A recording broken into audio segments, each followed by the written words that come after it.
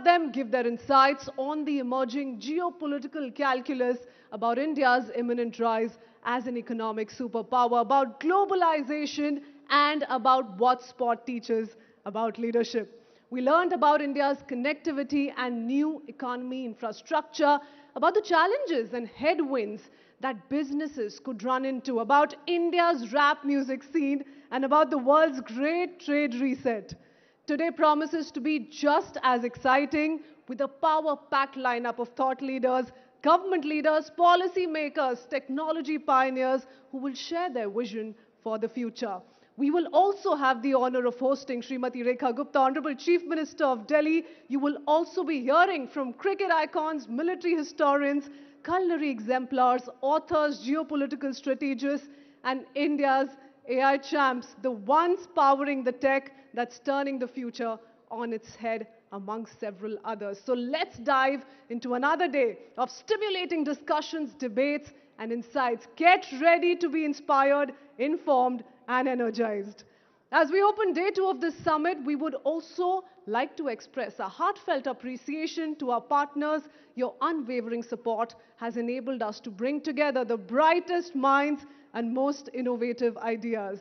Thank you, our presenting partner, Geo Financial Services, co-presenting partner, PhonePe and DS Group, our powered by partner, Pernodica India, and our Bharat growth partner, ITC. Your support has been invaluable. We also appreciate the contributions of our driven by partner, Kia Seltos, our state partners, Uttar Pradesh, Chhattisgarh, and Uttarakhand governments, our workspace partner, We Work India, our logistics partner, DTDC, our energy partner, Vikram Solar, our transformation partners, SR, and our associate partners, NSE, M3M Foundation, and Reliance Industries Limited. Thank you for being an integral part of the News18 Network's Rising Bharat Summit. And while you're soaking in the insights of a rising Bharat, do not miss out on the experience, the future of finance itself. Head over to the Geo Finance Experience Zone at the back, get early access to the all-new Geo Finance app, and be among the first to try the next-gen features. The future of finance is here, so don't forget to check it out. Well, ladies and gentlemen, as we kick off day 2 of Rising Bharat 2026, let's ground ourselves in something deeper. In a world of noise, what's the power of the inner voice? Amidst global shifts and digital buzz, how do we find stillness? In today's chaos, ancient practices such as kirtan, bhakti, and meditation are the real anchors. They cut through noise, calm the mind, and connect us to something bigger. Have you ever wondered how these powerful tools can transform everyday life? Our speaker for the inaugural session of day 2 is a guide who's made these practices his life's work. Let's speak to him to know how these ancient paths are the keys to modern peace. Ladies and gentlemen, please welcome Radhika Das, bhajan clubbing artist and bhakti yoga teacher, in conversation with Anand Narasimhan for a session on sound of strength within.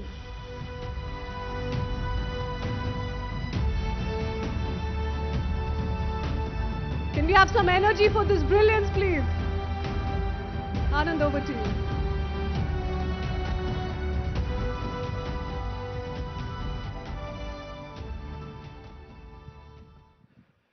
Namaste, Jai Hind, Vande Mataram. Are you all right?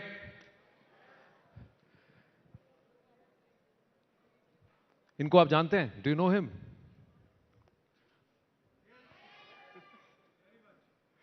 इनको देख के what do you feel like saying? Sitaram, भज मन Radhe Radhe Govinda. Radhe Govinda. So, Radhika Das ji, Hare Krishna. Hare Krishna, thank you so much for having me. Now, the power of Kirtan. Why is it so important? What does Kirtan do to a person? Srila Prabhupada said sing, dance and pray, but why?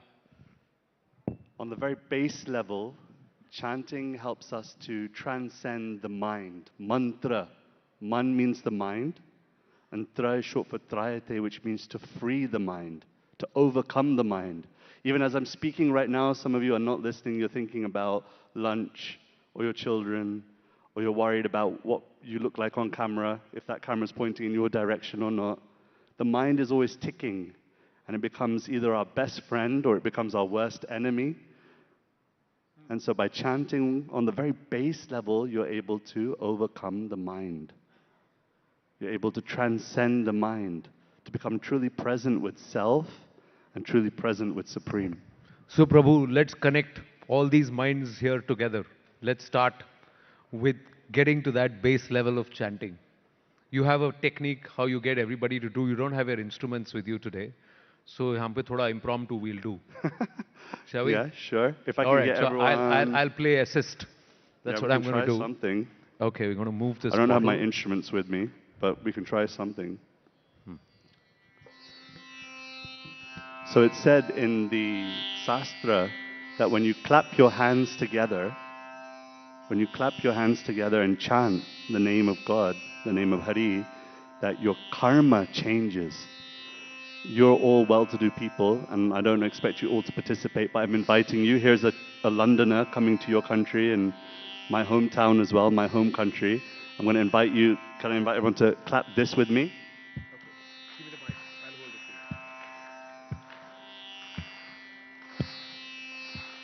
Bhajamana Radhe Radhe Govinda Govinda Radhe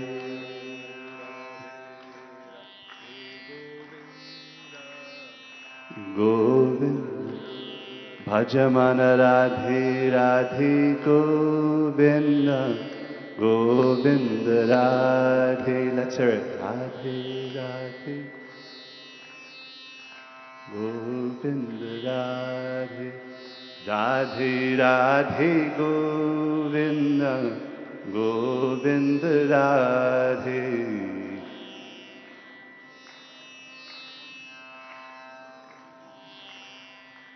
Jai Radhe Radhe Govinda Govinda Radhe.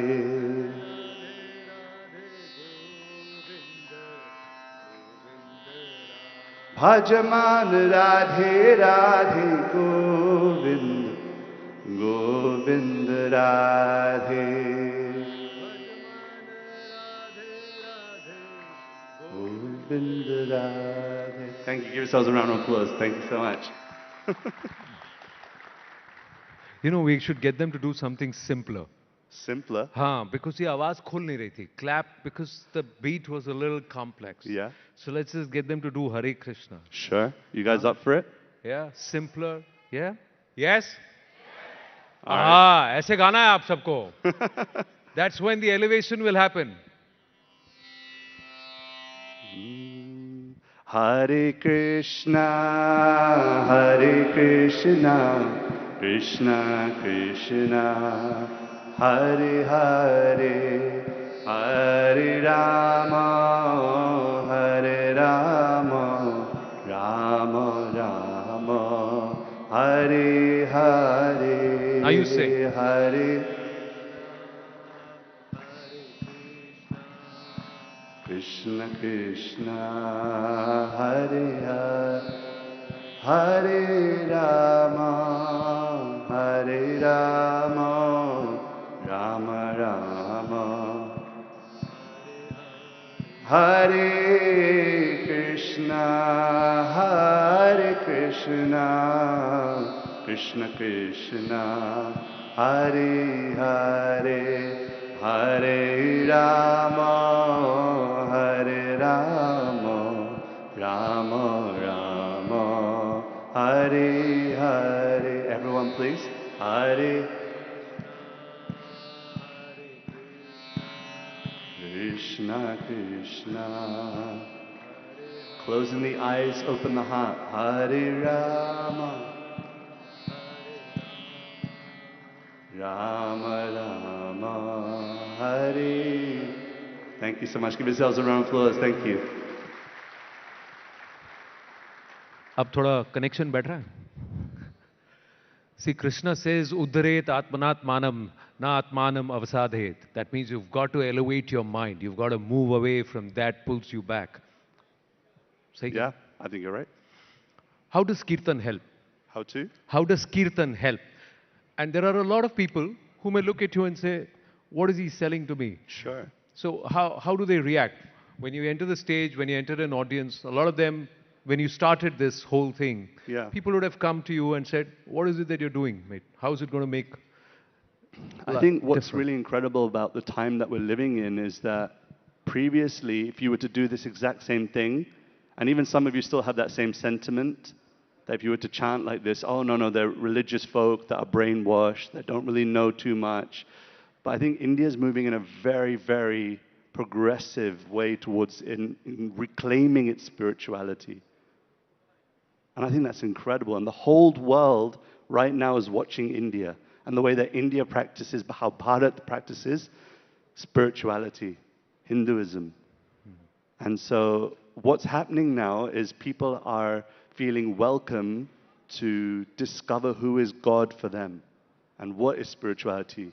And I think the reason why is because we've moved so far away from it that the next generation, my generation and people who are younger to me, their parents didn't force them to do anything. They didn't force them too much, just the way that they were forced. And because of that, they're starting to go, okay, well, who is Krishna for me then? Who are all these ancient deities? Who are these ancient murtis? Who are they to me? And so we're in a really, really cool time right now where we can explore and express very publicly our spirituality, our Hinduism, our bhakti. And so I'm very, very happy to be in this place. I'm very honored to be somehow a servitor of this practice. No, I'm very curious. How did you become Radhika Ranjan Das? Yeah. How did you find Krishna? Or let's say the teachings of Krishna, the Bhagavad Gita, Yeah, get initiated, get drawn to him. it's a far out story. I'll tell you the short version. I was forced to go on a youth retreat. And on this youth retreat, I was sitting there with my phone by my side because, to be honest, I didn't really want to be there. My parents forced me to go because they thought maybe I'll learn something. And as I'm sitting in the kirtan, I'm sitting at the right at the back of the room. And my phone starts buzzing, and it's my girlfriend. And she texts me saying, it's over. Breaking up with me on text message. I was heartbroken. And the way I saw it at that moment in time, I had only 2 or 3 options. I could either go to my room and cry about it. Oh, I didn't tell you. I tried texting her back, and I had one of those. Do you remember Nokia 3310? Yes, yes. Where you have to press 3 times to get one letter to come. Yeah. So I was texting furiously, trying to just, what's going on? Why are you breaking up with me? Message send failure. I was in the hills of Madrid. It was in a place called Brihuega. So no messages were going through, and I had few options. One is I go to my room and cry about it, or 2 is maybe I get stuck in with the chanting that's happening here, and maybe that will do something. And by the end, I felt so happy. I felt so free. I felt so liberated from my pain. And so then I went up to the person who's leading that kirtan, and I spoke to him, and his name is Sachinandana Swami. He's a German Swami. And after 10 years of hearing from him and traveling with him and finding that he's a very authentic person, I decided to take Harinam Diksha, and that's where the name, I used to be Ravi, and then he gave me the name Radhika Ranjan. But in the West, they can't say Radhika Ranjan. It's very difficult for them to pronounce, so I just kept it very simple, Radhika Das. So that's how the name came. Did you ever think that moment in London would go viral? Because the entire concept of bhajan clubbing, Yeah. you seem to be the genesis of it. Yeah. So today it's caught on, and thankfully so. Yeah, I mean, I'll be candid. I did not come up with the term bhajan clubbing. That's kind of been put on me. I'm somewhat the poster boy for that right now, so that's okay. But when I did that, no, I didn't expect it to go viral. I did not expect it to go at all where it was. And see, my whole motivation, my whole intention is to share this practice with those who are not born here. Like, I don't speak Hindi, for example. मैं समझता हूँ, सब कुछ समझता हूँ, लेकिन बोलने में थोड़ा सा दिक्कत है. So I speak in English and I present our culture to Western audiences, audiences in the US, audiences in London, audiences in Europe, audiences all across the world. And I had never intended for it to go viral. I didn't know what viral was at that time. but it did, and I'm very happy and I'm very grateful. And I feel like the internet is the means, the medium by which we can really share messages. And I'll say one last thing before I hear your next question. Martin Luther King, he says this really profound thing, that those who love peace must learn how to organize themselves as effectively as those who love war. And if you look at those who love war and creating division, they don't take Sunday off. They don't take a break. And so in the same way, for peace lovers, for people who want to share a loving message with the world, we have to also use the tools that God has provided us. And God's provided us the internet. Krishna provided the internet. Some will use it. And what was the reaction? I know this whole trend that we see. I asked you this because I remember seeing your video in London in the, what is that, Royal Hall? Was it? Union Chapel. Yeah, the chapel, the Union Chapel. And that's when I said, these are people who are singing, dancing, and people from all walks of life with no, care and gay abandon. They just seem so happy singing, doing. And you brought music there, and then you added various layers to the kirtan. How does it affect the people? When do people come back and say something to you when you finish that? In fact, that's where this whole trend started. Of course, there are others who, like you rightly credited for the today term of bhajan clubbing. Yeah. But the idea is that people decide to go to bhajans and kirtans today rather than going there and indulging themselves into other aspects, which again is to try and buy a few moments of freedom. Yeah. It's looking for that escape velocity from reality, you know. We're all trying to free the mind. Why do people drink so much alcohol? Because they want to free the mind of being nervous.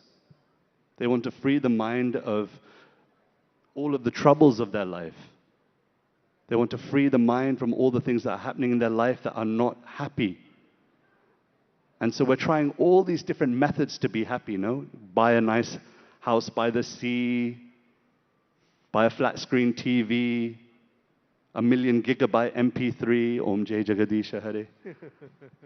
We're trying all these different ways of trying to be happy in this world. We buy particular clothing, we dress ourselves in a particular way to be happy, but only to have forgotten that happiness is an inside job. There was once a prisoner in a jail, and he tried every which way to exit from the jail, only to realize years and years later that all he had to do was pull the door from the inside. And it's the same for all of us.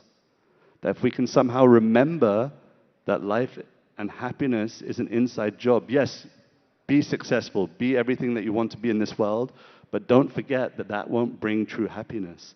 That true happiness is an inside job. You have to feed the bird within the cage. The bird within the cage. So beautifully said. What makes you happy? What makes me happy? How did you find what actually makes you happy? Because we're all human, right? We've got great days. Sometimes we get out of the bed and we feel, today's my day. I'm the king, queen of the world, kind of thing. Other days, oh my God, the whole world is on my head. It's such a big burden. There are days. How do you keep that positivity to say, listen, just do your job and leave the rest to Krishna, you know? How do I go back to that basic code? By finding true humility. And I'll explain that. Humility is something that's used a lot in spiritual circles, and it's often misinterpreted. People think humility means when people can walk all over you, that you're really lower than the lowest. But humility doesn't mean to think less of yourself. Humility doesn't mean to think less of yourself. Humility means to think about yourself less. Beautiful. When we're so self-absorbed, when we're so internally connected with me, my, self, how do I look, how do I speak, how do I present, how do I, that's the source of our unhappiness. So you ask me, how do I be happy? By trying to think about myself less, by not being so self-absorbed. That's So the true interpretation of Aham Brahmasmi is not that I am God. but God is within me. Yeah. So, When you're thinking about yourself less, then Yes. naturally you have more time to think about others. You have more time to think about God. You have more time to think about the higher things of life. But the truth is, we're usually so self-absorbed. And it's not something that I want to critique about people. It's more a case of, I do it too. I mean, this beard line doesn't do itself in the morning. No? I'm thinking about myself when I do it. But if we can dedicate more and more time to being less self-absorbed and thinking with humility about greater things, then I think there's happiness waiting for us. you're doing concerts, you're coming to Bharat so often. Has there been ever a time when you got a packed audience and you just don't feel like singing? Yeah, of course. Has there, how do you turn around and say, listen, I got to do this? You do this, do you do it then because you want to do it? Or you do it then because you have to do it? Yeah. You know, that's the difference between why we are doing a job. Either we have to do it to pay our EMIs, or we want to do it because it makes us happy. It's a very good so question. I'm asking you that. Of course, there's times where I'm presenting and there's 10,000, 15,000 people in the audience and I'm not feeling anything. There's nothing going on. And so it's sometimes the case that it's not that I'm loving what I'm doing, but that I love the person that I'm doing it for more. It's like in a relationship with your lovely, wife. beautiful. It's like a relationship with your wife or your husband or your partner. Sometimes you might, you don't necessarily love them every time you buy them a present. But you love them so much that, okay, no, I'm going to dedicate my time, my energy, my everything in that resource towards that person. And so, yeah, of course there's times when I'm sitting there on a stage, I'm not feeling anything, but I just try and remember the person I'm doing it for. And based on the audience, let's say if it's a younger audience, it's an older audience, does the music change? Of course, yeah.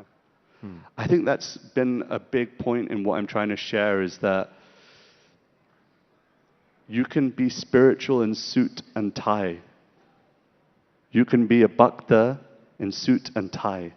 You can be a spiritualist wearing jeans and trainers. Because ultimately it's between you and your God. It's between you and your divine, your Krishna, your Ram, your Shiva. It was never between you and them anyway. And I think that's what I'm trying to share is that, yes, I might change the detail. I might change it to have a guitar playing, and I might have it with a drum kit, or I might have a saxophone playing in the kirtan. But the point is that if the essence is love of God, prema bhakti, if that's the essence, then the detail can change. All right.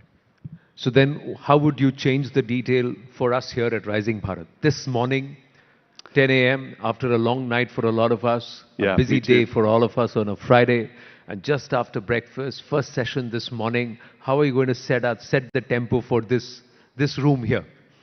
It's a mix of a lot of people. There are millennials, there are Gen Xs, there are Gen Zs, all of us here. I would just use one word, and that word is remember.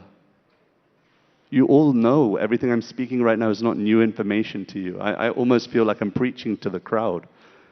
The point is that we have to actively use our awareness to remember that there's so much more to life. There's so much more to this human form of life. And I think that what we often suffer from is forgetfulness, that we forget that it's our birthright. It's our birthright. How do you say that in Hindi? Birthright. Janm Siddh Adhikar. There you go. It's your birthright to remember that you are a loving, connected person with the Supreme, with God. And when you remember that point, the essence point that you are loving, you are loved by the Supreme, and you are always carried by the Supreme, then you'll feel happy internally because you realize this is all an external show, an external play, a drama, if you will. All right. So I'm going to do something with you, Prabhu. Sure. I'm going to request you to take us to that level. The next 5 minutes are yours. And I'll stop talking. I'll tell you whatever, and we will give you the beat. We'll sing with you. We will pray with you. We'll dance with you. But I'm going to request this. Can you do that for us? can you just set the pace for all of us for the whole day? Yeah, Are you up for elevate it? us. Yeah? Okay, I don't have any instruments, so the only instrument that we can use is clapping, because you can see I don't have any saxophone or guitar or anything. So I'm going to ask, even for you, you're going to have to get involved Yes. and hold the beat down. I'll keep this here for me.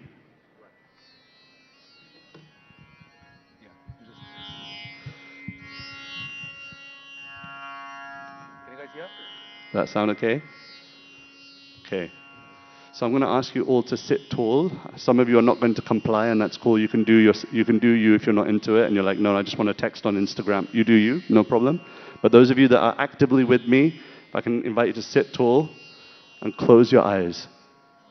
Take a deep breath in. Deep breath out. Just come to the awareness that you are more than your body, you are more than your mind, that in your essence you're a spiritual being lovingly connected with your God, with your Krishna.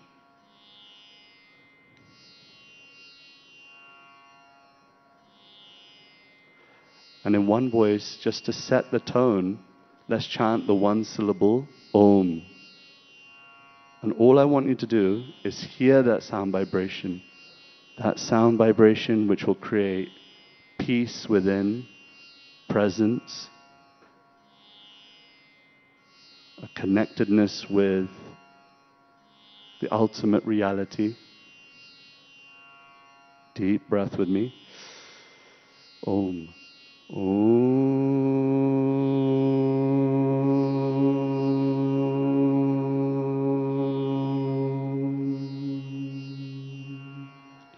Deep breath twice more. Om.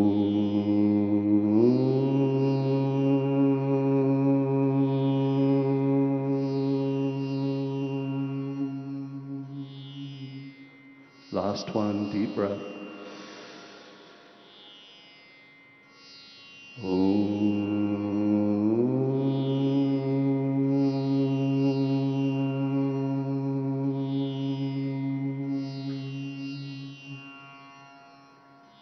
Deep breath in, deep breath out.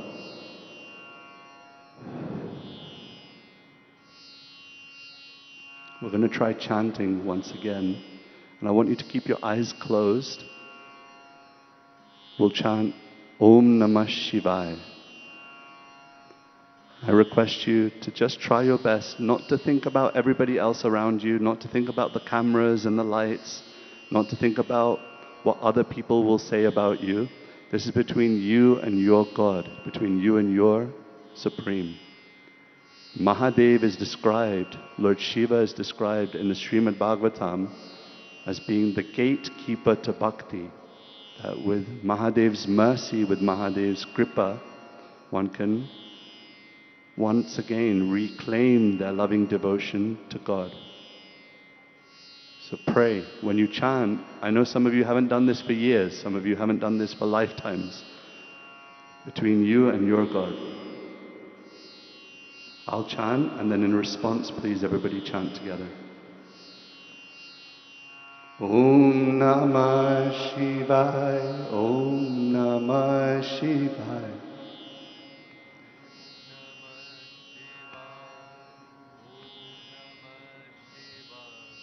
Om Namah Shivaya, Om Namah Shivaya.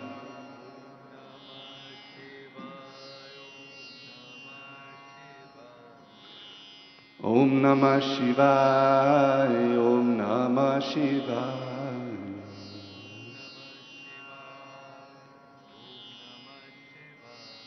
Hare Krishna, Krishna Krishna, Hare Hare, Hare Rama, Hare Rama, Rama Rama, Hare Hare. Everyone, Hare Krishna, Krishna Krishna, Hare Hare, Hare Rama,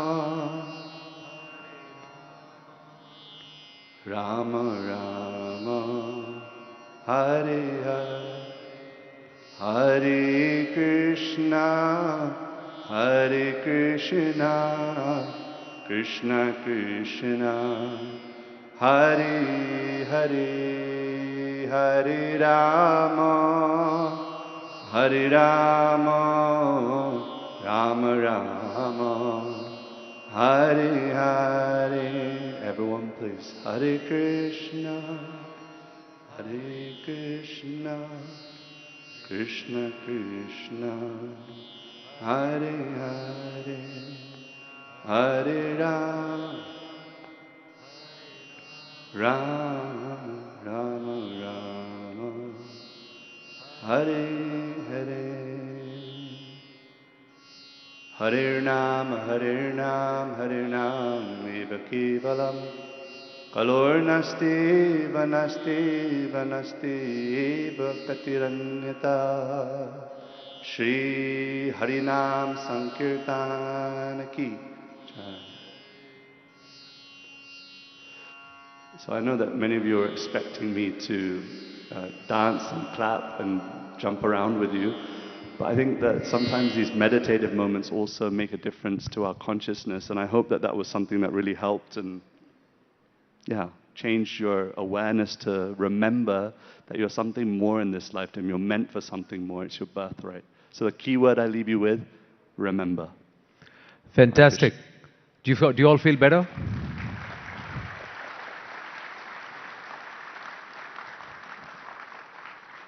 Thank you. Thank you, Radhika Das, because I want to leave the audience with this energy so that they feel this right through the day. Thank you so much.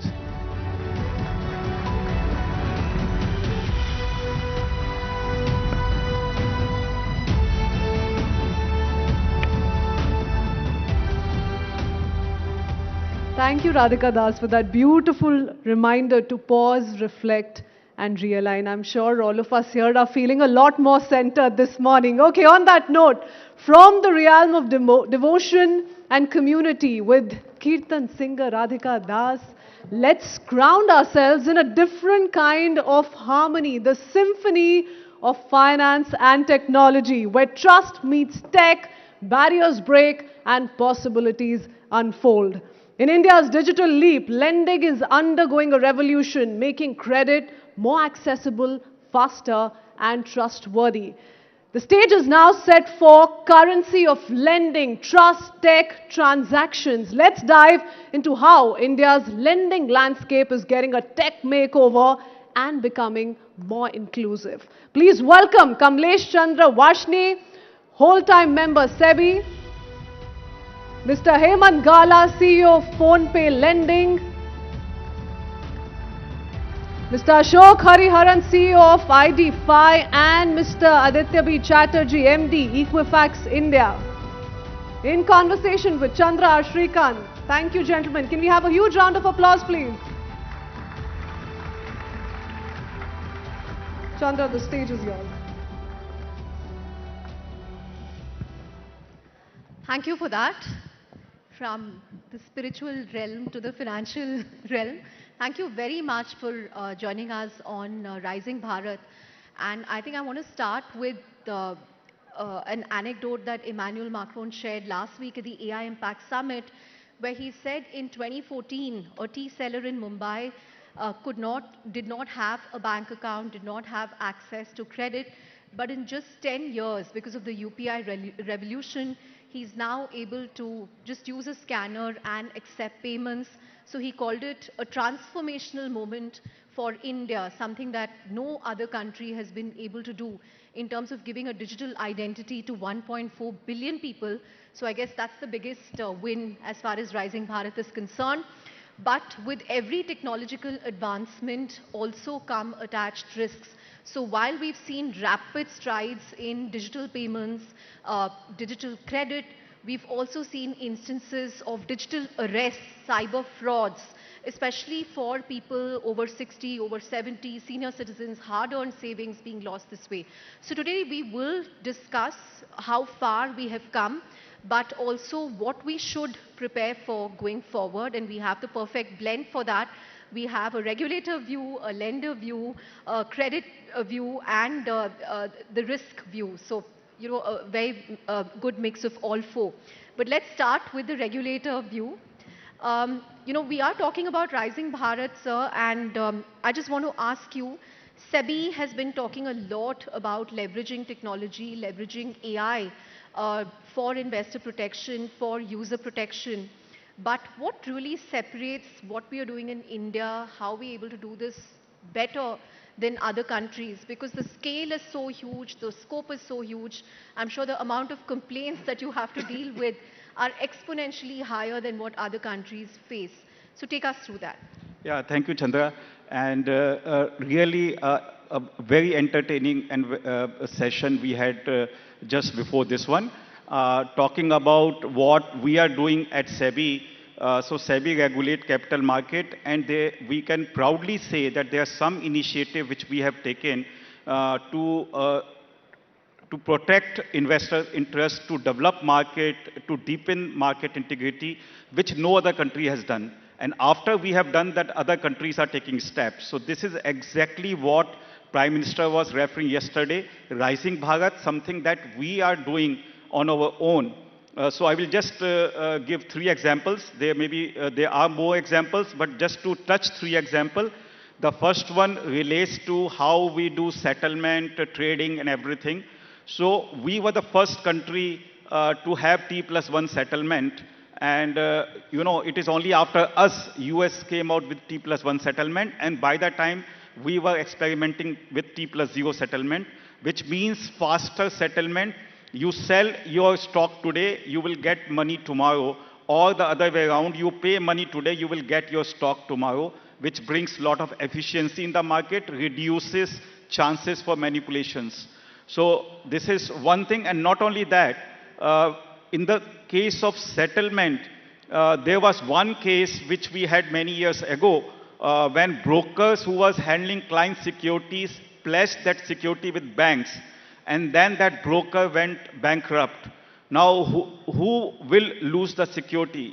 Banks will say, I want to encash this security. If you and bank encashes that security, the investor lose their security without their fault. So that case is still going on in Supreme Court. SAT has given a verdict, but somebody has to lose. So, but that's not ideal for the market. So you must have sufficient system in place that nobody loses. And therefore, SEBI came out using technology with a system where there is a system of pledging, repledging, but security remains in customer account. Even when customer sells the security, we have come out with a system where is upstreaming of fund and direct payout of securities, where the fund and securities go directly to the client's account and not through broker's account. This kind of system is nowhere in the world. We are the first one to do it so that the fraud doesn't take place. We have a unique system where clearing corporation has full visibility of the client level visibility, not broker level visibility. All other countries only know brokers level visibility. That means broker can use one client fund against another client's obligations. This cannot happen in India. So once again, this prevents fraud. So we can proudly say the way our stock market works, settlement, margining system, pledging, repledging is unique in the world, and many countries came us, we showed it to them, and they were hugely impressed, and they want to implement that system in their country. So that is one part. My second part is on assured return. We allow mutual fund because their NAV is very transparent, so they publish their performance of their various schemes in a very transparent manner. But if there is an algo provider, if there is an investment analyst, research analyst, they cannot publish their result because they can pick and choose whatever advice they are giving. If their advice has worked, they will say, I will only show that advice. If that advice did not work, they will not show that advice. But therefore, we prevented them from publishing their result. So they came out to us that how can you prevent us? How will I win my clients? So once again, using technology, we have come out with a system which is unique in the world. No other country has this system. What we have a Parva, NSE and CARE together have developed a system which is right now on trial basis. More than 25 people have already registered in that system. So in that system, algo provider or IARA, they come on board right from the beginning. So whatever is their advice, performance, gets monitored on real-time basis, and then after a period of 3 months or 6 months, a result is published, whether their advice did well or did not do well, or how much return it gave, or algorithm, how much return it generated. So that is a transparent way of publishing your result. That pilot project will get over in March or April, and from May or June, we will actually have a full-fledged system, which I can proudly say is nowhere else in the world. The third point which you raised about cyber fraud, that digital arrest, different kind of fraud takes place in security market, where you will get a fake app, fake payment link. So lot of people have lost money, and it is not uneducated people. Many of people who are well educated and professional like you, doctors, engineers, chartered accountants, they all highly placed professionals, retired people, have lost crores of rupees because they think that app is genuine. It is Zerodha app or it is Grow app, but it is a fake app. So they put their money over there through a payment link, which is not a verified payment link, and they lose money immediately because the money goes to the scamster. What they show you in fake app is completely fake system, and you think your money is going up. When you want to withdraw, then they disappear. Lot of people have lost crores of rupees in this. So what SEBI has come out using technology is a SEBI check.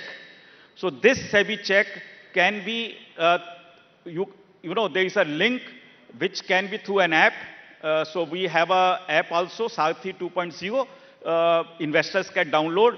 Or if they don't want to download the app, there is a link on our website. You use that link and you scan the QR code of the payment link. It will show you it is a genuine or a fake one. Genuine means only from security market perspective. So, and that, or there is another system there that you can enter bank account number and IFSC number in that SEBI check. If this bank account is of a market intermediary, capital market intermediary, then it will say, yes, you can make the payment. It is verified. So that way, through SEBI check, you can actually know, particularly if you are making a big payment to somebody, that whether your money is going to the right person. So that SEBI check has initiative we are popularizing through advertisement. We are going to all colleges, universities, telling students, actually demonstrating that SEBI check to them. Yesterday also I was in quite a big university, thousands of students. We demonstrated how this SEBI check is to be used. Because this is one thing we feel that, once again, this is not anywhere else. We have also done very important step, which is right now only with Google Play Store, not with Apple Play Store, is if you open your Android phone, Play Store, and you type any, want to download any capital market, security market intermediaries, let's say Grow, Zerodha, Motilal, anybody's app, it will show verified. Now that verified tick is available only on those apps which have been verified by SEBI. Right. So that is a very important step which has been taken. We are very thankful to Google who has helped us in doing this. We are still negotiating with Apple because we want to tell them one simple thing. In this digital world, there is a good use of technology and bad use of technology. It is important that all these people who are using technology for good should come together and pool their resources. Got it. That is how we convinced Google Apple, we still have to work with them, but hopefully they will also come, and It's this good that will you be, yeah. convinced Google, because I think 95% of India is on Android. Yeah. So Apple should come through hopefully soon as well. But just out of curiosity, through a show of hands, um, how many of you know people who have been victims of digital arrests? Okay, that's not a high number, but I think, I don't know, I think I have at least come across many people, even doctors who have lost 15 lakhs, which is No, absolutely no, stunning. even crores. Uh, okay, my friend lost 15 Yeah. lakhs, but yes, there have been people who've lost crores. How many of you have been subject to fake links or phishing links, like he said, fake payment links? Yeah, a lot of. Okay. But I think you've listed out some interesting steps, especially the verified one on Play Store is a good step, and the others as well. So hopefully people will become more aware of this. And But Google told us that we have done it first time in India, now we are going to roll out in other countries. great. So, So that's setting the benchmark for other countries. But moving on from the market side to the lending side, Hemant, and what separates PhonePe from others is, first of all, the scale of your platform. You have a dominant position when it comes to payments, but you're also a two-sided network with a consumer play, a merchant play, and there have been so many technological advances in the last 10 years that's also changed the way credit is done in India. You have flow-based lending now, which is taking off based on credit history of any small vendor. How has that changed things for you? The fact that you have your QR codes in so many different PIN codes across India, right from a pani puri vendor to a general merchant to a general store. How has that worked for you? So I think it's worked wonderfully well. So going with the theme Rising Bharat, right? One critical element of Rising Bharat is the credit to GDP ratio. Credit has to be something which is sustainable, which is compliant, but which is something which lays the foundation of the economic growth of the country. If you look at credit to GDP ratio for a country like India, it's right now at around 90%. China would be at around 120, 130%. The evolved economies would be at about 180, 190%. But within that, if you break this up, the credit to GDP ratio for the retail consumer segment is at 25%. Even below, the MSME segment is at 19%. But within that, the micro merchants. So today, where large amount of payment digitization has happened is with the micro merchants. And in the MSME space, micro merchants contribute to almost 95% in terms of count. There, the credit to GDP ratio is just 4%. So there's been a big gap in the entire credit adoption if you go across segments. And if we see what has happened in last 10 years, if I broadly divide it in phases, I would say from 2015 to 2020 was the entire digitization phase, which led to a trust being built. Like sir was saying, the T+1 settlement, the flow of money, the fact that my money will come, the fact that if I make payment, it will get paid, the fact that I've given mandate, the entire trust got built on the digitization journey that we created. The entire ecosystem which jointly created on UPI, on GST, and a lot more other things. The second phase was around the data and the formalization phase, which meant that people who were not in the formal digital ecosystem or who couldn't understand, or the ecosystem couldn't understand their credit standing and all. That formalization phase has come in, which has led to data understanding of structured data formats to be able to figure out what is the credit standing, how to lend, and how to give money to people. And with such growth, and this thing comes rightfully the regulatory intervention, because it brings in the right structures. RBI has played a fantastic role in bringing out digital lending guidelines, which has helped look at it in a very structured way. It has helped looking at ensuring the money goes in the customer's bank account. There's key fact statements. The privacy elements have got taken care of. Sorry, this context, given this context, right, the digitization, the formalization, and the regulatory intervention is now poised for a fantastic growth, because when we see our two-sided networks, India is, while we are on in tier 1 city, but India, I would say, there's India and then there's Bharat 1, Bharat 2, Bharat 3, and which is... This is like how VCs like to divide it, like Yes. India 1, India 2, India Yes. 3. And in there, the micro merchant segment, which is essentially was on the fringe of the financial inclusion, never saw, intense amount of ability to access credit. And that is what we are trying to unlock, because with the QRs being there, there's an understanding of the business that the merchant is doing. There's understanding of the credit standing. And the digital payments have played a supporting role because, for example, what we do today is in terms of lending to small merchants through our partners is a daily repayment. A small kirana store, a small corner store doesn't have needs.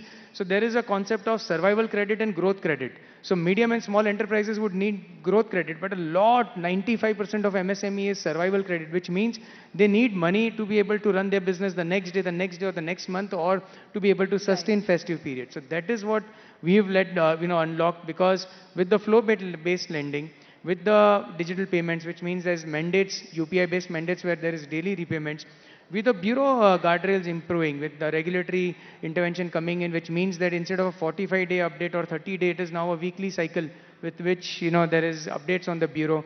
Customers have been able to understand what a credit score really means, why it is important. So there is element of, even in a tier 3, 4, 5 cities where the merchants or consumers who are taking loan realize that my credit score has to be good. That means I have to pay.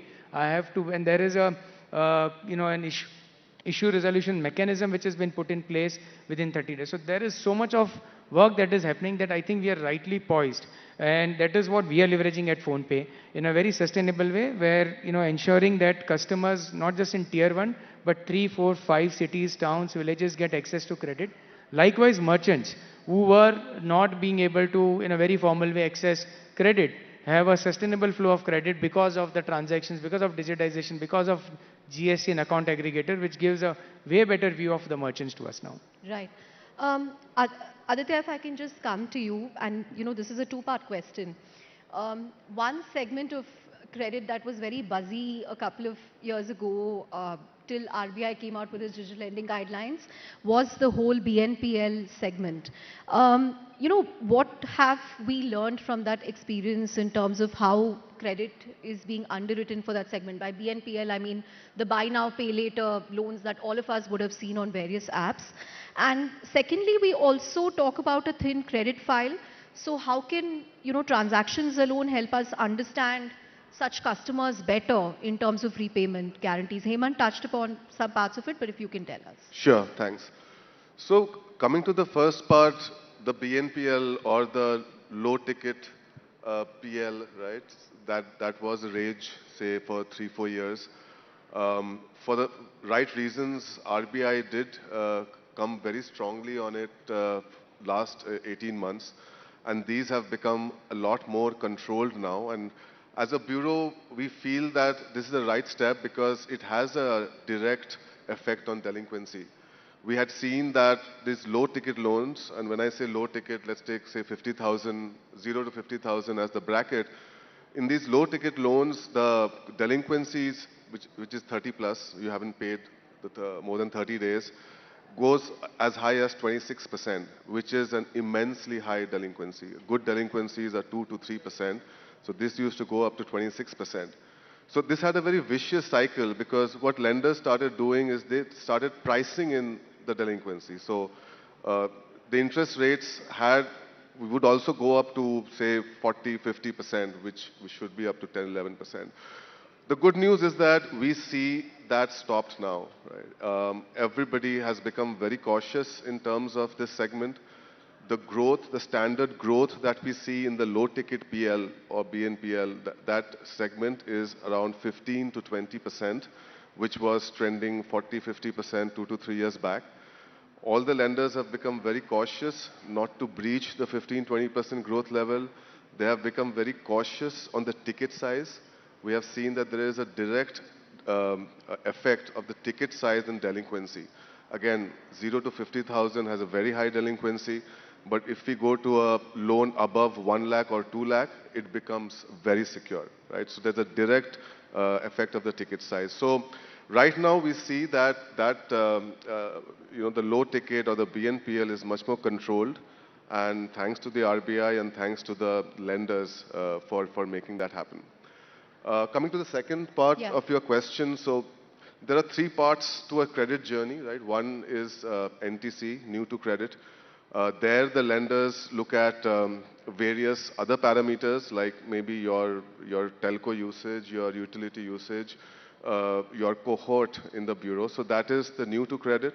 In India, just to give you a number, we have about 300 to 350 million bureau active, which is obviously one of the largest in the world. A UK would be 30 million, so we'll be about 10x the size of any other developed country. But a thin file comes after new to credit, which is, again, a rule of thumb is that bureau presence of just 6 months, or you just have one small loan. Uh, the good part of a thin file is that it starts the credit journey, right? And there are also ways to underwrite thin files. Things like gold loan, two-wheeler, MFI are the ones where the thin file becomes the most. So that is also very closely tracked. And lastly, I'll come to one last point, as Hemant spoke about the micro. I think to make India credit-worthy, the micro, which is 95% in size, but only 4% in terms of the volume of the loans, have to grow. The second thing we all have to grow is the MFI, which is the microfinance. Microfinance is an average household income of 3 lakhs per year, so absolute bottom of the pyramid. And there is about more than 8 crore bureau presence of MFI customers. And I think that's a very good sign as well for credit inclusion. Wow, that's an amazing statistic. 95% in terms of size, but only 4% in terms of credit, the micro market. So you actually have a very large market to go after, Hemant. But Ashok, Identify plays a very important role in the whole digital KYC, background verification space. And I want to understand, is AI helping you or harming you? Because it's become significantly easier to create fake profiles which look extremely original. So has it made your work tougher or easier? So I think fraud keeps me up all night, right? And in terms of scams, just a broad number. And it gets more and more Yeah. inventive, right? Right. If you've seen Jamtara. Yeah, and I'm the one guy who's looking forward to fraud, right? Everybody else is like, hey, we need fraud to stop. These guys will not be so happy about that. I'm like, yeah, if fraud goes up, my business goes up, right? Probably I'm the only guy who's excited about it. But anyway, but the SEBI person is not too happy. We lost about 34,000 crores approximately to scams last year, reported. Unreported, unofficial estimates is probably 34,000 crores. That's right. That's reported. insane. Okay. That is cybercrime reported, RBI reported. All regulators reported put together is about 34,000 crores. More than likely because unreported. That is, most people don't come and report. The likely number is probably about 80 or 1,000 crores, which is a $10 billion fraud market, right? This was about just a couple of years back, reported used to be, not a couple of years, 5 years back, reported used to be about 3,000, 4,000 crores. I think you would also remember that those days, it's gone up 10x, right? So the fraud scams That's why have gone. You seem very happy. It's gone up 10. I'm very happy. Yeah, okay. Fraud, scams, money lost to scams has gone up faster than Elon Musk's net worth. Right? So in that context, to your question, we are seeing a lot more AI originated fraud. That is, what's one of the things with digitization is that once you remove the person from physical contact, it's easier to commit fraud in some sense, right? Because you can kind of run engines on top of that, and you're not meeting the person. So he can actually, if he gets through a hole, he can attack that 100 times. Earlier, he could probably attack that only once. That's an unfortunate sort of side effect of fraud, and obviously, fraudsters use all kinds of tools, and they are usually one or two steps ahead of us. So we kind of plug a hole, and then they figure out another one. But today, in terms of deepfakes, we are able to catch that. In fact, PhonePe is one of our customers in that end. We can catch deepfakes today. Pretty much, if you use the Identify platform, or for that matter, a lot of my competition platform, that's a plugged hole. Where we are not able to plug is see, on the digital KYC side, I think we have pretty good technology to solve for that. On the physical side, there's still a lot of loopholes. Right? Because you're physically carrying documents. Only about 20%, between maybe PhonePe might be in the higher end of that spectrum, but most banks, only about 20% of the journeys are digitized, which means what happens in the physical side? How are you getting your SIM cards, for example? These are your holes that need to be plugged, and there has to be a common layer, in my opinion, across all regulated entities to follow a standard model for catching catching KYC fraudsters, largely because if they enter, once they enter the system, they can do a lot of havoc, right? I don't think there's unified KYC norms across regulators, unfortunately, today. No, no, there's CKYC, KI is there. Yeah, but if you look at the submission norms for, like, for example, telecom, TRAI is different from RBI. No, no, that's right. But I think that is now going to be harmonized. That's what there are two stages of KYC. First stage only asks you identity and address, and the second stage asks you customer due diligence. So customer due diligence will differ from a service entity. That will differ. And that's my point. Yeah. Is that if your norms on the banking norms is higher than telecom, right, and the telecom guys are allowing people through, then you have a SIM card with a number. You can do anything today, and then open a bank account right after because you'll rely on a CKYC submission which the telcos did, which is a weaker submission in general. Then your whole system is actually, is broken to some extent. Right. Last 3 minutes. So I'm just going to ask each of you, what is the one thing that you do to ensure that you're safe digitally, or what's the one or two checks that you do? I think Mr. Bashni started with a couple of things that SEBI has done, but Hemant, as someone who is, I would say, very tech savvy, part of a large digital platform, what's the one or two things, tips or tricks that you would like to share with this audience? I mean, this is an ever-catching, game, and you need to be, I think, the awareness, right, being on top of, just being aware of what is happening. For us, at the company level at PhonePe, it's our DNA. I mean, fraud is something which we've been working with for last 10 years across with everyone in the ecosystem, with NPCI, banks, with government, continuously relaying and trying to, understand what the fraud patterns are and just be on the top of it. So that's why we've been able to proactively, the fact that, UPI is a device SIM-binded protocol, which ensures that you still have, fair amount of guardrails built in there. But FRA fraud risk is a continuous journey, which we attempt to be on top of it. I think creating awareness and just being aware. I mean, a lot of times it is just about, that small incentive that comes your way, saying, that bait comes your way, or there's a fear mongering which gets created. You just need to be, friends, family, be aware of it. Don't play into the fear and don't play into the incentive. It probably isn't. Sorry? If something is too good to be true, yes, it's probably so incentive not. and fear mongering are the two things which, just play out on human, psychology, which, we need to be just continuously be on top of. Right. Aditya, quickly your thoughts. Thanks. So, as a bureau is mostly a custodian of data. We don't generate data, or we cannot, in fact, have any modifications done to the data. But what we take care of is that the interaction that we do for a credit report is purely based on consent. That's very important for our business. That is very important from the regulator. So whatever journey that you have from a credit perspective, that has to follow a very, very strong consent mechanism. There are many built-in checks within the consent mechanism. For example, there is no perennial kind of consent. Every 6 months, a fresh consent has to be taken. So that is the guardrail that we work on very strongly. Ashok? What's the question? What are the one or two tips or tricks that you would like to share? Yeah, as someone who sees these frauds? Yeah, I think I don't pick up numbers which I don't recognize. But what if it's a reporter who doesn't know you? I don't pick it up somewhere. Yes, they have to get through someone else. But essentially, I mean, don't, I'll give an example, maybe just quickly, a short anecdote. My father-in-law passed away about 2 years ago. Just the day after, my wife got a call.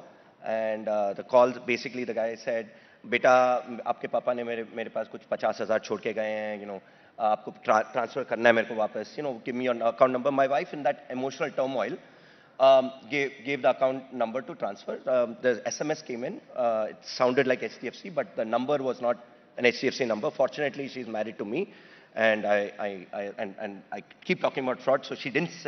And then right after the call came back again, बेटा गलती से मैंने कुछ 75,000 transfer कर दिया, आप वापस मेरे को 25,000 ट्रांसफर कर दीजिए.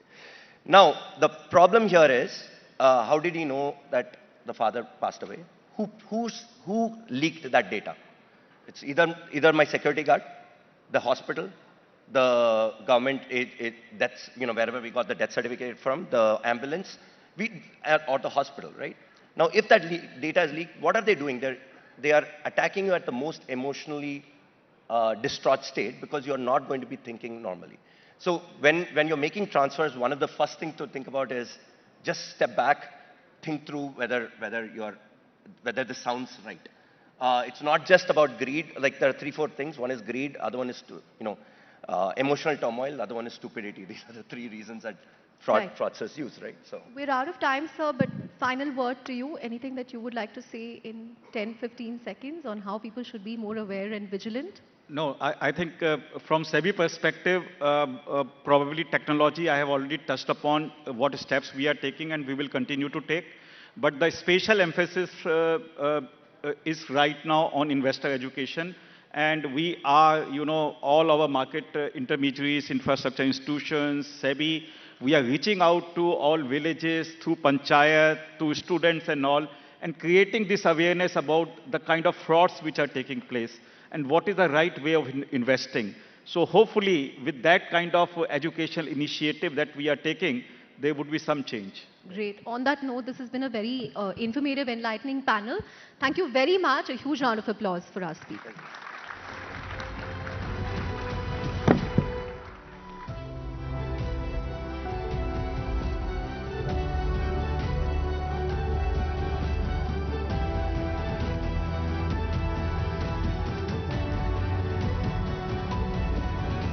Well, thank you to all the guests for enriching us with all those insights. It's been wonderful hearing that conversation. Truly honest, to say the least. Well, let's talk cricket now. Cricket is not just a game, it's an arena. From smashing barriers to smashing sixes, India's cricket stars have navigated challenges to reach the top. But what fuels their drive? What battles did they fight on and off the field? For the next session, joining us are trailblazers. We will dive into their journeys, their grit and their triumphs. From maiden test caps to record-breaking innings to match-winning bowl spells, they have written India's cricketing story over and over again. Please welcome he who needs no introduction, Mohammad Shami, Indian cricketer. Indian women's cricket legend Mithali Raj. And Indian cricketer and World Cup winner Yuzvendra Chahal. Let's warm up those hands, please. A huge round of applause, ladies and gentlemen, in conversation with Shivani Gupta for a session on boundaries and breakthroughs.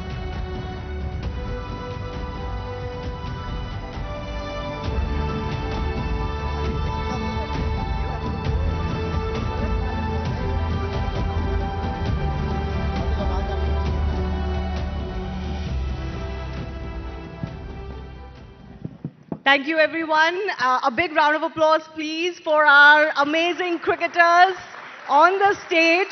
This is going to be a tough one for me because I already see they have not followed the nameplates. So I don't know whether they're going to follow any direction that I give to this panel. They're going to do their own thing. बैठिए, चलो शुरू करते हैं. शमी भाई कह रहे मैं तो अपनी सही जगह पे बैठा हूँ. So, it's so wonderful to have them here, so much experience between them. Our lady captain is also here. But I want to start, of course, with Shami bhai, because मैंने उनको पहले ही बोल दिया था, ready रहे. शमी भाई सबसे ज़्यादा जो सब सुनना चाहेंगे आपसे, वो है 2023 वर्ल्ड कप की यादें. बहुत ही रेयरली ऐसा होता है कि कोई वर्ल्ड कप इंडिया ना जीते या कोई टीम ना जीते और फाइनल में जाके उनको हार्ट ब्रेक झेलना पड़े, लेकिन एक प्लेयर की परफॉर्मेंस पूरे देश और पूरी दुनिया को याद रहती है, और वो परफॉर्मेंस थी आपकी इस वर्ल्ड कप में. Big round of applause for Mohammed Shami, who was the man of the tournament really as far as the 2023 world cup is concern. India couldn't win the title, but अब आप उस 2023 वर्ल्ड कप के बारे में सोचते हैं तो क्या सोचते हैं, क्या याद आता है? फर्स्ट ऑफ ऑल तो यार कि सबसे पहले हम लोगों ने जो वो फील किया, वो जो आप लोगों का प्यार दिखा वहाँ पे, और वो जो एक होता है ना कि जज्बा दिखाई देता है लोगों में भी, वो एक अलग पंप करता है हमें एज ए प्लेयर, क्योंकि जब हम ग्राउंड में होते हैं तो क्राउड का सपोर्ट एक नेक्स्ट लेवल ले जाता है हमें. तो वो भी एक अलग लेवल का नज़र आ रहा था 2023 में। और जहाँ तक परफॉर्मेंस की सवाल है, कहते हैं ना कि एक ड्रीम होता है कि इंसान ऐसा ऐसा करना चाहता है क्रिकेट में, या फिर मैं ऐसा बॉल डालना चाहता हूँ, या मैं बॉल से बात करना चाहता हूँ। सो उस तरीके का वो परफॉर्मेंस चल रहा था, क्योंकि हमेशा आईसीसी इवेंट में मैं फर्स्ट मैचेस में मैं रेस्पी रहा हूँ हमेशा। मैंने पानी पिला के कंट्रीब्यूट किया है। तो मैं हमेशा वेट करता रहता था कि जब आपका टर्न आएगा, जब आपको मौका मिलेगा, जब आपको टीम को ज़रूरत होगी, आप कितने प्रिपेयर हैं, कितने तैयार हैं उस चीज़ के लिए, आप कितना हंगर हैं आप विकेट लेने के लिए। तो वो मैं हमेशा वेट करता था। लेकिन 2023 वर्ल्ड कप में जो पहली परफॉर्मेंस आई मेरी धर्मशाला में, उसके बाद मुझे ऐसा लग रहा था कि लाइफ में एक मोमेंट आता है ना कि मैं ये ऊंचाइयां छूना चाहता हूँ। मैं बॉल के साथ वो फील कर रहा था, बॉल हाथ में लेके, कि मैं इससे जो चाहे कर सकता हूँ। वाह। तो ये एक एक टाइम पे आता है, ऐसे बैट्समैन भी आता है कि हाँ हमारा टच ऐसा होता है कि इन द जोन जिसे कहते हैं। नहीं, किसी दिन ऐसा होता है कि आप एज ए बैट्समैन भी अगर आप चाहें कि हाँ कि मैं ना मारना चाहूँ, लेकिन वो बैट में आके लगती है। तो वैसा ही वो फील चल रहा था। और जो मोमेंटम था टीम का, वो आपने देखा ही है। और जो क्रेज पब्लिक में था, जो जो सपने सबको दिखते थे, उससे ज़्यादा तो हमें दिखते थे, रात को नींद नहीं आती थी। लेकिन कहते हैं ना, नसीब को कोई नहीं बदल सकता। लेकिन मैंने वो बॉल के साथ वो फील किया है, ऐसा लगता था जैसे मैं बात कर रहा हूँ बॉल के साथ, और बॉल मेरे हिसाब से चल रही है। तो वो मेरी लाइफ के बेस्ट दिन रहे हैं वर्ल्ड कप के। वर्ल्ड कप मैंने बहुत खेले हैं, लेकिन वो बॉल के साथ जो कनेक्शन बना था, वो मुझे ऐसा लगता है लाइफ में कभी नहीं बना। Amazing, it was seriously amazing to watch you perform like that. लेकिन जब आप पहले कुछ मैचेस में जब वेट कर रहे थे, जैसे आपने बोला कि पहले एक दो मैचेस में आपको बेंच पे ही बैठना पड़ता है, तब दिमाग में मतलब बहुत नर्वसनेस थी कि मेरा मौका आएगा नहीं आएगा, कब तक आएगा, जब तक आएगा ऐसा ना हो कि मैं जो ये जोन है मेरा जोन ही निकल जाए जब तक मेरे मैच आएगा। नहीं, हिस्ट्री उठाकर देखो, सारे वर्ल्ड कप में ऐसे ही हुआ है मेरे साथ। एक शो में मैंने और भी बोला था कि शायद मुझे उसका फल मिलता हो कि आप उतना वेट कर रहे हैं, आप उतना बेसब्री से इंतज़ार कर रहे हैं कि आप कब खेलेंगे। लेकिन ये पार्ट ऑफ द गेम है, आपकी टीम है, आपकी कंट्री है, आपके आपके लिए आप हर चीज़ के लिए वेट कर सकते हैं। आप उस लेवल में हैं कि 11 ही लोग खेल सकते हैं, तो आपको वो अंडरस्टैंड करना पड़ेगा, वो आपको समझना पड़ेगा। ये जॉब कैप्टन की भी बड़ी डिफ़िकल्ट है, काफ़ी लंबे टाइम तक मिताली ने उसको निभाया है। बट आई अंडरस्टैंड कि हाँ, आप 11 प्लेयर खेल सकते हैं, और जो कैप्टन और कोच को जो बेस्ट लगता है वो खिलाते हैं, पहले वो उस ऑप्शन को चूज़ करते हैं। ठीक है, लेकिन जब आपका टाइम आए, आपको वो फिर वो हंगर दिखाना चाहिए। तो मैं उस पर बिलीव करता था कि आज मेरा टाइम शायद नहीं है, जिस दिन आएगा मैं उस चीज़ को आपको शो करके दिखाऊंगा। Amazing, amazing. Before I ask you about what happened after the 2023 World Cup, क्योंकि उसकी भी बहुत चर्चा हो रही है, मैं पूछ ही लेती हूँ आपसे, क्योंकि अभी भी लोग यही पूछते हैं कि भाई शमी कहाँ है, टीम में क्यों नहीं है शमी? मैं तो खेल रहा था। मैं तो रणजी ट्रॉफी खेल रहा हूँ, पूरा सीजन खेल कर आया हूँ। लेकिन हाँ, सीरियस इंजरी थी, 4 साल से उसको कैरी कर रहा था। 19 के वर्ल्ड कप के बाद से वो पेन था हील में, फिर नी में स्वेलिंग आना, वर्ल्ड कप पूरा इंजरी में खेलना, वो सब चीज़ें थोड़ी ज़्यादा बढ़ गई थी। अब ज़्यादा प्रॉब्लम होने लगी थी। इवन अगर मॉर्निंग में मैं तब उठता था तो आई कैंट वॉक, कि हाँ मुझे 10 कदम मुझे वॉशरूम जाने के लिए भी मुझे सोचना पड़ता था फर्स्ट 15-20 मिनट के लिए, जब तक बॉडी वार्म नहीं होती। तो मैं इतना ज़्यादा स्टिफ हो गया था। तो मेरे पास एक लास्ट ऑप्शन था कि आप उसको सर्जरी कराएं। 2023 के वर्ल्ड कप के बाद सर्जरी कराने के लिए फिर मुझे वो साल भर लग गया। फिर चैंपियंस ट्रॉफी में आया, हाँ थोड़ा हैवी था, थोड़ा वेट था, लेकिन उसको कम किया, ट्रेनिंग किया, अपने स्किल पे बिलीव किया, दोबारा से बैक किया। रणजी ट्रॉफी खेला, अच्छा गया, टचवुड सीजन भी बहुत अच्छा गया है। होपफुली आगे देखते हैं क्या होता है। नहीं, बट मन में थोड़ा रहता है, सिलेक्टर्स ने जैसे बीच में बोल दिया था कि वो फिट होते तो उन्हें ले लेते, और आपने बोला था मैं तो तैयार हूँ। यार ये मैं पहले भी बोल चुका हूँ, ये सब चीज़ें मेरे हाथ में नहीं है। मेरे हाथ में एक ही काम है कि मैं अपनी परफॉर्मेंस दिखाऊँ आपको, आपको ग्राउंड पे आकर दिखाऊँ, आपको भाग कर दिखाऊँ। मैं किसी को ब्लेम नहीं करता हमेशा, ना मैंने पहले किया ना मैं अब करता हूँ। आपका काम है एज ए स्पोर्ट्समैन, आप मेहनत करते रहिए। आप अपना माथा कितना मार सकते हैं वहाँ पे, बार बार आप कितना रिपीट कर सकते हैं, कितना पेशेंस रख सकते हैं, वो मैटर करता है आपकी लाइफ में। और लाइफ यही है यार, आप सुबह उठते हैं, हार्ड वर्क करते हैं, शाम को घर वापस चले जाते हैं, वेट करते हैं अपने टर्न का। तो मैं हमेशा उसी पे बिलीव करता हूँ कि आप हार्ड वर्क करते रहिए, लक को आप नहीं छीन सकते। Yuzi, is it tough sometimes to have that expectation that you have to keep performing? You have to keep showing that you are worth it. How do you handle that as a cricketer, where you have to keep proving yourself again and again and again? That's our job. That's why we are professional cricketers. Because एक चीज़ आपके हाथ में रहती है, वो आपकी performance है। बाहर क्या चल रहा है, क्योंकि मैं चेस भी खेला हूँ, तो मेरे को वहाँ से थोड़ा सा पेशेंस मिला है।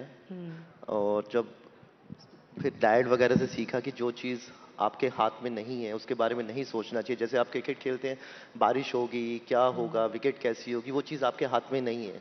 तो it's better you can focus जो आपके हाथ में है, और मैं हमेशा उस चीज़ को फॉलो करता हूँ। बट जैसे बहुत ये कमेंट्री जैसे होती है कि अभी फॉर एग्जांपल जो हो रहा है, अब तो आप कमेंटेटर हैं, आप बात कर सकते हैं, कि बातचीत नहीं होती प्लेयर्स और सेलेक्टर्स के बीच में, या कम्युनिकेशन सही नहीं है। आपने नोटिस किया है क्या ये है प्रॉब्लम? शामी भाई, आपकी होती है? नहीं, मेरे तो मैं जब भी मैंने बात की है, मैंने रोहित भैया, विराट भैया हमेशा, या जब माही भाई थे तो मैं उनसे ही बात करता था। क्योंकि मेरा मानना है कि जब मेरे हाथ में बॉल है, मैं उस पर ज़्यादा फोकस करूं। क्योंकि एक चीज़, जैसे अब बड़ा हुआ हूं मैं लाइफ में, तो एक चीज़ सीखिए, कभी ना कभी आपको कोई रिप्लेस करेगा। वो 5 साल बाद करे, 7 साल बाद करे, या 10 साल बाद करे, वो आपके लक पे है। तो you have to be prepare mentally उसके लिए। क्योंकि ये गेम ही ऐसा है कि कोई आएगा, फिर उसके लिए कोई और आएगा। तो it's better just focus in your life, enjoy. But you were there in the World Cup winning squad. But as Shami said, he had to wait for a few matches, then he got a chance. But you didn't. So, as an athlete, this must be really, really hard, isn't it? I don't think so, क्योंकि जब आप क्योंकि ये it's not a individual game, it's a team game. और आप 15 लोगों में जब होते हो ना, तो मेरे लिए वही प्राउड मोमेंट है। मैं वर्ल्ड कप टीम के साथ रह के देख रहा हूँ, इस घर बैठ के नहीं देख रहा। मेरे पास इंडियन जर्सी अभी भी है। तो आई फील कि मैं अपने आप को चीज़ को एंजॉय करूँ, उस मोमेंट को, मेरे कोलीग्स को जो हेल्प चाहिए मैं वो चीज़ दूँ। क्योंकि जीतेंगे साथ ही जीतेंगे, हारेंगे साथ ही जीतेंगे। तो चाहे मैं नहीं खेला हूँ, लेकिन अभी लोग मेरे को अभी भी वर्ल्ड चैंपियन बोलते हैं। That feeling is a good one, isn't it? Mithali, as a captain, you had to deal with a lot of these things. In a team sport, this is a problem, of course. You can't keep everybody happy. You can't have, we always have a problem of plenty as far as our Indian cricket setup is concerned. So how did you deal with things like this? These are very tricky questions. To keep players happy also, to have the communication straight, that boss, this is what we need right now, this is what we don't need right now. Because careers are at stake. They're on the line. Well, I think it's very difficult as a captain because you'll have to think about all 15 of them. Of course, the players' mindset is they obviously want opportunities to prove that they do have in them to perform for the team and contribute. But then as a captain, you probably have to consider many factors when you're putting 11 together. And it's a little... what can I say? As a captain, I personally felt pretty lonely doing this job because not everybody will understand from the point of view your own decision why you have certain players in and why you haven't picked certain players. But as a leader, one you can do is be more compassionate and empathetic towards your team players. And just give your shoulder for them.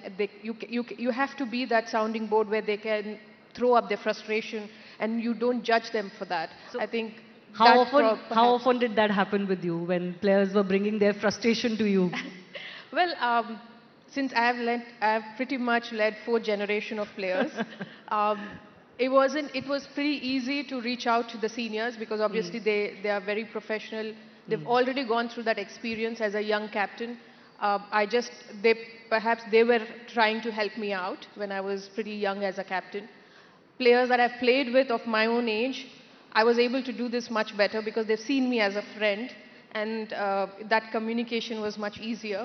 But I found it very difficult with the current generation because of the age gap, because of where we stand also in terms of, I'm the 80s kid.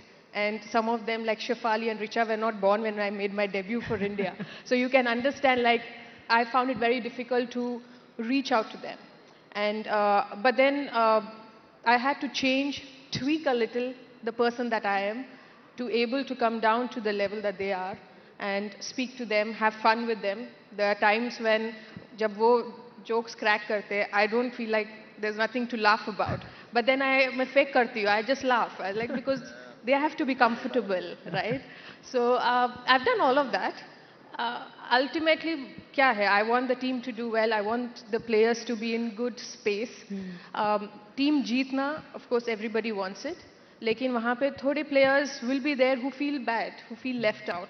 So it's the job of the leader to make sure that they don't feel that. They are still very much in the context of the team. उनकी जो contribution है, you know, like say Arundhati, the current, when they won the World Cup, Smriti or Jemima spoke about Arundhati, the only player who didn't get a chance throughout the World Cup. And it could have been very different for that girl. But she was there for them emotionally and mentally as well. So it's a little difficult, but I think as a team, when you're together for about 2-3 years, you sort of find that comfort level where you can express. Jokes की बातें कर रही थी मिथाली, तो आप jokes crack कर रहे थे मेरे ख्याल से शमी भाई के साथ. माइक पे बोलिए ना बिल्कुल. मैंने क्या बोला शमी? मैंने कुछ नहीं बोला. नहीं, but you are known as, if I can use the term, the joker of the pack. Clearly आप सबको हंसाते रहते हैं और यू नो मजा करते रहते हैं. आपकी वो इमेज है Yuzi. So was that one of the reasons why it was easier for you sometimes to handle everything? No, it's nothing like that. It's me. Like I can't be fake. मैं जो field, हाँ field पे थोड़ा सा जब ball हाथ में होता है तो I am a different person, but उसके बाद इट्स मी ओनली. और ये अब से नहीं है, मैं स्टार्टिंग से ऐसा हूँ. I love to enjoy every moment of the life. तो मतलब टेंशन ऑलरेडी लाइफ में बहुत है, ग्राउंड का क्रिकेट को लेके होती है, पर्सनल लाइफ को लेके होती है, लेकिन जब when you meet with your people तो I just want to enjoy that moment. Like क्योंकि वो पता नहीं कि कब वापस आए, क्योंकि कल का किसी को कुछ भरोसा रहता नहीं है. तो मेरे को जब भी टाइम मिलता है, मेरे को लगता है कि मैं आजकल अपना जो लाइफ अब ऐसे जीता हूँ कि मैं आज दबा के खुल के जीऊँगा, क्योंकि कल का किसी को पता नहीं होता. तो then I am enjoying more this life. Interesting. But what do you enjoy more? Did you enjoy when you were doing your own TV or your own series, or when you were a commentator now? What does Yuvi like more? Yuvi like more? Child TV पे तो just you can fun and all, at least you can retake. Commentary पे you can't retake. मतलब कुछ बोल दिया तो मतलब वो गया. वो निकल गई बात. एंड मुझे आप बता रहे थे आप हरियाणवी कमेंट्री बड़ा पसंद करते हैं, तो हमारे दर्शकों के लिए कुछ सुनाइए हरियाणवी कमेंट्री. सोचिए इंडिया और साउथ अफ्रीका का मैच हो रहा है वर्ल्ड कप में. ये तो डिफिकल्ट हो जाएगा मैडम जी, बताओ क्या बोलूं. और शमी भाई कौन सी लैंग्वेज में कमेंट्री पसंद करते हैं? बंगाली. यार मैं हमेशा वो लैंग्वेज प्रेफर करता हूँ जो हमारी भी ऑडियंस को ज़्यादा समझ आए. क्योंकि इंडिया में हम लोग कभी कभी ऐसा लगता है, ऐसा फील होता है कि 70% लोग तो ऐसे हैं जो विलेज में जो आपको मतलब दिल से चाहते हैं, बेचारों को उनको इंग्लिश समझ नहीं आती, उनको डिफरेंट लैंग्वेज समझ नहीं आती. लेकिन जो लोकल लैंग्वेज है आप किसी भी स्टेट से हो, तो हमेशा वही प्रेफर करता हूँ. आप जहाँ पर हैं आपकी लोकल लैंग्वेज में, जैसे आजकल आपको मिल गए हैं बहुत सारे ऑप्शंस, वो आपको आपकी बात उनके दिल तक पहुंचती है. वो लोग समझ पाते हैं कि स्पोर्ट्स का जो नॉलेज है हमारे तक कैसे पहुंचेगा, स्पोर्ट्स के जो वर्ड्स हैं वो हमारे दिल तक कैसे पहुंचेंगे, वो हमें क्या बोलना चाहते हैं या क्या सुनना चाहते हैं, वो ज़्यादा मैटर करता है. तो डजंट मैटर आप कहाँ पर हैं, मैं हमेशा लोकल लैंग्वेज प्रेफर करता हूँ. कि आप चलो आप कहीं अगर बाहर खेलने गए हुए हैं, अब्रॉड गए हुए हैं, तो वहाँ पे एक समझ सकते हैं कि आप इंग्लिश प्रेफर कर सकते हैं. बट इंडिया में इतनी सारी लैंग्वेजेस हैं कि अब आके ऑप्शन खुले हैं. आई एम वेरी हैप्पी कि हाँ ये ऑप्शंस खुले हैं और लोगों के दिल तक वो बात पहुंचती है. अब तो भोजपुरी में भी कमेंट्री हो रही है और तेलुगु वगैरह तमिल वगैरह में तो होती थी, but now there are so many more languages. तो कभी कभी क्या आप अपने दिमाग में बंगाली कमेंट्री करने की भी कोशिश करते हैं, क्योंकि बंगाली तो आप अच्छे से जानते हैं? बंगाली तो हमेशा मतलब मुझे 22-23 साल हो गए बंगाल में, तो आती है, समझ भी आती है, बोलनी भी आती है। बट हरियाणवी और जो हम लोग अभी भोजपुरी की बात कर रहे थे, वहाँ पे जो वो लैंग्वेज थ्रो करते हैं कि हाँ डिफरेंट टाइप का एक उनका बोलने का तरीका होता है, वो बहुत मज़ा होता है। मैं हमेशा जब भी टीवी पे ऑन करता हूँ तो बीच बीच में मैं वो भोजपुरी लगा देता हूँ, तो सारे घर वाले ये क्या है बट फन के लिए वो अच्छी चीज़ है कि आप कौन सी लैंग्वेज में सुनना पसंद करेंगे। और हरियाणवी तो जैसे ये जानता है, ये बोल के नहीं दिखा रहा है, वो बात अलग है। बट शमी भाई थोड़ा सा माइक ऊपर कर लीजिए। बट मज़ा आता है उसमें। इसको आती है, बताना आपके लिए नहीं कह रहे हैं चाहता। हरियाणवी बोल के सुना दीजिए और थोड़ा सा। के सुनोगे शामी भाई बताओ है? बोलना तुझे कमेंट। शामी भाई बैटिंग न्यू करा करे जना बॉल का उड़ता तीर बनाता करे ना, क्यों शामी भाई? मैं इसकी एक बात बताता हूँ, जब हम ग्राउंड पे होते हैं, टफ सिचुएशन होती है ना, हम लोग मैच खेल रहे होते हैं, चल रहा होता है मैच, ये देखेगा कि मुझे, मैं कभी जैसे चाय लेने जा रहा हूँ या फिर अंदर ड्रेसिंग रूम में जा रहा हूँ, देखेगा शमी भाई इधर आओ, बोले क्या, बहुत पीटूंगा तो मैं। तो मुझे ऐसा लगता है, मैं अपना शरीर देखता हूँ और इसका शरीर देखता हूँ, यार क्या है, बोला कोने में ले जाकर मारूंगा मैं आपको। तो ऐसे ऐसे जॉक करता है ये। बट वो एक डिफरेंट जोन होता है, मुझे लगता है वो सारे प्लेयर्स के बीच किसी ना किसी के बीच में किसी ना किसी के साथ होता है, तो वो बाउंडिंग रहनी चाहिए।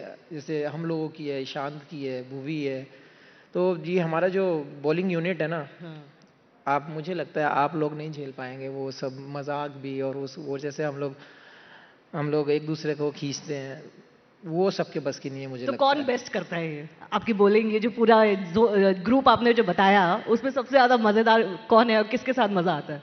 एक्चुअली फिर हम काउंट नहीं करते, लेकिन डेंजरस शांत हो जाता है, क्योंकि अब सीनियर जूनियर वाला हिसाब तो रहा नहीं वहाँ पे। लेकिन जो हमारी कंपनी होती है, जब हम साथ में डिनर कर रहे होते हैं, उसके बाद जो 1 घंटा हमारा पास होता है, वो मुझे लगता है वो हमारा बेस्ट टाइम होता है। और नेक्स्ट डे की प्रिपरेशन भी वहीं हो जाती है और हंसी मजाक भी वहीं हो जाती है। तो ये चीज़, ये बाउंडिंग बहुत ज़रूरी है प्लेयर्स के बीच में। जैसे मिताली ने भी कहा कि मैं, बात होती नहीं है लेकिन हंस देती हूँ। उन्हें तो जेनजी जो इनके नए मिलेनियल प्लेयर्स थे, उनके लिए करना पड़ा बट हमारे बीच में ऐसा है नहीं, आप नहीं भी हंसोगे तो हंसना आ जाता है वहाँ पे, क्योंकि बातें वैसी चल रही होती है। बिल्कुल बिल्कुल, because it's so stressful isn't it Yuzi to be in this competitive sport and competitive cricket with the Indian team. जैसे आपने बोला हर वक्त स्ट्रेस है, लाइफ में बहुत दिक्कतें हैं, तो it's important to have a laugh and share a laugh, isn't it? So who's your best mate and who do you think is the greatest sport when it comes to off camera or off field in the Indian cricket team that you enjoyed the most? I enjoy with Kuldeep a lot and Shami bhai, इसलिए नहीं बोल रहा, आप यहाँ बैठे हो। Shami bhai is there and Rohit bhaiya। तो actually thanks to all the seniors, क्योंकि कभी इन्होंने हमें वैसा, जब हम टीम में आए तो वैसा ट्रीट किया नहीं कि जूनियर है, फर्स्ट टाइम आया है। तो स्टार्टिंग, क्योंकि आईपीएल हम साथ में खेले हैं, इतने सालों से खेल रहे हैं, तो जब इंडियन टीम में जाते हैं एज ए यंगस्टर तो कई बार माइंड में आता है यार रोहित भैया से कैसे बात करना या सचिन सर से कैसे बात करना। पर जब भी, जितना भी मैं खेला हूँ, कभी सीनियर्स ने उतना मतलब रियलाइज़ नहीं करवाया कि आप फर्स्ट टाइम आए हो टूर पे या कैसे आए। तो हम मस्ती करते हैं, उन्हें पता ही है मेरा नेचर। अब तो 10-15 साल हो गए हैं, तो उन्हें पता है कि ये इसके साथ नहीं करेगा, खुद तो करेगा करेगा। चलिए, because we have a few final minutes, I do want to talk about the current World Cup that is going on. तो यूजी मैं आपसे ही शुरू करना चाहती हूँ कि आप बहुत एक्सपीरियंस कमेंटेटर हैं आप, तो आप बताइए what do you make of the Indian performance so far in the world cup? I think amazing, मतलब अच्छा, सब कुछ अच्छा चल रहा है। क्योंकि आपको वेस्ट इंडीज के साथ खेलना is like a quarter final match. आप, क्योंकि ये सब क्या कहते हैं कि वर्ल्ड कप में ना, सब कहते हैं सारी टीमें जाती है, सब कंट्री जाती है कि उनकी टीम जीते जीते जीते, लेकिन आप अच्छा खेल के जब हारते हो ना तो इतना बुरा नहीं लगता है। और वो इंडियन टीम कर रही है। और लास्ट टाइम की हम चैंपियन है, और जितनी बायलैटरल सीरीज हमने पहले करी है सब टीमों को वन साइडेड हराया है, और वो कॉन्फिडेंस है। और जिस हिसाब से टीम खेल रही है, तो ये तो चैंपियन टीम है, ये हारेगी तो खुद ही हारेगी, इसे कोई हरा नहीं सकता। नहीं, बट अभी तक चैंपियन टीम लगी है आपको? तभी तो मैम आगे तक सुपर 8 तक आए हैं मैम। आपको कंट्रोवर्सी चाहिए तो मुझे बताओ। एक टाइम के लिए तो थोड़ा सा प्रॉब्लम हो गया आप था कंट्रोवर्सी के लिए तब से बैठे हो, मैं नहीं दूंगा। मैं आपसे एक ऑनेस्ट रिव्यू चाह रही हूँ, आप अब ये मत सोचिए कि आप कमेंट्री बॉक्स में बैठे हैं। ऑनेस्ट रिव्यू तो वही दे रहा हूँ ना, क्योंकि इस फील्ड से हम खेल चुके हैं और अभी भी खेल रहे हैं। तो बाहर से ना क्रिकेट बहुत इजी लगती है। बाहर से ना कई लोग हैं जो शामी भाई को बता देंगे आउट स्विंग कैसे डालनी है, इन स्विंग कैसे डालनी है, लेकिन उस प्रेशर पे डालना वो टीम हमारी अच्छे से कर रही है, तभी आज वो 15 लोग वहां पे हैं। ठीक है, मैं नहीं दूंगा। ये नहीं बोलेगा। आपको क्या लगता है? नो सीरियसली, थोड़ा सा सेमीफाइनल में आने के लिए जो रास्ता था थोड़ा सा ट्रिकी हो गया था, अभी वो रास्ता थोड़ा क्लियर हो गया है, बट अभी भी एक मैच जीतना है। It's a virtual quarter final, और थोड़ा सा प्लेइंग 11 को लेके इस टीम में भी बड़ी बात हुई है कि क्या प्लेइंग 11 सही है क्या नहीं था। जो साउथ अफ्रीका के अगेंस्ट जो लॉस था उसके बाद obviously the team had to rethink. तो what do you think honestly? देखिए, मैं एग्री करता हूँ चहल के साथ कि आप जब ऐसे इवेंट खेलते हैं, जब आप आईसीसी जाते हैं, तो जो आपका बेस्ट 11 होता है, आपको बेस्ट गेम खेलना पड़ेगा उस लेवल में, क्योंकि जो इंडियन टीम है, जो हम लास्ट के कई सालों से देखते आ रहे हैं, जो T20 फॉर्मेट में जो परफॉर्मेंस दिखी है, मुझे लगता है टू बी ऑनेस्ट अभी भी आना बाकी है वो। और मैं चाहता हूँ कि सुपर 8 में वो परफॉर्मेंस आए। जैसे बहुत लोग अभिषेक को ट्रोल कर रहे हैं, या फिर तिलक हो, सूर्या हो, जितने भी हमारे बैट्समैन हैं, देखो ट्रोल करना बड़ा आसान काम है। मैं अभी मीम बनाऊंगा, आपके ऊपर बना के डाल दूंगा, 50 लोग चिपका देंगे उसके ऊपर कुछ ना कुछ। बड़ा आसान है दूसरे को ऊपर से नीचे खींचना। लेकिन मैं एक ही रिक्वेस्ट करता हूं, जब आप अगर दिल से चाहते हो क्रिकेट, किसी भी स्पोर्ट्स को अगर आप सपोर्ट करते हो, पसंद करते हो, तो आपको उसके साथ रहना चाहिए, आप अच्छे में भी खराब में भी। मैं मानता हूं कि इंडियन टीम की वो परफॉर्मेंस नहीं आई है जो परफॉर्मेंस हम एक्सपेक्ट करते हैं, और जो इंडियन क्रिकेट टीम ने खेला है वो परफॉर्मेंस अभी नहीं आई है। मैं चाहता हूं कि आने वाले मैचेस में इंडियन टीम वो परफॉर्म करे, क्योंकि अभिषेक के ऊपर इतने सारे मीम्स बना डाले आपने, सूर्य को उसने, आप लोगों ने उसको पीछे पड़ गए हैं। तो मुझे लगता है आपको अपने प्लेयर्स की सपोर्ट करनी चाहिए ऐसे टाइम में, और हमें होप करनी चाहिए कि इंडियन टीम वैसा खेले जैसा हम चाहते हैं। तो अभी भी परफॉर्मेंस बाकी है, और सुपर 8 में मुझे लगता है कि अच्छी परफॉर्मेंस आएंगी। छोड़ दीजिए, आपके हाथ में नहीं है, हमारे हाथ में नहीं है बेस्ट 11 क्या होगी, 15 कौन रहेंगे, क्या करेंगे। बस आप एक ही चीज़ कीजिए, जो हमारे 11 प्लेयर टीम के ग्राउंड के अंदर हैं वो हमारा बेस्ट दें, वो हमारी कंट्री को जीत दिलाएं। यही मैं बोल रही थी, तो यूजी मुझे कह रहे थे आप कंट्रोवर्सी ढूंढ रहे हो। नहीं, मुझे आदत हो गई है, मुझे फर्क नहीं पड़ता आप लोग क्या बोलेंगे। But Mithali, does it look like a champion team to you so far? I'm sure you must be catching some of the action. Lots of expectations. You know, we've just had the T20 World Cup win, the ODI World Cup final, the T20 World Cup win, then the Women's ODI World Cup trophy, and now, you know, Indian fans are so hungry they want another title. And this one could be at home. Well, I feel that when you're doing well, there is no harm in raising that expectation you expect from people who perform. So naturally, everybody wants our team to do well, and it's a home World Cup. But then I do agree with what Shami said, is that, you know, in a tournament like this, you want to feed your best team, best 11, and the performers who've been doing well. It's easy to judge from outside, because we've all been there, we know what goes into that. But at the end of the day, we all want the Indian team to do well. So perhaps they are keeping their best for the knockouts, for those, you know, the virtual quarterfinal. That can be risky, you know, if you save Well, it for a little. sports is risk. There is no guarantee in sports that despite scoring 100 today, tomorrow you might get out of the first ball. So there is no guarantee in that. But what you can do best is that you can back them, back a team that, you know, you all are representative, you all are ambassadors, and you'll have been doing well. It's in life, there is a lot of fluctuation. Sometimes you're peaking and sometimes you're in the valley. But that doesn't take out anything that our team is, you know, not the best. Certainly, as far as the Indian cricket team is concerned, there is very little room for error, isn't it? Yuzi, वो तो आपने भी notice किया होगा, जो शमी भाई बोल रहे थे कि 2 मैच में performance नहीं आती, 3 मैच में performance नहीं आती, तो वो कह रहे हैं ना, मीम बन जाता है आपका, ट्रोल हो जाते हैं आप। नहीं, बिल्कुल, क्योंकि जब आप बायलैटरल सीरीज खेलते हैं ना, उसमें अगर बायलैटरल सीरीज बात है तो एक और बायलैटरल सीरीज रहती है। वर्ल्ड कप क्या है कि 2 साल के बाद, 4 साल के बाद वो चीज़ आती है, तो और इसमें मार्जिन ऑफ एरर बहुत कम होता है। अब जैसे हम इतने अच्छी क्रिकेट खेलते आए हैं सारे वर्ल्ड कप में, 2023 का वो फाइनल, और अभी अगेंस्ट साउथ अफ्रीका, अगर वो 25 मैचों में से अगर कोई एक बार वो वैसा मैच आ रहा है, पर वो ऐसा मैच आ रहा है कि वो फाइनल हो गया। No, but it was not just the loss. I think it was also the way we lost in that match, right? फिर तो मैम ऑस्ट्रेलिया को तो फिर तो T20 में कभी आना ही नहीं चाहिए। क्योंकि वो तो आई थिंक एक उनका रिकॉर्ड आप उठा के देख लीजिए, लेकिन सबसे ज़्यादा ट्रॉफीज उनके पास है। हम वही कहते हैं ना कि हम अच्छी क्रिकेट खेल के आ रहे हैं, क्योंकि दूसरी टीम भी प्रिपेयर कर रही है। आप उस टीम से आ रहे हैं जो लास्ट ईयर रनर अप थी, जो 2 साल में बहुत इंप्रूव हुई है, तो क्रेडिट आपको उनको भी देना चाहिए। एक आधा दिन आता है, ठीक है, वो अच्छी चीज़ है, वो पहले ही आ गया।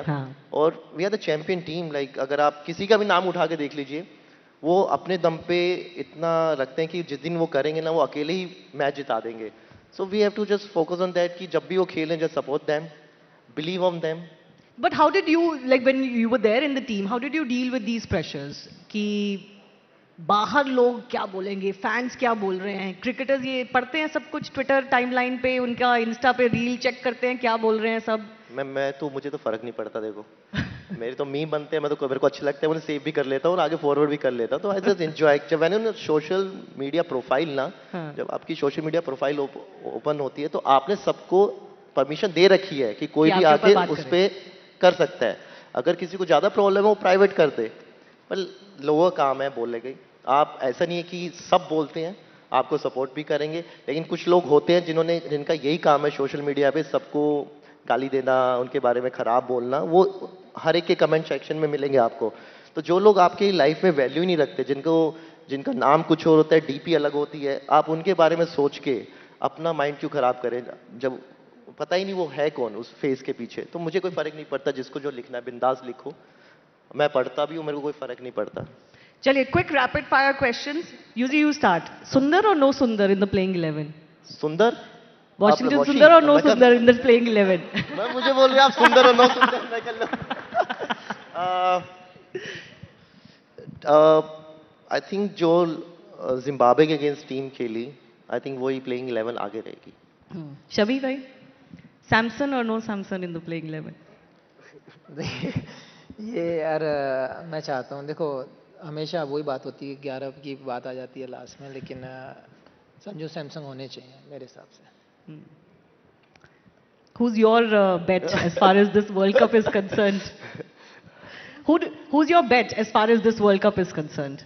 From the Indian team, the one player that you think is going to be the most crucial?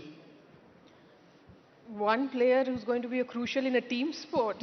I would not pick one player. Yes, there are match winners in a team. T20 format is something that one day you're really doing well, suddenly you get the form. But then I would pick the entire team. That's too diplomatic, Mithali. बहुत safe. देखिए वो कह रहे हैं आपने left कर दिया बिल्कुल. आप आंसर दो. हाँ. नहीं मैं अपना दे चुका. नहीं वापस दो.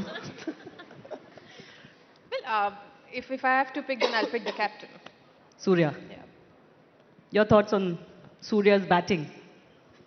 Surya's batting, I think वो वापस वर्ल्ड कप से पहले ही वापस फॉर्म में आ गए थे और I think right now is in top 5 scorers in the world cup. 212 या 213 रन है उसके. और यूएसए के अगेंस्ट जो उसने इनिंग खेली वहां से, क्योंकि वो मैच पे अगर कुछ उल्टा सीधा होता तो शायद हम इसके बारे में बात भी नहीं कर रहे होते. True.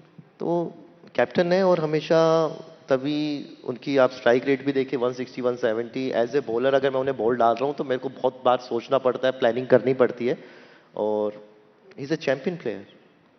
All right, everybody's vote is that India is the champion player. We're all waiting for March 8. But शबी भाई, फाइनल में किसको देखना चाहेंगे इंडिया के खिलाफ? ये बहुत बड़ा सवाल है क्योंकि इस वक्त जो बाकी टीम्स है ना, वो सारी टीम्स बहुत अच्छी लग रही है. देखिए अगर टूर्नामेंट के हिसाब से देखा जाए तो इंग्लैंड बहुत अच्छा खेल रही है. इंग्लैंड बहुत अच्छा खेल रही है. हाँ, लेकिन मैं चाहता हूँ कि साउथ अफ्रीका दोबारा से आनी चाहिए. सेम साउथ अफ्रीका, क्योंकि क्यों भाई, क्यों मतलब इतना क्यों पाइल ऑन करना है? अगर वर्ल्ड कप का पूरा ओवरऑल वर्ल्ड कप देखा जाए तो सबसे बेस्ट क्रिकेट जो खेला है वो साउथ अफ्रीका ने अब तक खेला है. Mithali, you agree with them? South Africa, England. We've seen that dominance of Australia, England for too long. Let's have somebody else along with India. Okay, so let's have 3 cheers for India, and of course 3 cheers for our 3 warriors here on the stage as well. Big thanks to all of you for coming. And final एक word मैं शमी भाई को देना चाहती हूँ. मुझे बता रहे थे ये ऑफ स्टेज की मैंने क्या बता दिया? जो एक फ्यूल होता है, आप चाहते हैं कि आपका जो बचा हुआ फ्यूल है वो एक बार सही जगह लगे और सही काम में आए, तो you wish, you hope, you're still working towards it to be in the Indian team soon? यार ये ऑफ स्टेज की बात अंदर कहाँ से आ गई? बट यार मैं हमेशा यही कहना चाहूँगा कि आप किसी भी डिपार्टमेंट का काम करते हैं, आप किसी भी स्पोर्ट्स में, आप किसी भी लाइन में हैं, तो मैं यही कहना चाहूँगा अगर आपके अंदर पोटेंशियल है, आपके अंदर टैलेंट है, तो उसको वेस्ट ना होने दें। मेरा यही कहना था कि आपके अंदर अगर फ्यूल है तो आपको फूकना चाहिए हमेशा। और जब बात कंट्री की आती है ना, तो मैं पर्सनली ये चाहता हूँ कि आप अपनी जान भी दे सकते हैं, लेकिन एक परसेंट भी मुझे ऐसा रिग्रेट नहीं होना चाहिए बाद में कि मेरे अंदर पोटेंशियल था और मैं और नहीं कर पाया। तो ये चीज़ मैं हमेशा कहना चाहता हूँ जितने भी स्पोर्ट्स खेलते हैं कि भाई गिव अप मत करो। आपके अंदर अगर टैलेंट है तो शायद आपकी कंट्री के काम आ जाए, तो हार्ड वर्क में लगे रहें और बिलीव करें अपने ऊपर। Thank you so much. On that note, a big round of applause for our cricket warriors on the stage. Thanks a lot. And we'll certainly hope that their wishes come true for the Indian team, which is that India is the champion of the World Cup once again. Thanks a lot.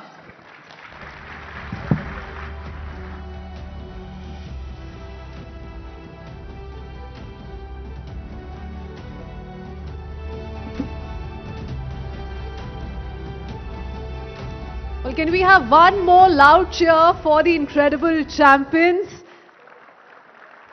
The heroes who've made the entire country proud and continue to inspire the entire nation.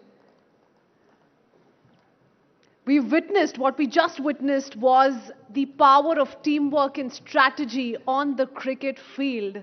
But let's shift gears to a different kind of winning play, tapping into one of the world's most dynamic conversations around what consumer markets are looking like. And yes, this is a conversation around India's role in this sphere. With its growing middle class, young population and increasing aspirations, India is no longer just a market. It is a global growth driver. For global brands, India's moment is now. A time to innovate, localize and connect with a consumer base that's hungry for quality, value and experiences.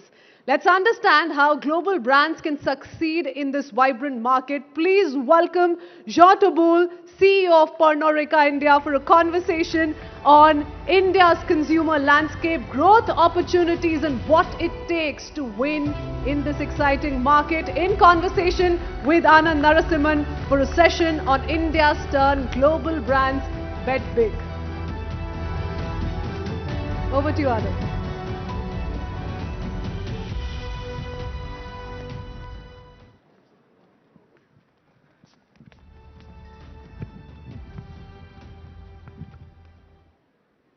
Jean, thank you very much.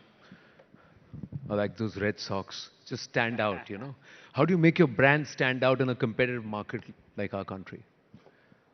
Thank you. Thank you. I'm very happy to be here.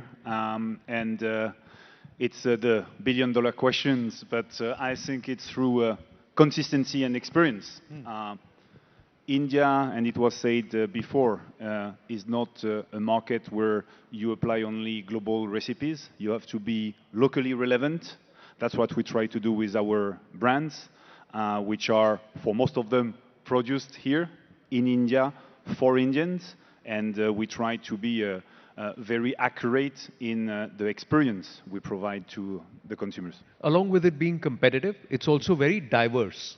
You know, they may want to drink the same thing, but they drink it differently or for different occasions, and also culturally, socially, very diverse. So there's certain things which are similar, certain things which are diverse. So how easy or difficult is it then? No, this is very true, and that's something that we have learned throughout the years. We've been in this country more than 3 decades now, and I think my teams have a lot of experience, and the local teams, we have more than 30 local offices across the country, and it's extremely important that we understand the differences of India. Globally, if I take an example, it's mostly a whiskey market. But you go to the south, brandy is also equally important, and we need to have a play. And we just launched a brand which is exclamation, which caters this space as well, because you need to be relevant for the local population in the different states. But when you know advertising alcohol is banned, you know, the country has particular rules with certain brands in certain categories. How does then it become, is it easier to market? Is it tougher? How do you send the messaging across? It's a topic. I mean, alcohol is not neutral. Alcohol, and I believe there is a good use of alcohol, responsible drinking that we promote, and I think it can be part of a healthy lifestyle if you consume responsibly. But it's a regulated industry because there is a possible misuse of alcohol. We respect that, and we want our industry to be properly regulated so that we avoid this misuse. So the advertising restriction are part of that. But the media that you say see and the above the line, as we call it in many industries, is not the only way to reach consumer. We have products which provide experiences. So you have multiple touch points in the retail stores, in the bars where we can really provide the experience, or in festivals which are growing dramatically in India. Magnetic Field or the Sunburns of the world are places where we can provide a great experience to our consumers, and they know our brands better after these experiences. Who's consuming more? Because I'm told youth data actually says youth globally or Gen Z globally is moving away, is drinking lesser. But that doesn't seem to be the case in India. So is that the reason why Pernod Ricard is actually trying to focus a little more here? Well, first, this Gen Z consuming less, that's debatable, and you may see some people consuming less, but it's fine. We have always been here with a strategy of premiumization. And if you think about it, it means we try to have our consumers drink less, but drink better. So we are fine with it. It's part of our strategy. When you look at India in particular, and that's my responsibility today, there is a totally different dynamic. And we have two major tailwinds in this country. One is obviously the demographic dividend. India is a young country, and we have approximately 20 to 25 million new legal drinking age joining the cohort of potential drinkers in this country. Some of them choose not to drink, and it's perfectly okay. It's their choice. But the one who choose to drink, we want to be there to provide them with quality brand and the right experience. So that's this demographic dividend, first big tailwind. And then obviously the economic development of India. We play in the premium segment of spirits, and with the rise of the income of Indian, average income, but also the discretionary, the disposable income, which is disproportionately growing, we are seeing more and more people interested in our categories, where we provide not only a good liquid, but also a great experience, and being part of the lifestyle of our consumer is really what we aim for. When you were told 3 years ago, Jean, you got to go to India and you got to handle the business there, what did you think about that responsibility? And 3 years later, what do you think about Bharat and its people? Well, I must admit, I didn't know India very much when I was asked to come here. And I'm very happy that I said yes, because it's a fantastic experience. I knew the position was great, the opportunities were there. What I didn't realize before, and that I'm learning every day about, is the diversities of these opportunities and the richness of India. So as I said, we have 30 commercial offices, we have 19 plants across the country because we need to produce in various states. And I constantly travel in the country. I was in Bangalore yesterday, I was in Vizag the day before, just to get the pulse of India and understand how we can be relevant in each of the states, what are the preferences of the consumers, how we can take a global brand and make it relevant in one particular state, how we can take our giant brands like Royal Stag or Blender's Pride and adapt sometimes the liquid, sometimes the variant that we bring to the local taste and making sure that it is, again, relevant there. He's a master at his craft, isn't it? How beautifully in two answers he's plugged so many of his brands. Yeah, Jean, I have to credit you there. But, this FTA that's going to be signed, Bharat is signing a lot of trade deals. And one of the conditions was to reduce the entry barriers for foreign spirits. So be it UK, be it the FTA or the mother of all deals with the European Union, how's that going to impact your business, your approach to Bharat? And does that mean that you're going to be making less in our country and bringing more from the outside? So it's very positive. And as an international businessman, I'm always supportive of free trade agreements. And I think it's really bring opportunities both ways. This UK FTA and the EU FTA that will come later, the text was just published yesterday, are great opportunities, of course, for the UK or for European Union to trade with India, but also the other way around.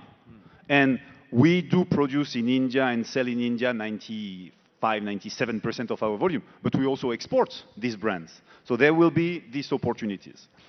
At the end of the day, we're talking about different opportunities at different price levels. So we should not see the imported brands as competition to the local brand.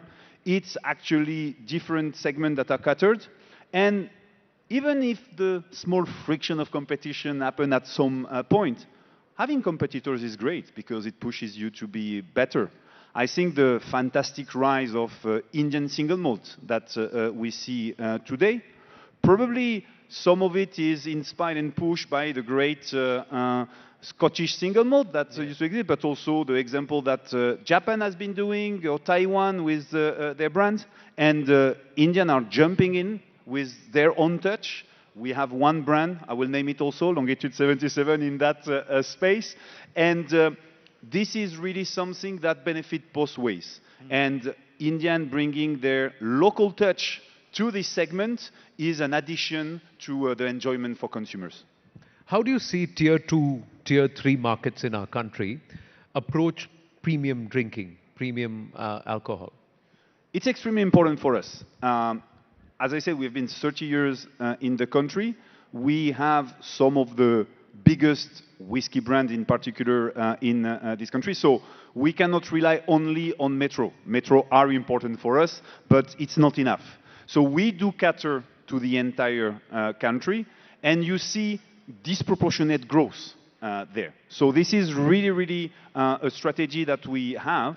And we bring our product, we innovate with the local brands to cater the needs of these consumers, which are for now at a stage of their consumption journey, which is still in local brand only, may go to imported brand one day, or may not, because we have fantastic offers with local brand as well.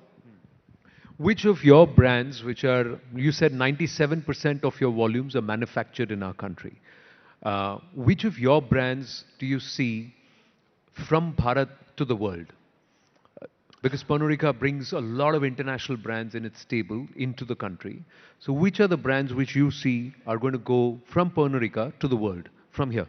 Well, the two giant brands that we have, Rostag and Blenders Pride, they're available in more than 65 countries in the world. So we do have this already. Our local Indian single malt, Longitude 77, is already available in Dubai. We are discussing to make it available in the US. There is all of our local brands which have the possibility to reach through our international networks of affiliates at Pernod Ricard or with other partners if necessary. And we cater both the Indian communities in the countries abroad or local consumers who do recognize the strengths and the fantastic quality of Indian brands. Let me also ask you, a lot of brands which are water heavy, agricultural produce heavy, power heavy, today have to also show a certain level of green growth, sustainability, moving towards net zero, reducing your carbon footprint. How has Pernod Ricard been able to perform in this metric? So this is extremely important for us. For two reasons. We are a global group. We have global commitments, which we want to respect. We know it's the only way to be sustainable for the future. Pernod Ricard is a group that is a family-owned company originally. Our founder, Paul Ricard, was very advanced. We still have Oceanographic Institute in a small island in the south of France, Les Ambiers, and in the 60s when he established that, that was kind of something nobody was doing. So very much in advance. We have these sustainable development goals, which are very measurable, and we must apply them in India, because India represents 1/3 of the volume of the group. You were talking about water. It's very important. We do replenish more than 2 times, more than 2.5 times the water that we use into nature through the complex system of water ponds that then are going back into the circulation of water. We look very much at our carbon footprint. So we were the first in the country to remove the, we call it monocarton, so the boxes around the bottles. Yes. That's an extremely important move that actually we're very proud that we didn't impact only with our action. Competitors followed, and so it removed even more of this monocarton, which honestly are not that useful on the brand. That's another example. And we have multiple examples. Many of the local brands do jump into the hipster format with plastic. We are going to go there, but we have decided to do it when we have a solution to do it with 30% recycled PET, and when we know that the impact on the environment will be lower than a glass bottle. So all these topics are extremely important for us. So you are ticking all the boxes consciously, not because you have to do it, but because you want to do it? Because it's the only way to be sustainable for the future. A world without water will be a world where there is no more business to do. So it's extremely important that we protect and we take this responsibility. I think being in a, as I was saying, in an industry where we need to acknowledge the responsibility of responsible consumption, making sure that we develop a sustainable business for the generation that come after has always been embedded into our way of thinking and way of doing business. Well, as a news network, we've got to walk the tightrope between revenue and ratings. So you've got to have the audience watching you while you don't compromise that, but you've got to also, because we are a cost center, you've got to look at revenue. For you, it is volume and value. So how do you find the balance, or do you tilt towards volume more than value? No, it's more value than volume. As I said, premiumization, which has been a strategy that we have applied worldwide and in India for many years, means we really want to push consumer to drink better. That's our goal, and we try to see consumer trading up, sometimes from non-operating segments to our categories.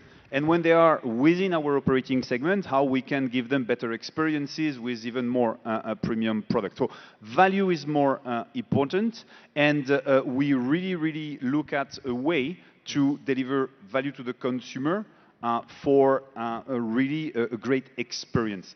People, of course, they want a great liquid when they drink a spirits, but they want the lifestyle and the experience that go with it. And we really pay attention to deliver all of it. All right, less than 5 minutes on the chat, so I'm going to move away from the corporate talk to something personal from you and to understand for all of us. There are a lot of future leaders sitting here. You're CEO of one of the largest, companies in this segment in our country, and also the world over. You are part of the global leadership in Pernod Ricard. What are the leadership lessons that you've learned which you can share with us, especially when you operate in different markets? And you come from one market, you've got a learning there. You come to another market and the variables change, don't they? Regulations change, the atmosphere in which you would work, the business environment change, the people, consumers change. So how does your leadership style change? Or how do you adapt? It's super important to be agile and adaptive. And this is something I have learned hopefully early enough in my career. I've been posted in different countries. And when you arrive, even as the CEO in a new country, there is a few elements that you can drive and you can bring your style. But there is a lot of adaptation, understanding of the culture of the country, And I think when you come to India, it's the next level because you don't have to understand one culture, but several cultures, which makes it even more interesting. So you were asking what advice I can give. It's be bold and be agile. Adapt yourself. And you will always go into a job with a job description that tells you what to do. But look at what you can do more outside of this job description, how you can contribute to your organization even more than what is on paper. If you do that, you will be noticed and you will have more opportunities. And my experience working with Indian is the workforce is extremely well educated, so you have people that are really able to do that. We, as a group, source talent from India to send them abroad. And sometimes they come back to contribute again to the Indian business. But really, we see India as a manufacturer for talents that is really helpful for the entire group. True. But do you think the Indians or Bharatiya are far more welcoming of the French than the French are welcoming of the Indians back there? Because you don't speak French, I don't talk to you. We don't do that. You speak English, we speak English. Well, I don't speak Hindi, but I'm very welcome here, so that's good. No, it's a mindset. Yes, Indians are very welcoming, and I have had a fantastic experience in this country on the almost 3 years I've spent here so far. And I would say most of the French people would be similar. You might experience difficulties with the language because us French are not always good with English, but the intention is there. And I find a lot of similarities in the mindset, in the willingness to be outgoing, to share stories, and the natural exchange is easy, the connection is easy to get. How do you tide over cultural differences and also this entire, if for want of a better word, ego block? Who's he to tell me? Why do I have him to come and tell me what I should do? It happens to every leader. And on the other hand, you as a leader also have to show a certain level of humility to say, listen, I need to learn from them because they work this market more than I have. So how do you figure that out? And how much time does that take? 6 months, 1 year, 6 weeks, or it varies? Forever. It's no, but that's probably the easiest question of all. I come here, I know nothing about the Indian market, and I have a lot to learn. And I have excellent teams who know the market and who teach me. My role is to stitch the things together, to push them to do even better. But I'm not here to teach anybody about the Indian markets. I have people who know much better than me. And I learn from them, I try to understand, and again, I push them to work better together, I push them to exceed the expectation, but I'm not the one who will teach anybody about India. So what are you going to be doing? And what do you learn? Well, so far I've learned so much about how to do business differently in India. The brand we just launched recently, which is Exclamation, covering 5 categories of spirits with one brand. When I was first presented this project, I said, no way, we don't do that in our industry. And there is no good example abroad of a successful brand covering different spirits category. In India, it's possible. An umbrella brand works in our industry. And this is something that my team has taught, showing me examples, being very convincing about it. And then we launched it. Yeah, because you can put an exclamation after anything, right? And change the exclamation. It's true. It's true that India is an exciting country. All right, on that note, Jean, lovely speaking with you. Thank you so much. And thank you so much for being such a wonderful partner and invaluable one with us here at the Rising Bharat Summit 2026. Thank you. Thank you so much. Thank you.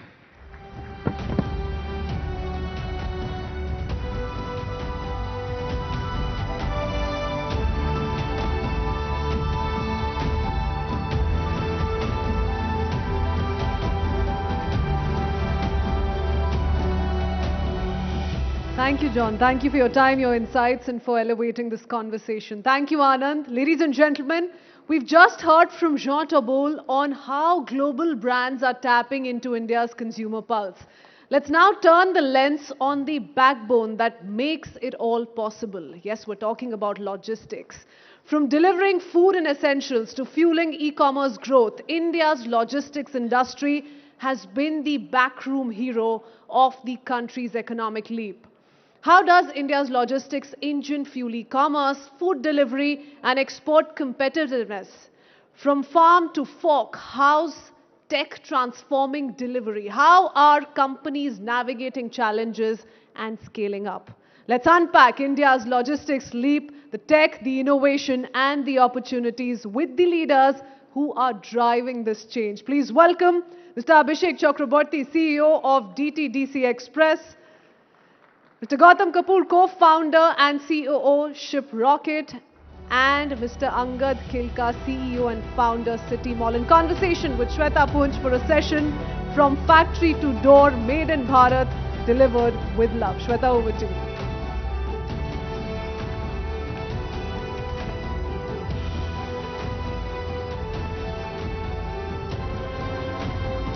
Good afternoon, everyone.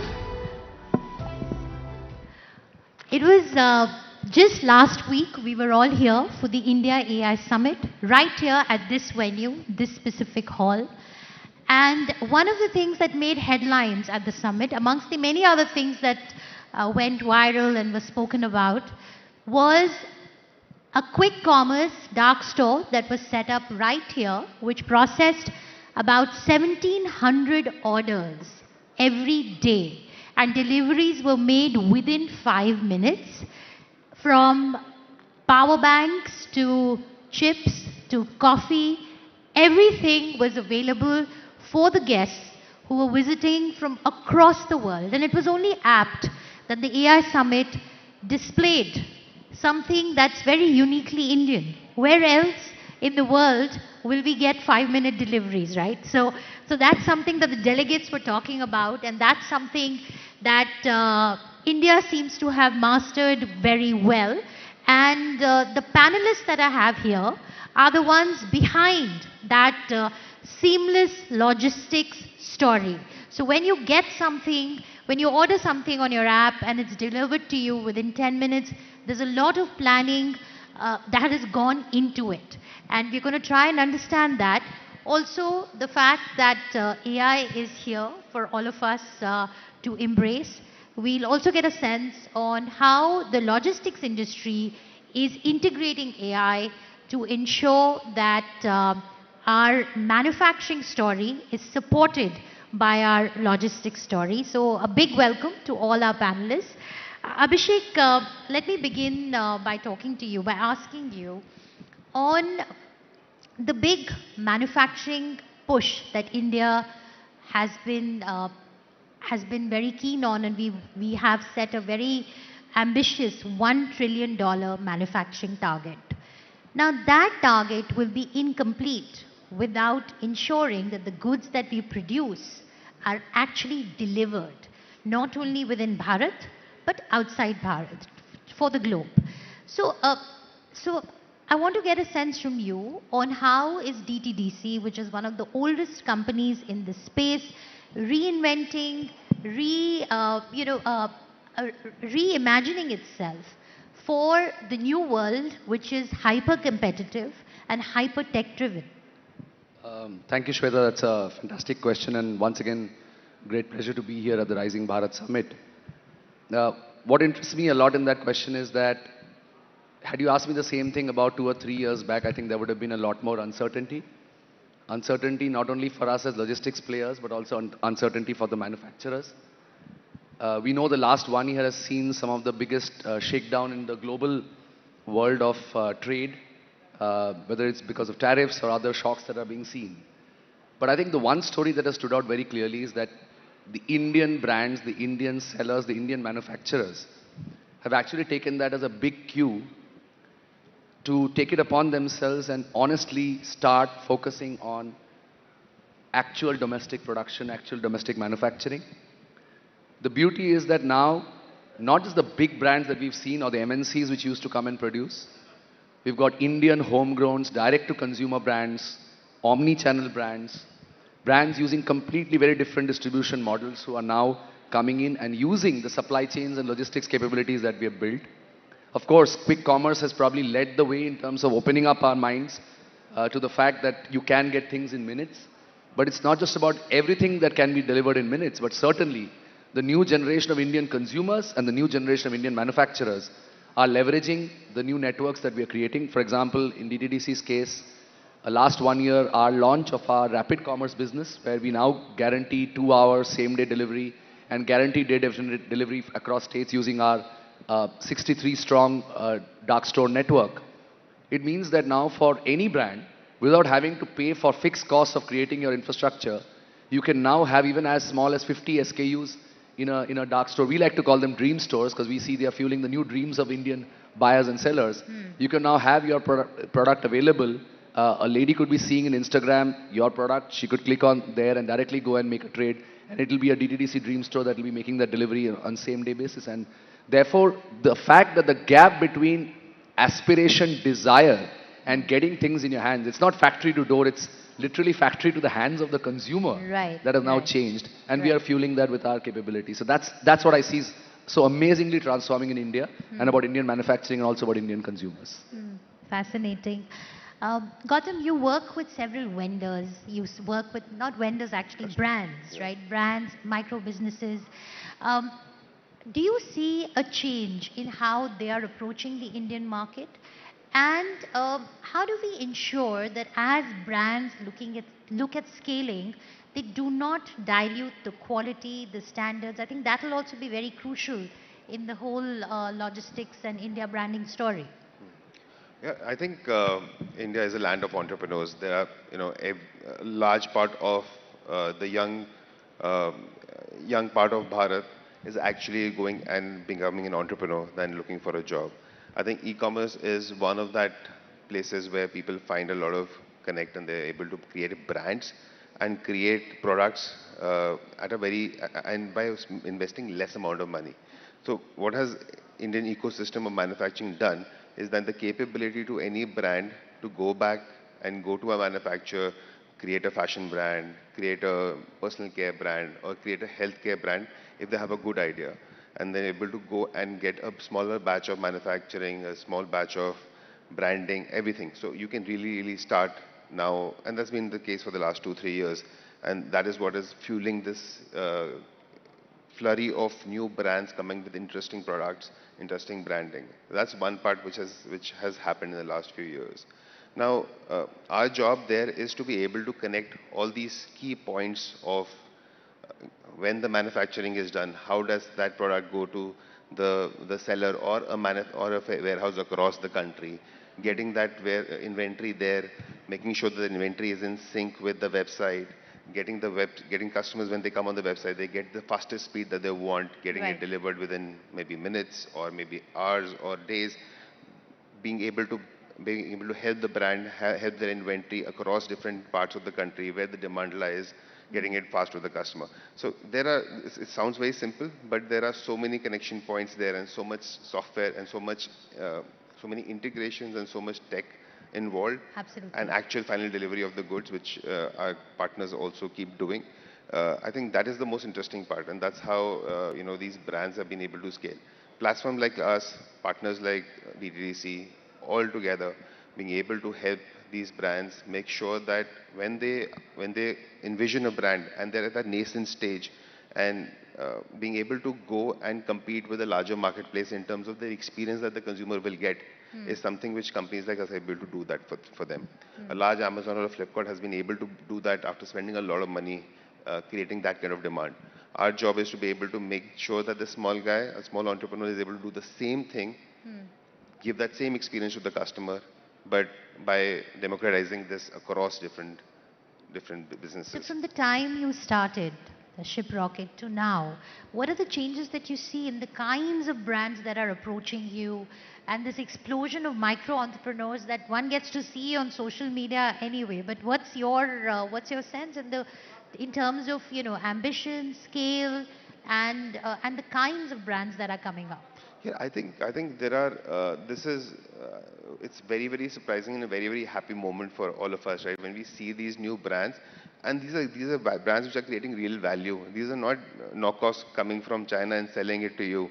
Absolutely. These are brands which have been thought through. Authentically made in India, completely. Yeah, we have so many brands who are changing how fashion, how the Gen Z or the Gen Alpha is now thinking about fashion. how they're using Indian fabrics in, how athletic wear, for example, crazy things like those, and how, clean protein is coming from the Indian produce, and how is it better than a global product, etc. So I think they are really hitting the new customer out there, and these brands are those same customers, and that's real value which is being created. So real innovation happening on the consumer side, and a lot of value being created to be able to enable these smaller brands. All that kind of packaging, all that kind of manufacturing capability these large manufacturing companies are bringing in, which then fourth are helping these brands. So think about it like an ecosystem which is now creeping up and becoming big. Yeah, right. Angad, you're the founder and CEO of City Mall, where you're working with Bharat. You're working with tier 2, tier 3 cities. You're working in the rural areas. And according to data, in the e-commerce space, there's more demand coming from rural India than urban India. Who would have thought of that, right? Who would have thought of people placing orders online in rural India?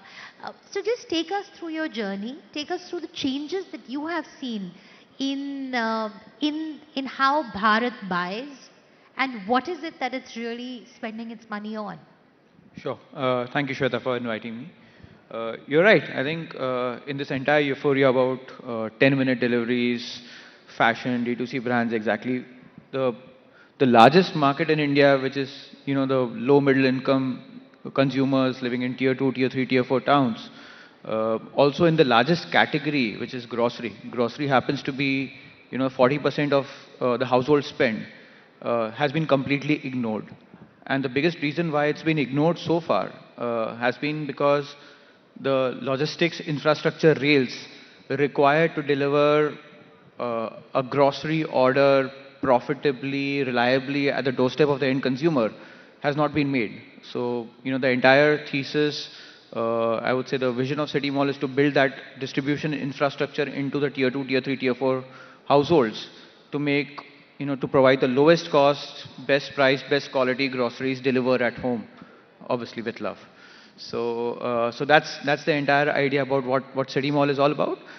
What we've been seeing is, and when you talk about the low middle class consumer group in these towns and cities, there is a lot of aspiration, and that aspiration is being driven by the content proliferation. So, just for as an example, on our platform, we see a lot of upcoming newer categories like Korean noodles, which is one of the largest growing categories for us, being sold on our platform more than the normal noodles. So, so a lot of that aspiration is being driven by content, and our job as a platform is to make those aspirations affordable for these consumers. So is Bharat premiumizing, or is it trading down? So, interesting question. So, Bharat is becoming aspirational. They are wanting to try out newer and newer categories that are aspirational, that are premium in nature, but they want to make sure that they want to have it in at affordable price points. So, for example, an aspirational product, let's say like a peanut butter, would sell more in smaller packs than in larger packs, because those smaller packs make it more and more affordable to that consumer segment. So, yeah, so it's like aspirational products and product categories at price points that don't hurt their pockets is what Bharat needs. Okay. I want to talk about data, because data is the new infrastructure behind delivery and logistics. How are you all mining that data? And what have been the key trends that have emerged according to you? And I also want you to do a little bit of crystal ball gazing on, how do you see the logistics industry adapting to the new data trends that are emerging?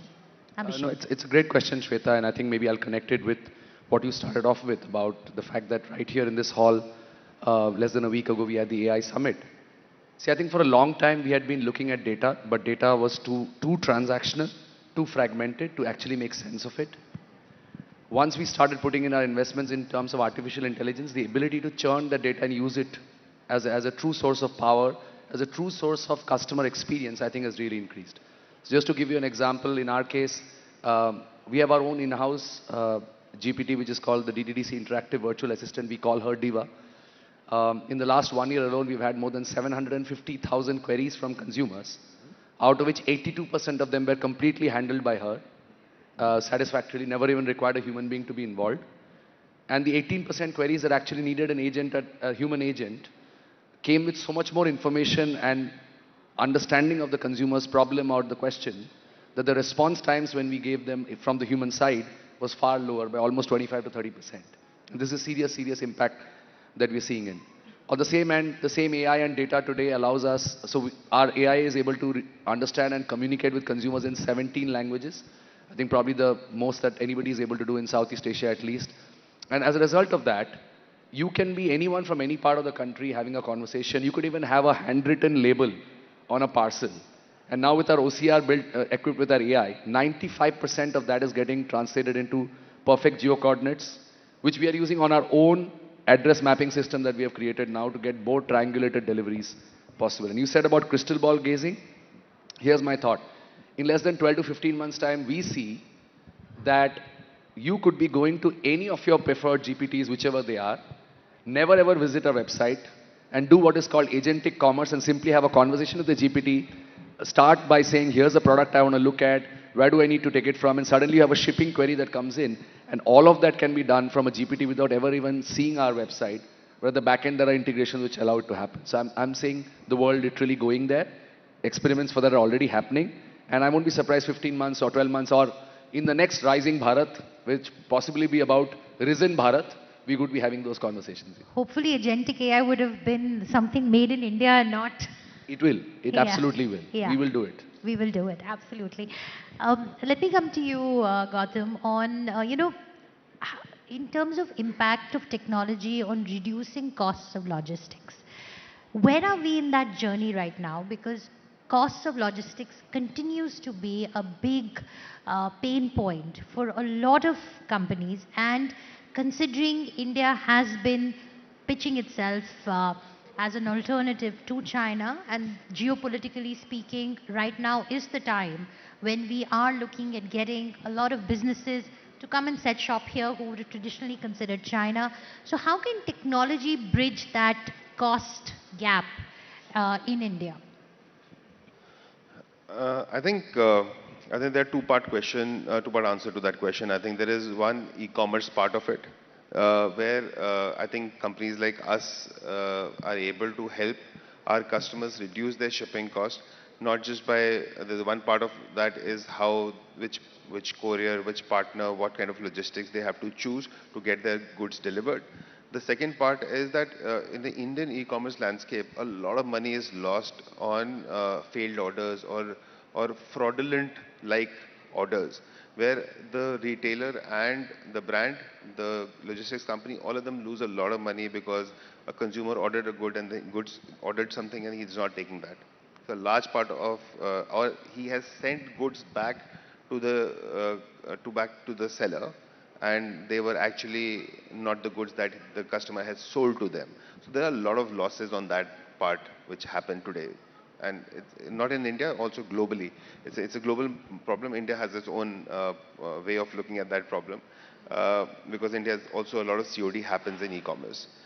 Typically that problem is actually a data problem than actually a logistics problem, because the logistics is still doing the job of delivering the goods.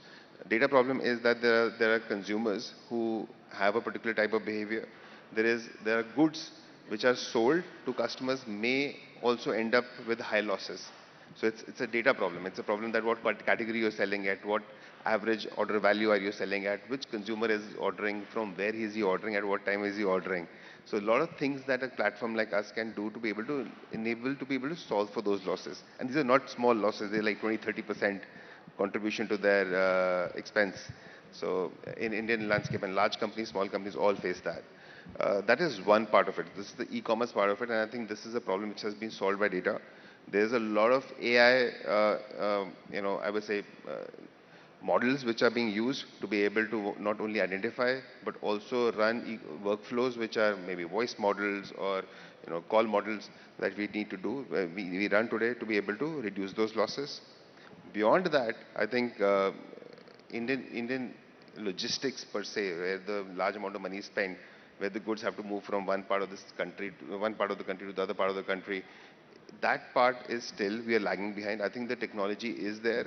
All the parts of the technology, it's either the automations on the highways, or it is automations of the vehicles in terms of tracking, etc. Track and trace, all that is there. I think the infrastructure, as that improves, our cost will reduce. But again, today we are still the highest logistics cost on a GDP basis against any global market. So we are still more the expensive one. I think that is largely backed off infrastructure. I think the technology is already there now. Okay.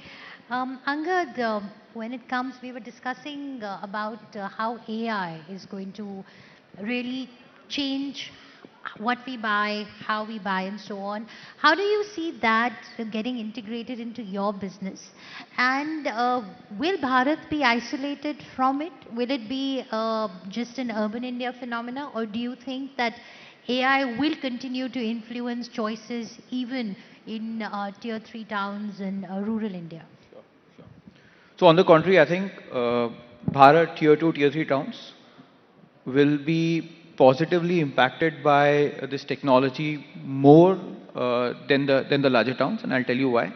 Today on our platform, 80% of the orders are through recommendation systems that are powered by AI. That's 80% of our orders. As humans, we don't influence, what the consumer sees, etc. All that is being recommended by an AI system. And an AI model is significantly more efficient as compared to a human doing it, because they can be more hyper personalized for every user. What is the right product at this point in time, given what they have purchased earlier, etc., etc., can be done much better through an AI system than a human doing it. And obviously, as you go into like tier 2, tier 3, tier 4 towns, your propensity to normally browse the app the way we do it is lesser as compared to the more affluent consumers. Hence, using technology to get the right products recommended to you at the right point in time is much higher for that consumer groups. And now with voice AI coming in, it's going to be completely different. I think from a behavioral shift perspective of how the offline world works to how an online world works is going to collapse. The difference is going to collapse completely. You're gonna, order through your mobile app just how you would go and order in an offline world. And all this is possible only because of the, the developments that are happening in this technology. So the next question, which I'm sure is also probably on everyone's minds, is on the impact of AI on jobs in the logistics industry. This is an industry that employs lakhs of people. And Abhishek, I was reading about a new dark center that you've started, which is completely run by women. Now, if we were to look at what's happening in China, where they have zero human intervention in their dark centers, they're fully automated. Do we see India also following that path? And what are the kind of jobs that you think will be done away with? And what will the new job structure look like? See, I think this debate has come up many times through many cycles of technology development that have happened over the years. Ours is an industry where the human touch and the human impact was always very critical, because at the end of the day, we are talking about physical delivery, physical pickups, and physical transaction of products. Yes, but robots do deliver. Yeah, they do. And it's happening already. They do. But I think India is still some distance away from probably getting to that, simply because our markets, our cities, our urban and semi-urban places are not yet as homogeneous to be able to introduce that. I think labor costs still are quite favorable for us to still see more value in certain parts of our business. What I do see is that repetitive jobs in certain parts of the supply chain, especially the middle mile part of it. For example, sortation, picking and packing of products, computer vision, which can be used to now see where a package should be moving. I think those are areas in which human intervention will be lesser, which means AI will be more of an agent supporting, assisting, enabling the human beings to be more efficient. But at the same time, for the same reasons that I'm sure Gautam, Angad, we all of us believe, as more and more Bharat penetration of services and requirements is going to go in, we know that we have not even seen 10 or 15% of the total market. So you will have probably the need for resources and people enabled with technology going far more deeper. And I think as you quoted China, as China grew and China achieved success and became more automated, it did not mean that people were jobless. It did not mean that people were not being engaged. Okay. It just means that people are engaged more meaningfully with more value being added. Gautam, your thoughts on this? I think nothing very different from what what Abhishek is saying. But think about it like this. What will AI do? AI will just fuel the consumer being able to buy more. The consumerism of the Bharat to be able, more people to buy more, produce at a lower cost, that will happen. But what will happen is that when people buy more, there'll be more logistics. Look at any developed economy or developing economy, the logistics still happens by people. Robotics is absolutely on the back end, but from the front end perspective is largely people. That's the most efficient way of doing it, even beyond robots or using drones. Indian ecosystem, all the cities are tightly knit to each other, right? They're densely populated. People is the most efficient, still the most efficient way. This is what happened with fast delivery, 10-minute delivery coming in. There was more employment there. You had e-commerce coming, there was more employment there. So all the last mile of people going online and buying actually is directly proportionate to number of people being on the job and delivering goods to you. I think that's why it's more people. I think it's going to be more employment with more AI coming into at least consumer products. Okay, Angad? I think so. The people who are involved in sort of moving atoms and the physical labor, they won't be impacted by AI. But the entire layer in the delivery ecosystem that enables that, they will become 10x more efficient. So the same person would be able to do 10 times more than what they would be. Then you'll need fewer people to do that job, right? Either that or the size of the pie needs to go up. Or expansion. Yes. Okay. I think the pipe will expand more than that's always. I think we all believe in that. The pipe always happens. Very quickly, we're out of time. But one quick wish list from the government on what can be done to enable more efficiency in our logistics space. Very quickly, Abhishek, you. Just remove any hurdles for domestic or international trade. Specific. You have to be specific. You can't say any hurdles. Even faster and more brighter execution of all the FTA deals. Okay. Make sure that Indian products can reach the hands of people across the world. So more FTAs. Gautam? I think there's something interesting which has already happened, where how the new law in terms of helping Indian exporters through the e-commerce mode, being able to sell to global markets, being able to get their goods back. Earlier it was considered as a new import. Now you can actually get it back without paying the additional import duty on your own goods that you had sent forward. So all those things are very interesting. I think there are small little things left around it in terms of helping Indian companies sell to global markets. I think there are very, very small few little things left in that space that has to be corrected. So in the last 1 year or so, we've seen a sense of urgency from the government as well. There were initiatives announced, the budget, expansion of the amount of what MSMEs can export without approvals, that, and then we've seen the government go easy on quality control orders. So, but we've seen that happening in the last 1 year. Angad, if you were to suggest 2 or 3 steps that the government needs to take this simplification process forward, because logistics is going to form the basis of our manufacturing push. I think I would say just integration of technology into all the government processes, whether it is compliances, regulations,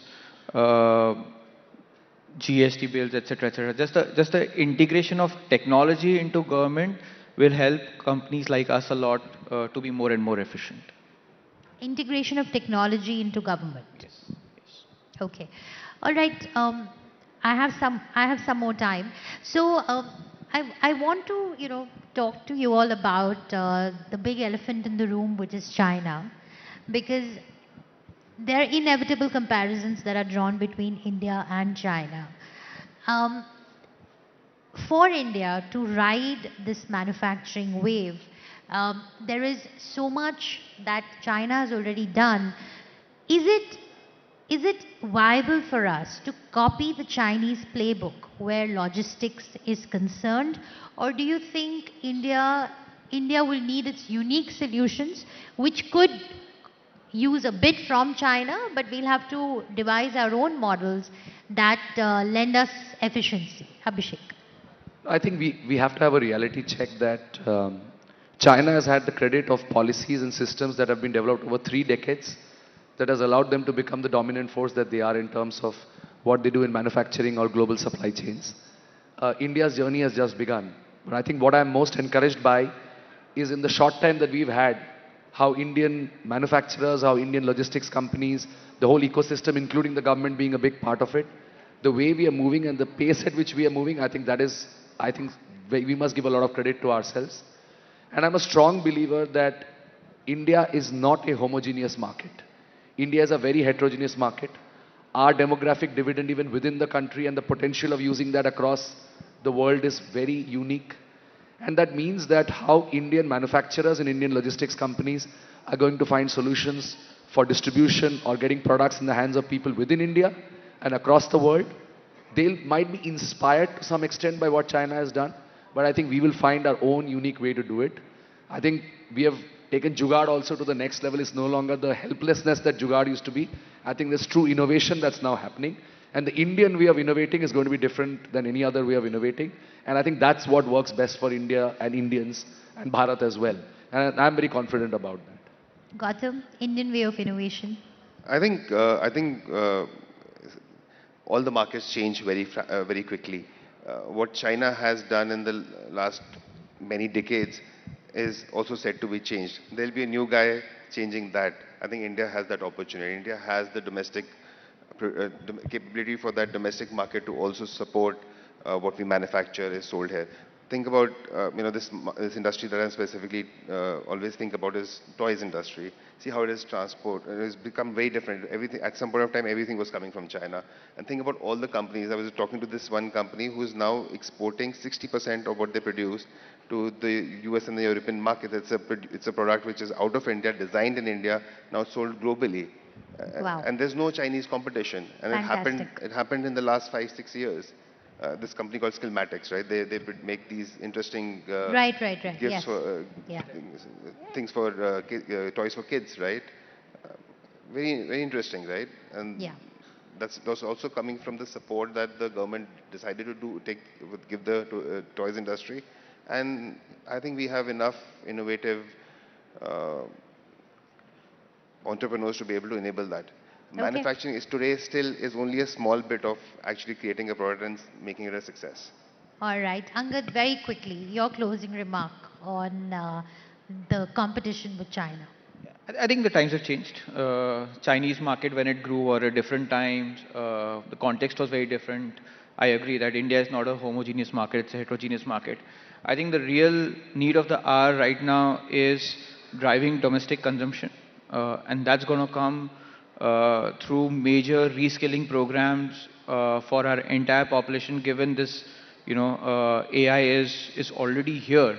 There is a need for major reskilling in India to happen to catapult us into the next phase of growth. That's, I would say, it's not China versus India, it's actually India versus India and AI. That is so interesting. And on that note, on that very optimistic note, we'll close this conversation. I think Angad sums it up beautifully. It's not India versus China anymore, but India versus India and Bharat 2.0. So with that, thank you so much. We do hope that entrepreneurs like yourselves and several others continue to drive the India-Bharat story forward. Thank you. Thank you.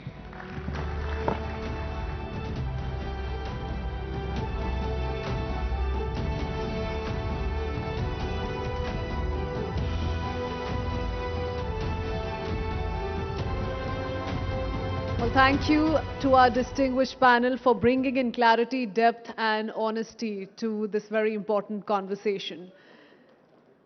While the logistics leaders, we have just through their voices seen, they've shown us how India's infrastructure is driving growth. Now, let's explore a different kind of frontier where nations navigate the complex game of defense, diplomacy, and strategy, where the stakes are very high and the playbook is evolving. Joining us to decode this complex landscape is an expert who has tracked these shifts in global conflict and cooperation.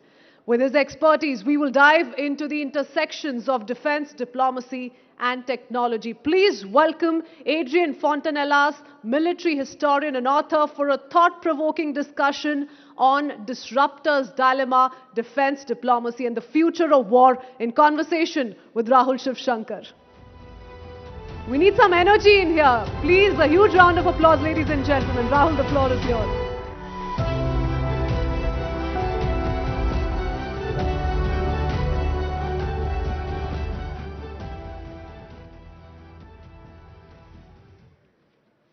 Good afternoon. What a day to be speaking to Adrian Fontanellas, one of the leaders on perspectives with regards to the military. I don't know if you've just heard, but a few moments ago, the Israelis and the Americans have just struck targets in Iran. So we're living in a time of war, Adrian, and we're going to be discussing scenarios that emerge from combat.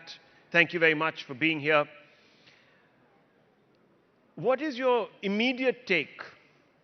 I know it's not easy to comment when we don't have all the information.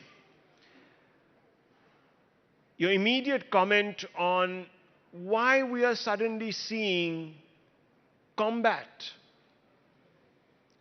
of a nature that we thought we had put behind a few years ago, exploding in different parts of the world. We've also had, of course, conflict with Pakistan right here in the subcontinent. That was about 9 to 10 months ago.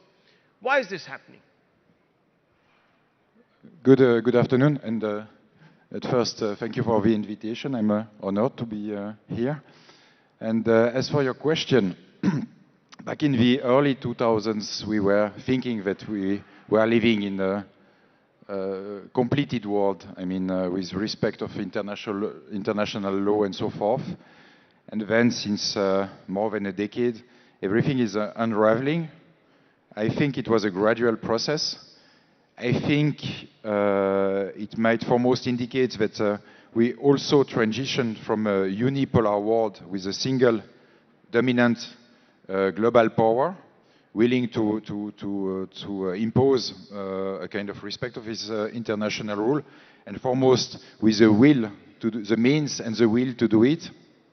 And this gradually changed. And of course, we are switching into different worlds with several, in the long term, equal powers, perhaps 4 or 5 real global powers. India will be one of them, obviously. And I think during this transition, we are seeing frictions. We are seeing this kind of reshuffling of the cards, and this is generating also conflicts. I'm thinking about the Russo-Ukrainian war, for example. Sindoor might be. I think Sindoor is not related directly to that, but otherwise, yes, we are back into a conflicted world until a new paradigm consolidates and emerge. So Trump has said that he is not a president that wants to go to war, that he's a president for peace. That's what he says about himself, and he takes great pride in ensuring that nations that are warring, and there have been about 7 or 8 by his own admission, how he sort of brought peace to those regions. But here you're seeing, in regards to Iran, the US and Israel coming together. Now, do you believe that there is a legitimate reason here, or is this power projection to prove a point really to domestic audiences? How do you read the American sudden pivot? And he also, of course, called the Ministry there of Defense into the Ministry of War. So it's quite interesting that he sort of plays around with these nomenclatures. I see this as a highly risky situation, frankly. It's almost like President Trump is reminding me of Vladimir Putin, in the sense as you are making coup, and you are succeeding into your military coup without entering into any protracted, damaging war. So Putin had a easy 6 days war against Georgia in 2008. He won without any trouble. And then annexation of Crimea in 2014, no bloodshed, he got it.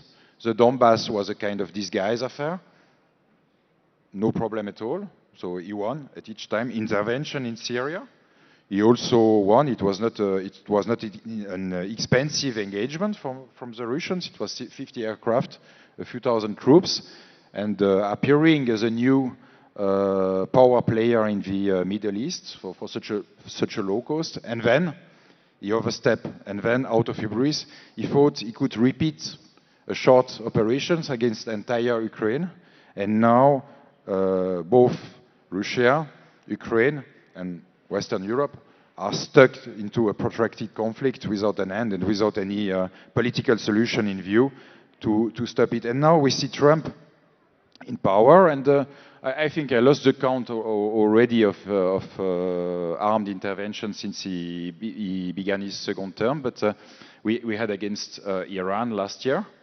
Okay, he got it very cleanly. I mean, just this single strike.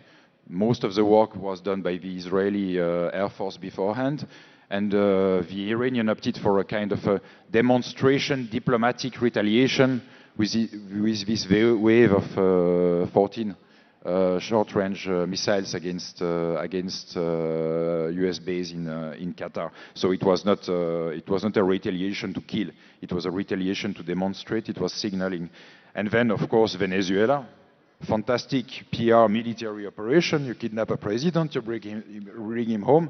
So far for him, military operations were easy, well under control, scoring a lot of PR points. And the danger this time with going against again Iran is there is no control about what the Iranians will do. They have plenty of different ways to try to retaliate. So you think this could escalate unpredictably? Absolutely. At least they depend on the adversary to keep reasonable and not escalate too much, because Iran has several serious options to retaliate. For example, they could target American ships in the Persian Gulf. They have, according to the Israeli, at least 1,000 long-range ballistic missiles in stock, according to what Tel Aviv published. They have also thousands of shorter-range missiles, enough to reach bases in Saudi Arabia, the Emirates, and Qatar, for instance. They have also their Houthi allies, which might be activated, and the Houthi had showed enough that they were foes that shall not be underestimated during 2003 and 2004 and early 2025. And of course, there is all the militias supported by Tehran and the IRGC, the Guardians of the Revolution, which are in Iraq.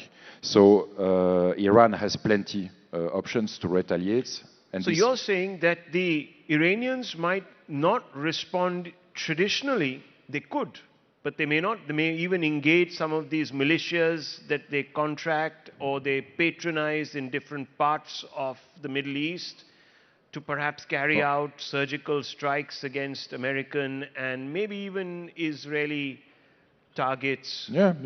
Actually, last year, Iraqi militias fired drones against Israel in solidarity with Iran, and Houthis were firing a few ballistic missiles too.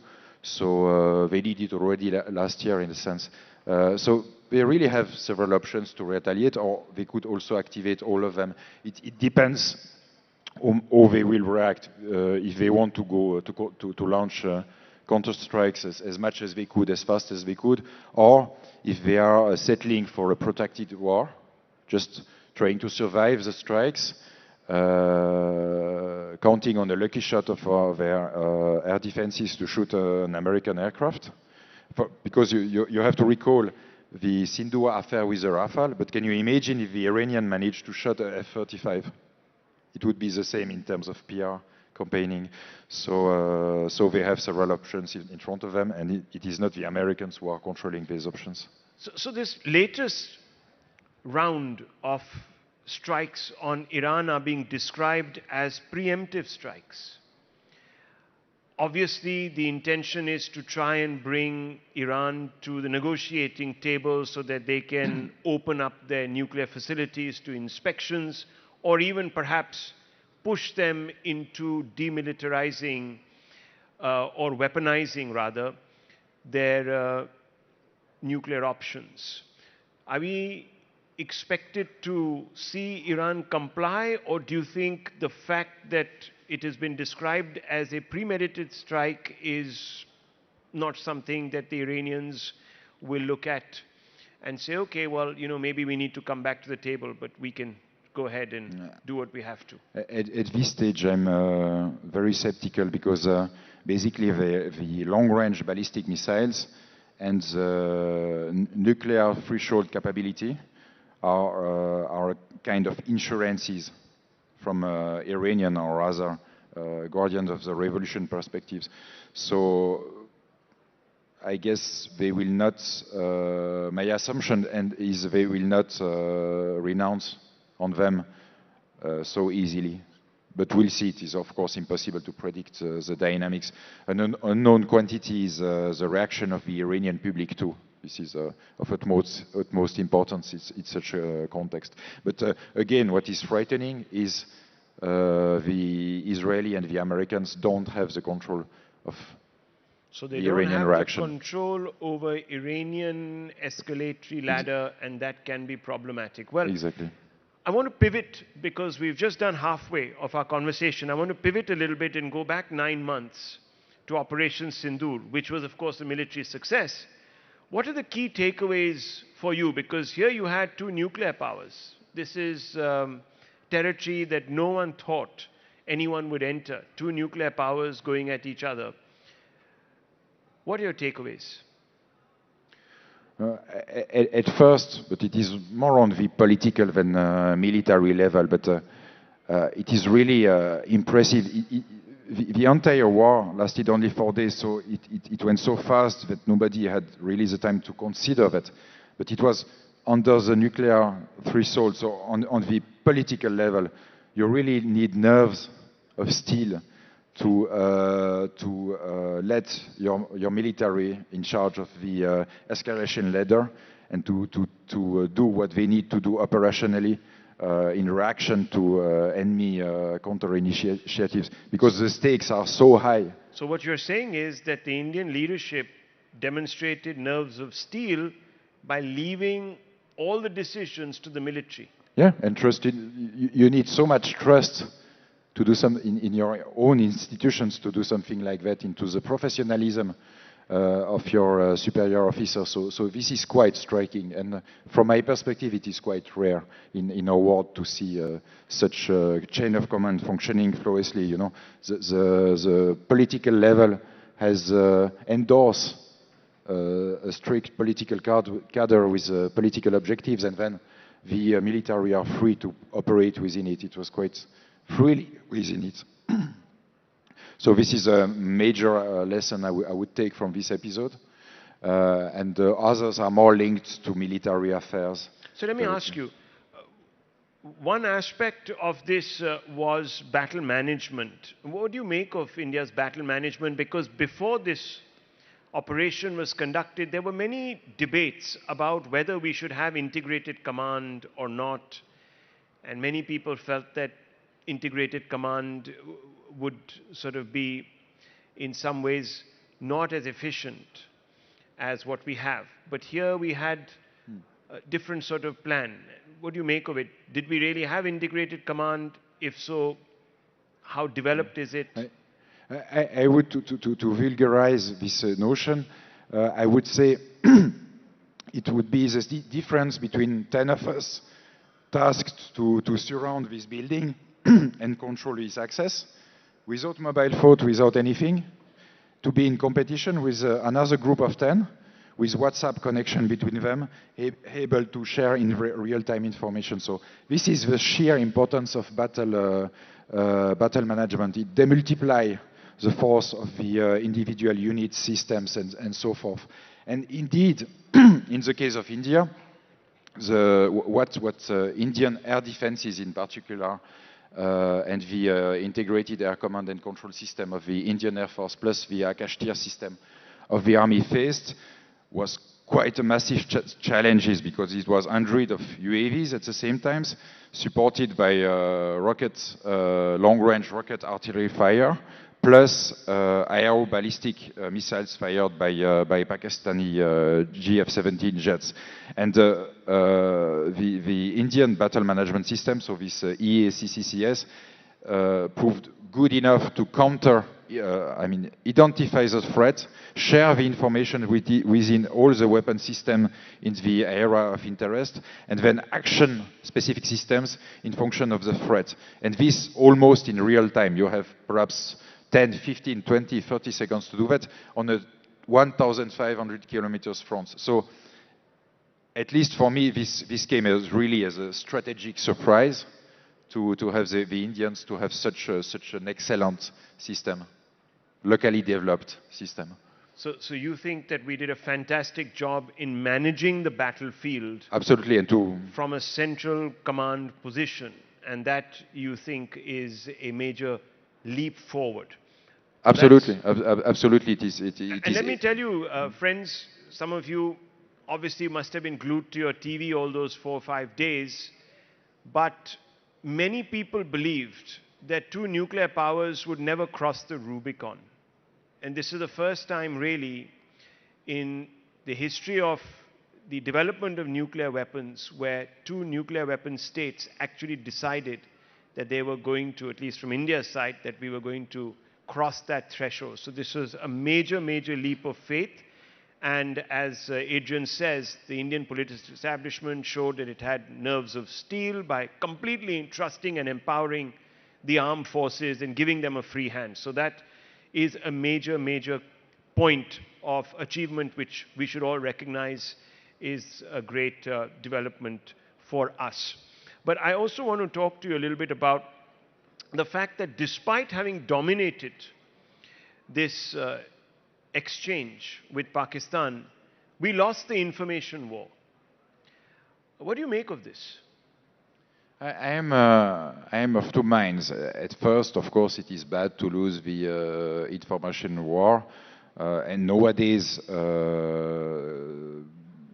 communication is a line of operation in itself. So it is true that the Pakistani were clearly better at that game. Although it sounds to me tactical, because okay, the Pakistani got at it better in, for example, in the Western mass media, but people are forgetting about 3 days what were the comments about Sindoor. So is it so important on the strategic level for India? Whilst on the other hand, because the Pakistani won this communication war, this aspect of the war, they didn't lose face. And when you have an adversary which is not losing face, then he will not reform. It will be less easier to improve itself.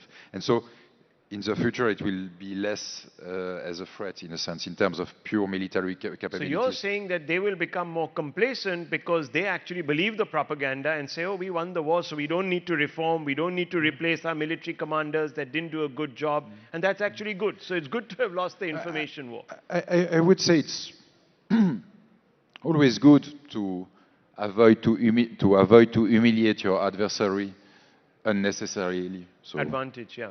But still, this plays into our hands. In fact, we know that General Munir gave himself a promotion. He now goes by the title Field Marshal, and Trump says he's my favorite Field Marshal in the world.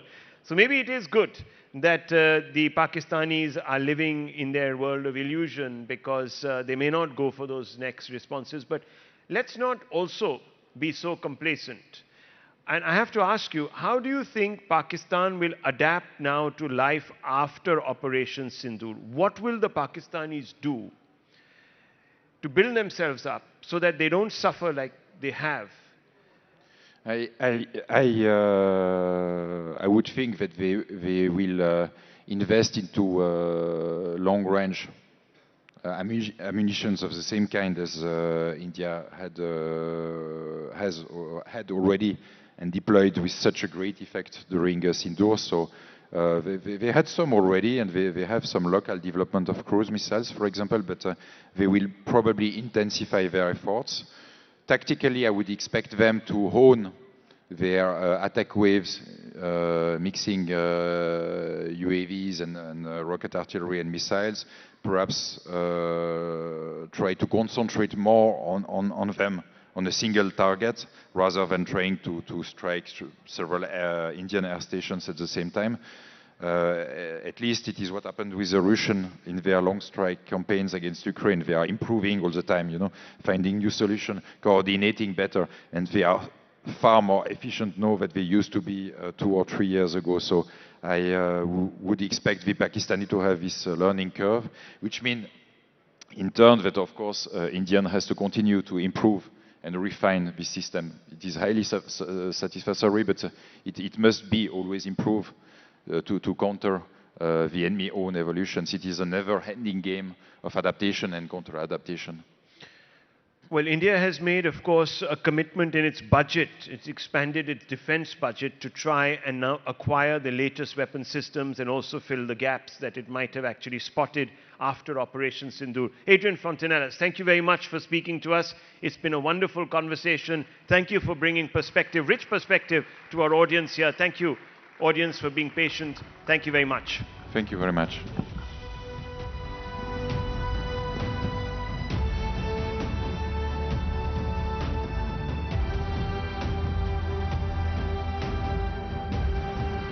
Thank you so much for that engaging and thought-provoking session. Ladies and gentlemen, with that, as we break for lunch, we would also like to express our heartfelt appreciation to our partners. Your unwavering support has enabled us to bring together the brightest minds and most innovative ideas. Thank you.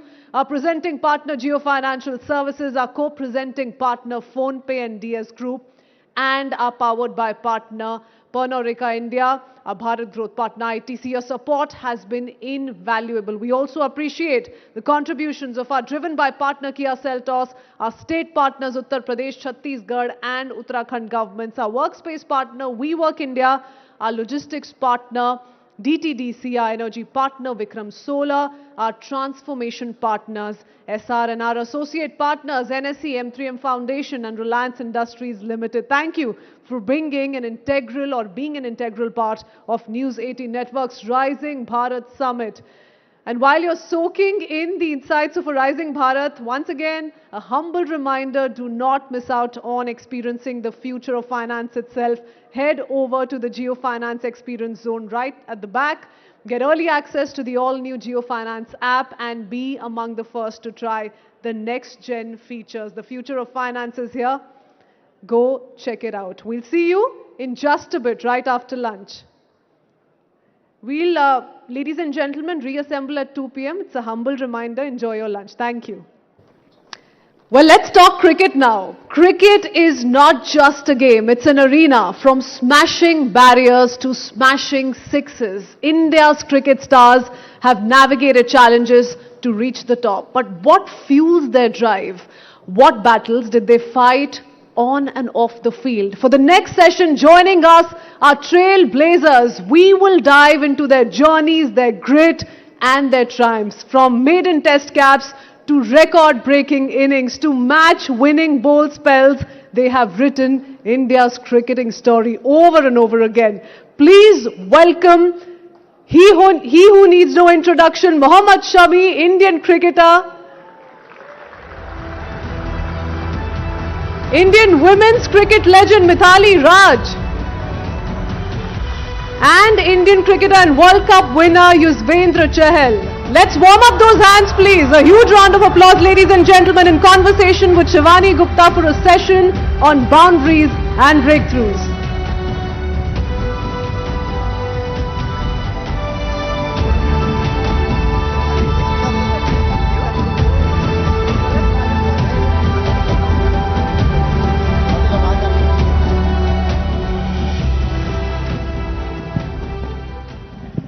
Thank you, everyone. A big round of applause, please, for our amazing cricketers on the stage.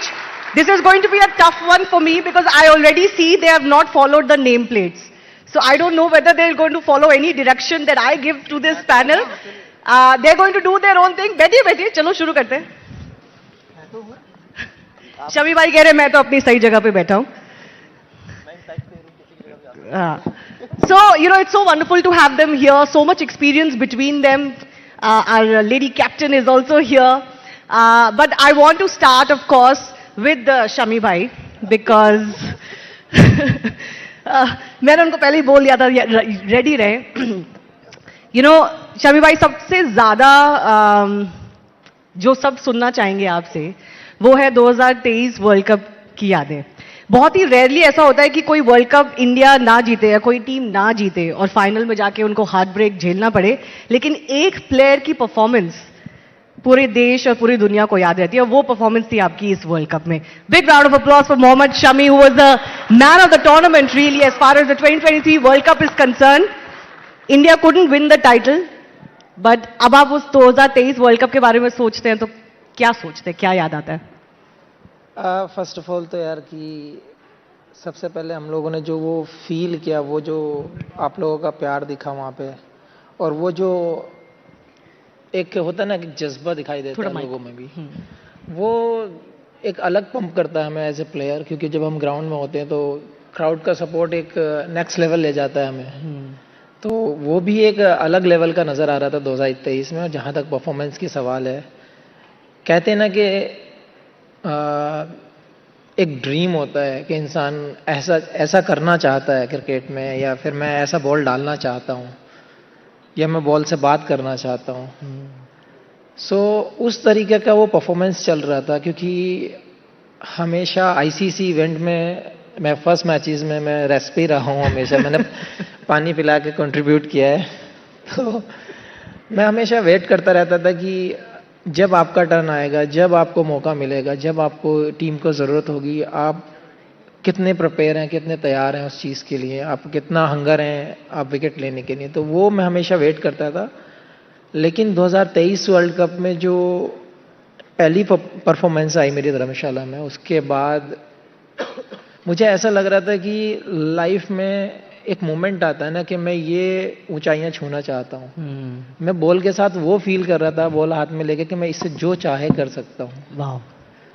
तो ये एक time पे आता है, ऐसे batsman भी आता है कि हाँ हमारा टच ऐसा होता है कि इन द जोन जिसे कहते हैं. नहीं, किसी दिन ऐसा होता है कि आप एज ए बैट्समैन भी अगर आप चाहें कि हाँ कि मैं ना मारना चाहूँ लेकिन वो बैट में आके लगती है. तो वैसा ही वो फील चल रहा था. और जो मोमेंटम था टीम का वो आपने देखा ही है. और जो क्रेज पब्लिक में था, जो सपने सबको दिखते थे, उससे ज़्यादा तो हमें दिखते थे. रात को नींद नहीं आती थी. लेकिन कहते हैं ना नसीब को कोई नहीं बदल सकता. लेकिन मैंने वो बॉल के साथ वो फील किया है, ऐसे लगता था जैसे मैं बात कर रहा हूँ बॉल के साथ और बॉल मेरे हिसाब से चल रही है.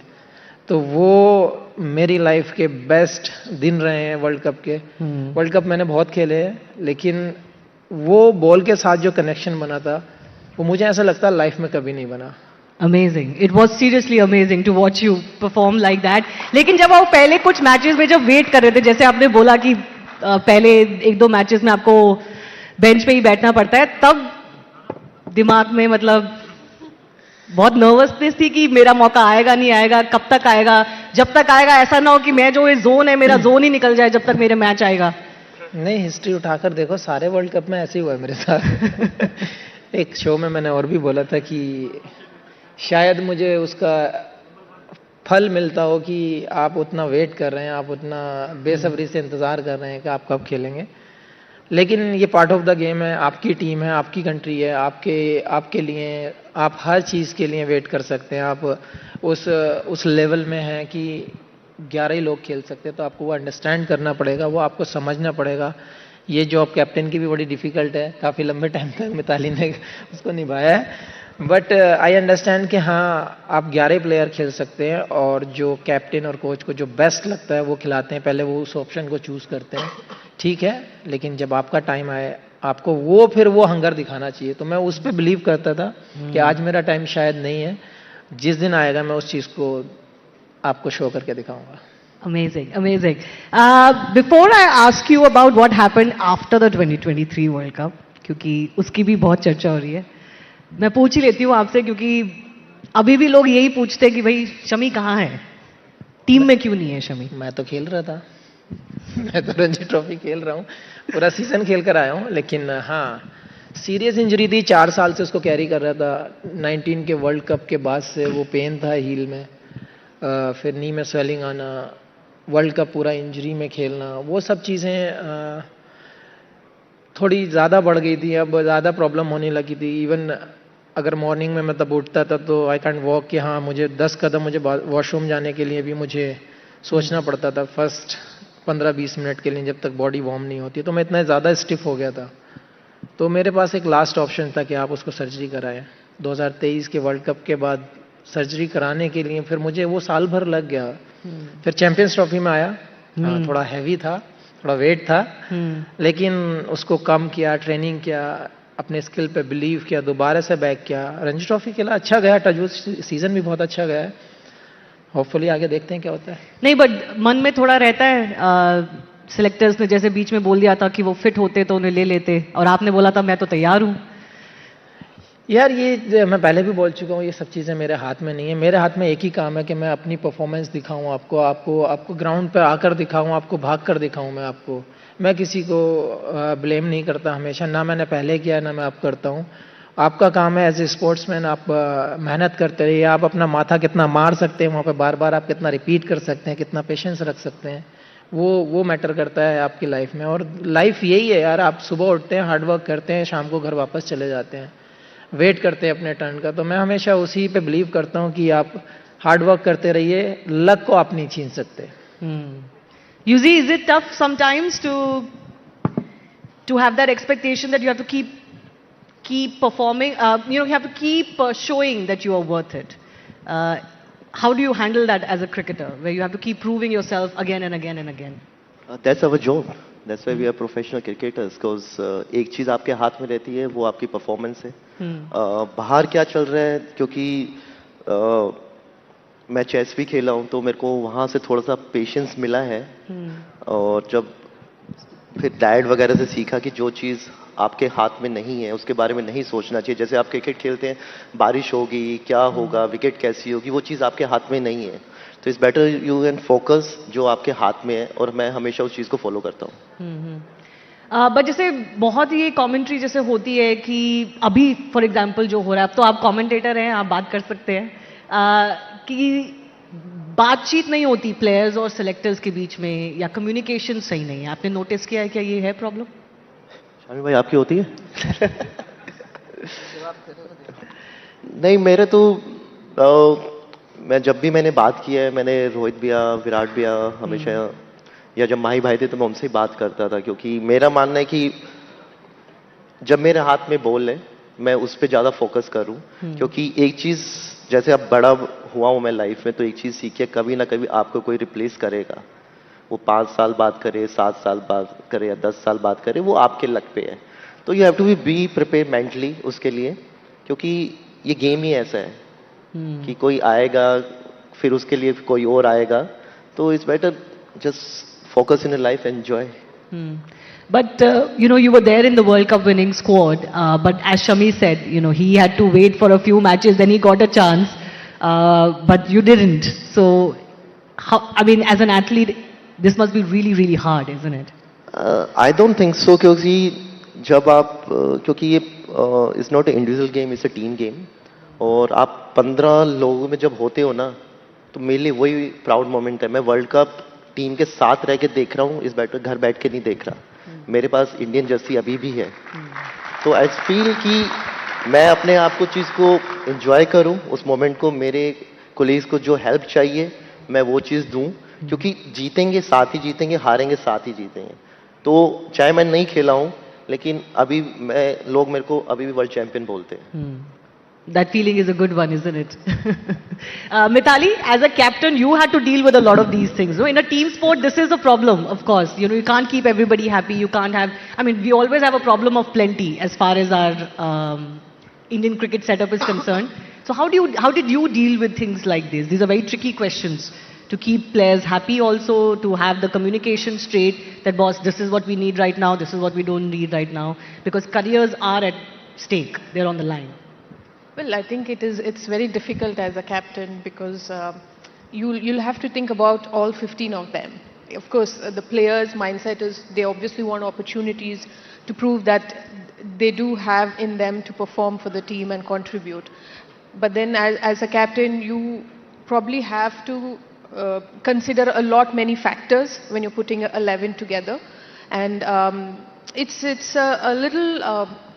what can I say? As a captain, I personally felt pretty lonely doing this job because not everybody will understand from the point of view your own decision why you have certain players in and why you haven't picked certain players.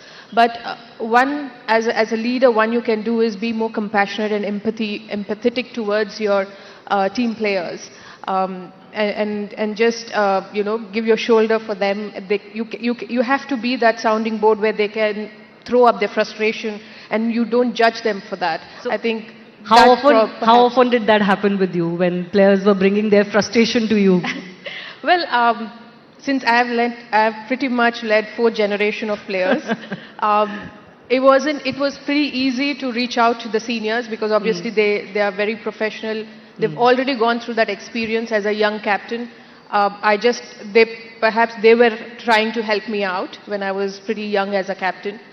Players that I've played with of my own age, I was able to do this much better because they've seen me as a friend and that communication was much easier. But I found it very difficult with the current generation because of the age gap, because of where we stand also in terms of, I'm the 80s kid. And some of them like Shefali and Richa were not born when I made my debut for India. So you can understand, like, I found it very difficult to reach out to them. And, but then I had to tweak a little the person that I am to able to come down to the level that they are and speak to them, have fun with them. There are times when jab wo jokes crack karte, I don't feel like there's nothing to laugh about. But then I fake karti hu, I just laugh. Because they have to be comfortable, right? So I've done all of that. Ultimately, kya hai? I want the team to do well. I want the players to be in good space. Team jeetna, of course, everybody wants it. Lekin wahan pe thode players will be there who feel bad, who feel left out. So it's the job of the leader to make sure that they don't feel that. They are still very much in the context of the team. Unki jo contribution hai, like say Arundhati, the current, when they won the World Cup, Smriti or Jemima spoke about Arundhati, the only player who didn't get a chance throughout the World Cup. And it could have been very different for that girl. But she was there for them emotionally and mentally as well. So it's a little difficult, but I think as a team, when you're together for about 2-3 years, you sort of find that comfort level where you can express. Jokes की बातें कर रही थी मिथाली, तो आप jokes crack कर रहे थे मेरे ख्याल से शमी भाई के साथ. माइक पे बोलिए ना बिल्कुल. मैंने क्या बोला शमी? मैंने कुछ नहीं बोला. नहीं, but you are known as, if I can use the term, the joker of the pack. Clearly आप सबको हंसाते रहते हैं और मजा करते रहते हैं, आपकी वो इमेज है UG. So was that one of the reasons why it was easier for you sometimes to handle everything? No, it's nothing like that. It's me. Like I can't be fake. मैं जो field पे थोड़ा सा जब ball हाथ में होता है तो I am a different person, but उसके बाद इट्स मी ओनली. और ये अब से नहीं है, मैं स्टार्टिंग से ऐसा हूँ. I love to enjoy every moment of the life. तो मतलब टेंशन ऑलरेडी लाइफ में बहुत है, ग्राउंड का क्रिकेट को लेके होती है, पर्सनल लाइफ को लेके होती है, लेकिन जब when you meet with your people तो I just want to enjoy that moment. Like क्योंकि वो पता नहीं कि कब वापस आए, क्योंकि कल का किसी को कुछ भरोसा रहता नहीं है. तो मेरे को जब भी टाइम मिलता है मेरे को लगता है कि मैं आजकल अपना जो लाइफ अब ऐसे जीता हूँ कि मैं आज दबा के खुल के जीऊंगा, क्योंकि कल का किसी को पता नहीं होता. तो then I am enjoying more this life. Interesting. But what do you enjoy more? Did you enjoy when you were doing your own TV or your own series, or when you were a commentator now? What does UV like more? UV like more? चैल TV पे तो just you can fun and all, at least you can retake. Commentary पे you can't retake, मतलब कुछ बोल दिया तो मतलब वो गया, वो निकल गई बात. Oh, yeah. एंड मुझे आप बता रहे थे आप हरियाणवी कमेंट्री बड़ा पसंद करते हैं, तो हमारे दर्शकों के लिए कुछ सुनाइए हरियाणवी कमेंट्री. सोचिए इंडिया और साउथ अफ्रीका का मैच हो रहा है वर्ल्ड कप में. ये तो डिफिकल्ट हो जाएगा मैडम जी, ने बताओ क्या बोलूं. और शमी भाई कौन सी लैंग्वेज में कमेंट्री पसंद करते हैं? बंगाली. यार मैं हमेशा वो लैंग्वेज प्रेफर करता हूँ जो हमारी भी ऑडियंस को ज़्यादा समझ आए. क्योंकि इंडिया में हम लोग कभी कभी ऐसा लगता है, ऐसा फील होता है कि 70% लोग तो ऐसे हैं जो विलेज में जो आपको मतलब दिल से चाहते हैं, बेचारों को उनको इंग्लिश समझ नहीं आती, उनको डिफरेंट लैंग्वेज समझ नहीं आती. लेकिन जो लोकल लैंग्वेज है आप किसी भी स्टेट से हो, तो हमेशा वही प्रेफर करता हूँ आप जहाँ पर हैं आपकी लोकल लैंग्वेज में. जैसे आजकल आपको मिल गए हैं बहुत सारे ऑप्शंस, वो आपको आपकी बात उनके दिल तक पहुंचती है. वो लोग समझ पाते हैं कि स्पोर्ट्स का जो नॉलेज है हमारे तक कैसे पहुंचेगा, स्पोर्ट्स के जो वर्ड्स हैं वो हमारे दिल तक कैसे पहुंचेंगे, वो हमें क्या बोलना चाहते हैं या क्या सुनना चाहते हैं, वो ज़्यादा मैटर करता है. तो डजंट मैटर आप कहाँ पर हैं, मैं हमेशा लोकल लैंग्वेज प्रेफर करता हूँ. कि आप चलो आप कहीं अगर बाहर खेलने गए हुए हैं, अब्रॉड गए हुए हैं, तो वहाँ पर एक समझ सकते हैं कि आप इंग्लिश प्रेफर कर सकते हैं. बट इंडिया में इतनी सारी लैंग्वेजेस हैं कि अब आके ऑप्शन खुले हैं. आई एम वेरी हैप्पी कि हाँ ये ऑप्शंस खुले हैं और लोगों के दिल तक वो बात पहुंचती है. अब तो भोजपुरी में भी कमेंट्री हो रही है और तेलुगु वगैरह तमिल वगैरह में तो होती थी, but now there are so many more languages. तो कभी कभी क्या आप अपने दिमाग में बंगाली कमेंट्री करने की भी कोशिश करते हैं? क्योंकि बंगाली तो आप अच्छे से जानते हैं. बंगाली तो हमेशा मतलब मुझे 22-23 साल हो गए बंगाल में, तो आती है, समझ भी आती है, बोलनी भी आती है. बट हरियाणवी और जो हम लोग अभी भोजपुरी की बात कर रहे थे, वहाँ पे जो वो लैंग्वेज थ्रो करते हैं कि हाँ डिफरेंट टाइप का एक उनका बोलने का तरीका होता है, वो बहुत मज़ा होता है. मैं हमेशा जब भी टीवी पे ऑन करता हूँ तो बीच बीच में मैं वो भोजपुरी लगा देता हूँ, तो सारे घर वाले ये क्या है. बट फन के लिए वो अच्छी चीज़ है कि आप कौन सी लैंग्वेज में सुनना पसंद करेंगे. और हरियाणवी तो जैसे ये जानते हैं, ये बोल के नहीं दिखा रहा है, वो बात अलग है. बट चलो भाई थोड़ा सा माइक ऊपर कर लीजिए. बट मजा आता है उसमें. इसको आती है बताना आपके लिए नहीं कह रहे हैं चाहता. हरियाणवी बोल के सुना दीजिए और थोड़ा सा. क्या सुनोगे शामी भाई बताओ? है बोलना तुझे कमेंट. शामी भाई बैटिंग न्यू करा करें, जनो बॉल का उड़ता तीर बनाता करे ना. क्यों शामी भाई? मैं इसकी एक बात बताता हूँ. जब हम ग्राउंड पे होते हैं, टफ सिचुएशन होती है ना, हम लोग मैच खेल रहे होते हैं, चल रहा होता है मैच, ये देखेगा कि मुझे मैं कभी जैसे चाय लेने जा रहा हूँ या फिर अंदर ड्रेसिंग रूम में जा रहा हूँ, देखेगा शमी भाई इधर आओ. बोले क्या? बहुत पीटूंगा तो मैं. तो मुझे ऐसा लगता है, मैं अपना शरीर देखता हूँ और इसका शरीर देखता हूँ, यार क्या है, बोला कोने में ले जाकर मारूंगा मैं आपको. तो ऐसे ऐसे जॉक करता है ये. बट वो एक डिफरेंट जोन होता है, मुझे लगता है वो सारे प्लेयर्स के बीच किसी ना किसी के बीच में किसी ना किसी के साथ होता है. तो वो बाउंडिंग रहनी चाहिए. जैसे हम लोगों की है, ईशांत की है, भुवी है. तो जी हमारा जो बॉलिंग यूनिट है ना, आप मुझे लगता है आप लोग नहीं झेल पाएंगे वो सब मजाक भी, और वो जैसे हम लोग एक दूसरे को खींचते हैं, वो सबके बस की नहीं है मुझे. तो लगता कौन बेस्ट करता है ये आपकी बॉलिंग? ये जो पूरा ग्रुप आपने जो बताया, उसमें सबसे ज्यादा मजेदार कौन है और किसके साथ मजा आता है? एक्चुअली फिर हम काउंट नहीं करते, लेकिन डेंजरस शांत हो जाता है, क्योंकि अब सीनियर जूनियर वाला हिसाब तो रहा नहीं वहाँ पे. लेकिन जो हमारी कंपनी होती है, जब हम साथ में डिनर कर रहे होते हैं, उसके बाद जो 1 घंटा हमारा पास होता है, वो मुझे लगता है वो हमारा बेस्ट टाइम होता है. और नेक्स्ट डे की प्रिपरेशन भी वहीं हो जाती है और हंसी मजाक भी वहीं हो जाती है. तो ये बाउंडिंग बहुत ज़रूरी है प्लेयर्स के बीच में. जैसे मिताली ने भी कहा कि मैं बात होती नहीं है लेकिन हंस देती हूँ. उन्हें तो जेनजी जो इनके नए मिलेनियल प्लेयर्स थे उनके लिए करना पड़ा. बट हमारे बीच में ऐसा है नहीं. आप नहीं भी हंसोगे तो हंसना आ जाता है वहाँ पे, क्योंकि बातें वैसी चल रही होती है. बिल्कुल बिल्कुल. Because it's so stressful isn't it Yuzi to be in this competitive sport and competitive cricket with the Indian team. जैसे आपने बोला हर वक्त stress है, life में बहुत दिक्कतें हैं, तो it's important to have a laugh and share a laugh, isn't it? So who's your best mate and who do you think is the greatest sport when it comes to off camera or off field in the Indian cricket team that you enjoyed the most? I enjoy with Kuldeep a lot and Shami bhai. इसलिए नहीं बोल रहा, आप यहाँ बैठे हो. Shami bhai is there and Rohit bhaiya. तो actually thanks to all the seniors, क्योंकि कभी इन्होंने हमें वैसा, जब हम टीम में आए तो वैसा ट्रीट किया नहीं कि जूनियर है, फर्स्ट टाइम आया है. तो स्टार्टिंग, क्योंकि आईपीएल हम साथ में खेले हैं, इतने सालों से खेल रहे हैं, तो जब इंडियन टीम में जाते हैं एज ए यंगस्टर तो कई बार माइंड में आता है यार रोहित भैया से कैसे बात करना या सचिन सर से कैसे बात करना. पर जब भी जितना भी मैं खेला हूँ, कभी सीनियर्स ने उतना मतलब रियलाइज नहीं करवाया कि आप फर्स्ट टाइम आए हो टूर पे या कैसे आए. तो हम मस्ती करते हैं, उन्हें पता ही है मेरा नेचर. अब तो 10-15 साल हो गए हैं, तो उन्हें पता है कि ये इसके साथ नहीं करेगा, खुद तो करेगा.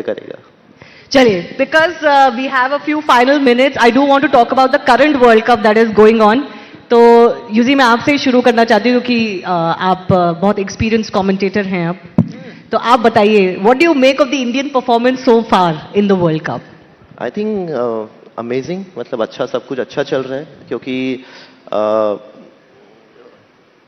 आपको वेस्ट इंडीज के साथ खेलना is like a quarter final match.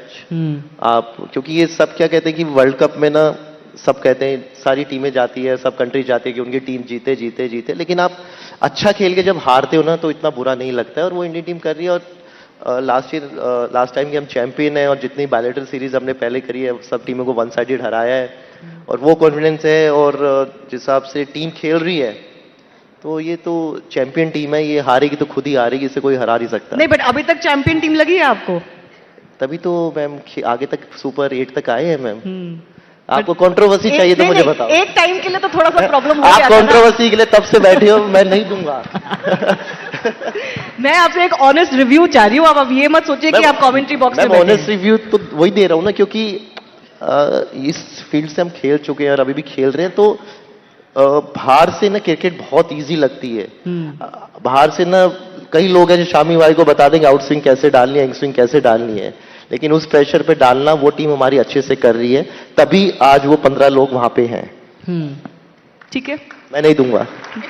ये नहीं बोलेगा. आपको क्या लगता है? तो सीरियसली थोड़ा सा सेमीफाइनल में आने के लिए जो रास्ता था थोड़ा सा ट्रिकी हो गया था. अभी वो रास्ता थोड़ा क्लियर हो गया है, बट अभी भी एक मैच जीतना है. It's a virtual quarter final. और थोड़ा सा प्लेइंग 11 को लेके इस टीम में भी बड़ी बात हुई है कि क्या प्लेइंग 11 सही है, क्या नहीं था. जो साउथ अफ्रीका के अगेंस्ट जो लॉस था उसके बाद obviously the team had to rethink. तो what do you think honestly? मैं एग्री करता हूँ चहल के साथ कि आप जब ऐसे इवेंट खेलते हैं, जब आप आईसीसी जाते हैं, तो जो आपका बेस्ट 11 होता है, आपको बेस्ट गेम खेलना पड़ेगा उस लेवल में. क्योंकि जो इंडियन टीम है, जो हम लास्ट के कई सालों से देखते आ रहे हैं, जो T20 फॉर्मेट में जो परफॉर्मेंस दिखी है, मुझे लगता है टू बी ऑनेस्ट अभी भी आना बाकी है वो. और मैं चाहता हूँ कि सुपर 8 में वो परफॉर्मेंस आए. जैसे बहुत लोग अभिषेक को ट्रोल कर रहे हैं, या फिर तिलक हो, सूर्या हो, जितने भी हमारे बैट्समैन हैं. देखो, ट्रोल करना बड़ा आसान काम है. मैं अभी मीम बनाऊंगा, आपके ऊपर बना के डाल दूंगा, 50 लोग चिपका देंगे उसके ऊपर कुछ ना कुछ. बड़ा आसान है दूसरे को ऊपर से नीचे खींचना. लेकिन मैं एक ही रिक्वेस्ट करता हूं, जब आप अगर दिल से चाहते हो क्रिकेट, किसी भी स्पोर्ट्स को अगर आप सपोर्ट करते हो, पसंद करते हो, तो आपको उसके साथ रहना चाहिए, आप अच्छे में भी खराब में भी. मैं मानता हूं कि इंडियन टीम की वो परफॉर्मेंस नहीं आई है जो परफॉर्मेंस हम एक्सपेक्ट करते हैं, जो इंडियन क्रिकेट टीम ने खेला है, वो परफॉर्मेंस अभी नहीं आई है. मैं चाहता हूं कि आने वाले मैचेस में इंडियन टीम वो परफॉर्म करे.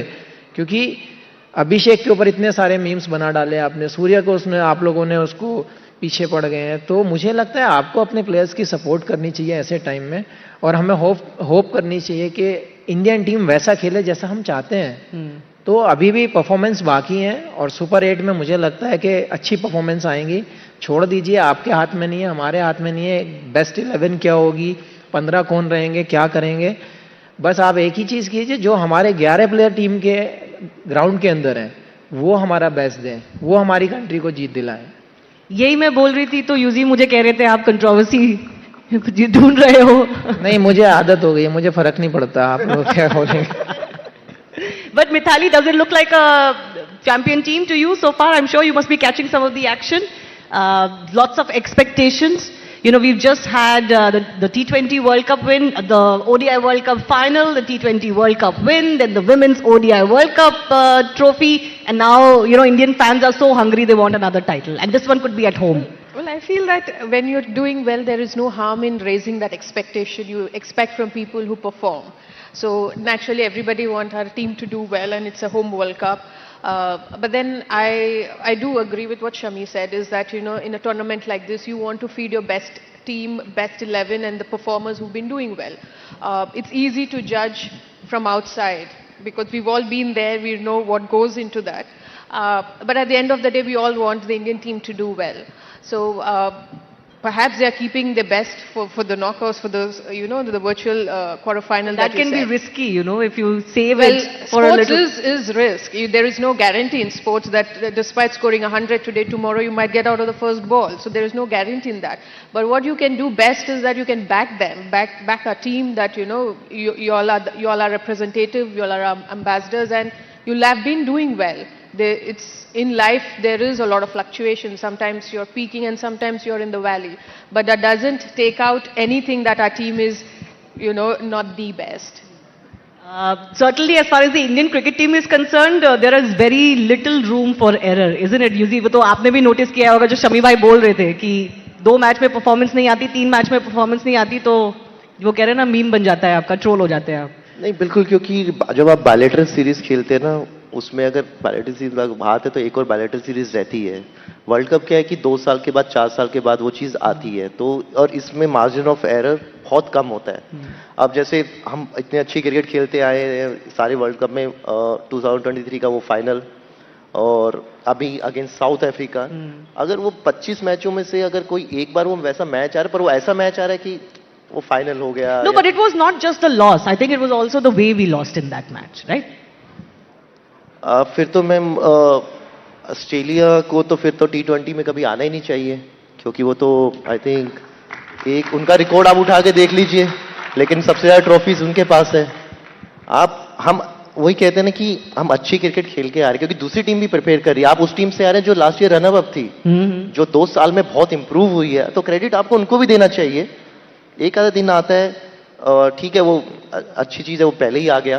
और we are the champion team. Like अगर आप किसी का भी नाम उठा के देख लीजिए, वो अपने दम पे इतना रखते हैं कि जिस दिन वो करेंगे ना, वो अकेले ही मैच जिता देंगे.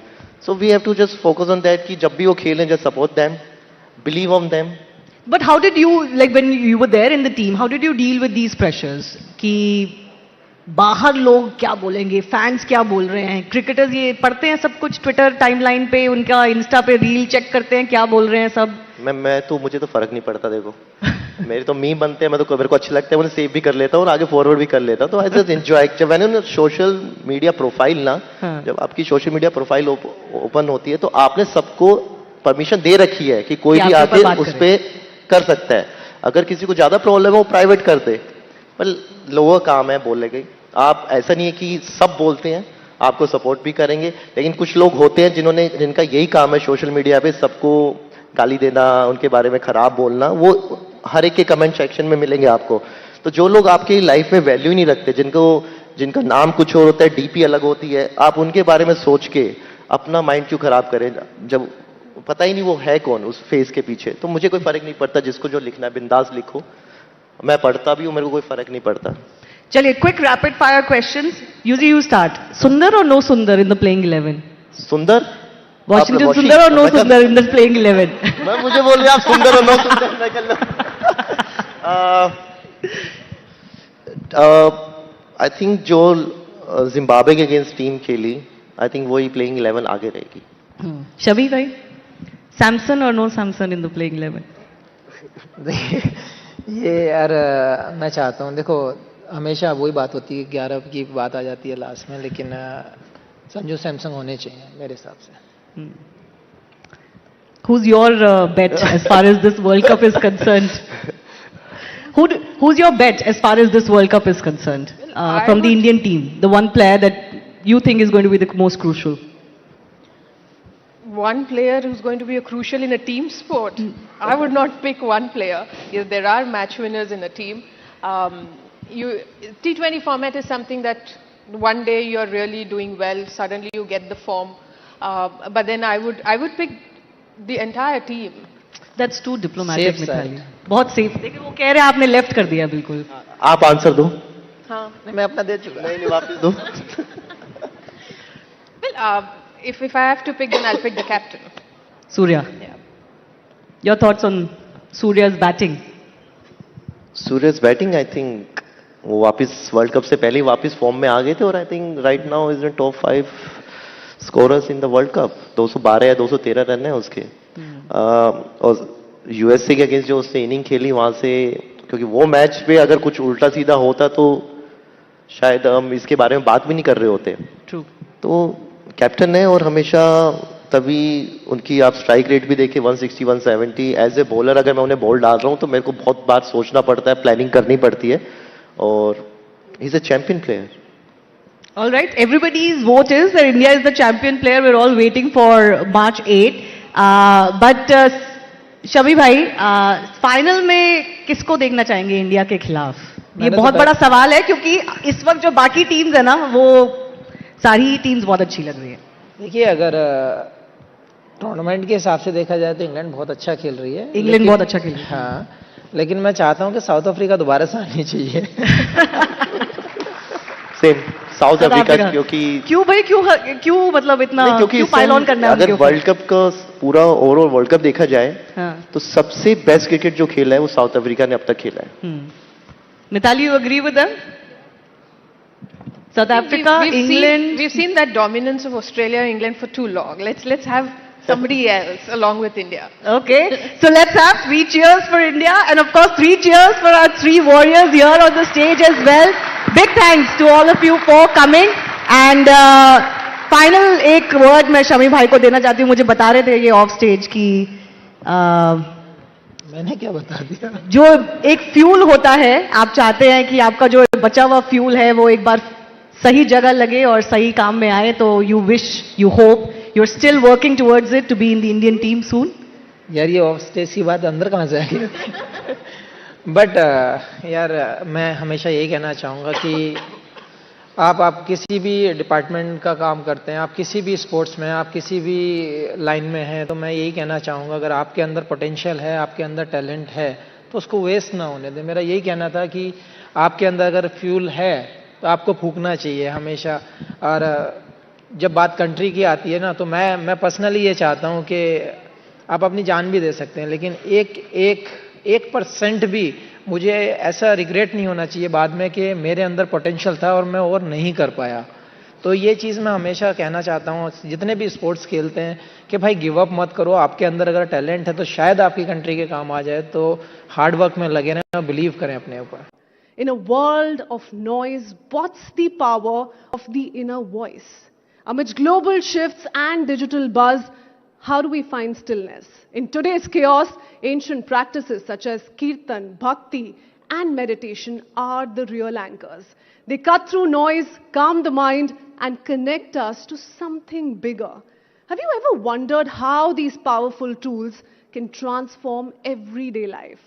Our speaker for the inaugural session of Day 2 is a guide who's made these practices his life's work. Let's speak to him to know how these ancient paths are the keys to modern peace. Ladies and gentlemen, please welcome Radhika Das, bhajan clubbing artist and bhakti yoga teacher, in conversation with Anand Narasimhan for a session on sound of strength within.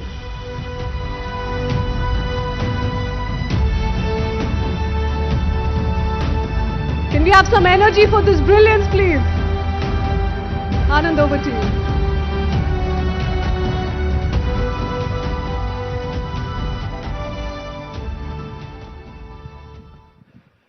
Namaste, Jai Hind, Vande Mataram. Are you all right?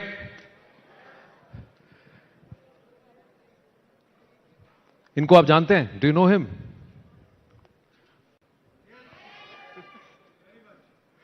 इनको देख के what do you feel like saying? Sitaram, भज मन Radhe Radhe. Govinda. Radhe Govinda.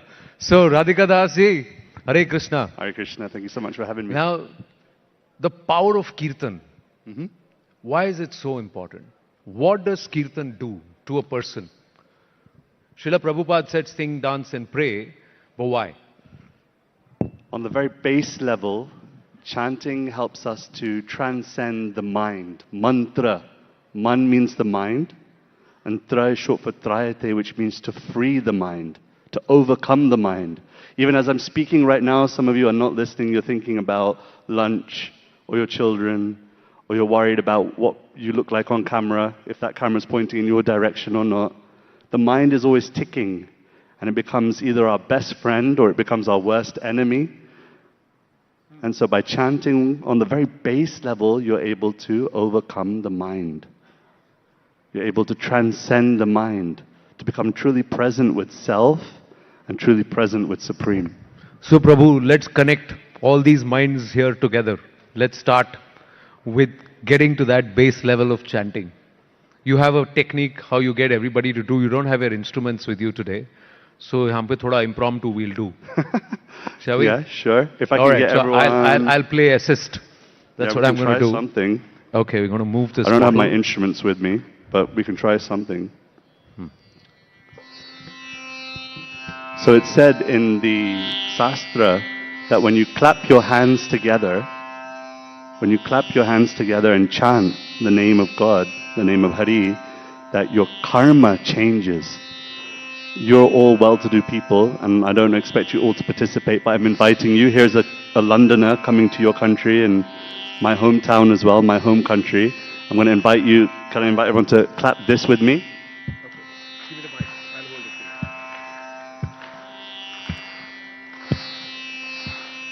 Bhajamana Radhe Radhe Govinda Govinda Radhe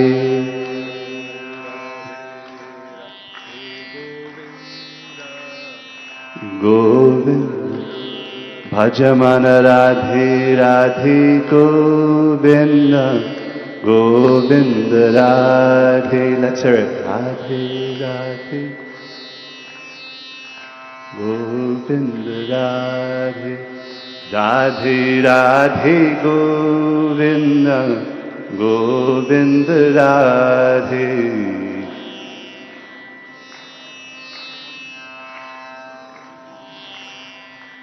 Jai Radhe Radhe Govinda Govinda Radhe.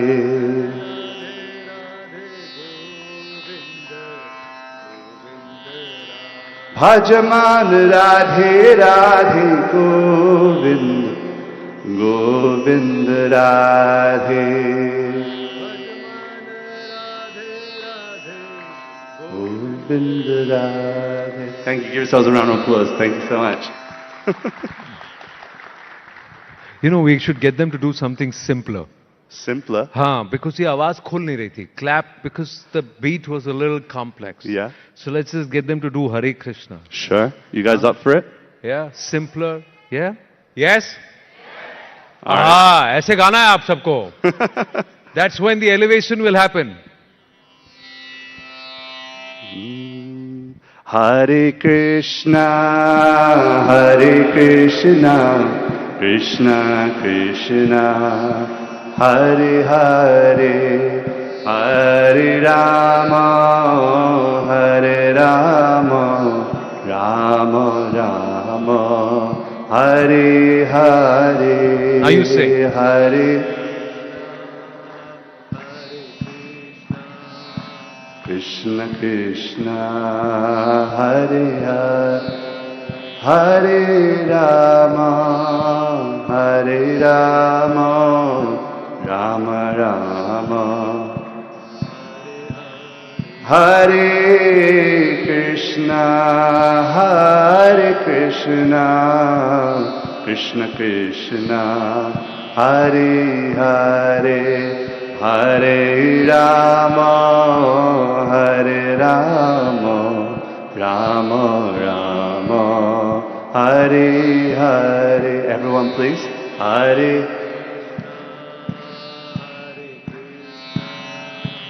Krishna, Krishna. Closing the eyes, open the heart. Hare Rama. Rama Rama Hare. Thank you so much. Give yourselves a round of applause. Thank you.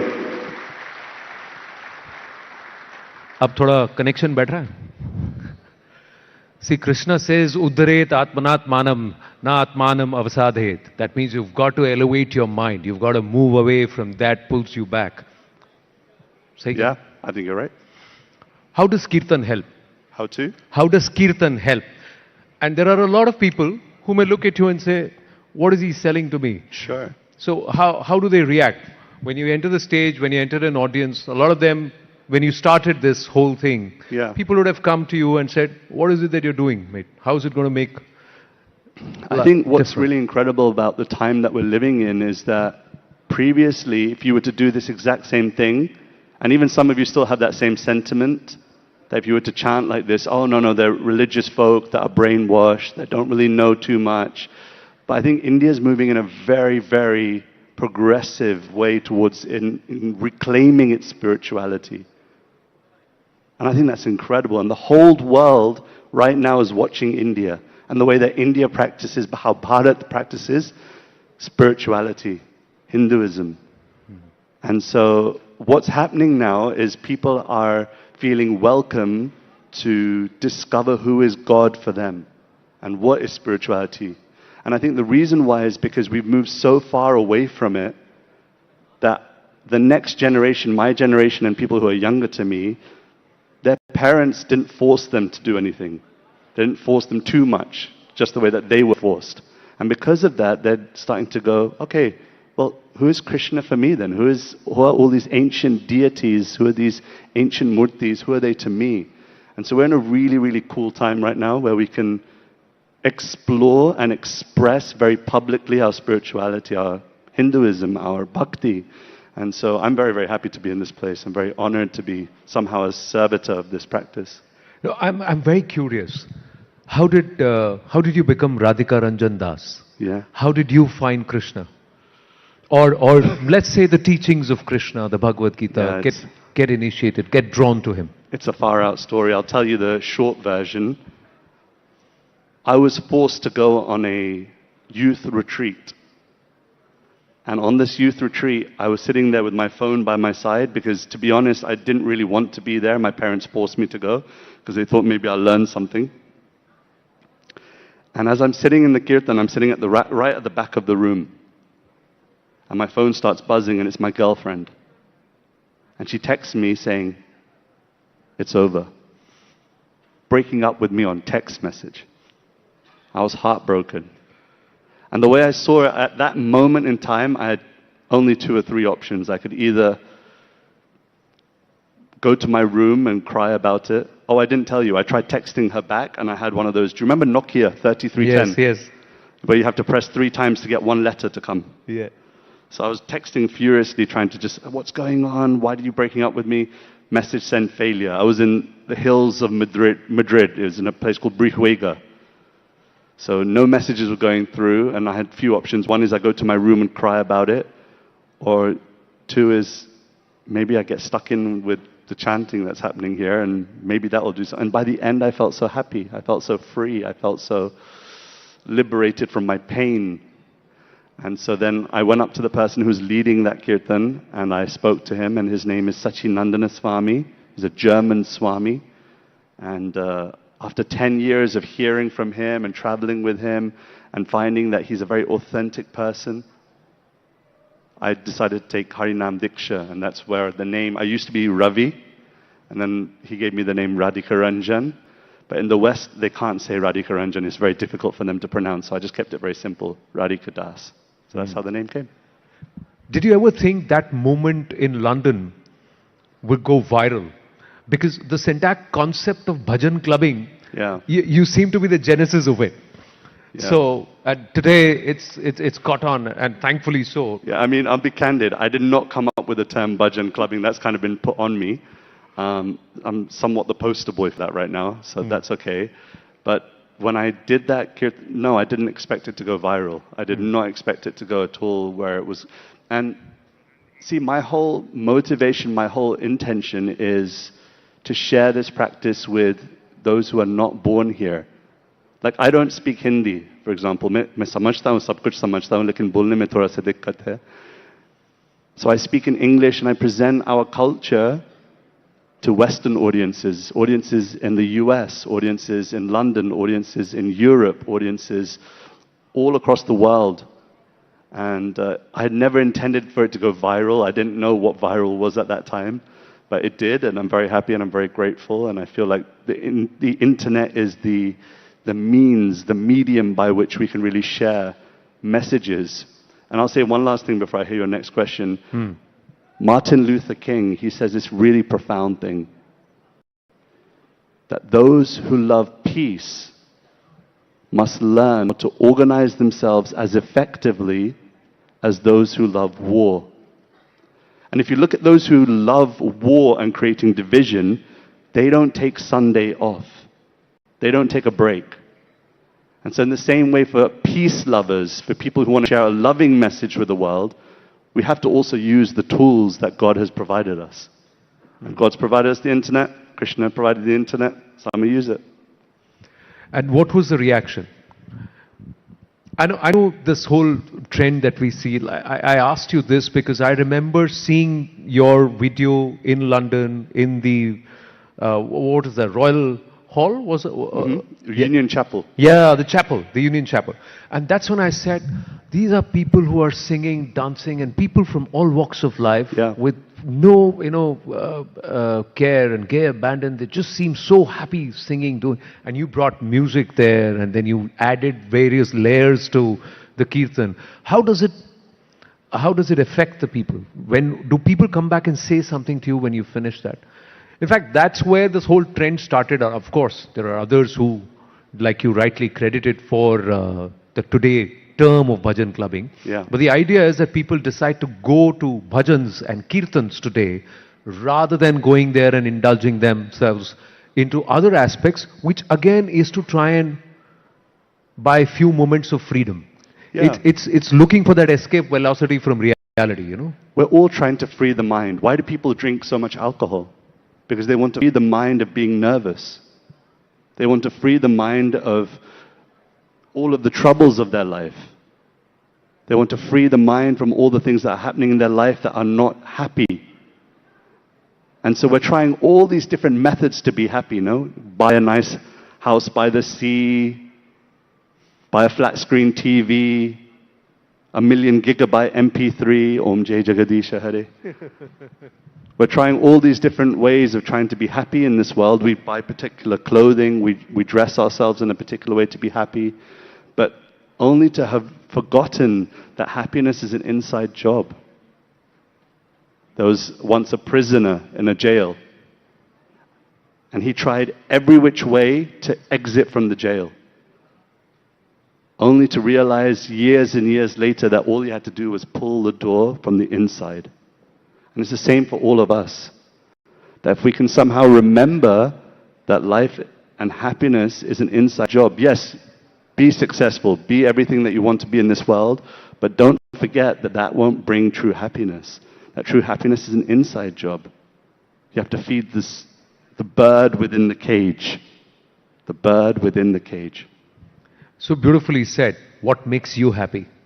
What makes me happy? How did you find what actually makes you happy? Because we're all human, right? We've got great days. Sometimes we get out of the bed and we feel, today's my day. I'm the king, queen of the world, kind of thing. Other days, oh my God, the whole world is on my head. It's such a big burden. There are days. How do you keep that positivity to say, listen, just do your job and leave the rest to Krishna, How do I go back to that basic code? By finding true humility. And I'll explain that. Humility is something that's used a lot in spiritual circles, and it's often misinterpreted. People think humility means when people can walk all over you, that you're really lower than the lowest. But humility doesn't mean to think less of yourself. Humility doesn't mean to think less of yourself. Humility means to think about yourself less. Beautiful. When we're so self-absorbed, when we're so internally connected with me, my, self, how do I look, how do I speak, how do I present, how do I, that's the source of our unhappiness. So you ask me, how do I be happy? By trying to think about myself less, by not being so self-absorbed. That's the... So the true interpretation of Aham Brahmasmi, not that I am God, but God is within me. Yeah. So when you're thinking about yourself less, then Yes. naturally you have more time to think about others. You have more time to think about God. You have more time to think about the higher things of life. But the truth is, we're usually so self-absorbed. And it's not something that I want to critique about people. It's more a case of, I do it too. I mean, this beard line doesn't do itself in the morning. No? I'm thinking about myself when I do it.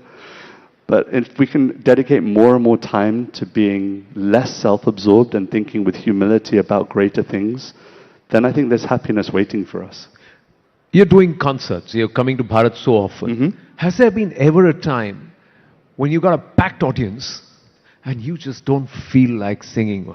Yeah, of course. Has there? How do you turn around and say, listen, I got to do this. You do this. Do you do it then because you want to do it, or you do it then because you have to do it? Yeah. You know, that's the difference between why we are doing a job. Either we have to do it to pay our EMIs, or we want to do it because it makes us happy. It's a very good question. I'm asking you that.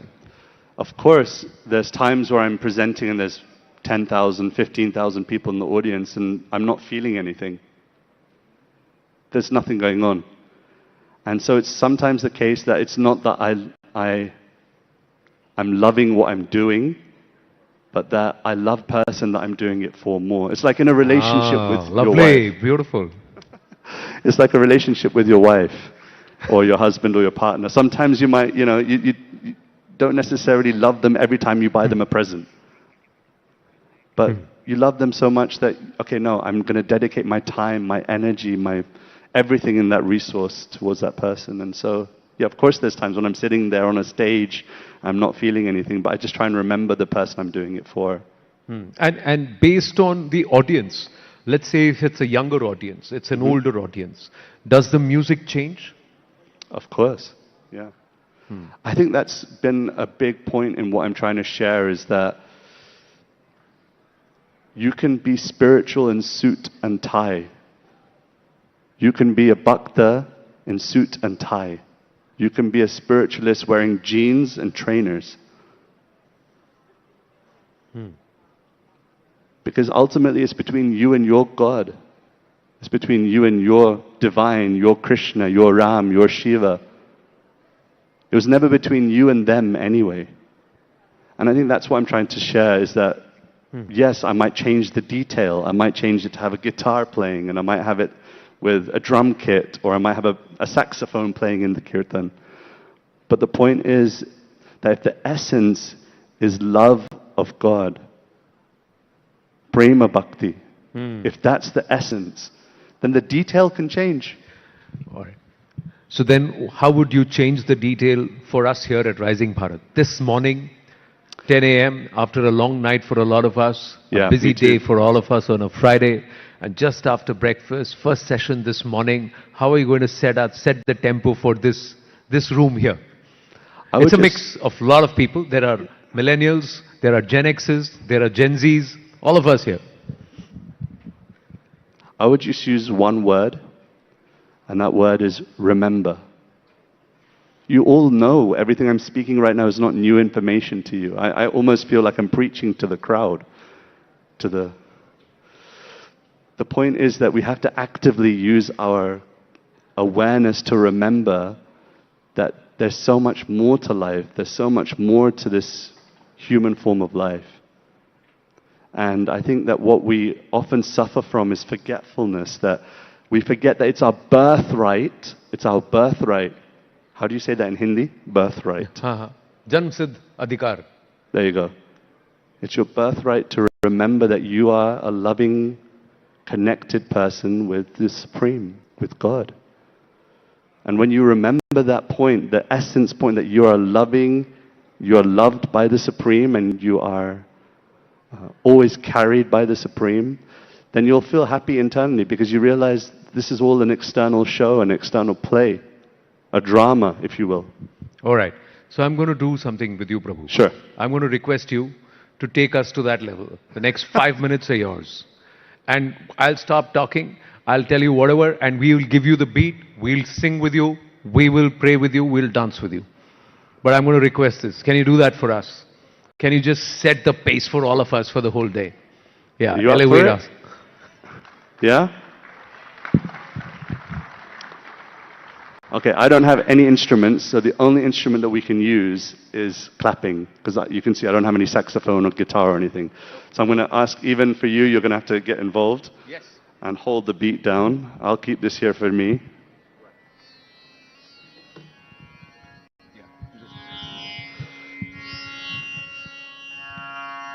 Can you guys hear? Does that sound okay? Okay.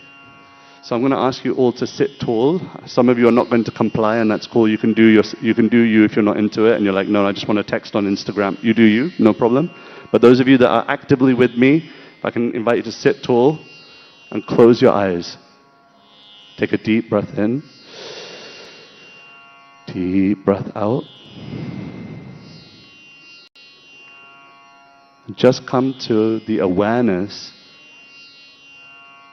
that you are more than your body, you are more than your mind, that in your essence you're a spiritual being lovingly connected with your God, with your Krishna.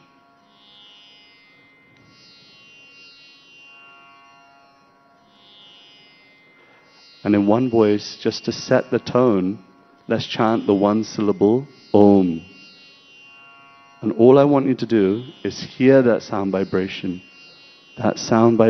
which will create peace within, presence, a connectedness with the ultimate reality.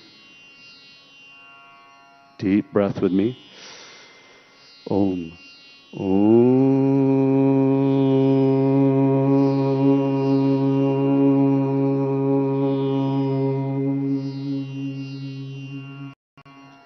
Deep breath twice more.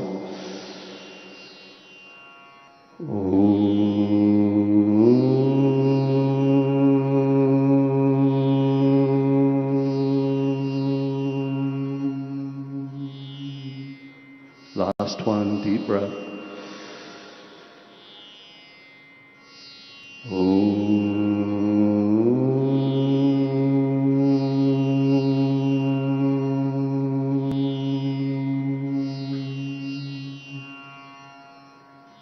Deep breath in, deep breath out.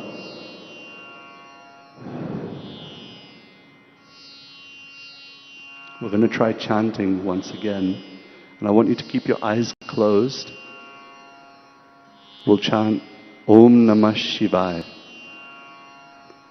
I request you to just try your best not to think about everybody else around you, not to think about the cameras and the lights, not to think about what other people will say about you. This is between you and your God, between you and your Supreme.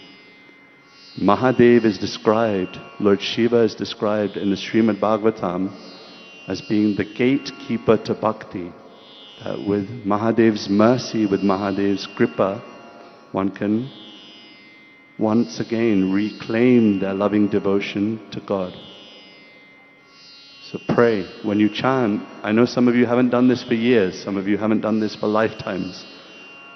Between you and your God. I'll chant, and then in response, please everybody chant together. Om Namah Shivaya, Om Namah Shivaya.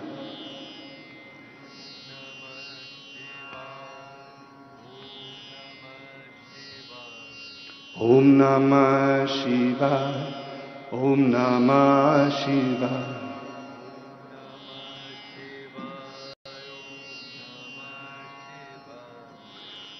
Om Namah Shivaya, Om Namah Shivaya.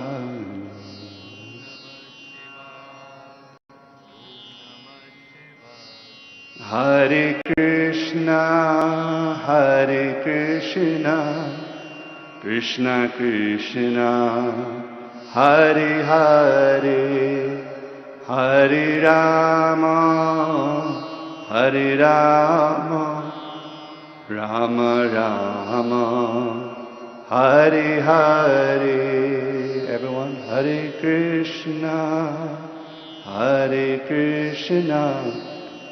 Krishna Krishna, Hare Hare, Hare Rama, Rama Rama, Hare Hare. Hare Krishna, Krishna Krishna, Hare Hare, Hare Rama, Rama Rama, Hare Hare. Everyone please. Hare Krishna, Krishna Krishna, Hare Hare, Hare Rama, Rama Rama, Hare Hare. Hare Nam, Eva Kevalam. Kalor nasti vanasti eva katiranyata. Shri Harinam Sankirtan ki jai. So I know that many of you are expecting me to dance, clap and jump around with you. But I think that sometimes these meditative moments also make a difference to our consciousness, and I hope that that was something that really helped and change your awareness to remember that you're something more in this lifetime. You're meant for something more. It's your birth. Fantastic. Do you all feel better? In India's digital leap, lending is undergoing a revolution, making credit more accessible, faster and trustworthy. The stage is now set for currency of lending, trust, tech, transactions. Let's dive into how India's lending landscape is getting a tech makeover and becoming more inclusive. Please welcome Kamlesh Chandra Vashni, whole-time member SEBI, Mr. Hemant Gala, CEO of PhonePe Lending, Mr. Ashok Hariharan, CEO of ID5, and Mr. Aditya B. Chatterjee, MD, Equifax India. In conversation with Chandra R. Shrikant. Thank you, gentlemen. Can we have a huge round of applause, please? Chandra, the stage is yours. Thank you for that. From the spiritual realm to the financial realm. Thank you very much for joining us on Rising Bharat. And I think I want to start with an anecdote that Emmanuel Macron shared last week at the AI Impact Summit, where he said in 2014, a tea seller in Mumbai did not have a bank account, did not have access to credit, but in just 10 years, because of the UPI revolution, he's now able to just use a scanner and accept payments. So he called it a transformational moment for India, something that no other country has been able to do in terms of giving a digital identity to 1.4 billion people. So I guess that's the biggest win as far as Rising Bharat is concerned. But with every technological advancement also come attached risks. So while we've seen rapid strides in digital payments, digital credit, we've also seen instances of digital arrests, cyber frauds, especially for people over 60, over 70, senior citizens, hard-earned savings being lost this way. So today we will discuss how far we have come, but also what we should prepare for going forward, and we have the perfect blend for that. We have a regulator view, a lender view, a credit view, and the risk view. So a very good mix of all four. But let's start with the regulator view. We are talking about Rising Bharat, sir, and I just want to ask you, SEBI has been talking a lot about leveraging technology, leveraging AI for investor protection, for user protection. But what really separates what we are doing in India, how we are able to do this better than other countries? Because the scale is so huge, the scope is so huge. I'm sure the amount of complaints that you have to deal with are exponentially higher than what other countries face. So take us through that. Yeah, thank you, Chandra. And really a very entertaining and session we had just before this one, talking about what we are doing at SEBI. So SEBI regulate capital market, and we can proudly say that there are some initiative which we have taken to protect investor interest, to develop market, to deepen market integrity, which no other country has done. And after we have done that, other countries are taking steps. So this is exactly what Prime Minister was referring yesterday, Rising Bharat, something that we are doing on our own. So I will just give 3 examples. There are more examples, but just to touch 3 examples. The first one relates to how we do settlement, trading and everything. So we were the first country to have T+1 settlement. And, it is only after us, US came out with T+1 settlement. And by that time, we were experimenting with T+0 settlement, which means faster settlement. You sell your stock today, you will get money tomorrow. Or the other way around, you pay money today, you will get your stock tomorrow, which brings a lot of efficiency in the market, reduces chances for manipulations. So this is one thing, and not only that, in the case of settlement, there was one case which we had many years ago, when brokers who was handling client securities pledged that security with banks, and then that broker went bankrupt. Now, who will lose the security? Banks will say, I want to encash this security. If you and bank encashes that security, the investor lose their security without their fault. So that case is still going on in Supreme Court. SAT has given a verdict, but somebody has to lose. So, but that's not ideal for the market. So you must have sufficient system in place that nobody loses. And therefore, SEBI came out using technology with a system where there is a system of pledging, repledging, but security remains in customer account. Even when customer sells the security, we have come out with a system where is upstreaming of fund and direct payout of securities, where the fund and securities go directly to the client's account and not through broker's account. This kind of system is nowhere in the world. We are the first one to do it so that the fraud doesn't take place.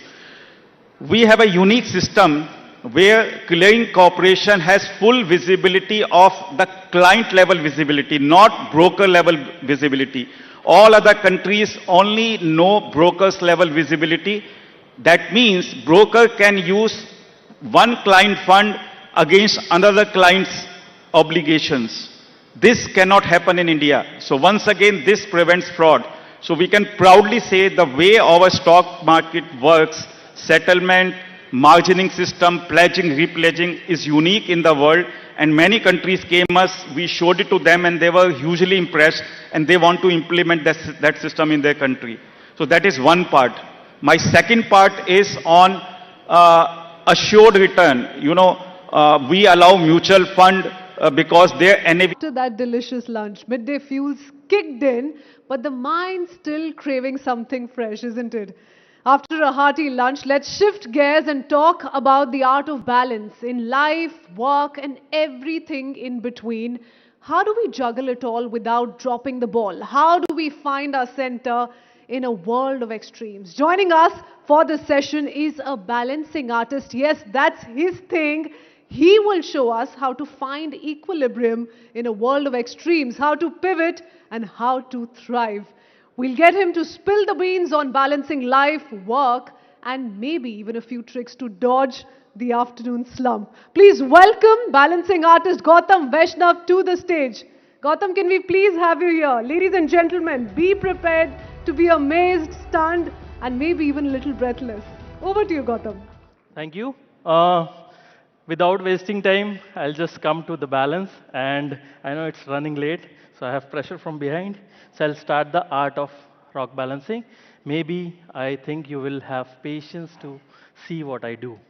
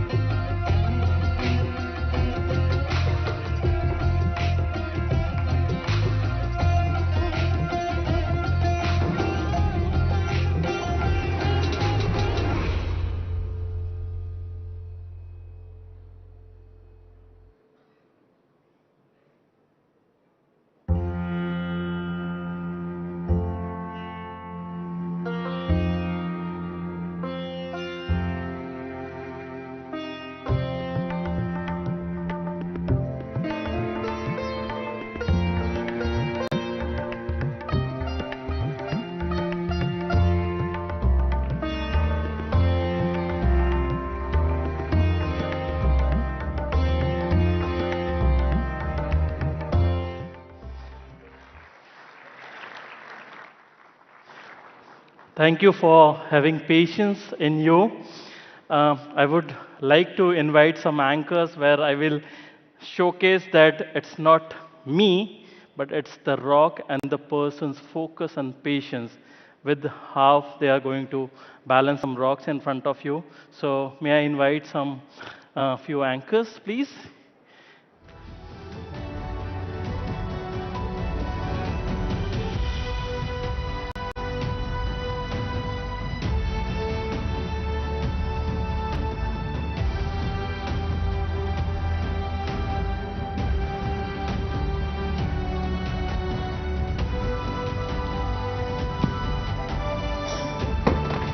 It is just a feeling of letting it go because everything in my life is not permanent. It is just let it go. It's fine. Okay. I have some. Yeah, you can sit. Yeah, you can sit. Okay. So all you have to do is bring these three fingers like this. Okay. And fold them like this. Three. Bring it in front of you. And see, can you see a triangle in it? There's a triangle. A triangle has 3 points. Okay? So physics says anything in this world can be balanced on 3 points. Minimum. Maximum is infinite. So take a small rock from your other hand and try to keep it on the triangle. Yeah? Okay? So now you are feeling that the rock is balanced on 3 points. Okay? But now I want you to balance it on the rock. So the rock base is balanced on 3 points, right? Okay? So now the top rock also you have to balance it on 3 points. Okay? This rock which is in front of your stand, that is pointed on 3 points. Now you have to balance something vertically on this rock straight. Okay? Keep it on the stand only, it's fine. I want you to balance this rock, okay, here straight, like this. It's going this side, this way. That's it.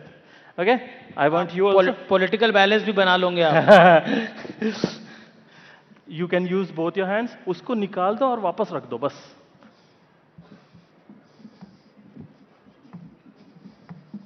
Make sure that the base rock is not moving. It's okay, very good. You can just move it this way. हाँ. Try to balance it vertical. दोनों हाथ use करिए. एक ध्यान में रखना कि आप उस रॉक को बैलेंस नहीं कर रहे हो. वो रॉक आपको बता रहा है कि वो कैसे बैलेंस होगा. So you are nobody, you are nothing, you are just a medium between the balance and the rock. दोनों हाथों को यूज करिए. Yes, very good. It's okay. Okay. What you have to do, you can keep this rock here. Okay. And you have to try and balance this rock in this pore only, straight like this. If see, when you keep it, the moment you keep it, the rock is like, "Arey bhaiya, मैं तो left में जा रहा हूँ, सीधा करो." So all you are doing is not talking, but listening to the rock. So suppose this rock is going this side, it's going to the left. I will just move it here. Okay? आपको करना है. Okay? If you want to try more or else what we can do, जो ऊपर वाला rock है उसको flip करते हैं, उल्टा. ऊपर वाला रॉक उल्टा करना है बस. ये रॉक को, ठीक है, मुझे ये वाला रॉक कर दो ना एक बार. Straight. Use both your hands. आराम से, कोई घाई नहीं है. ये वाला रॉक मुझे सीधा चाहिए, मुझे इसमें बैलेंस करना चाहिए. आप दोनों हाथ यूज कर सकते हो, कोई दिक्कत नहीं है. Use both your hands, it's fine, it's okay. Yes yes yes yes, it's okay. आराम से. Yes, very good. मैं थोड़े स्टूडेंट्स पे ध्यान रहता हूँ बराबर से. ये वाला थोड़ा सा मस्त है. So if you balance it this way, it will look like a Ganpati. Okay, may be if you can, we want this rock straight here. Okay, यहाँ पे ऐसा straight. ठीक है? Yeah. Are we using any glue? Yeah, we are using. We are using gravity. Yes, very good. This one you can also balance. Yeah, the straight one, straight. Yeah, आराम से, कोई दिक्कत नहीं है सर, कोई दिक्कत नहीं है, कोई आपके पीछे लगा नहीं है. We are in silence, we are in patience. It's okay. देखो, मैं आपको सिखाता हूँ. ये रॉक है, मुझे इस पे रखना है. ठीक है? जैसे ही मैं रखता हूँ तो ये इस साइड जा रहा है. मैं इसको इधर मूव करूँगा, नहीं जा रहा है. इधर मूव करूँगा, नहीं जा रहा है.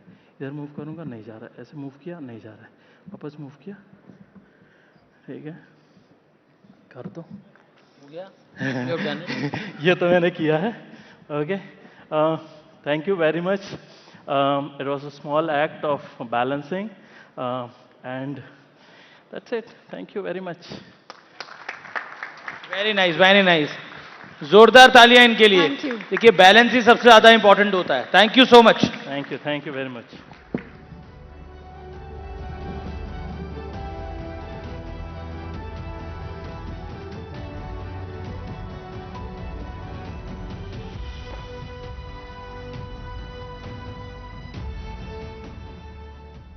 Well, wasn't that just mind-blowing? Can we have hands up in the audience? How stunned were you? So anyone who was shell-shocked on 10, from 1 to 10, 10, hands up. Okay. Okay, great. You know, balancing, as journalists as well, it's something that we talk about every now and then, and how most of us are trying to pull the balancing act on an everyday basis. So this was of great help, Gautam. We're going to try and clear out the floor in just a bit, but one small move, one slight shift, you're going to get it wrong. And Gautam here backstage was having a conversation with me, and he was trying to tell me the same thing, that it's actually the rocks talking to you and not the other way around. And then he gave me a couple of other examples as well. So it's lovely when we see talent like this here on Rising Bharat, and we promise to keep up with that the rest of the day as well. So please be with us. Be patient.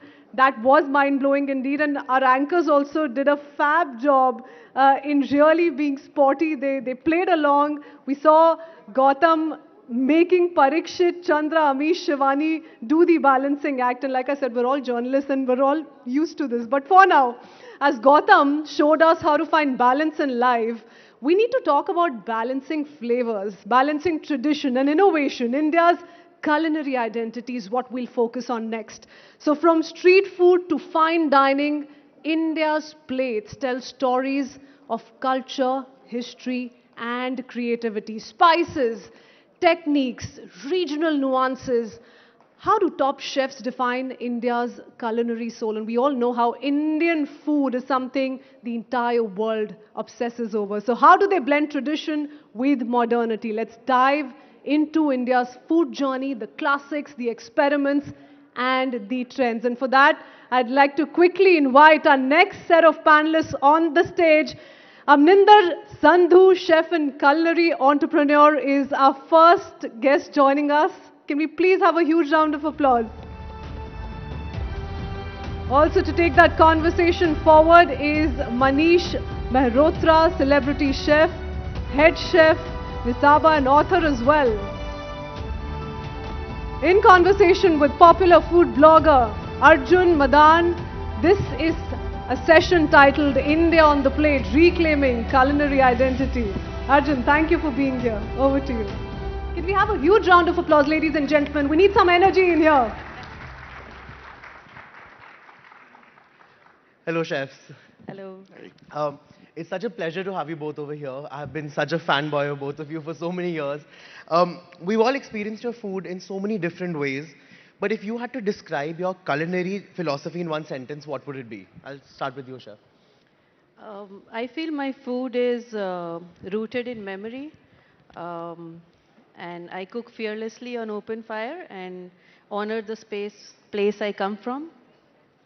That would be it. Fantastic. And Chef Manish? Whatever makes you happy after eating. That's the philosophy. Okay, great. So, Chef, I'm going to dive right in. Your menus draw from Punjab, Lahore, Patiala, deeply personal, memory-driven kind of regions. Why is reclaiming these stories so important for you? You know, our culinary history was interrupted by the partition, by colonization, even through a filter of fine dining where, you know, we try to sanitize our food. And for me, Patiala and Lahore are not just places, they are inherited memory. And it's important for me to reclaim these because it's important to put our authority on it, you know. And I feel that our food needs its voice in its loudest intensity, in honesty. And that's what I'm trying. I'm not trying to recreate nostalgia, but I'm trying to restore authorship. Amazing. Chef Manish, after 15 years of shaping modern Indian cuisine in a sense, Nisaba feels very different. It feels calmer and more introspective. Was this shift more personal than professional? I think both. Because what I was doing with my earlier restaurant, Indian Accent, was when I started, we used to call it modern Indian food and progressive Indian, contemporary Indian.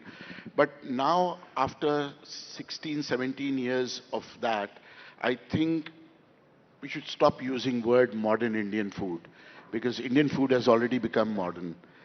We don't have to say that.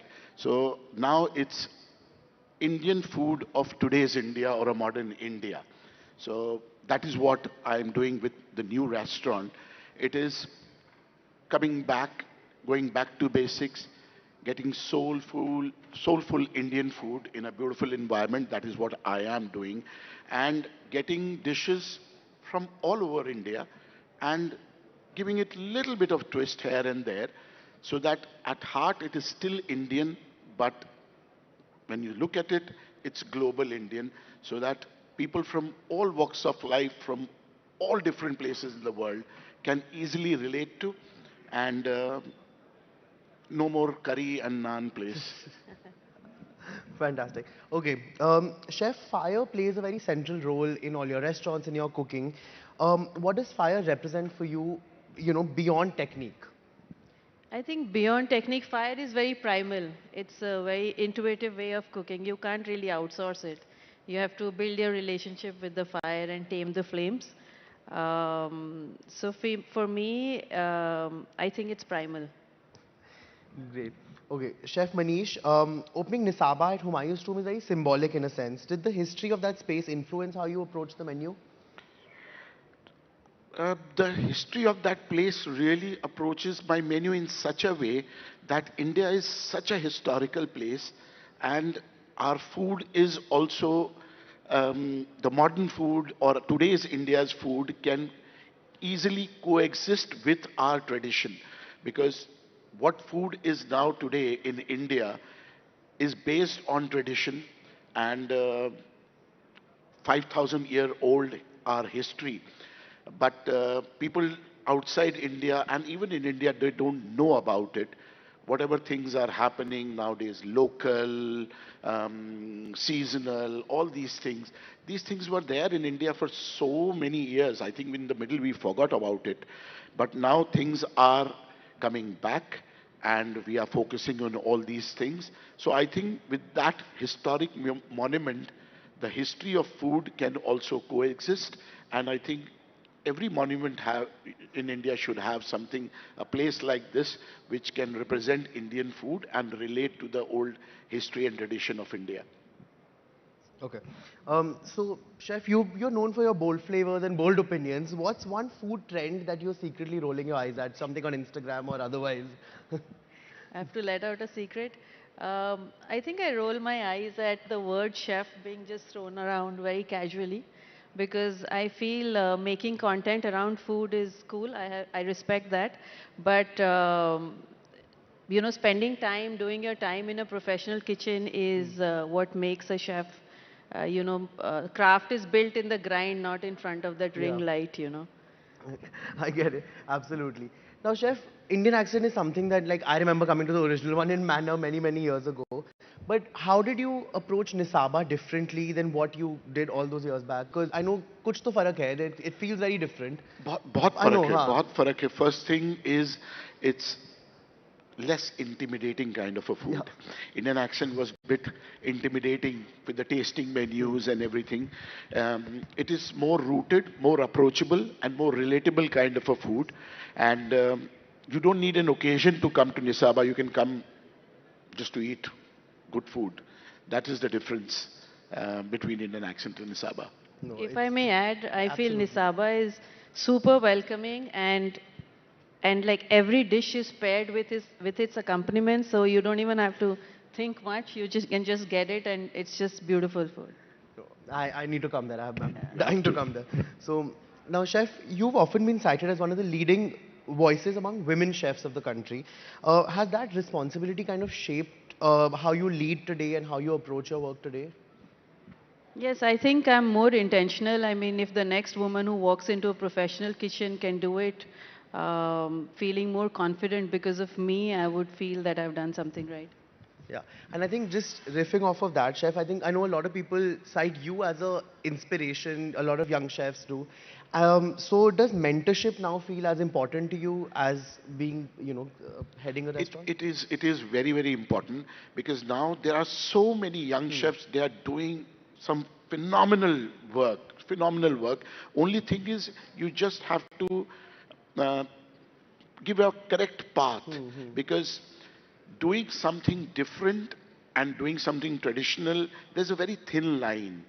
So if you cross that line, it becomes something weird. So tandoori momos, gelato, something. So that is a thin line you don't have to cross.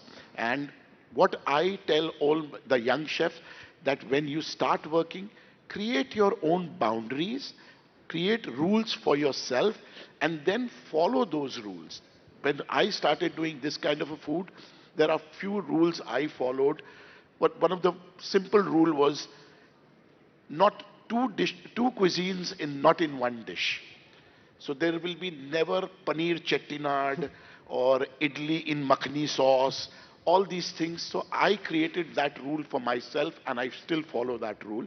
So I tell all the young chefs that create rules for yourself and work around those boundaries because the moment experimentation crosses the line, it becomes weird.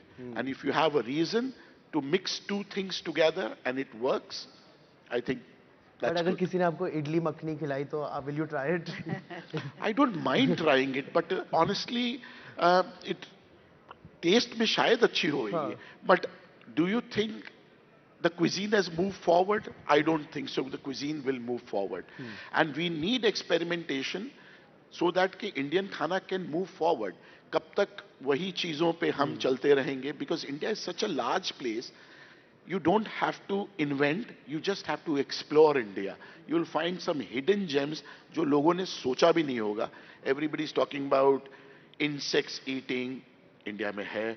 Fermentation, India में है. Smoking, India में है.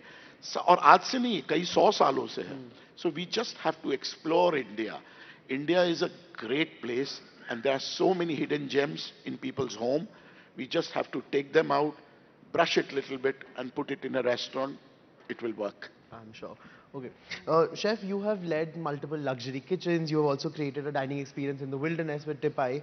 How has your definition of luxury kind of evolved and how do you define it today, luxury dining?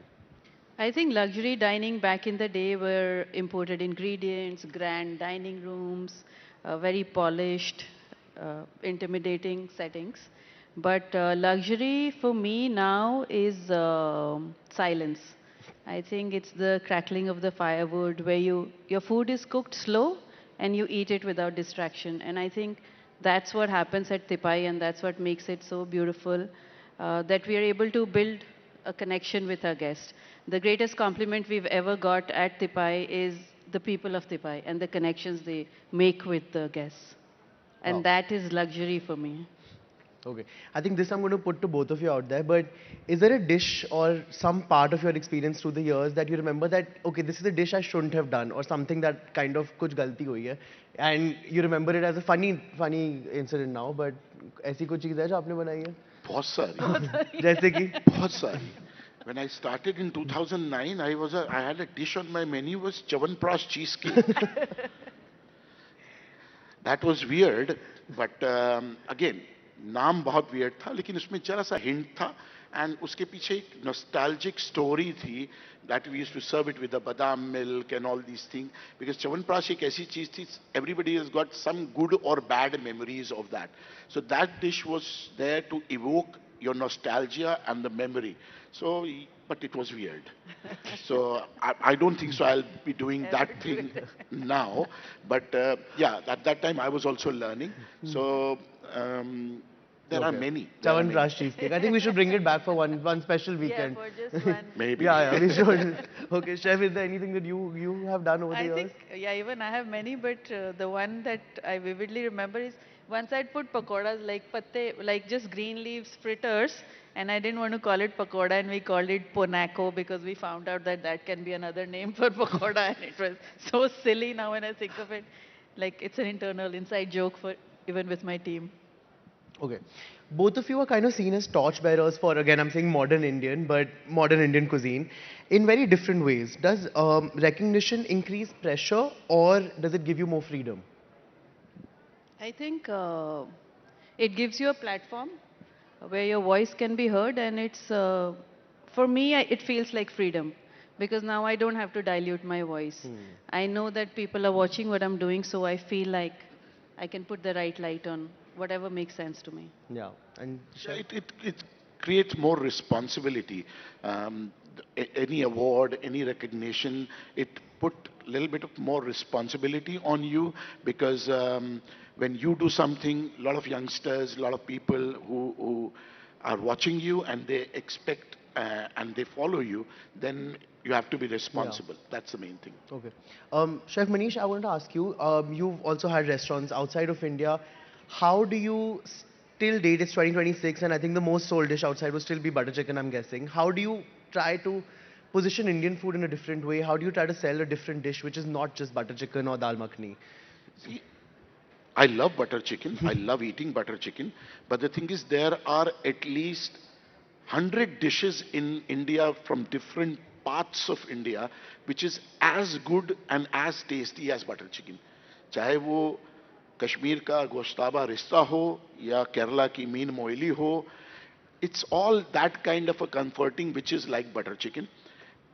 Only thing is we have to make people aware of that, and that is what all of us we are doing. All, whether Amrinder, me, or Gagan, Pratik, all of us, we are now working towards this, that there are so many Indian dishes which is as good as butter chicken, which have to come in the limelight. Yeah. Okay. Both of you started off at a time when there wasn't a lot of social media. Food was being reviewed by just food critics and food reviewers.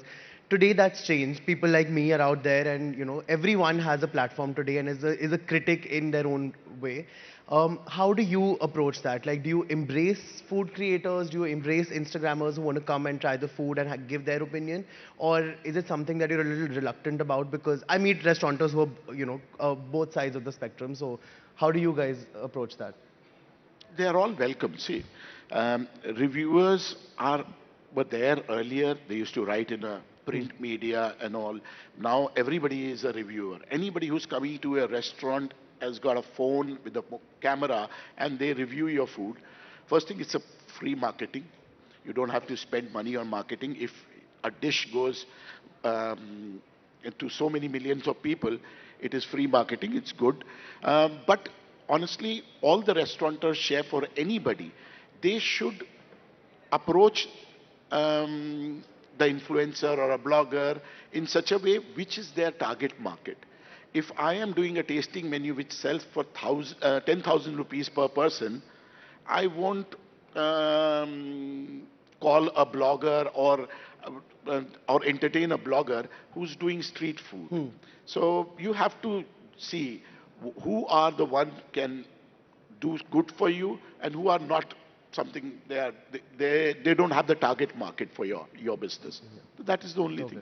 And chef, anything if you have? I think social media is really great because besides the influencers, I feel for you to put your story out there, you were so heavily dependent on food writers earlier, and if you were not in their, if you were not in their network, they would probably not even show up to your restaurant. But now it's easier to put your message across, and I think it works really well. Yeah. I think I'm going to add a question over here for you, is that I saw a lot of amazing content you did, especially with Bavri, and a lot of storytelling. What was the journey behind that, and how do you decide to create content around that? Because that was very nice how you did it. So, I used to run this restaurant called Earth in Bandra before Bavri, which was the first gasless kitchen where I cooked on open fire on wood and charcoal in a city setup. And there were a lot of things which I just assumed that people know. But with Bawri, I said I'll just talk about things that I'm not going to assume that people know. So, you know, like we made a reel on how to season a tandoor. Yeah. Because it's just assumption कि सबको पता होगा. But सबको पता नहीं है कि तंदूर में रोटी लगाने से पहले उसको season करना पड़ता है. So we just made a reel on that and that got so much traction. Then I started talking about why I cook on open fire and that. So I think that was the starting point for us and then we just built on that. Okay. आप लोग सबको तो fine dine बहुत अच्छा खाना खिलाते हो, बहुत फैंसी अमेजिंग खाना खिलाते हो, पर आप लोग को खुद क्या खाने में पसंद है? घर पे क्या खाते हो या what you like to order in? Like really basic stuff. I think everyone, सबके घर में एक कोई एक dish होती है which makes us feel that you're home. For me, it's mutton curry rice, which makes me feel I'm home. So that's my comfort food. And chef, yours? I'm more of a craving centric कि आज चाट खाने का मन कर रहा है, आज van वाला नूडल्स खाने का मन कर रहा है. But most of the time after restaurant, you end up eating Maggie at 2 o'clock in the night at your house. That's the only thing. That is the best, yeah. Nothing beats Maggie at 2 o'clock. Okay, so when the world tastes Indian food today, what do you hope that they understand as like India's strength? Like how are we projecting India's food today? I feel our cuisine has gone through so much history that when someone eats Indian food, they should feel that this is a resilient cuisine. That it is ancient, yet it's constantly evolving. And it stood the test of time. Okay. Chef? I would say food is not a soft power. Indian food is a superpower. And Indian food, we have food or dish for every palate in the world. हमारे यहाँ तीखा खाना, मीठा खाना, healthy खाना, indulgence वाला खाना, हर तरह का खाना है, हर किसी के लिए. So we are a strong superpower in terms of food, and all of us and so many other chefs are doing some fantastic work all over the world. And believe next 10 years, the way Indian restaurants are opening all over the world, it's amazing, and there is a great future for Indian food from all different parts of India in the world. Next 10 years is our time. Yeah. Okay, speaking of... that definitely requires a round of applause for sure. But but speaking of the different parts of India and the food that comes from there, what do you think is the one part of India which we still haven't tapped into or is still very underrated? Because I mean, there's so much. Every state, every corner of India has such amazing food. But according to you? I would say every part of India is not well represented in the world scene. But if you ask me, one part even I am not very familiar one is the Northeast, which we really have to learn and promote, because there are some specialty ingredients which is not you can't access it in Delhi easily. But that food is again which is a hidden gem. It has to come in the focus. Otherwise, there are every state. There are in one state there are 10 cuisines, and it has to come out. So I think every state needs more representation and more micro cuisines of different states. But Northeast, we need to learn and know more about food from Northeast. No, for sure. I made my first trip to the Northeast a few months ago to Nagaland, and the food I had over there honestly was mind-blowing. It was incredible. Chef, do you feel like that's a region that's underrepresented? I think I think the same. It's Northeast. I grew up in the Northeast and I do use a lot of Northeastern ingredients in my cooking. In fact, one of my signature dishes is pork which is cooked inside a bamboo and it's served with sticky rice which is wrapped in Alpinia leaf, which is a leaf indigenous to the Northeast. So like Chef Manish rightly said, I think Northeast, because all the 7 states need representation. Yeah. Okay. What can you guys recommend a restaurant apart from your own in Delhi which you like to go out to? Many. चाट के लिए वैष्णो चाट भंडार कमला नगर में, या duck के लिए China kitchen, Punjabi खाने के लिए Kikli mein. So there are many places in Delhi where you can explore good Delhi, Gurgaon. You can explore great food. Yeah. And chef, do you have any recommendations? I think there are really great restaurants in Delhi. Recommendation, like I like the Sikh kebabs at Jama Masjid. I like that large jalebi in Chandni Chowk. Those two are my favorite. When I think of Delhi, I think of that, or the Sohan halwa, that Karachi halwa, which you don't find anywhere else. That felt like अभी Delhi. अभी अभी होली आ रही है चेनाराम के यहाँ घियर बनता है वो घेवर नहीं है घेवर घियर नहीं है। बनता है वो एक अलग किस्म की जलेबी है if everybody can go and try that thing it's amazing Yeah, it's from the Sindhi community. Yeah, and it's only during Holi. So, yes. Okay, social media has made chefs personalities now. That's you guys are celebrities. Also, has the visibility changed the pressure and also like made you get some pressure to feel authentic like in your food, or do you not approach it in that way at all? Like, do you feel any pressure from social media at all?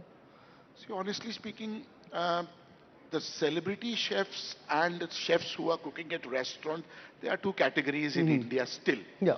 Still. There are chefs who are celebrity because of the social media and television, but in general, I don't think so. 90% of the people, they have not tasted their food. Okay. Yeah. Yes. They have not tasted their food. True. So we are the chef who cooks in the restaurant. We have restaurant where everybody can come and taste their food. So it's two different categories. Okay. So I would say doesn't matter. Doesn't matter. Till the time people are coming to your place, eating your creation and going happy from there, I think your job is done. Okay. And chef, anything you have to Yeah, add here? I don't feel pressure. I feel it's just a great time. Everything is, there's a big boom in this industry, and we just need to adapt with whatever the new means of running a restaurant is.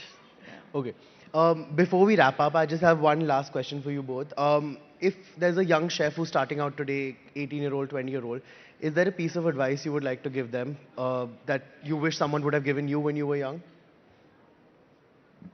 I would say it's not a 100 meters race, it's a marathon, so don't expect anything too fast. Okay. And even when you get results, you'll feel it's too little too late, and you have to love it sincerely to do it. Just keep your head down, focus. 5 years, you do that, and after 5 years, this industry will pay you back. I would say this industry will pay you back. But 5 years focus and just learn, because खाना बनाना is a skill का काम है, और वो skill जो होती है वो काम करने से आती है, वो किताब पढ़ के या कॉलेज जाके वो नहीं हो सकती है. You have to practice, practice, practice. तो first 5 years बहुत कमी है हिंदुस्तान में शेफों की. First 5 years just bend your head, focus and learn. After that, sky is the limit. Perfect. That's great advice. And if all the young chefs listening out there, they should take note of that. But thank you so much. You both have been amazing, and you've given such incredible, insight into your world over here to us. Thank you. So thank you.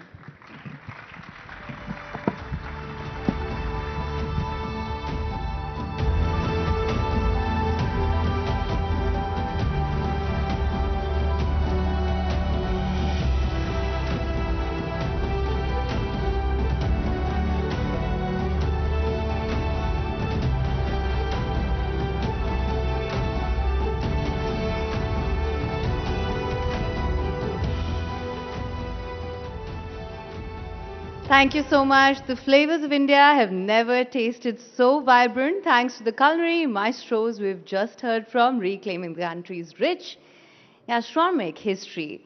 Just as good dish requires the right blend of spices, understanding global conflicts requires a nuanced reading of the narrative. The real story often lies in the subtleties of strategy, tactics, and human experience. Now, joining us to decode the complexities of war and its narratives is an expert known for his deep dives into the skies of conflict. People, welcome Tom Cooper, aerial warfare analyst and historian, for a session on interpreting war beyond the headlines in conversation with Major Gaurav Arya.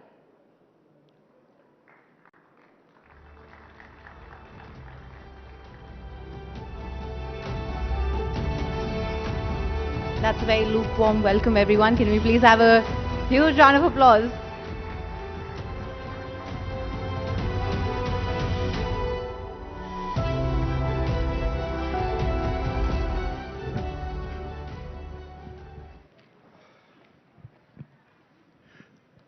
Jai Hind, ladies and gentlemen. And I have with me Tom Cooper. He's an analyst. He's a historian. And he's somebody that all of you have seen on Indian television for quite some time, especially after Operation Sindoor and during Operation Sindoor. I had prepared a long list of very technical questions for Tom. But while driving here from Noida, I was told that Iran just got attacked. So all my questions are now aside. I'm going to talk about Iran. At least I'm going to start off with Iran. And Tom, my first question to you is, how does an operation of this magnitude put into effect? I mean, you have the Al Udeid Air Base, you have Jordan, you have Israel, you have USS Abraham Lincoln floating around somewhere off the bay of, or off the shores of Oman. And in the Mediterranean Sea, you have the Gerald Ford aircraft carrier.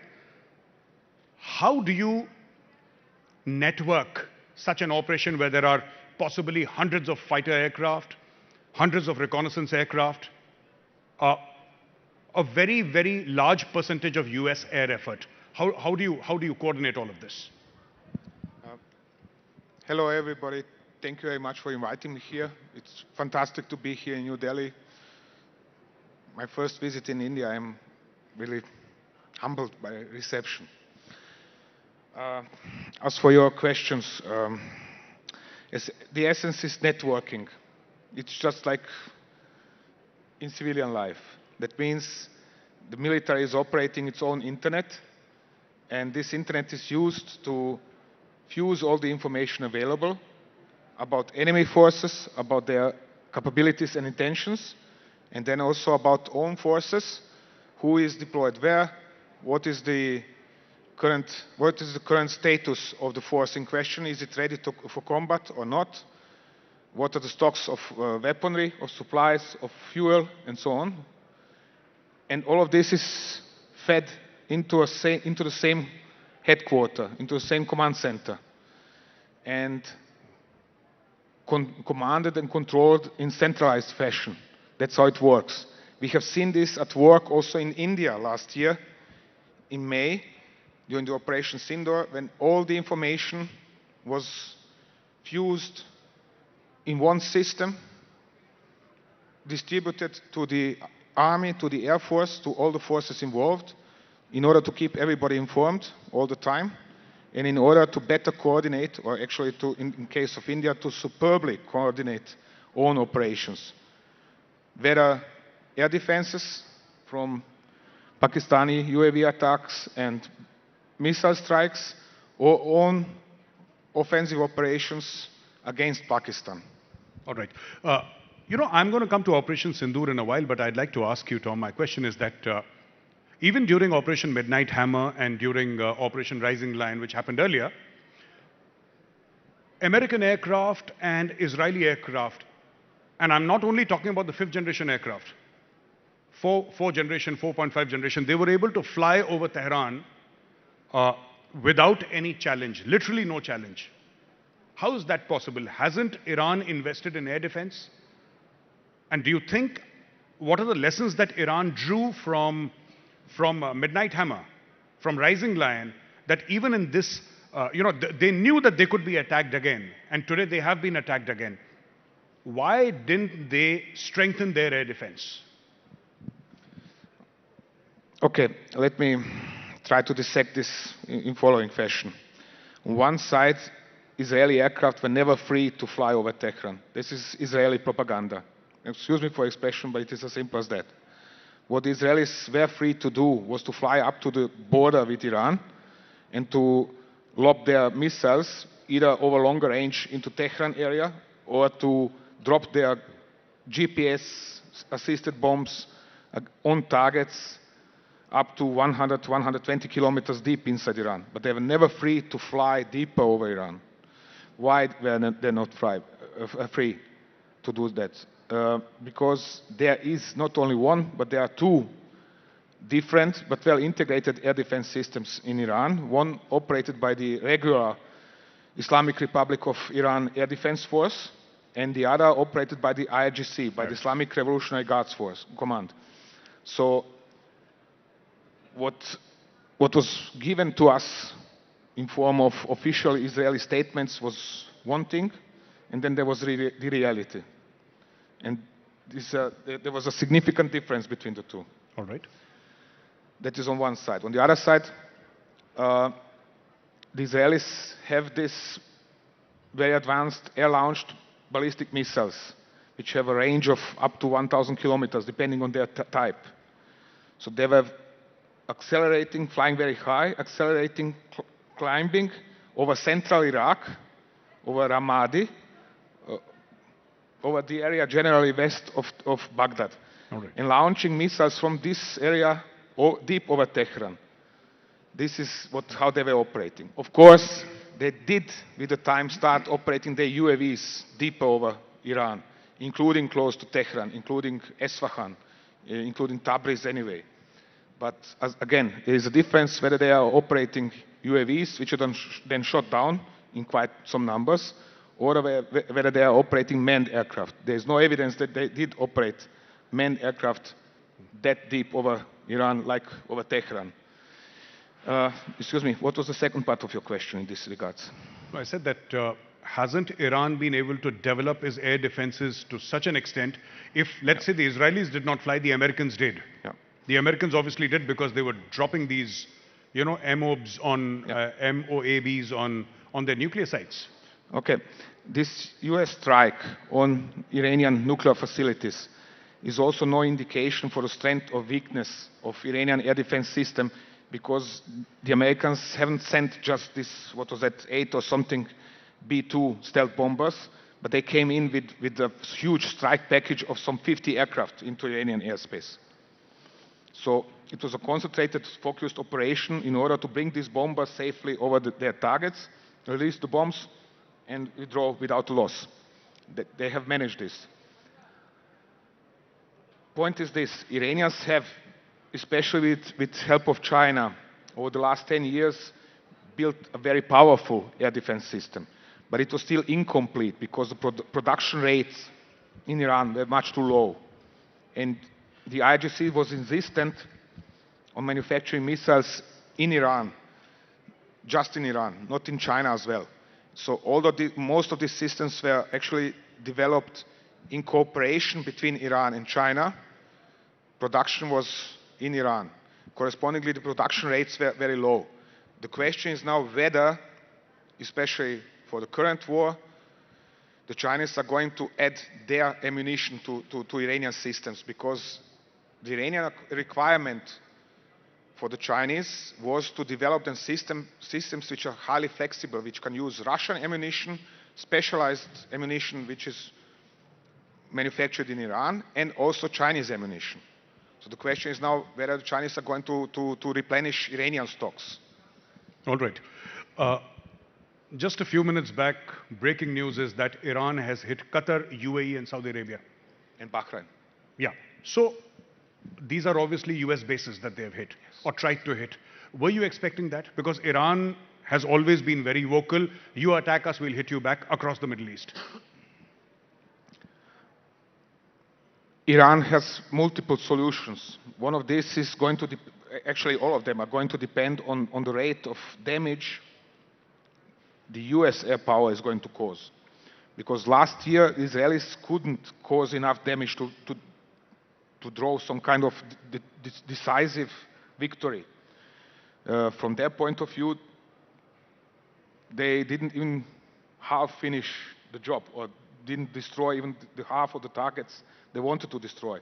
They didn't destroy completely the Iranian capability to manufacture new missiles. They didn't destroy all the bases, especially not underground bases, and so on and so on. Moreover, the Israelis couldn't reach further, with one exception, they couldn't reach further than eastern outskirts of Tehran. Correspondingly, the Iranians were free to move their heavier missiles, to maneuver them around central Iran, around eastern Iran, and fire them from there at Israel. the US air power is now enabling joint command of US and Israeli forces to strike precisely these targets in central Iran and in eastern Iran, because it's relatively close. It's based in Persian Gulf, in Emirates, in Qatar, in Bahrain, in Saudi Arabia. Correspondingly, it can better reach such areas. And the US intelligence, which was playing the crucial role already the last year, is now playing an even more important role. Furthermore, tanker aircraft. These are big airliners converted or purposely built to serve as petrol stations, you can call them, in the air.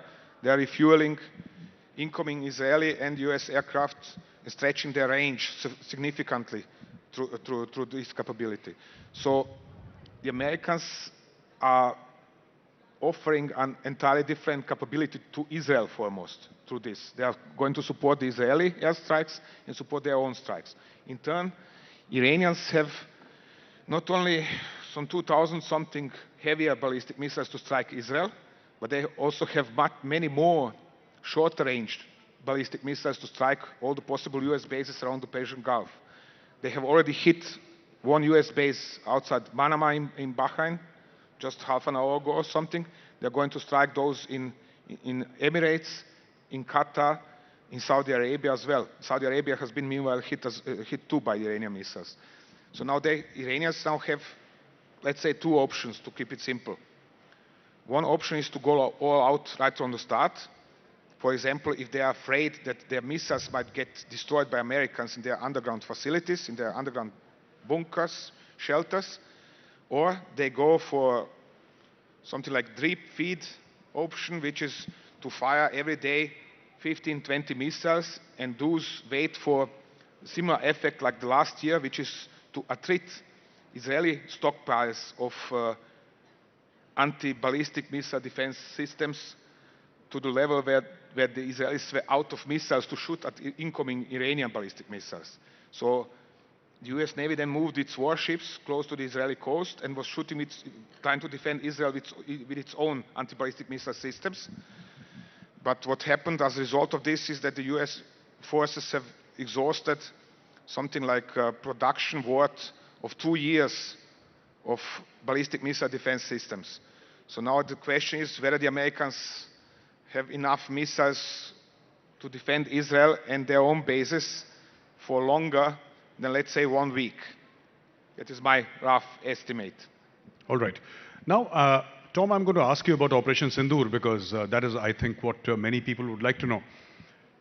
You were mentioning a little while earlier that one thing that we have not discussed enough is that element of surprise. That when the Indian Air Force or the Indian Armed Forces actually hit Pakistan, Pakistan did not know what happened. And for a certain period of time, they were in a state of maybe shock or indecision. I'd like to hear your views on that, please. One of, for me, almost shocking moments from researching about the Operation Sindoor last year is the fact that when comparing official Pakistani statements with what one can track as easily as with help of social media in terms of reports from Pakistani citizens, what have they observed, what have they heard, the two stories are not fitting. During his press conference, quite famous press conference, which was widely accepted in the West as bare money, this is a matter of fact, nothing else happened in this war and nothing else matters. Pakistani Air Vice Marshal was explaining how they were tracking ever more Indian aircraft approaching the border, and they knew in advance what are the Indians going to do, and they have scrambled their fighters on time and then shot down who knows how many. The number is increasing by the month, which is passing ever since, Indian aircraft. So, okay, fine. Then I sat down with several aides and we went through the reporting in the social media of Pakistan, in Urdu foremost, which is something apparently nobody did, at least not in the West. And so it turns out the Indian airstrike came in, hit selected targets in Pakistan, and there was no response from Pakistan. It's as simple as that. There was no reaction for at least 15 minutes. No reports about aircraft engines, somebody hearing aircraft engines or scrambling jets from air bases. Nothing for 15 minutes. The only report was about the launch of 2 or 3 surface-to-air missiles from Nur Khan Air Base. That was the sole reaction. So whatever happened afterwards happened something like 1 hour later, after the Indian airstrike on terrorist camps inside Pakistan. But during this strike, Indian aircraft have, and not only aircraft, army was involved as well by the means of the UAVs. They have completed their mission and returned safely. Nothing happened to a single Indian. There was absolutely no damage. And on the contrary, conclusion is very simple, or actually on hand. The Pakistanis were taken by surprise, but completely. So alone this press conference by this Pakistani Air Vice Marshal is making absolutely no sense, because it is not fitting with what can be made out on basis of reports in the social media. And I'm not talking about 1 or 2 reports in the social media. There are dozens and dozens. And one says 15 minutes later, after the Indian airstrikes were completed and Indian aircraft were probably back on their bases already, there is then report, engines, jets are starting taking off from this airbase, taking off from another airbase, more SAMs are fired, then movement of low-flying aircraft over this area, over another area, and so on. So obviously the Pakistanis were late with reacting. They were taken by surprise. Then it took them time to comprehend what has happened to them, to make a decision how are they going to react, and then they moved to react. But the strikes themselves, Indian retaliatory strikes on terrorist targets, they were completed absolutely without any kind of major problems. That is the point. And this is something we have addressed with particular care in the book published in January. It's going to become available in India now in early March. 88 Hours War. So I don't know how much you want me to continue in this regard, but that is one of the points from this book, that Pakistan is boasting with something that simply didn't happen the way it is explaining, which arguably is in best traditions of what is Pakistan explaining, or the way Pakistan is treating true, so to say, already for decades. Tom, we have time for one more question. And because the time is running out, I can see the ticker in front of me. The question that I wish to ask you is that when did the downing of Rafales become such a big deal? I mean, even Donald Trump started off with 5 and then 7, then 9. Apparently now 11. 11 are down, and by the time his turn is over, I think the entire Indian Air Force will have been grounded. But what I wanted to ask you was that, did disinformation and misinformation play a very major part during Operation Sindoor? In order to explain this, I have to explain this from the Pakistani point of view. They have nothing to show. They have nothing to show. What can they show? Except we have shot down 4, 5, 6, 7, 11, 3 dots, and then 11 Rafales or whatever in India. And even if, let's say, they have shot down 110 Indian aircraft, the point is they have lost a war. So what they have won is one air battle, theoretically, if they have won. But they have lost a war. That is the point. They have lost a war. And battle is just a part of a war, not an entire war. So they have focused their whole attention on this winning battle, whether they have actually won it or not. And all that matters to them, and all that matters to their supporters, is this one battle, which actually wasn't even one battle, but 3 or 4. But it's a different story. Anyway, the point is this. India is trying to explain we are trying to strike terror targets.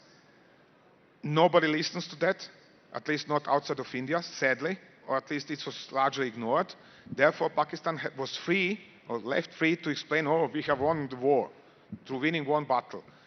Nobody cared about these jihadists in Pakistan being the same that were actually plotting already the World Trade Center attacks on 9/11. The same people, the same ideas, the same backgrounds, the same trainers, and so on and so on. This is sadly something where India is not that well connected like Pakistan is in the West.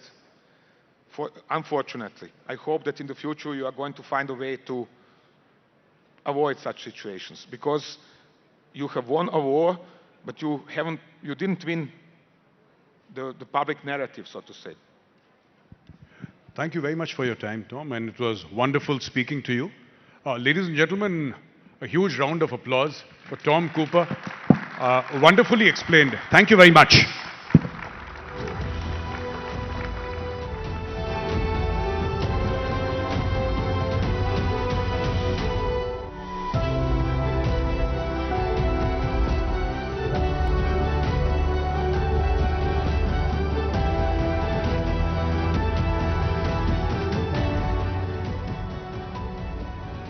All right, thank you so much, Mr. Cooper and Major Arya. Distinguished guests, let's switch gears. Let's talk about the tech that's redefining the future, AI. How is India building sovereign AI, democratizing innovation, and powering growth? From language models to enterprise solutions, what's the AI play for India? As the global south rises, can India lead the narrative on equitable AI? How will India balance innovation with ethics? How will AI drive inclusive growth? Please welcome Pratyush Kumar, co-founder Sarvam AI, for a peek into what's bubbling inside India's biggest foundation model, followed by a conversation with Chandra Shrikant for a session then on designing the AI age.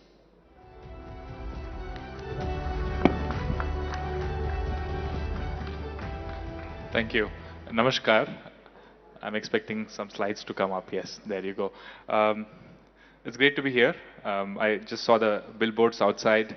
It said inner strength with the picture of the Prime Minister. A little bit what we are showing here is aligned with that picture, which is what can India do in this fast-moving space of AI. Have started a company a couple of years back called Sarvam. There is usually intent in the name. The word Sarvam means everyone or everything.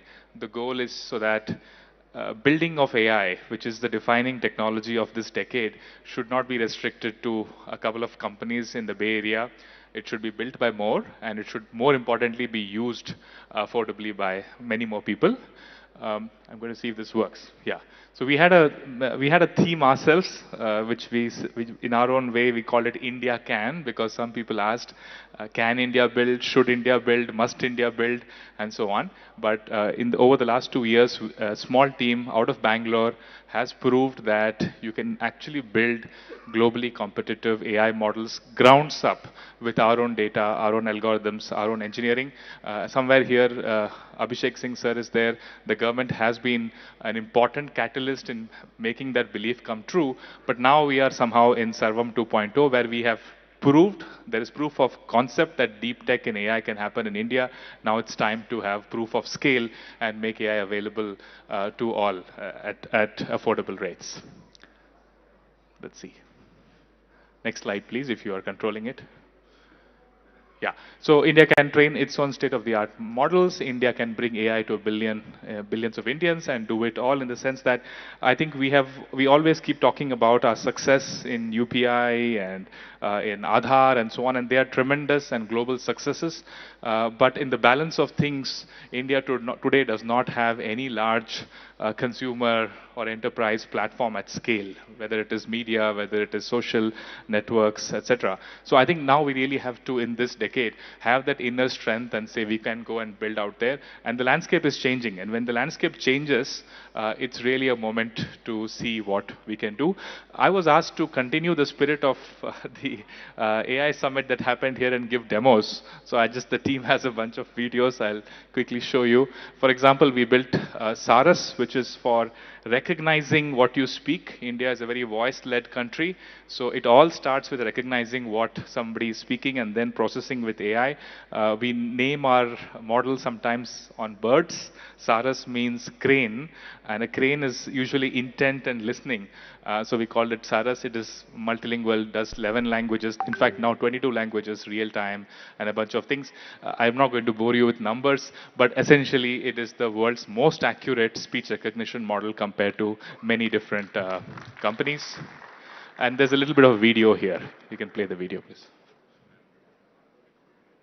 There should be audio. अडचणी येत असतात, संकट येत असतात, परंतु संकटांचा अडचणींचा मुकाबला तितकाच निर्धास्तपणे बिनधास्तपणे करायचा असतो आणि संकटांनाही सांगायचा असतो तू ये कितीही वेळा तुझा सामना करण्यासाठी मी तितक्या ताकदीने तितक्या सामर्थ्याने सज्ज आहे. आणि त्याचंच प्रत्यय पुन्हा जितूच्या माध्यमातून पहिल्या चेंडूवर चौकार गेल्यानंतर लगातार 3 चेंडू निर्धाव टाकत आपली स्ट्रेंथ, आपली ताकद, गोलंदाजीतलं कौशल्यपणाला लावत आपण या क्रिकेट मधलं, या खेळामधलं सामर्थ्य दाखवताना गोलंदाज जितो.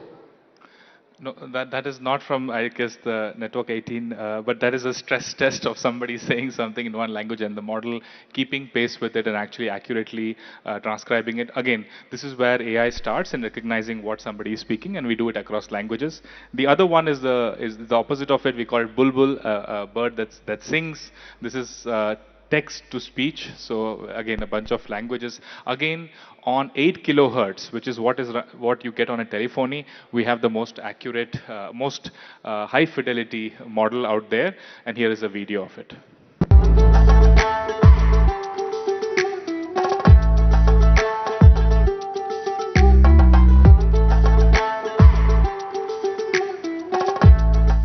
V2 अच्छा था.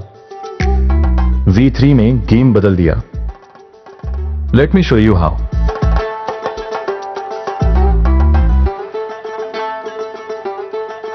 जब आखिरी विकेट गिरा, कुछ सेकंड के लिए सन्नाटा हुआ. And then people just exploded with joy. I think we can stop the video. Me concern Yeah, so there are many languages like that, but this is voice that actually sounds very natural. In fact, we have a game on our website. You can go and listen to an audio and say, is it a human or a AI? And people get it wrong half the time. So in some sense, now the voices are very natural, very useful for creating content, very useful also for doing voice AI, which is an AI agent that responds to queries that you have. Another example is Sarvam Dub, which is speaking in one language and getting the content in a different language. I'll not show you the technical details, but again, the world's best model for dubbing. Quickly showing you something on the content side. This is making content accessible. Let me play the video.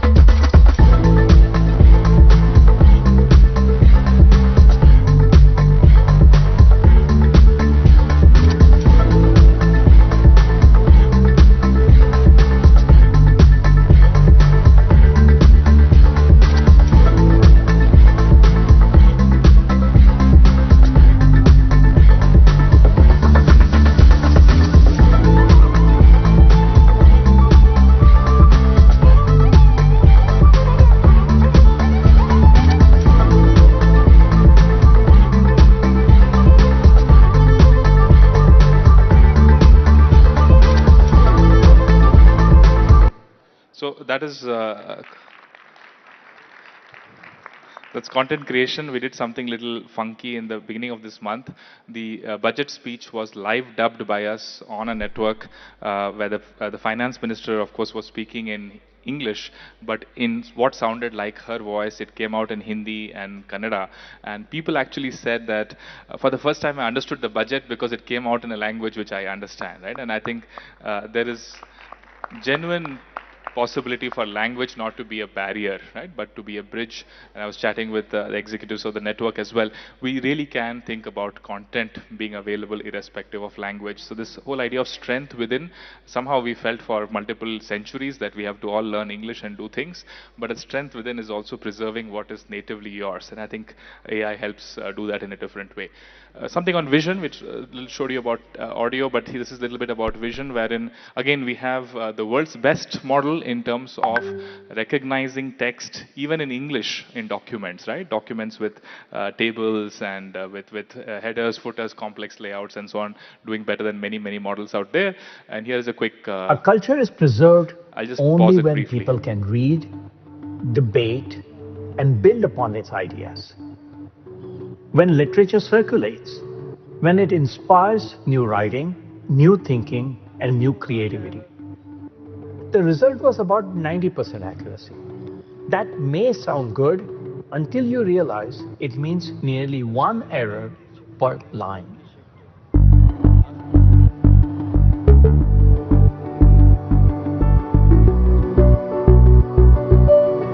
So I'll go through this.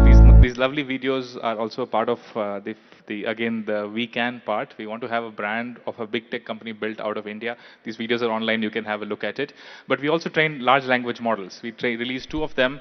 The 30 billion parameter model, which has some technical details here, but it's really meant for voice to voice very efficiently.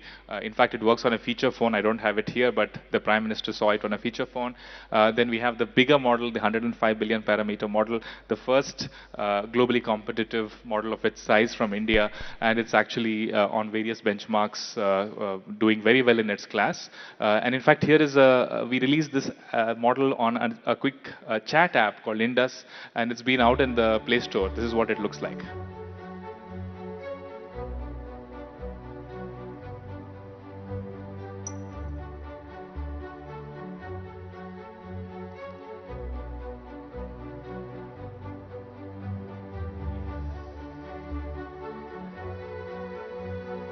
Hello, मेरा wait 60 kg है और मैं 5'1" हूँ। मुझे weight loss करना है। क्या आप मुझे हाई प्रोटीन डाइट प्लान बना सकते हैं?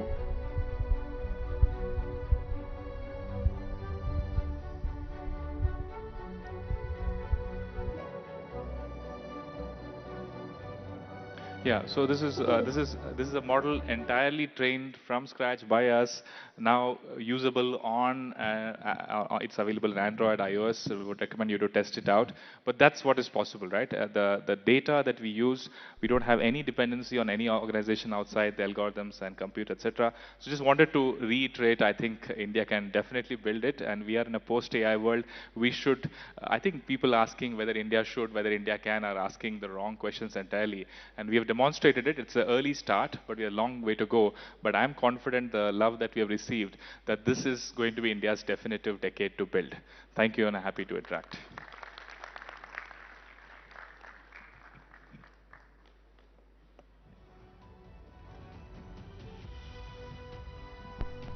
Thank you, Pratyush, for making it to Delhi, and a huge round of applause. This is actually the first model to come out of India. We go on and on about OpenAI and Anthropic, but Sarvam deserves a lot of love, so bigger round of applause, please. And Pratyush, I think what also makes Sarvam very distinct is that this was completely trained on Indian data, right? If you can take us through that, why it gets languages, why it gets dialects and subtexts right. That would also be one of the factors. Yes, it definitely has language as a key focus, but it also does math and programming. In fact, the team just ran it yesterday on the JEE paper of this year. And on the mains paper, it got all the questions on math right, and I think it missed 2 questions on physics, right? So this is a model that has reasoning, that has programming, that has understanding of the world in general, and better accuracy on Indian languages, right? So on the data side, we have trained it on the world's data, including, of course, data from India. But the key thing is we have done it all in-house. So when a model is being audit it for various purposes. Is this the right model to use? The raw material really is data. And we are able to say that, hey, here is the data we have trained it on, and hence this is the model's capabilities, right? So doing that end to end is what gives sovereignty. Else you're always dependent on some part of the supply chain on other players. The fact that your model is able to solve JEE paper, how does that make you feel as someone who teaches at IIT Madras? Yeah, no, look, I think for all of us, these models can do most of the things we are doing. Okay, just that is the reality of what it is. But more than what is interesting, actually, the model, we also asked it to teach somebody a few of these questions. And it's going to come out in a blog soon. And actually, it does a good job. It actually takes the question, helps somebody understand what are the reasons behind it. So humans and AI working well together is going to be one interesting area where I think I think India will do well, because we are generally so positive as a country about technology. I think we'll find our ways around how to do this meaningfully. Right. You've also managed to build Sarvam at a fraction of the cost that, what Silicon Valley companies are doing. OpenAI yesterday, I think, raised $100 billion. Anthropic raised $30 billion 2 weeks ago. And Sarvam's last fundraise, I think, was in 2023, 41 million. How is it to compete with these large labs with never-ending pockets of money? No, I think different companies are in different phases of their journey. I think comparing it is not that straightforward. I think the bottom line is that AI leads to improved productivity no matter what you're doing, including building AI. And that is the interesting part, right? It's almost like a reactive system that can improve itself, right? And I think, at least for us, the journey is very clear. You can train models very accurately with a lesser amount of resources. But from there, we want to step up. We want to be building larger models that are globally competitive on all fronts, right? And that will require more compute. But the bottom line is it's really crossing the hump of saying that we are in the race, right? As opposed to saying we'll always be users of stuff that frontier companies across other countries would do. Yeah, I think in your opening slide put it very well. Can be, must be, should be to we can. So I think that's the overriding message. But Pratyush, we are also in somewhat interesting and scary times. If you look at what's playing out in the US, the government is at war with Anthropic over, how, and Anthropic doesn't want their model to be used for surveillance and other purposes. What does this mean for India? Does it sort of all the more make the case for sovereign AI? If they can have such differences with the government there, if they can go at war with them, what will it mean for us? I mean, we are using all these models right, left and center. It's clearly something very geopolitical, the way these labs can be used. I mean, I think you know it better than me that this is a bit of a theater, right? Different things get done for different reasons. But independent of that, I think that these models are so important that they are geopolitical. In fact, the summit that just concluded in its fourth instance, attracted 100 plus countries. Which other technical domain attracts heads of state, right? It's clearly something that is geopolitically relevant. And we are in a post-AI world. It's not like we are going back. So it's really now onwards and upwards in terms of what these models can do. And the fact that most of what we do as individuals, as companies, as countries will first touch these models. They become resources of very high significance, almost national interest, right? And just like in nuclear and in space technologies, we need healthy partnership between private and public, but there is deep national interest. And I think we should think very deeply about how India can have sovereignty across the layers. While we are great users of the tech, we should continue to use them and innovate on top of them. There should be a very, very active thread and increased focus on having a sovereign alternative, which we would need at various places. Right. If you look at how the internet economy has played out in India, the Uber of India is Uber, the Amazon of India is Amazon. But do you think there is a space for Sarvam to become the preeminent AI company in India? We do have Ola and Flipkart, right? So I think we do have options. No, I think, look, I think I believe that this is the decade to change that more meaningfully. The belief in the country that we are builders is there. Developer strength is there. I feel there are a few other things that we typically miss. We need far greater flow of capital, which is chasing much larger outcomes. And we need to bring in distribution in terms of organizations which can absorb innovation. I think that's something that's typically, it's a bit of a premium in India. I think we'll do more of that. I'm convinced, at least at Sarvam, our mission is to be a conduit for getting the talent which is waiting to come back to India to say that, hey, let's go back to India and do it, right? So I'm confident this will happen. There are a few things that need to be in line. But again, platform shifts are great opportunities to disrupt it. Whether it is hardware, whether it is the operating system, whether it is the cloud, whether it is AI, it's all for grabs in the next decade. And we should be playing a very, very strong, with a straight bat and saying we want it all in alternatives, at least in India. Right. The MeitY Additional Secretary Abhishek Singh is here, and I must mention that the government has played an outsized role in ensuring that India has foundational models. We haven't seen a matching level of commitment from the venture capitalists here. In fact, many of them are now looking at bets in the US. They are setting up offices in the US. Are you a little disappointed? Has that behavior changed? No, firstly, let's count our blessings, right? I think the government, it's not, by the way, it's not usual. Having seen how the government is working, the challenges, the complications are significant, right? In that, making strong bets and seeing those bets come off, I think is a moment to celebrate, right? I think that taking decisions and risks in the government is so hard, right? Venture capitalists, I think, see, look, everybody is, I have not met one person who knows with clarity what is happening and will happen, right? So it's everybody's bet, everybody's making bets, and they're reacting to things that as they are coming in. I think once we show potential, things will happen. I think we need more, I think, intent in the country to absorb innovation, because innovation needs playgrounds, right? And that's one thing that we'll have to create more of. But I'm sure it's going to happen in the years to come. Right.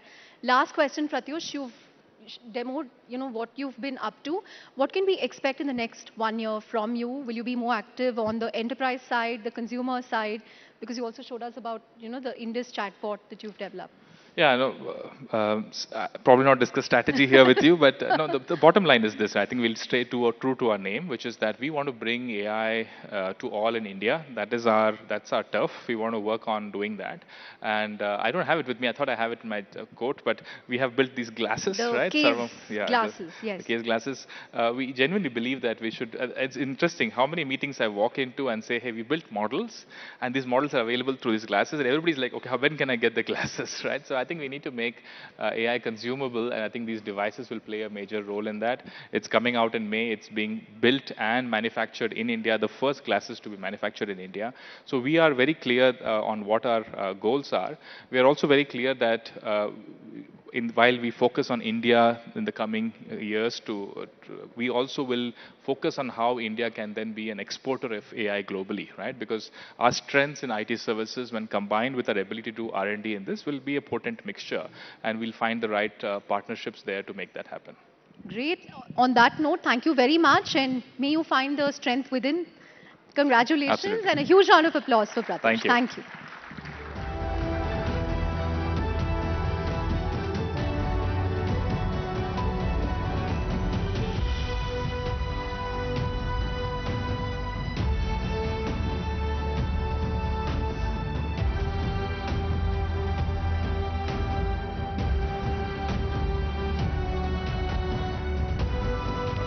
Thank you, Mr. Kumar and Chandra. Ladies and gentlemen, India's AI ambitions are soaring high. Let's stick to the subject a bit more. Let's talk about India's AI ecosystem where sovereign backing meets innovation. How is India fueling homegrown AI, and what's the funding play? From policy push to startup spark, how's the government shaping India's AI narrative? Joining us are leaders who are the vanguard of this scorching transformation to discuss the investments, to discuss the challenges, and of course the impact. Please welcome Abhishek Singh, Additional Secretary, Ministry of Electronics and Information Technology, onto the stage for a brief conversation with Nalin Mehta. They will later then be joined by Shashi Shekhar, Empathy co-founder, Deep Tech Bharat Foundation, Spiros Magaris, VC, AI and FinTech Fund Manager, Nagendra Nagaraja, founder QPi AI, and Sunil Gupta, co-founder QNew Labs. Thank you very much. Mr. Singh, thanks very much for joining us. And we have a stellar panel lined up just after we stop, we end our conversation. But you are the man who's heading the India AI mission. We've just had the India AI Impact Summit. The minister was here yesterday, and he talked about how India needs about 2 lakh GPUs on the table. Currently, we are somewhere around between 35,000 to about 45, 50,000. So how do you do the scale up? What is your perspective on, in the next few months, how do we go from that number to the 2 lakh that the minister is talking about? See, like we do have almost 38,000 plus another 24,000 in the pipeline, 62,000, but that what we did was sufficient for training the first set of models. Sarvam just made the presentation of what they were able to achieve in the last 6 to 8 months with the GPUs that we had made available. But as we move forward and if we have to do inferencing at scale, given the size of our country, even if 100 million to 200 million people, 10 to 20 crore people, if they start using these services for various in healthcare, in agriculture, in education, we will need to append the back-end infrastructure. That will mean having much larger set of GPUs. So 100 to 200,000 GPUs is something that the minimum that we will need in order to meet the demand of India. So what we are trying to do is that come up with a policy which ensures that we incentivize the private sector to invest into the compute infrastructure. So part of the GPUs will be provided by the private sector, which will be incentivized by the government so that they are able to provide this for the larger AI ecosystem. The inferencing applications in key public sectors like agriculture, education or healthcare will be funded by the government in many ways. And then for strategic sectors, for use in defense and for use in strategic sectors, we will need to set up our own GPU infrastructure within the government data centers. So, Mr. Singh, you oversee the India AI mission. You're also the DG for the National Informatics Center. You oversee emerging technologies, cybersecurity, digital skilling. So you really have a big picture view of the AI ecosystem. One of the things that we've been talking about in the last few weeks is about the idea of sovereign AI, right? That why we need to have indic models and all of those things. The question is that in a world of, say, black box global models, now while the need for sovereignty in AI is paramount, what happens when the global models actually, for users, turn out to be more useful or better than the indic models? How do you address that kind of challenge till the time we reach that scale? See, that's in the short term, because even if you look at the global models, if you look at where they have evolved, for example, even if you look at ChatGPT, what they were at 3.0, what they were 4.0, 4.2, and what the 5.2. The models have evolved. The amount of hallucination that you used to see is much lesser. The pace at which models are evolving and the pace at which models are becoming better, and they become better with usage. So more and more Indians using it, more and more people across the world using it, the models become better. So Indian models, Sarvam or Indus, which has been launched, and some more which are in the pipeline, the more we start using it, the more we start using it in Indian languages, the more we start using it in Indian context, they will become better versions of what they are. And currently also in many Indian language parameters and benchmarks, the Sarvam's model has performed way better than any of the top models that we are talking about. So I'm fully confident that we will be able to, our models, Indian models, the sovereign models, will be able to compete with the best. Only condition is that we should be willing to use them and not become dependent on the models about which we don't know what they are doing. So, of course, as far as use case on population scale is concerned, the global companies are also using India on a population scale for trial. That's why you're seeing so many investments in GCCs and on AI in India. India is almost like the use case capital of the world for AI at the moment.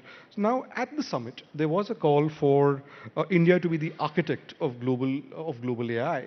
Now, from your point of view, what is it that India can bring to the table that Silicon Valley can't? So when you're talking to leaders from the global south at the India Impact Summit, what is the one thing they were looking to you for, which the Americans or others can't deliver? See, like our biggest strength has been the talent. And almost every big tech company, whether an AI company or otherwise, relies a lot on Indian talent. Unfortunately, our talent leaves India and goes to the West, where they're able to access funding and support from the big tech ecosystem, and they create IP there.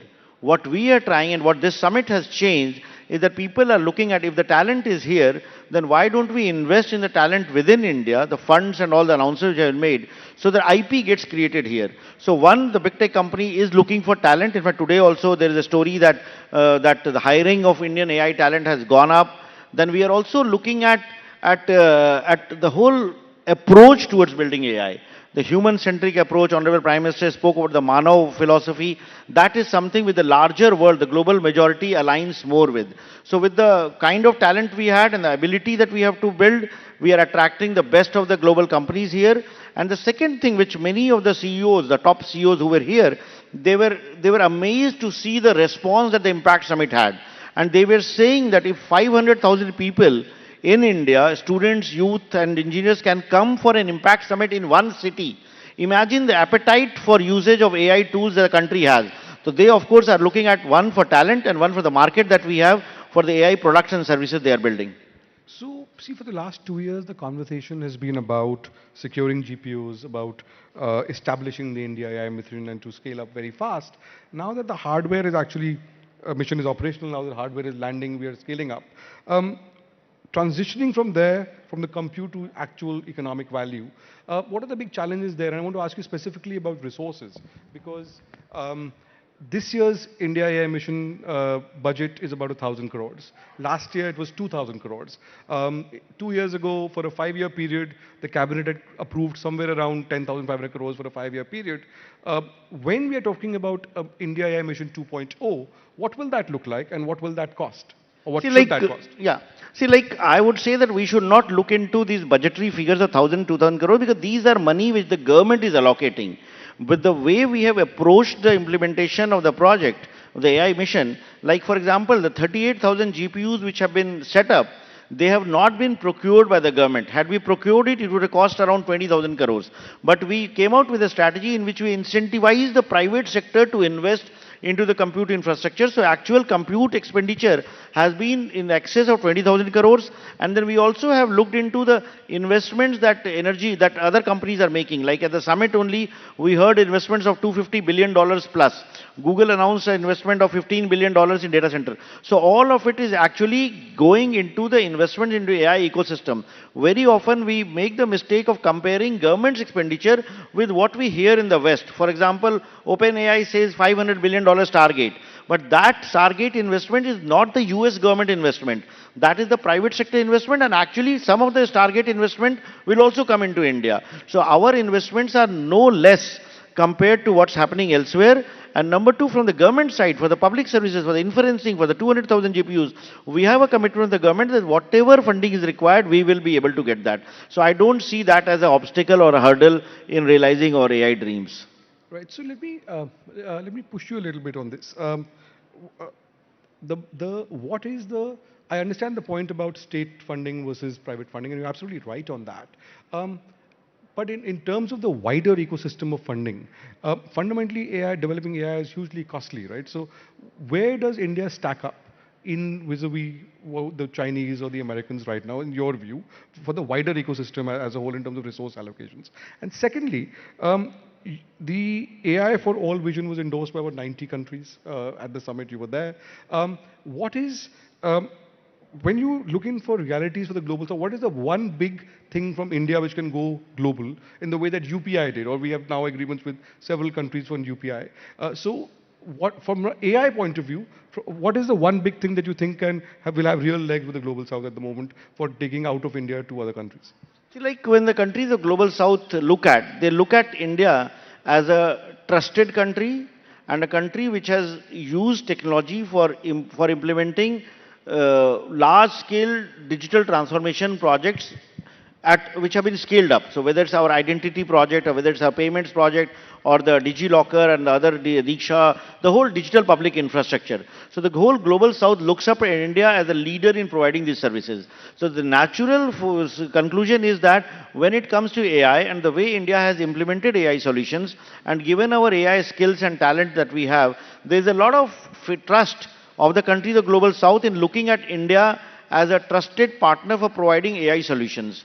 And if you look at the declaration that was signed by 92 countries now, other countries also have joined in Colombia, Costa Rica, Guatemala in the last few days. So it brought together the entire, in the current state of geopolitics, getting the United States, China, Russia, Brazil, European Union, UK, all of them come on one table and agree to a draft, it required a lot of effort. It required burning the midnight oil, but our teams were able to do that.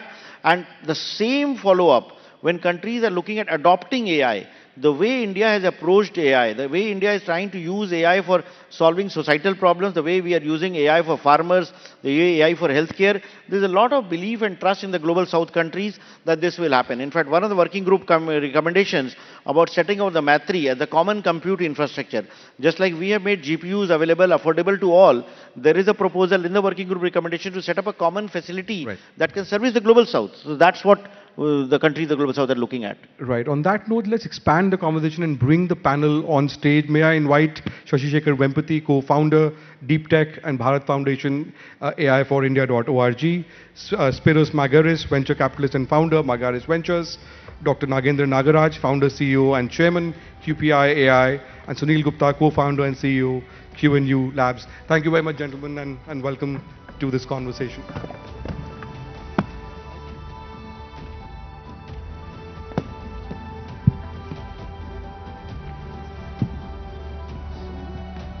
So Shashi, let me begin with you as we expand this conversation. So firstly, welcome to the Rising Bharat Summit.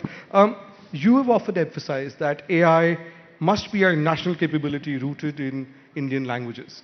How do we move from just training engineers to making AI tools accessible for a farmer or a small business owner in rural India? What is the one human skill that you believe will still remain very valuable in what is increasingly going to be an automated economy? Your perspective on some of these big picture issues. Sure. So I think the language diversity that we have in India, often is looked upon as a barrier. But it's also, I think, a great opportunity, right? Because now you can potentially, with models like what Sarvam that was just demonstrated, what BharatJan is building, and looking at the voice capabilities, you can open up now opportunities to every part of India. For example, All India Radio creates content in almost 100+ dialects, right? And when you look at a region like the Northeast, there are so many languages which probably don't even have a written script. Now, if you could use AI to unlock the commerce potential where, someone living in down south is able to transact without any barriers with, someone in the Northeast, you're looking at, immense economic opportunity there. So that's one aspect that I see from, investing in languages and building AI models in Indian languages. Of course, to the question of, what human capability can be augmented with AI, I think one of the most important things is going to be the very Indian sort of innate, intrinsic, traditional knowledge. What the Prime Minister spoke about in Man Ki Baat on Gyan Bharatam is a great example where you're unlocking the richness of Indian traditional knowledge using the power of AI. Also, as we go forward, increasingly our memories itself change, right? I mean, increasingly what is recorded is what AI is kind of put forward. So it's very important to record all of that and putting Indian knowledge on that. Let me ask you, Spiros, from a VC's perspective, yes. India has sort of privileged innovation over restraint in many ways. So when you compare the ecosystem in India with the ecosystem in, say, Europe, which is in a regulatory, from a regulatory perspective, a lot more rigid, where do you see India in the global firmament from where you sit as a VC? I mean, I'm globally. We have office in California, with Saudi Arabia. I don't really compare India with Europe. I think India has its own place. But it's not America yet. And that also has to do something with the perception that it's very hard to invest unless you have you're based here. And I think from what my experience, just because the Indian people, extremely polite. I mean, this was a very beautiful experience I had here. And modesty, I tell all my startups, modesty is a very bad thing. In the business we have to proclaim we are the best, like we did a little bit, and then go back and say, hey, I was on this podium and I said we're the best, and now we have to deliver on this. And I think the Americans are just much better at, besides of producing great solutions, but also market it better. And I think that's something that India has to do more. And that's why maybe the perception from outside is not as strong as it should be from its talent. But if you look to America, of the consequences maybe of immigration, of talent, and the leadership of Indians as CEO roles, you can tell, you should imply from this that there's so much talent here that India should one day, and I hope, and I think not because I'm here now, it's probably closer than later, play on the same level like America and China, you know. But it takes, like everything in life, with success comes confidence, and we keep learning. It's not about knowledge, it's not about smartness, because here is too much of it, which is a compliment, and hardworking. But at the end of the day, it's like you have a beautiful voice. If nobody hears it, it's just a voice. So, so there is an American model, and dare I say a Chinese model, and there has to be an Indian model as well, somewhere in the middle. Let me ask Nagendra. You see, QPI AI aims to bridge the gap between hardware and generative AI. Why is it essential? And you guys are building a whole bunch of stuff. Why is it essential for India to build its own superconducting qubits right now, instead of, say, relying on global cloud providers? I mean, what's your perspective on this? I mean, I just wanted to understand your perspective, so so we get a deeper sense of where the whole AI movement in India is going. Yeah, I agree with him. You have to always say you're the best. Okay, that's the first thing.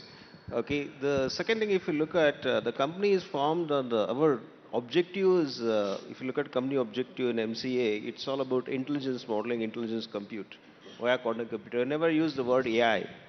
The reason is very simple. The process of intelligence is first depends on data. We don't believe that the data what you have currently, you're creating the base models, is the biggest data you have.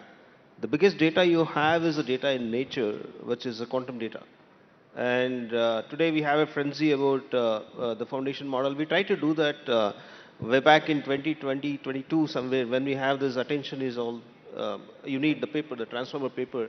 And we are working with the largest pharma company in the world, Lilly. We're working with the largest, one of the largest automotive company, Mercedes. We are building some great pharmaceutical models there. But it's all based on a quantum data. Right. And the reason why we are building, we have our own fab, by the way. We have invested $20 million in the fab, and it has come up in Bangalore. We are going to soon inaugurate that. It can do many kinds of qubit. And today, if you look at, we're talking about Stargates, right? So what you're going to do with Stargate is you have this data, digitized data, you're going to feed it, and you're going to feed it to the computers, GPUs, the silicon, which is worth $500 billion. And let me give a perspective of what it can do and what it cannot do. You have a chemical called chemical, which is formed when plant absorb the fertilizers, right? You can put together all the supercomputer together in the world, will not be able to replicate that reaction. And you have photosynthesis, which has 90% energy efficiency conversion.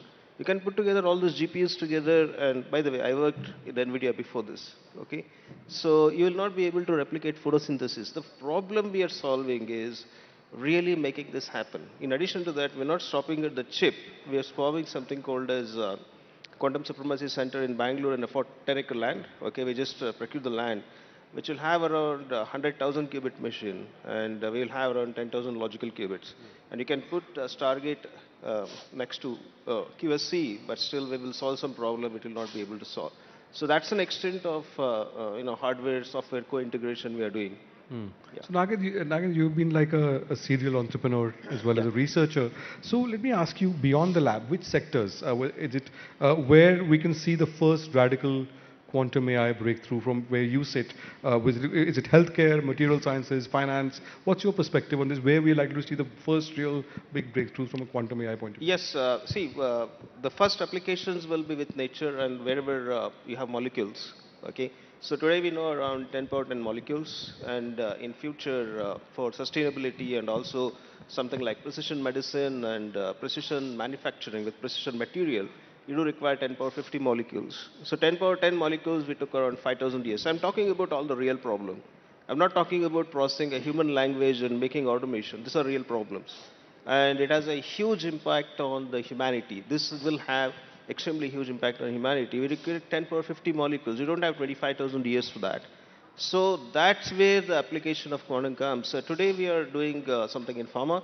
Also, we did work with largest cosmetic company in the world on the chemicals. Okay, so our aim is to, the reason why we are forming this QSC Quantum Supremacy Center in Bangalore, we are investing 1,300 crores there. Already it is done. Okay, so is to make sure that we solve all these hard problems, and mostly all these problems are pertaining to materials and the chemistry and also security. Okay, financial security as well as cyber security. These are the areas that will be impacted by quantum. Right. So Sunil, if I can bring you into the conversation, at the AI Impact Summit, you were talking about a hybrid quantum network. You focused a lot on cybersecurity in your work. So as sort of AI becomes the brain of our national superstructure, if you can explain to us why quantum safe encryption, for example, is absolutely necessary today as opposed to being a future nice to have luxury. You can give your perspective to us on that aspect of AI. So our perspective is that in the post AI and quantum world, and India is becoming one of the largest economy. There's no digital economy without digital trust. And trust today, if you look at it, AI, the trust is in the models, trust is in the data, trust is the training data. And if you're not able to protect that, then sovereignty is at risk. Yeah. So, and similarly, what is happening is that both AI and quantum computers are now threatening the encryption, which is the foundation of trust, right? Whether internet security, if you look at it. And as you know today, the world is at the verge of one of the biggest migration of its all time, right? Where in the next 3 to 5 years, the whole world will migrate from current encryption to a quantum safe encryption. The mandates have come, timelines have been drawn. And the good part is, and that is where I think India being the leading country in terms of digital economy, I think it becomes very, very important for us to look at security and data security very, very seriously. We also have a thesis that 50 years ago, during the Cold War or around that time, countries used to own nuclear codes. Because whoever owned nuclear codes, they are the... But today, in the digital economy, you need to own encryption keys. And today, if you see the West, what they're trying to do, they drive the standards, they build the products where you drive the store the encryption keys, how the encryption keys are used, where you store them, and they have the monopoly today. Yeah. Right?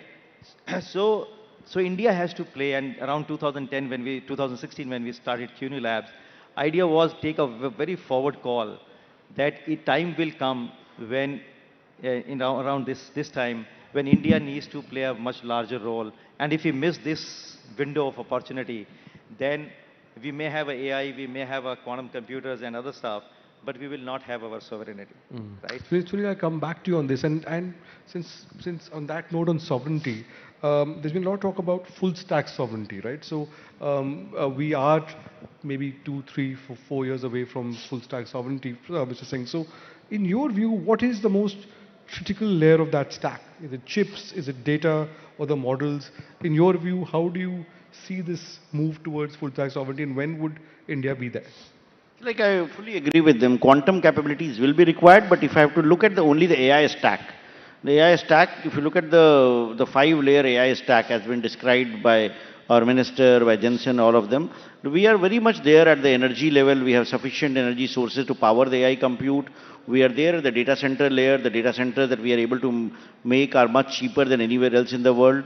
The chip layer is something that we are dependent on.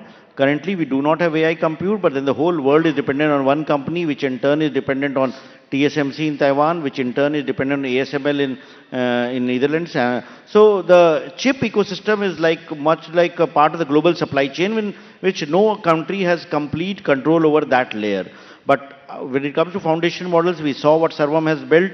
Many others are following it up, and just like in other countries, one model leads to coming up with several other models, and Sarvam is making it open source. I expect that in the next 1 or 2 years, we'll see many other similar models coming up. Application layer, we are very much there. Out of the 5-layer stack, we are there at 4 layers other than chip layer. And chip, given that we do have design capabilities, with the DLI scheme, I expect that in the next 3 to 5 years, we should be able to design our own AI chip And of course, taping out may happen at the fabs in Taiwan, but given the investments as we speak, the Micron facility is being inaugurated today. The first chips are coming out. Tatas are investing in 28 nanometer chip. But to go from 28 nanometer to a 3 nanometer, it will, or 2 nanometer, it will be a journey. It may take some time, but ultimately with the right vision, the policy support, we should be able to get there. So currently we are no different from any other country, I would say, when it comes to having a sovereign control over the entire AI stack. So Shashi, there's a lot of fear that AI will replace jobs. It's a real fear, and there are many sectors are being impacted. So given your work on employability and its future, what is the one skill Indian students should focus on so they don't get replaced or they actually get hired? I mean, I know it's an omnibus question, but your thoughts. Yeah. No, I don't think there's one skill, but I think there are probably a few traits which are going to be very important in this AI era. First is, I think, learnability. We've got to continuously keep learning. I think learning can never stop. It has to be a lifelong pursuit. Second is deep domain knowledge. In fact, this is what I've been telling every student that I've been meeting with, that you have to get some pick a domain area and go deep in it and develop a very deep understanding. A good example that I keep sharing is the Star Wars analogy, where you have C3PO, which is like your LLMs, very prolific in multiple languages, but the real work is done by the droids, the R2D2s, right? So that's where deep domain knowledge becomes very important. The third is, of course, lateral thinking. You've got to connect the dots across diverse domains to find solutions to problems. I think that's going to be very important going forward. And then, of course, have multiple skills so that, even if there is a period of economic turbulence or uncertainty, you have those skills to fall back upon. And then lastly, what the Prime Minister always says, right? Don't just be a job seeker, be a job creator. I think the greatest thing, learning for me from the AI Summit that was organized by India AI and team, Abhishek and team, was that just the sheer number of Indian startups. I think we have to create that startup culture.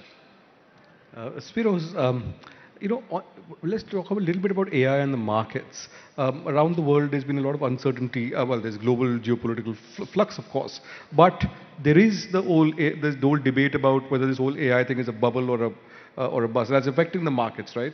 One of the reasons why India's markets have been lukewarm in the last few months is because India doesn't really have those big AI companies of the kind that are in the American markets. So when you look at bubbles in the past, what's your is this a bubble or is it or is somewhere in the middle? What are the opportunities you see in India, and what are from experience, what should we be careful about?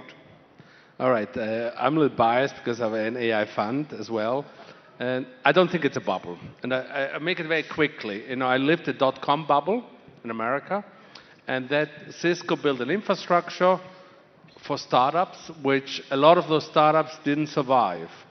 We're building here something with AI, infrastructure, etc., for companies that have so much cash flow that it's not a bubble. Expectation, it's a new time we are now in, that the volatility in the market is just part of it. It's like life. People expect like a line, but life is not like a line. And there's setbacks, but the direction is clear. And if anyone thinks we're in a bubble, it's nice to say. As somebody said, the pessimists sound smart, but the optimists win. It's just going to be volatile, and that's just part of it. And India, with its startup culture, wants to build even further. We will see startups that will go under, but doesn't mean they go under. The good ones get up and do the next one. And it's just, it sounds so simple, but it's so hard to implement. And we are just at the very beginning, and things are moving so fast. And if the smartest guys in the world, the Googles, the Microsofts, you name it, NVIDIA, etc., believe so much in the space. Something is because it's their business, but on the other hand, they put their chips on the table because there will be only few winners out there. And the last thing, optimistic. We all have to become chefs, like in a restaurant. Because the future will be about using different technologies and building cooking a nice meal. Let me ask you a question on this. Shashi's worked in the IT sector.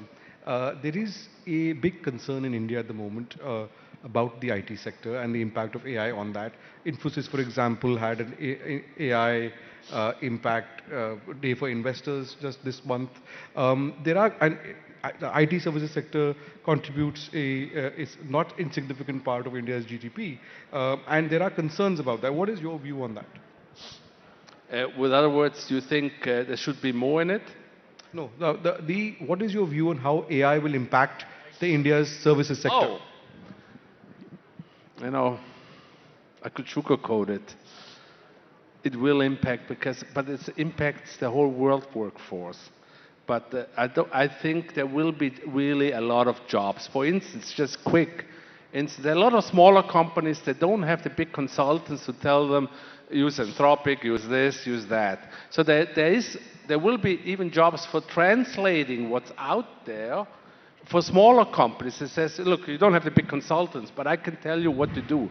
That's one thing. And second, as I go back to being a chef, maybe those guys think of doing in addition of what they have through AI and say, hey, okay, now coding is not my job anymore, but it's important to understand how to solve a problem for somebody. And then they will use coding indirectly. But I think it would be not good to sugarcoat the situation because nobody would here trust us when we talk. I believe we have to say the truth, but we also have to give a solution for the future, which we also believe. So let me, Nagen, we're running out of time. Your company has worked on Indus, for example, quantum computers. So for the non-technical person, why is having quantum power just as important as having AI compute to make India much more up with the times? If you can explain it to a non-technical audience a little bit. So let me give this example. Like if you want to solve a real problem, see any technology is as valuable as the impact it has, right?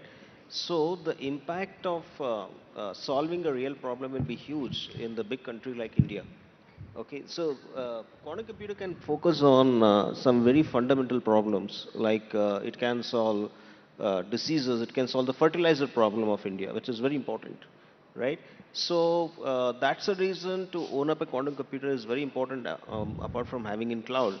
And also having a sovereign quantum computer is ultimate security. So although I'm not against NVIDIA, I would say that the kind of import we are doing about NVIDIA chips, it's a major part of our deficit, right? So we have our own foundry now, quantum foundry, which we can manufacture the chip, and we have our own data center. As simple as that. I'm not using a jargon like quantum data center, QSC, our own data center where you can do these fundamental discoveries. Our institutes, there are a lot of fundamental research institutes in India which want to depend on this. That gives us ultimate strength as a nation. As simple as that. We are solving an impactful problem, real problem, with real results, which is required for the masses. It impacts our agriculture, manufacturing, population because of healthcare. So that's the reason we need to have quantum computing. Right. So Sunil, final word to you. Is in this brave new world of AI, is sort of we've worked a lot on cyber security. Is quantum security as important now as say cyber security used to be? Yeah, absolutely. The world over, the changes are happening. That's the reason all the regulators are coming in and changing the standards. Good part is that India is world class in quantum communication because we took bet almost a decade ago. Today, even Indian banking, telecom sector, defense, critical infrastructure, everywhere we are doing very, very interesting and very, very serious projects. And I can tell you, all the audiences here also, that we are in the top 3. India today is in top 3 in the world, right, in quantum communication. And globally, we are doing projects, not only India, we are exporting this technology to everyone. And that is the good indicator that the world over, this quantum security is now becoming a necessity, right? And in the next 5 years, so the recent mandates that have come from the regulators, they are saying that if only those enterprises will get AI and quantum secure who start in 2026. If they are not able to start in 2026, they will be left out. Mr. Singh, final word to you as the CEO of the India AI mission. For the next 6 months to 12 months, so what are your top 3 priorities? See, like the top priority will be to measure up to the expectations that have raised across India and across the world. So while our foundation model will stabilize, what we are going to focus on to at least build 100 population scale applications across various domains and scale them up across India. So that's the target that we are working on, and hopefully we'll be able to achieve that in the next 6 to 9 months. Ladies and gentlemen, a big hand to this panel, to Mr. Singh, and to this to all the leaders on this panel. Thanks very much.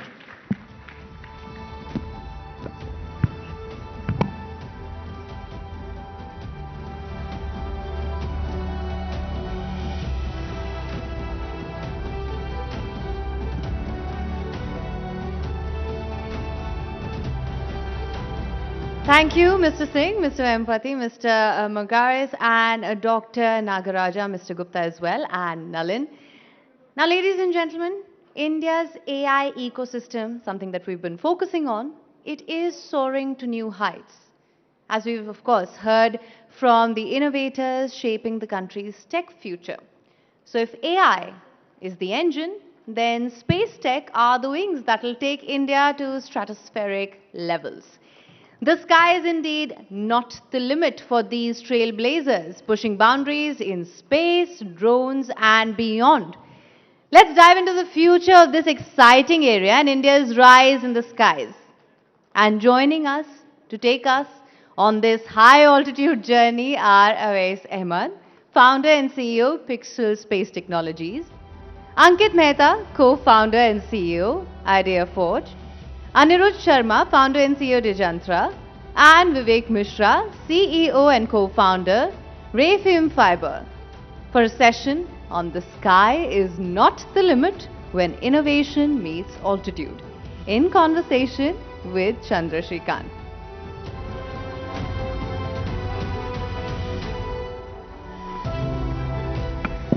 Thank you so much. I know many of you are coming from different cities. Thank you very much for making it. And you know, a huge round of applause to India's leading defense tech and space tech startups on stage. And it's been such a fascinating 24-hour news cycle, right?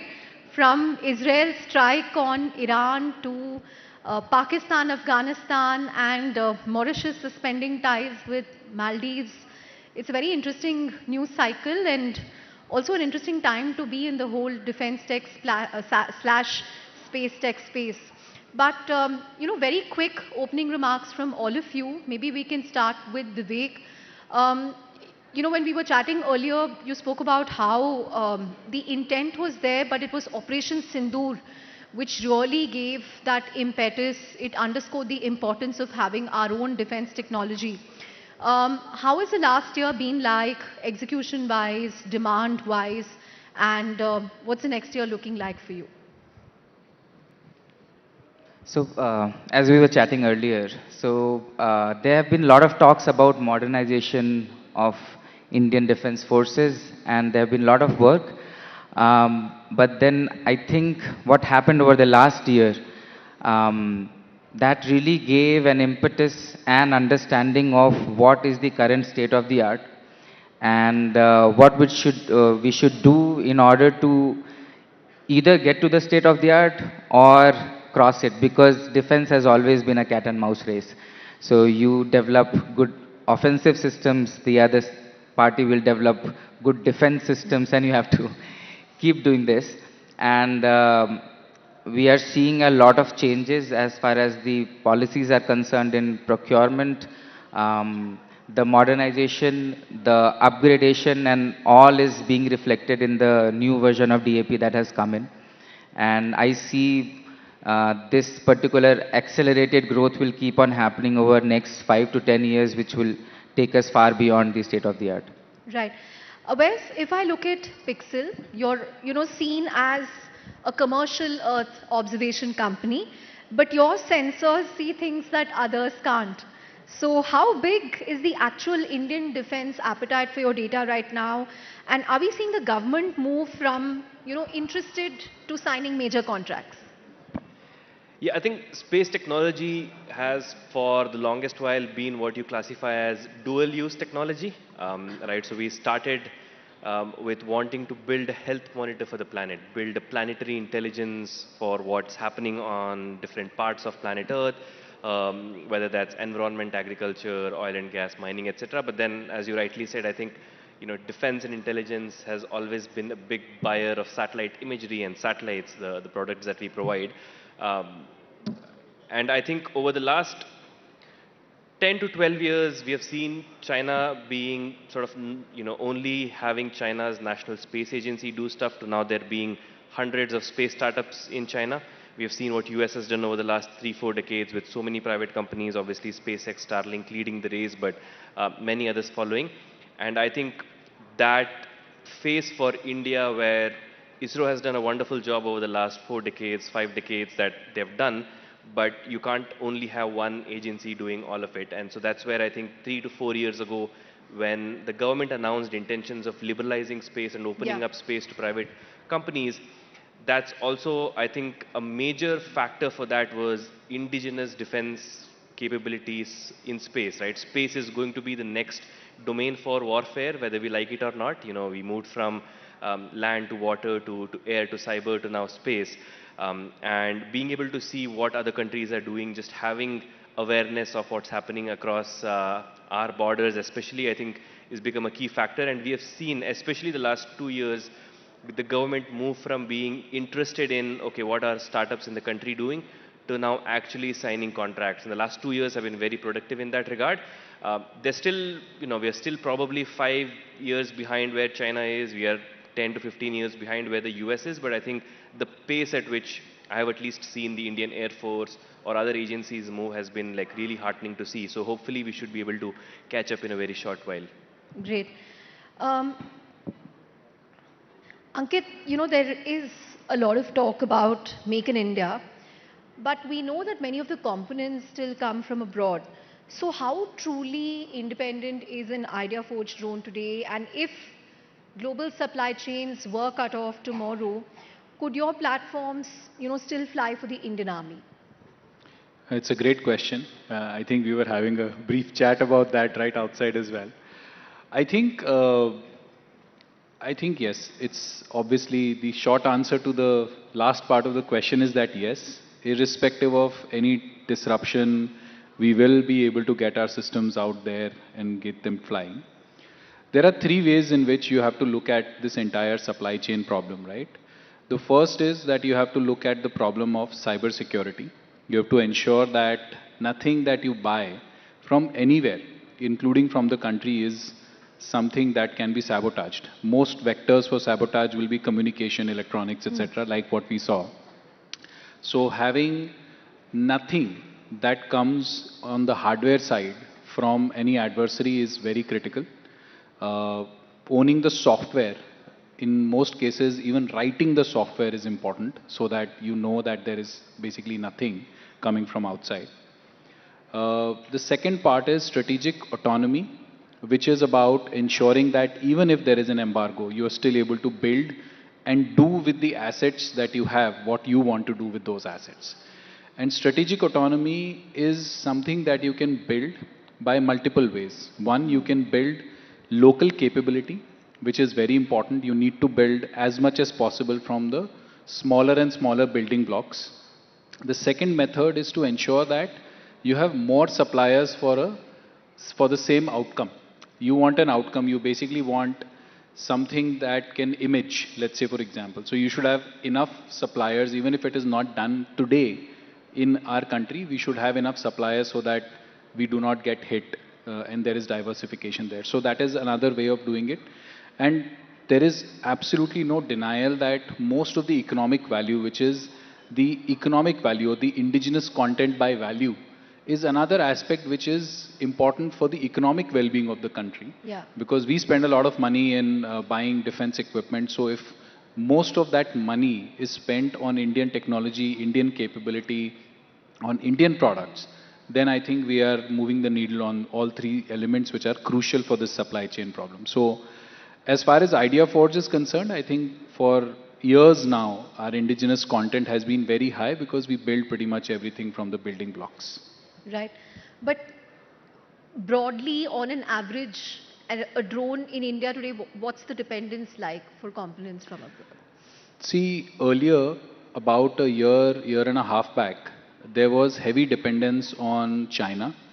But about in a year or so now, we have mandated and we are investigating. And this is something that I've been personally driving for over 10 years now, that we have to start looking under the hood of what we are buying. Because under the hood is where the risk lies, right? Even if it is something that is delivered by an Indian entity, what's under the hood is important. And we have started to do that peeping inside the hood. And that has changed the dependence on our, certain geographical neighbors who we believe there is a risk from. And that at least is something that all future procurements are going to ensure that is nothing coming from that risk. We may still have dependency on the rest of the world for things like chips, maybe the fiber that comes on the carbon fiber or certain chemicals, certain metals. There will be other things that we may have dependencies on. But like I said, the strategic autonomy is not just achieved by indigenization, it is achieved also by having enough diversification in who you buy from and how you are able to procure things. So it will always be a mix, but increasingly that mix has to be favoring our own country and our own developments.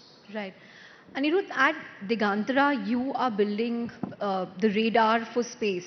So how critical is it for India to own this sort of specific map of the stars rather than relying on data, from foreign allies like the US?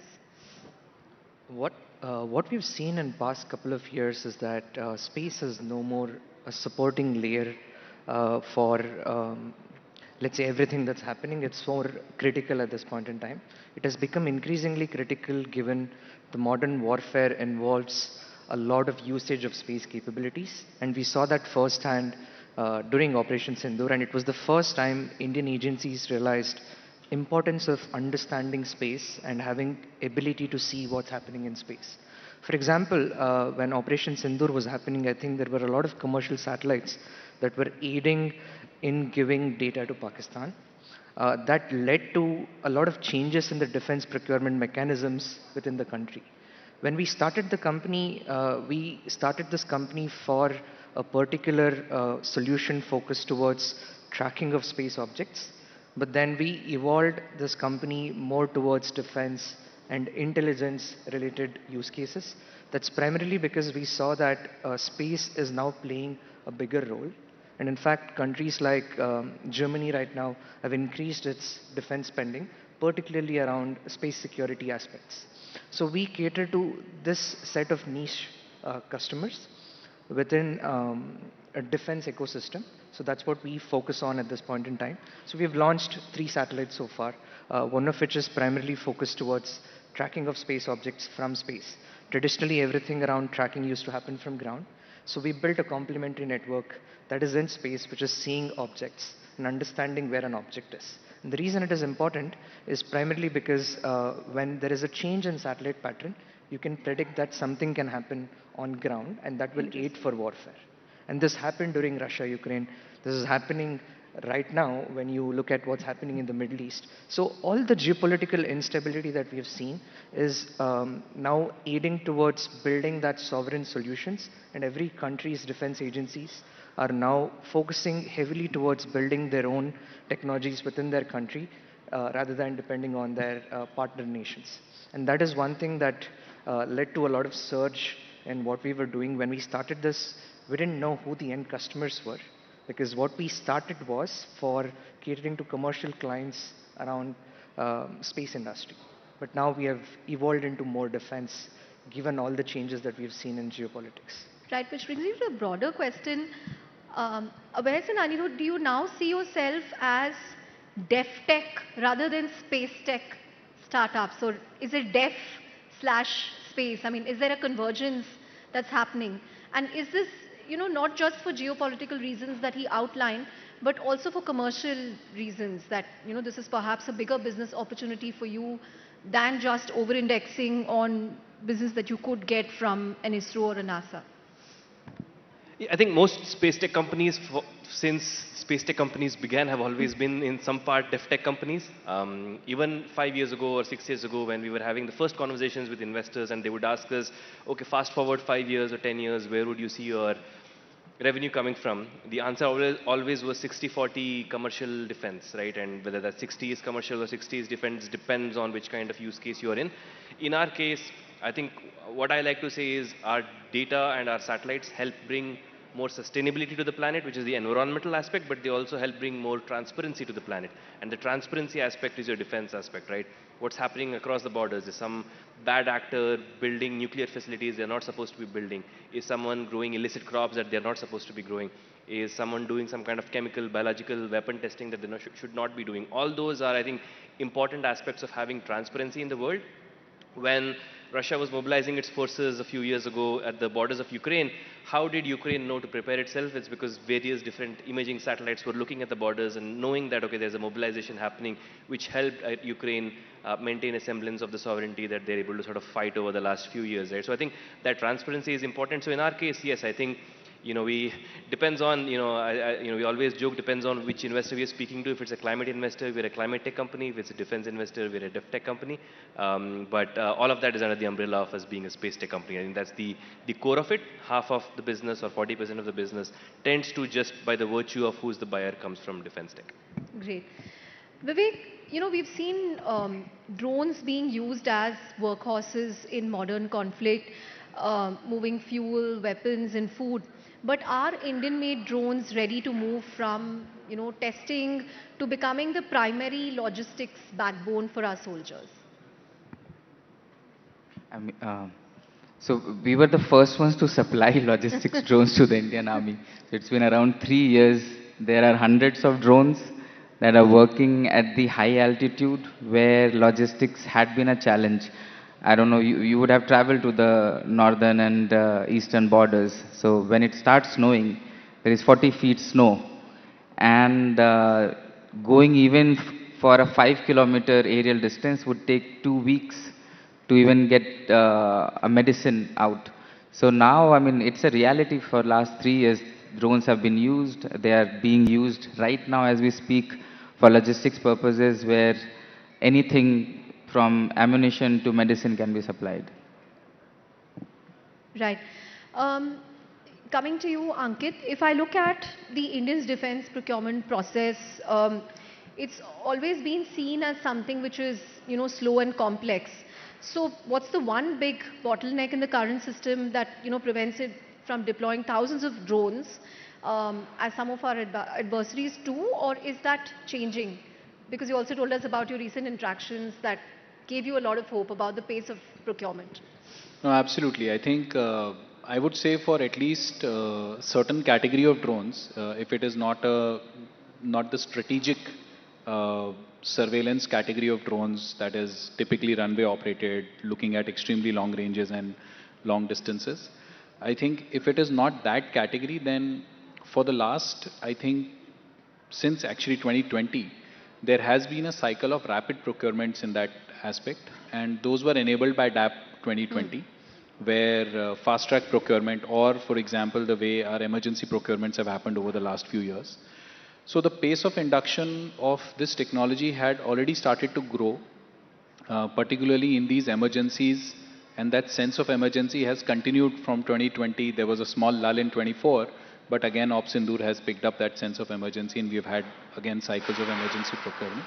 But DAP 2020 already enabled another method of procurement, which was fast-track procurement, which is another vector that is leverageable and is likely to be leveraged for more procurement, so that things come to the armed forces faster because they have to fill their needs today in terms of being prepared for any eventuality. If I look at what's coming in the new DAP, again, this is actually being strengthened even further. And this is being looked at as a means of procuring a certain category of systems which are fast moving, where the technology is evolving much faster. The life of the asset is not intended to be the life of many of these strategic assets. Many of these strategic assets in our country have lived with. If the category of systems is not in that category and the technology is evolving fast, obviously the long strategic buying processes won't stand up to the scrutiny of the needs of our forces. And therefore, the evolution that is hinted in the DAP is also of the same nature, where certain categories will be bought far more aggressively with greater flexibility and a lot more impetus on things being done in India. We need to calibrate how much advantage Indian development should get, but the motivation of the things that are needed to be done are there in the DAP, and as we give feedback as an industry, we will continue to strengthen that intent and make sure that when we go out there, indigenous businesses, Indian businesses are motivated to build technology, to evolve technology as fast as it is required because the conflict is changing at an unprecedented pace. Right. If you look at the Ukraine-Russia war, they say that now the pace of adaptation is weeks. It's no longer months, and earlier it used to be years. So it is absolutely necessary that we are setting ourselves up for the war of the future, which is going to have these elements. And a lot of impetus on unmanned is going to be very important because the fight in many cases will be started and finished in some cases when you are defending against unmanned systems, and your evolution on that has to be very rapid. Right. A question for Anirudh and Awais. Now, both Pixel and Digantra have set up bases in the US to cater to defense clients. Now, does building for US ever conflict with, being an Indian origin startup, and how do you sort of ensure that the best of your innovation stays sovereign, for India?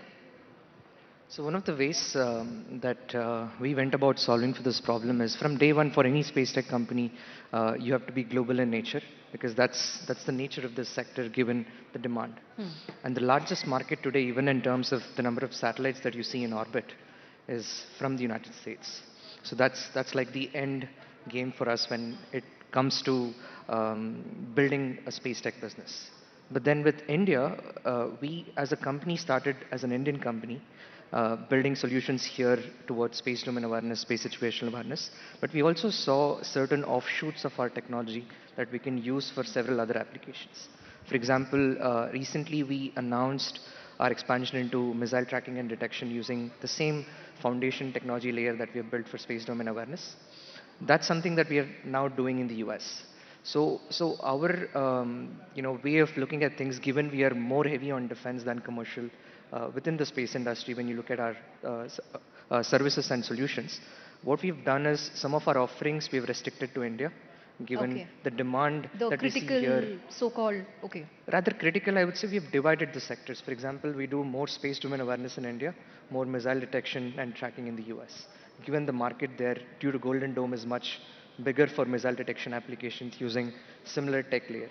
So we have separated the offices, and US is an independent company which primarily works towards US government contracting. And we work with most intelligence agencies in the US, and there is a process where you have to get security clearance for your US entity. So for India, it's mostly towards space domain awareness, serving defense customers. And at the end of the day, when you work with allied nations, I don't think it's a challenge unless you have that alignment with the leadership within the country. And that's how we've been able to sort of navigate this through Ministry of External Affairs sometimes when we had to decide which countries we can provide this technology to. Oh, wow.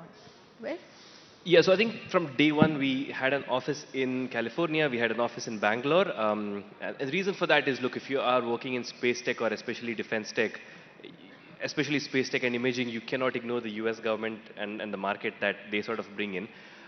In our case, I think it has always been very difficult for us to get the same level of contracts that we would have as a US company. So let's say hypothetically this company had been started in the US, we would probably have 10 to 20 times more revenue there just by the virtue of the eligibility criteria. You need to be 51% US owned and you can go out and sort of get these many kinds of contracts. We were not eligible for any of that. What helped in our case is, I think when we decided we wanted to focus on hyperspectral imaging at Pixel, we decided we would build it because no one else had done that commercially anywhere else in the world. And so when we went and talked to agencies in the US, they looked at our technology and they couldn't find that with any other US company because they hadn't done that. They couldn't find that with other European companies. And so they kind of had no choice but to figure out some creative ways to buy from us. So I think having technology that is actually truly unique that they can't find locally really sort of help there. But kind of similar to what Anirudh said, I think we have two air-gapped entities now. So what happens in the US stays in the US, what happens in India stays in India. And there's a sort of a firewall Exactly. between So I the think two. the technology development for our hyperspectral satellites started in India. The IP stays here. The satellites are owned here.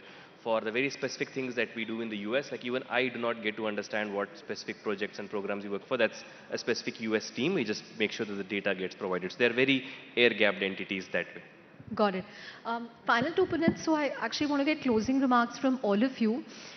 We are also seeing, the way AI can potentially play a role in geopolitics, in defense systems. If you look at, what's happening in the US, the showdown between the Department of War and Anthropic, because Anthropic doesn't want its tech to be used for certain purposes. How are you seeing the evolution of AI? Is it going to be more and more important to have our own sovereign AI to sort of get around this? Because it's clearly something that's going to become very important from a strategic perspective. Vivek, if you can start. Yeah, I mean, it's a no-brainer that we need our sovereign AI, because there are a lot of things that can be offloaded, and I'm a control scientist, so I prefer things to be done algorithmically. But when I develop an algorithm, then it needs to be coded. Now I can see that things that does not require long chain of thoughts can be easily done using AI. And like you just said, that there is a conflict right now between one company and the government, and we don't want to end up at a place where we start using a certain product where it gives us an edge and suddenly the supply chain stops. So this is where we need to start focusing on development of sovereign AI tech as well, talking about models, building models for India, because when McDonald's came to India as well, they developed a aloo tikki burger, right? It Now they doesn't put work. everything from paneer to aloo tikki. So we have our different challenges in every domain. So the requirement for the AI part would also need to be customized according to what the needs of Indian tech companies, defense forces and governments are. Right. Awais, quick thoughts? Yeah, I think, look, the genie is out of the bottle. There are a lot of these open source models as well. So we don't have to really start from scratch, but it would absolutely be good to own the entire stack wherever possible, right? When we sort of look at chips, there is one company which is in a very small island that could be geopolitically cut off at any point in time, that not just us, but the US and Europeans buy from. And that company depends on a machine made by a single company in Netherlands that could be flooded at any sort of point in time depending on the oceans rising. So it's a very fragile world. So I think we should absolutely make use of the best-in-class capabilities that are there, but not completely depend on that, right? Having companies like Servom build our own internal capabilities, and with the genie being out of the bottle, with a lot of these open source models that we can take and now host on everything. So I think it becomes very critical. All of us here, I think we have seen this in different ways, whether building drones or satellites. Supply chain has been like a big thing in our minds, that regardless of how cheap or easy it is to buy things from China, we would never do that just because it could be cut off at any point in time. Our customers wouldn't buy from us. It's very similar with AI, but I think there's also other consideration, right? I mean, how many of us have not used ChatGPT and Claude? I think almost every single one of us has, and there's a tug of war between mass surveillance capabilities. Would we really want to put proprietary information of our company and ask Claude and ChatGPT, hey, how do I write an email to this and it's confidential information? Right. No, right? So I think it becomes Right. important, especially in our sector for sure. Right. 10 seconds, 10 seconds. Yeah, I think there are so many India-specific problems that I don't think mere copy and paste will work. In fact, if you look at the companies that are doing work on the India AI mission, many of those problems are so unique to India that we will have to solve those problems ourselves.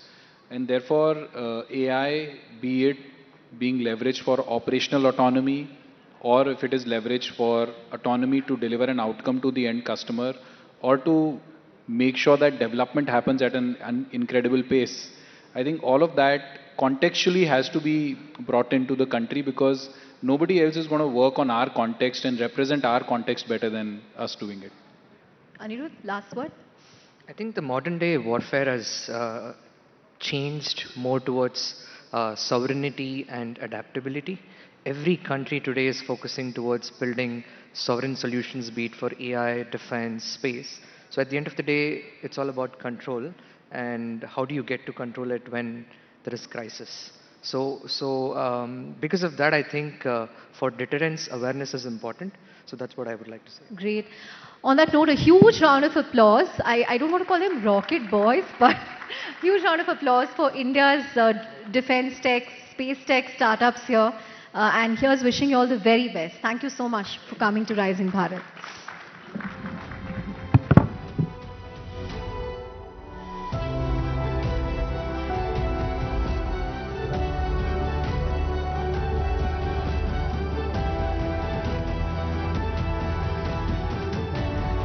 All right, so what an insightful discussion, and of course that is something that we are going to be focusing on going forward as well, and of course the peripheries as well. Thank you so much, Mr. Ahmed, Mr. Mehta, Mr. Sharma, Mr. Mishra and Chandra. Now, ladies and gentlemen, as I mentioned earlier, from space and defense tech, let's just shift into a different space where technological excellence can also meet up with policy paradigms as it does. In an era where geopolitics and tech collide, Apple's China strategy is a playbook worth dissecting. How does Apple's China strategy play out in a complex geopolitical era? Let's dive deep into the revelatory story of how an outspoken, proud company that once praised rebels and troublemakers, the company that encouraged us all to think different and navigate Beijing's orbit, who better to talk about it than someone who drew on more than 200 interviews with former executives and engineers supplementing their stories with unreported meetings held between top executives and internal memos to put together his deeply researched and compelling, riveting book, Apple in China. Please welcome Patrick McGee, journalist and author, for a session on Apple's China Playbook, Lessons for India, in conversation with Bodhisattva Ganguly and Chandra Shrikant.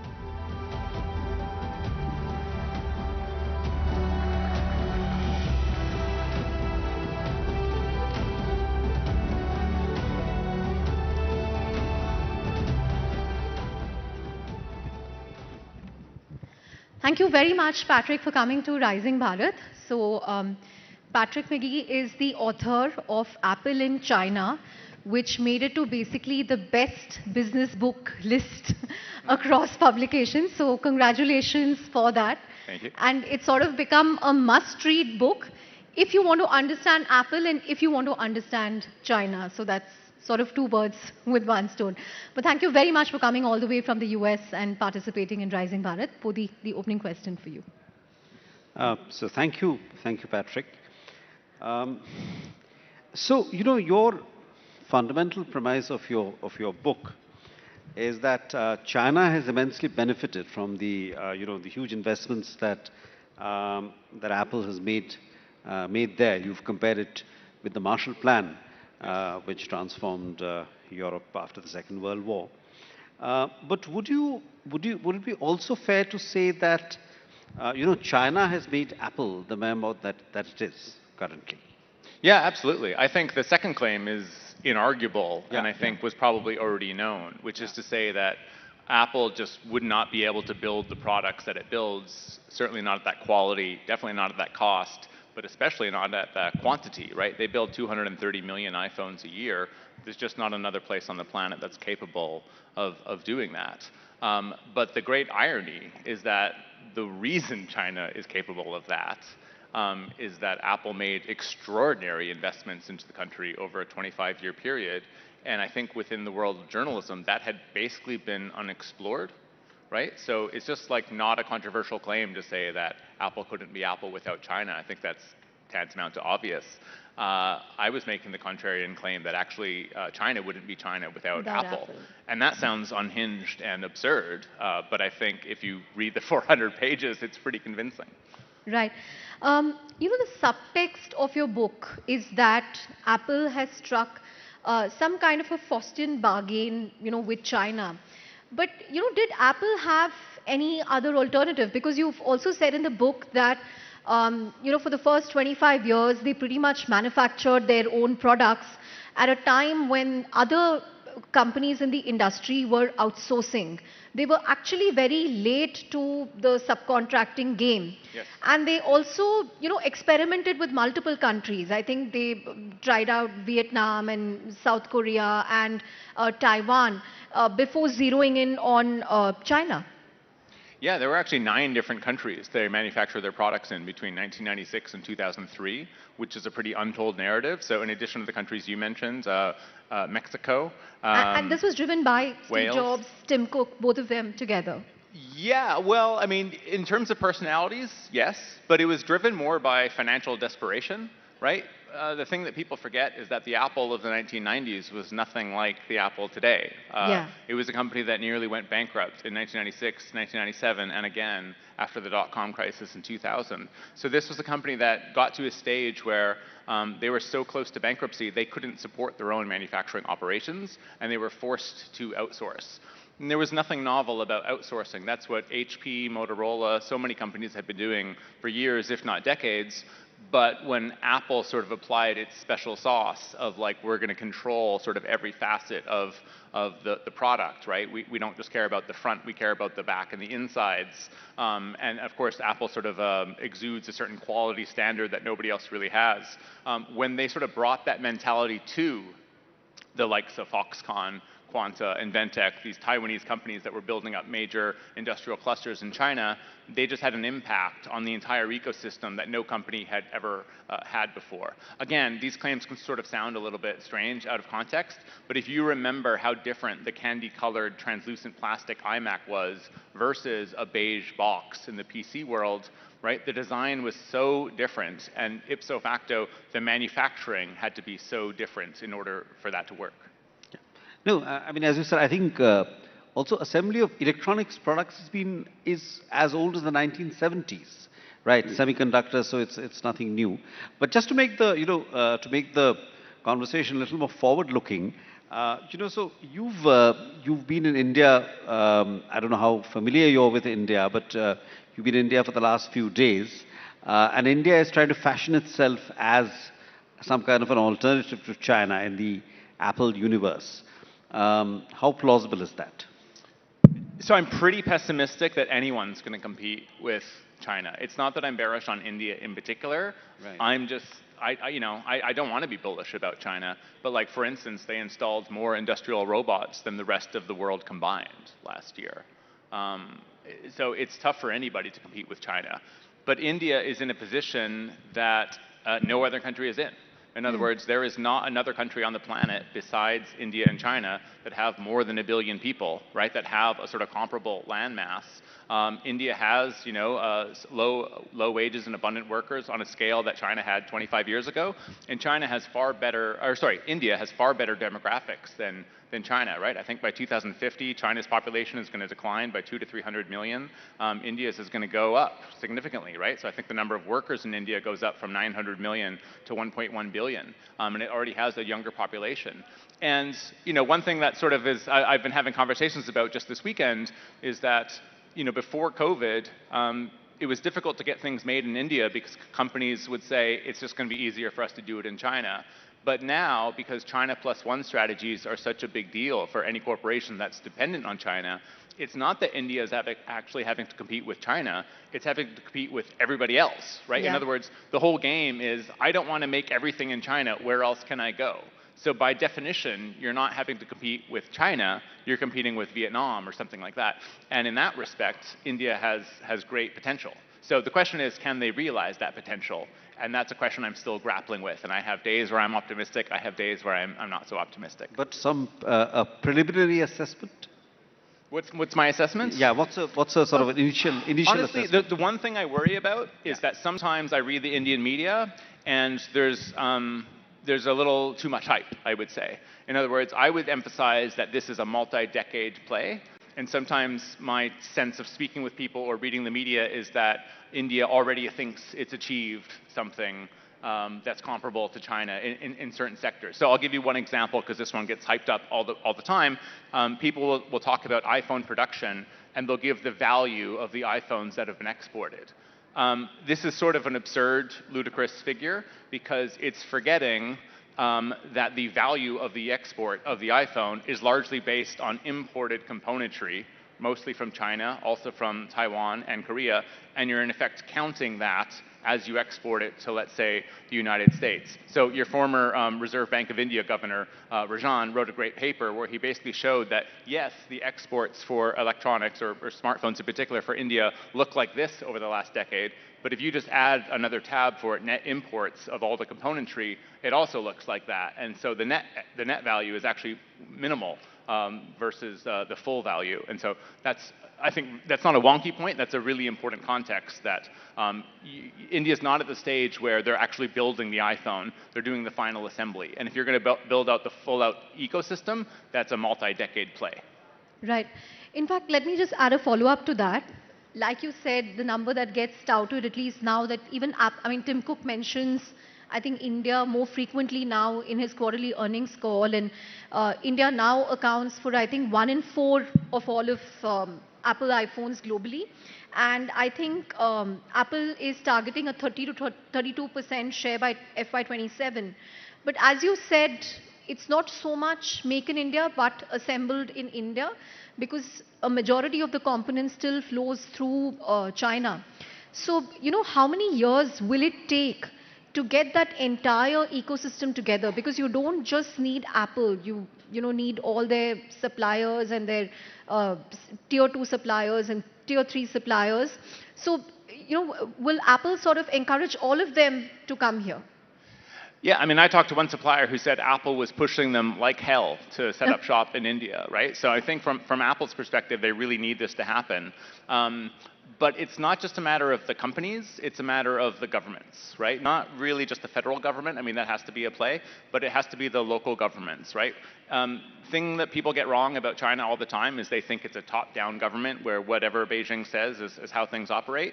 I quote someone in the book calling China an RDA, a regionally decentralized authoritarian regime, where the local governments have a lot of say with how they are going to implement the policies that Beijing wants. Now, obviously, you're not going to copy and paste, a communist, template onto India, but I don't see any particular reason why there wouldn't be more cooperation at the local level to sort of get things done, right? So if Modi is going to have a certain plan, Tamil Nadu, Karnataka, the places where you're going to have the Apple supply chain can respond, but they can respond in ways that they see fit. And that's going to be working with the Taiwanese companies. You absolutely need them. I think everybody all over the world should be courting the Taiwanese as much as possible. It's a small little island of 24 million people, has technical expertise, tacit knowledge, the process knowledge in their heads like nobody else. There's no chance that Apple would have been successful in China without the Taiwanese establishing all the factories and taking care of the politics for them. It's really important also that you have an anchor company like Tata, because Foxconn, Wistron, Pegatron, these companies' expertise is not Indian politics, right? In China, they had the advantage of a shared culture, a shared language. They don't have that in India. So you need companies like Tata to step up, which, to be fair, is what's happening. The question is sort of how quickly is it happening? And then gauging how successful it is a little bit tricky, because on the one hand, you'd think, oh, wouldn't Apple really want to tout how much they're doing in India? And some days, yeah, but other days, no, because they're so entangled with China that the last thing they want to do is hype up how quickly they're de-risking. I've always said that the Chinese, I think appropriately, see the iPhone as an indigenous product. It's been made in China since 2007. The closer, or the more that Apple invests in India, the greater risk there is that the $70 billion market in China, right, the 1.2 billion people there, begin to see Apple as the corporate poster child of de-risking from China. That's not good for Apple revenue or profits, and indeed for their relationships with local governments and with Beijing. So everything that's going on in India is a little bit murky because Apple doesn't want to help tell that narrative. So just to kind of follow up to that, how much influence does the Chinese government have over a company like Foxconn, for instance, in terms of, discouraging it from moving to India? It already has moved to India. It has a big presence, and also some of the component supplies. I mean, how much of a role could the Chinese government play potentially? I mean, I'll give a slightly historical answer if that's okay. So, you know, the meet cute moment before Apple and China got married was really in Shenzhen, right? And Shenzhen was this specific region where, in a sense, Chinese communism didn't apply. It was basically a capitalist experimentation zone. And Apple got comfortable in that environment, not quite realizing that it was not really China in a certain sense. And so in 2013, Xi Jinping comes into power, and this is the opening prologue of the book, where Apple has a real wake-up call, right? This becomes the political awakening for Apple, where they realize that they don't actually understand the country. They don't understand the politics, they don't understand the culture, and they're in crisis believing that the iPhone and other Apple products might be blacklisted from the country. That's the hostile customer service reviews. Yeah, it's a really complicated episode, and it sort of hadn't been told well before, but it involves way too much complexity for certain things here. But I'll just say the problem extends to like the world of shadowy gangsters in China and distribution across the whole country, and it's a pretty fascinating narrative.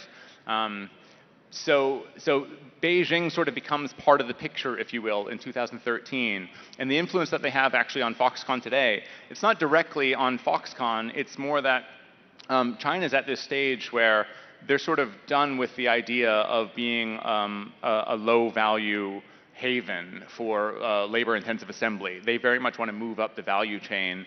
And over the last 25, even 40 years, if you're extending back to the area of textiles, they very much earn their place there. And so they have their own companies that are rivaling the likes of Foxconn. So the last 10 years in particular, Foxconn and other Taiwanese companies have really been sort of squeezed out of the Apple supply chain because Apple is playing the political game there, and it knows they're reading the tea leaves. It makes a lot of sense to choose Luxshare, Gore-Tex, BYD, and Wingtech. These are Chinese companies that the Taiwanese call the red supply chain. So the pressure doesn't have to be direct on Foxconn. It's more the wider game and the fact that Apple knows that to build government relationships, it needs to work more closely with the Chinese rather than the Taiwanese. Yeah. You know, we were talking about how Apple tried out 9 different countries, but they eventually settled on China. So can you give us a sense of the incentives that the Chinese government gave to Apple in terms of cost and labor? You mentioned how, you know, there were truckloads of people ready to be deployed in these factories in China. Given that India's overall economy is 1/5 the size, should we be cautious about the kind of incentives that we offer to Apple? Yeah, I mean, I tell these sort of case studies of the original iPod and a computer called the iMac G4, which I would even say today is my favorite designs computer. It sort of looks anthropomorphic. It's supposed to look like a sunflower, but the first commercial ever was like showing that it could break dance kind of thing. It was a really cool computer with some personality. And these case studies were effectively building computers in Taiwan, but with help from Singapore, Malaysia, Thailand. And what happened was, because Apple's this perfectionist company and they would go through something like 19 prototypes for that computer, they were effectively, you know, going across bodies of water all the time to sort of fit things together and then be able to fly it all the way to California to show Steve Jobs. And it was just like a real headache to do this.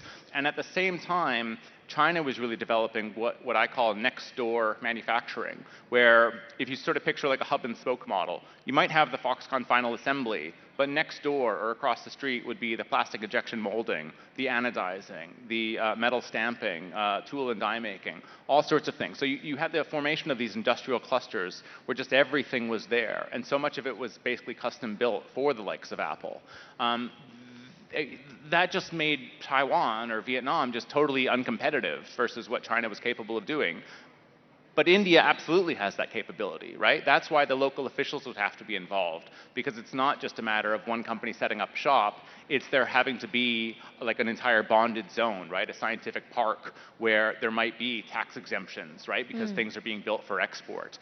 There might be certain leniency. There might be special domains for the land to be utilized by a range of companies. There might be all sorts of tax exemptions. I know it can be controversial to sort of set up tax exemptions for foreign companies because you want to support your own companies, but I feel like the ladder to get up to the middle value, the higher value, really starts at the lowest rung. And so I do support the efforts of India doing chips. The deal with Micron, that kind of stuff is fantastic. But I also think India has the potential, the capacity that really nobody else has because of India's scale to also do the labor-intensive roles. The problem there is that I say that, and then I fully know that the next question could very well be about, well, what about AI? Isn't AI and machinery kind of, saying goodbye to those labor-intense roles? And yeah, I mean, so you might need a higher paid consultant or something rather than a journalist to tell you exactly what to do, because I'm not sure. But that is a risk there. I mean, it's not a clear answer. You can't just completely replicate what China did, but I do think there's all sorts of lessons from Shenzhen that India could be applying. Yeah. Right. We do have a couple of questions on AI, but just one quick last question on India. Given that India is a democracy, and Indian, the Samsung factory in Tamil Nadu, which is also a major site of manufacturing of the iPhone, the Samsung factory has seen prolonged strikes. I think it's now been sorted out, but I think there were two strikes, if I'm not mistaken. So indeed of some of the iPhone facilities, which I guess was absent in China. And even if they did happen, I think didn't last very long. Right. That's certainly a differentiator, perhaps, and not necessarily an advantageous one for India, right? So look, you're absolutely right. I mean, I hate to say that an authoritarian model has certain advantages, and I'm certainly not going to advocate that we try to replicate those. But a democracy that withholds human rights and sorry, not withholds, stands up human rights and so forth, is also going to have advantages on its own. Now maybe they're less obvious, but companies care about what their supply chain looks like, right? They know they're going to be audited. They know there's media reporting on this kind of thing. And so if you are working in democracies where there is reporting on that, maybe that suffers in the short term. Maybe you've got some headlines that as a company you'd rather not have. But on the other hand, the transparency, the ethics of having a clearer supply chain with human rights, I mean, A, that's better for the world, and hopefully that can be better for a company's image. Is it better for the bottom line? I'm not sure. I think, frankly, it is more difficult for Samsung to make phones in Korea than it is for Apple to make phones in China, but I would hate for people to draw the wrong lessons from that. Right. Patrick, there was also a significant announcement where Tim Cook said that Apple will spend more than $500 billion in the US over the next 4 years. They're going to be expanding in Michigan, Texas, California, Arizona, Nevada, and a bunch of other states. They're talking about setting up factories there. Is this optics to keep Trump happy, or, is it real reshoring and build, baby, build that's happening in America? There was also the gold coin. Yeah. Look, I think it's probably 90% optics, maybe 95% optics. I wouldn't say that Apple's doing nothing, right? But the impetus is certainly politics. And I think from the last 12 years of pleasing an authoritarian leader in China has given them the wherewithal to please an authoritarian ruler in Washington. But yeah, the $600 billion figure, it's basically like, it's clear that it's a bullshit figure.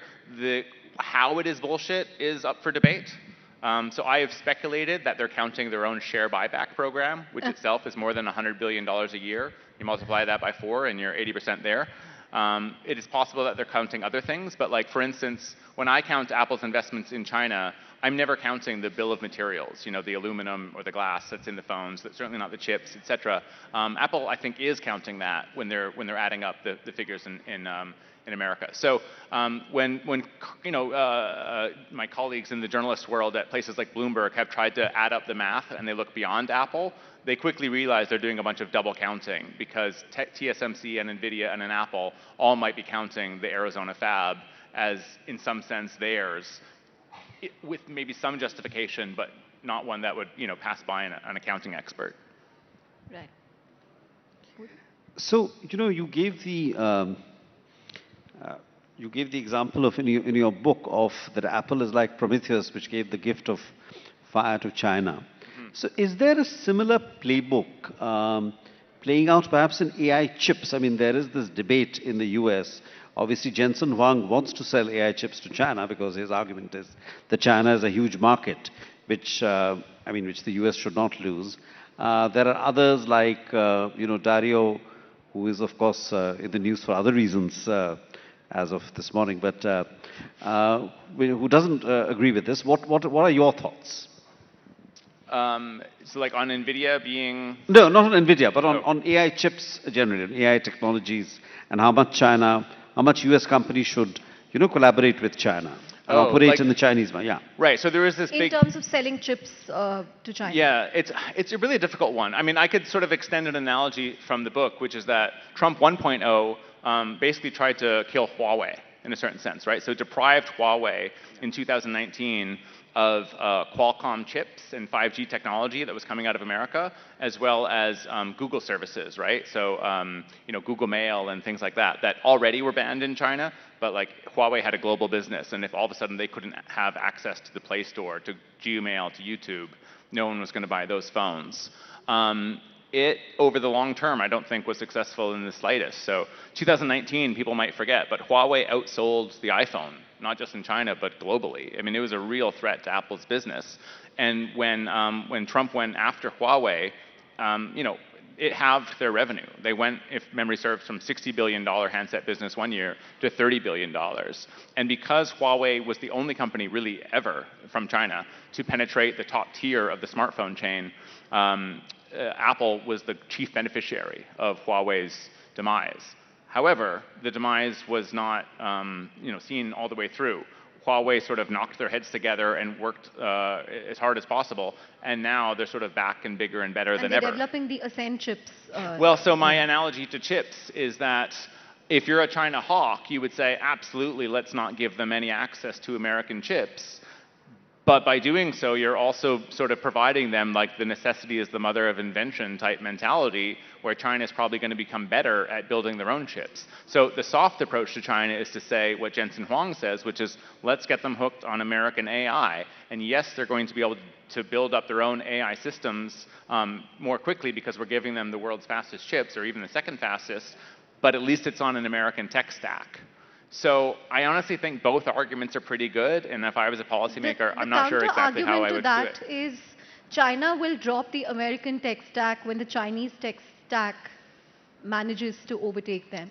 True, but the more wedded you are to the American tech stack, the less quickly you would have the money and impetus to build your own, right? In other words, to just go back to the analogy from earlier, Huawei now has its own operating system called Harmony OS.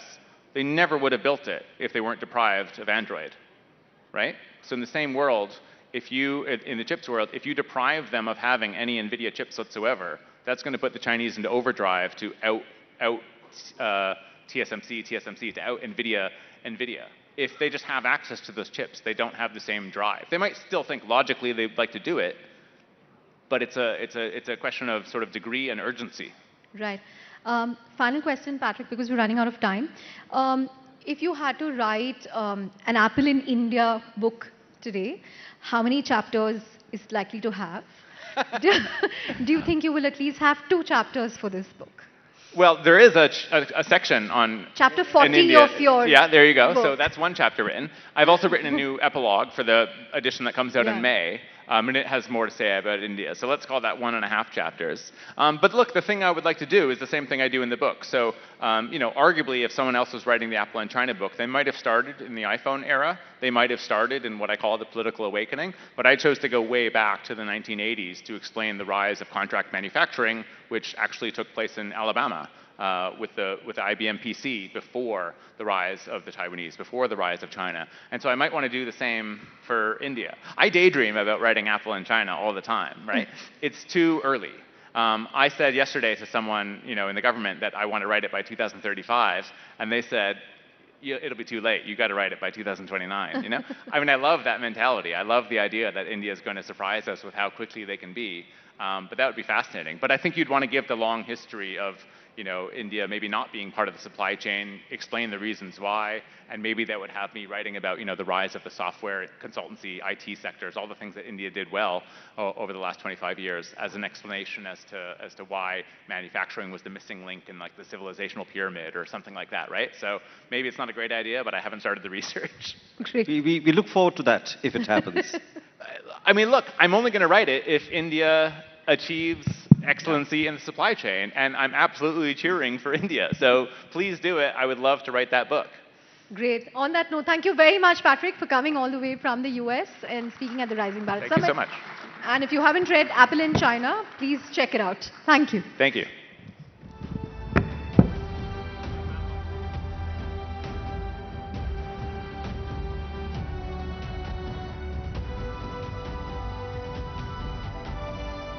All right. Now, thank you so much, Mr. McGee, Bodhisattva, and Chandra for that discussion. Now, distinguished guests, India's industrial story. It's one of metal, one of machines, and a momentum. From defense tech to engineering prowess, how is Bharat scripting its industrial leapfrog? With Make in India turning ambitions into action, how's the country powering growth, innovation, and global partnerships? Welcome to Boom, Roar, and Thunder, Bharat's industrial leapfrog. To discuss Bharat's industrial journey, please welcome Arun Ramchandani, Chairman L&T, Dr. Udayant Malhotra, CEO and MD, Dynamatic Technologies, and also Rob Doth, Vice President, Strategy Development, Air Mobility and Maritime Missions, Lockheed Martin Aeronautics. They will be in conversation with Parikshit Luthra.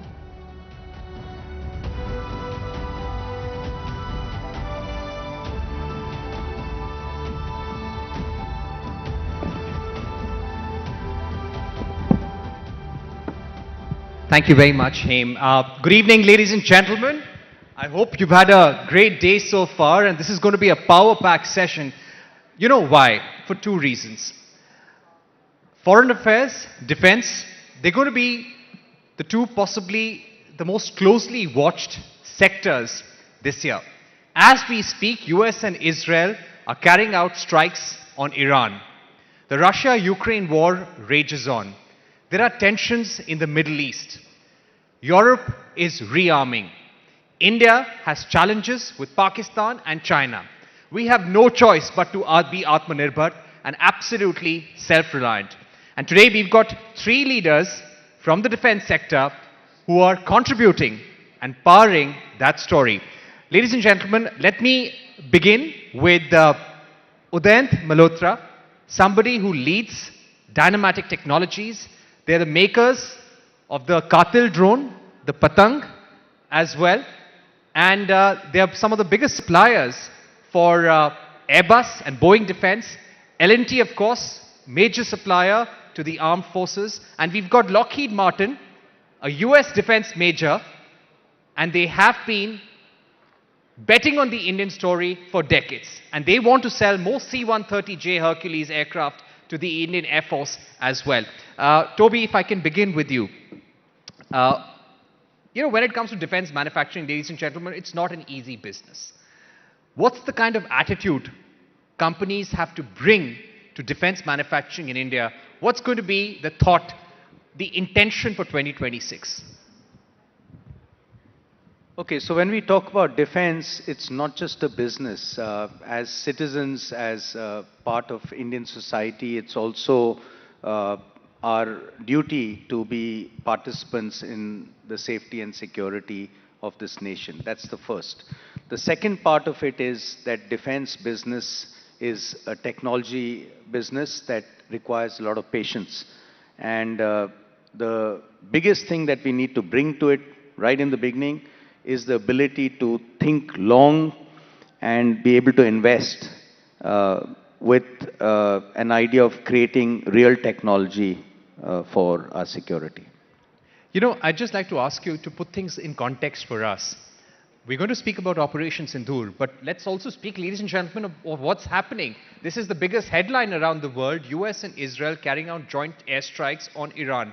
What's the takeaway from this?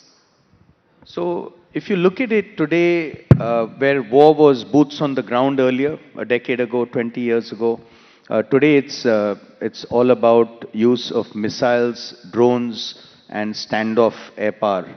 So there's a complete change we saw in Sindoor, we see it every day in Ukraine, and we're seeing it unfold in the Middle East. So it will shape the way we all build products for tomorrow in India as well. Right. Thank you. I'm going to come back to you, Toby, but let me also get in Mr. Arun Ramchandani. Mr. Ramchandani, the lessons from Operation Sindoor. There have been headlines, and you might have read this piece of news, that L&T Defense is hoping that their revenue from the defense business will touch $1 billion in this fiscal year. But how did you change gears after Operation Sindoor? So while Operation Sindoor was a kind of watershed moment, I think the trend has been continuing. So it's not as if, we just, there was a switch, but you could see it coming. You could see that there was a thrust on technology. You could see disruption happening all around us. What we also saw was this big thrust on self-reliance and building equipment within the country. And I think that thrust has now got converted into a wave because, every guy you meet is wanting to do something, build something of their own, offer products. And so it's a movement which has started. I suppose we are riding that wave. Of course, like Toby said, this is a business of patience. I think I'm a standing example of that. I've been 40 years in the industry. When we started, we were, on the coattails of DRDO, supporting them in their programs. And it's been a journey. It's been a transformation. And I think things are just going to change that much faster. Right. But I agree that defense needs patience. The only buyer, the only consumer is the government. But how patient can we be, and how much time do we really have, ladies and gentlemen? We need a fifth generation fighter. US, China, Russia, these are the countries which have fifth generation fighters. There is talk of Pakistan getting fifth generation fighters from China as well. We have an AMCA program, Advanced Medium Role Combat Aircraft Program, where companies like Bharat, Dynamatic Technologies, Bharat Electronics and L&T are bidders as well. How soon can we speed up this program and put it on track, Toby? So this is actually what do we need to do in order to build our own fighter? So thank you for the question. Firstly, this consortium is led by L&T, which is the largest engineering company in India. It has got Bharat Electronics, which is a defense PSU, very fine company, India's top electronics company, defense electronics. And it's got Dynamatic Technologies, which has been a pioneer in the aerospace side of it. So if you look at this, this is a very potent combination, and all of us are going to put in our best together for India. We're setting aside individual ambitions for a greater objective, and I would suggest that by the time the aircraft is flying, it'll be a 5.5 generation aircraft. It's not going to be the fifth generation, because there'll be a lot more coming onto this aircraft. It'll be a closer to a sixth generation aircraft by the time we get it mature. Okay, I know right now this is in a bid stage. The government has to approve the bid. But if approved, how soon can you deliver a prototype, Mr. Ramchandani? So the target is to build 5 prototypes in 8 years, and that's what the roadmap is. Let's see how fast we can do it, and we have guys like Toby who are just teaching to go. You have to rein them in, but the broad roadmap is to get the 5 prototypes out in 8 years. All right. Let me get in Rob Toth, ladies and gentlemen. Rob Toth is a former pilot of the US Air Force, someone who's flown the C-130J aircraft as well. Also in our audience is Air Vice Marshal Michael Fernandez, ladies and gentlemen, someone who served the Indian Air Force. He's flown our fighter fleet. He leads Lockheed Martin India. But Rob, how do you see India as a destination for Lockheed Martin over the next 10 years? Well, I think I'd like to start back with about 70 years ago when we first started our presence here in India with the introduction of the Constellation aircraft. And over those last 70 years, we've continued to build our relationship here in India, establishing a presence here permanently 30 years ago, and then 2 joint ventures with Tata through Tata Advanced Systems Limited down in Hyderabad, both for Lockheed Martin and Sikorsky. And over the last 15 years, we've really grown those joint ventures here in India. When we think about our partnership with India and the make-buy kind of category here in India, it's really an opportunity to have a partnership with Lockheed in the sense of growing the industrial base, growing the aerospace and defense industry, establishing a stronger workforce, one here right in India to support the Indian industry, and then really being a catalyst for growth. It really, we believe, aligns over the next 10 plus years with the economic and strategic objectives of India, and really allows us to continue to grow the aerospace and defense industry, grow the Indian workforce, and overall provide growth that leads to the security and prosperity of the Indian people. Right. You know, for our Indian audience, many of whom may not be aware of the amount of investments Lockheed has done in India, could you give us a sense of the investments so far? Sure. Going back to our joint ventures over the past 16 years, Lockheed Martin has invested over $100 million here in India. We have really focused on not only growing our capability to produce aerostructures like the empennage for the C-130, the last 250 have been built here in India, along with 157 cabins for the S-92 air helicopter. And beyond that, we've done a lot to expand the global supply chain here in India. We have grown over 500 suppliers for the global supply chain. 70 of those are directly exporting parts into the Lockheed Martin products. And we work with over 150 MSMEs here in India. So as far as our investment here in India, it's not just been from a financial investment and set up our joint ventures, tooling, establishing facilities. It's really investing in the workforce and the capabilities of the future of aerospace and defense industry here in India. Fantastic to hear, ladies and gentlemen. Toby, if I can come back to you, you're a supplier, one of the main suppliers for Airbus, Boeing Defense as well, HAL for the Sukhoi, for Tejas. What I would like to try and understand, what is going to be the export opportunity? When we see warfare of this kind, Operation Sindhu, that was immediately followed by emergency procurements by the Indian Defense Ministry. And just the way we're seeing the US strike on Iran right now, there will be demand for ammunition, replacement of weapons there as well. What's going to be the demand for exports, and how are you gearing up for that? Yeah, so about 95%, closer to 100% actually, of our production is export. And we are a global sole supplier to How much Airbus. for defense? It's a mix. It's actually the beauty of aerospace is it's a fusion of commercial and defense. And if it's well designed, your manufacturing lines, these are usually counter-cyclical. So when there's war, you have a lesser sale of commercial and vice versa. This is the first time in the world in the last 50, 60 years where both are rising at the same time. So there's a critical shortage of capability, and that's a great, great opportunity for India in terms of the craftsmen, the skills, the engineering capabilities, and the sheer resilience of the Indian supply chain. So if you look at it, what a lot of Indians don't know is that every Airbus is partly made in India. All the military fighters, the helicopters, the heavy lift, the P-8s for Boeing, partly made in India. Bell helicopter fuselage is partly made in India. And Indian companies excelling on the global stage as best of the best. So the beginning is there. The road ahead is phenomenal. Okay, what about Thank you, Mr. Ramchandani? How do you expect defense exports to go up? And what kind of weapons and ammunition will be most in demand? So, of course, whenever there's a war scenario, there is always the need for ammunition. Now, unfortunately, or by design, we don't make ammunition. We build systems.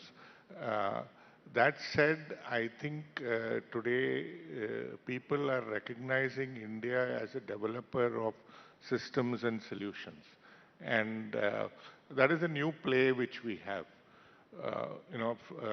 Evolving from being a component manufacturer or a subsystem manufacturer to building systems, I think that's the play that is opening up for us. I just returned from Europe and interacted with a couple of countries on, collaborative defense work. And today people are talking about co-development, co-production, which is again an evolution from just being part of a supply chain. So these are transformative things which are happening. What that really calls for, like Toby said, one, of course, is having the right skill sets. That's something which is in demand and which we need to create. The other is the ability to build our own systems and products. And that's something which, as a country, we haven't done enough of. And I think that is a road that we have to travel. And I'm seeing momentum in that direction. Right. Rob, if I were to ask you, what is the one example that defense manufacturers can learn from the US approach to defense manufacturing for the long term? What have you witnessed, which is something that countries like maybe India can replicate, either in terms of rule or in terms of manufacturing processes? So I think one of the things that... Rob, you can bring the mic a little closer. Oh, yes. Okay. I think one of the things that would really benefit here in India is really the focus on code development. I think, there's a lot of focus currently on co-production, establishing the ability to produce aircraft here in India. But it's really that co-development piece, being able to bring in all of the different technologies, AI, 5G.mil type technologies for communications, advanced systems, and really being able to grow the aerospace and defense capabilities from within rather than just import them from outside. So I believe that moving forward, I think India can really learn a lot from a lot of the companies in America that are doing a lot of development across the wide range of technologies. When we talk about the C-130J, we often talk to partners like India and say, when you buy the C-130J, you're actually getting Lockheed Martin. And Lockheed Martin has technologies across the wide range of our spectrum, operating all the way from subsea all the way to space. And the ability to partner with Lockheed Martin in India and bring that co-development aspect to exploit all of those technologies rather than focusing just on manufacturing, I think is really how you evolve the aerospace and defense force here. Right.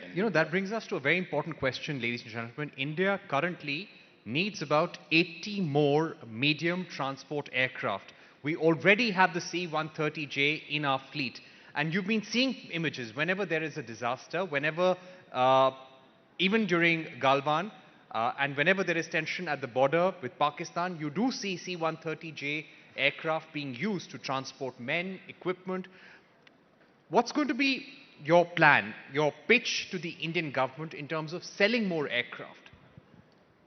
I think the number one pitch is that when you look at the Indian Air Force and what the Indian Air Force has done with the C-130J here in India, there's no flight evaluation test needed.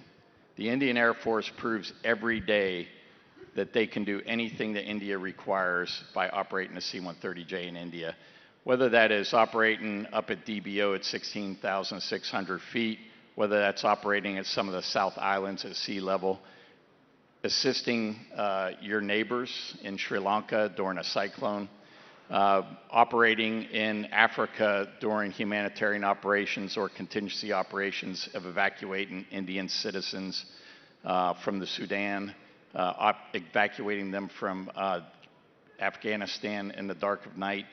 There is nothing that the C-130 cannot do for India in India. The Indian Air Force has flown over 56,000 flight hours in the C-130J. That is nearly 4 times the amount of flight hours of some of our nearest competitors have flown in their entire fleet. The C-130 fleet has logged over 3 million flight hours worldwide. When you're betting the future of your Air Force on one acquisition, you must get it right. And this Indian Air Force has proven day in, day out that they have the right aircraft with the C-130J. Right. Very important points there, Rob. Toby, if I can come back to you. During Operation Sindoor, ladies and gentlemen, you must have seen headlines about large swarms of drones being used. Drones were used in the Russia-Ukraine war as well. And even during Operation Sindoor, there were reports of Chinese help to Pakistan, Turkish drones being used by Pakistan as well. Now, how do we counter that, Toby? How are companies like L&T and Dynamatics getting ready for that as well. How prepared are you with drones for the future? Well, I'm glad you said L&T and Dynamatic because I think we share a certain idea, which I'll speak on behalf of Dynamatic, but I know that we share the same idea. A lot of the large industrial houses are stickering aircraft that they get from outside and putting a brand on it. That's not what we do. The second part is the 400-500 drone companies in India that get drones from AliExpress, from China, and put a sticker in it, the small guys. So the big guys and the small guys are really stickering up what are not really drones. What you're seeing amongst companies like us is that the entire deep stack of technology, from building the airframe, the electronics, the hardware, the software, everything, the control laws, they're all ours. And so we have developed the Chil and Katil combination. It's a hunter-killer combination. They fly in swarms. One provides a sighting, and the second is the attack drone. And they interact with each other. The attack swarm flies in denied environments. It doesn't require GPS. It doesn't require any radio. So I'm saying that technology is incredible in India if you put your mind to it. If you try and just trade quickly, that's not going to work. And we saw some birds just getting hijacked by our opponents across the border. If you've got Chinese stuff in it, it's not Indian. Right. Thank you. But also tell me, cost-wise, how is this changing warfare? You may be using state-of-the-art missiles, but if somebody starts using swarms of $500 drones, lakhs of them, how does it change dynamics? You've put your finger on the button. I mean, you take a missile system that costs millions of dollars and you can completely overwhelm the enemy radar system by saturating their airspace with multitude of small swarms, multiple swarms, which will, what you do is firstly you destroy them, but you distract them, and then most importantly you identify where your opponent is when you send in swarms, because they start lighting up and then you know how to target them much better. Right. And they waste expensive material fighting your relatively cheap munitions. Right. Thank you. No, thank you so much. And Mr. Ramchandani, when it comes to, let me ask you from an industry body perspective that you lead, the Society of Indian Defense Manufacturers, which is really the nodal body for most defense companies in India. How's the focus changing in terms of new age warfare? How much is L&T doubling down on new age warfare products? So let me talk of L&T first, and then the entire gamut of defense manufacturers that we have in the country today. From our perspective, we've played with or we've worked with big platforms for a long time, and we're not seeing these platforms go away, quickly. They're pretty much part of the entire the war machine, so to say. And so whether it's battle tanks and battle tanks of the future, you need to make them future ready, and the challenges that they have and how do we integrate tech into that. We work on warships and submarines. Maritime dominance is critical. But again, how do you strengthen it with better sensors, better domain awareness, underwater domain awareness? All of that is critical. You go into the air platforms. That's what we are stepping into now. So on the one hand, I think we get our muscle and scale from some of the big toys, so to say. And on the other hand, we have teams that have got an eye on the future, that are looking at how to disrupt what we are building ourselves, new tech. And we realize that all of that can't probably be done from within an organization. We need to integrate a much bigger ecosystem into what we are doing if we want to be successful. So these are some of the things that we are looking at, newer models of working. And I think I'm seeing all of that happening in the industry. Right. Rob, when we speak about new age warfare and the future of warfare changing around the world, what's the role that you see for uh, tested but legacy platforms such as the C-130J?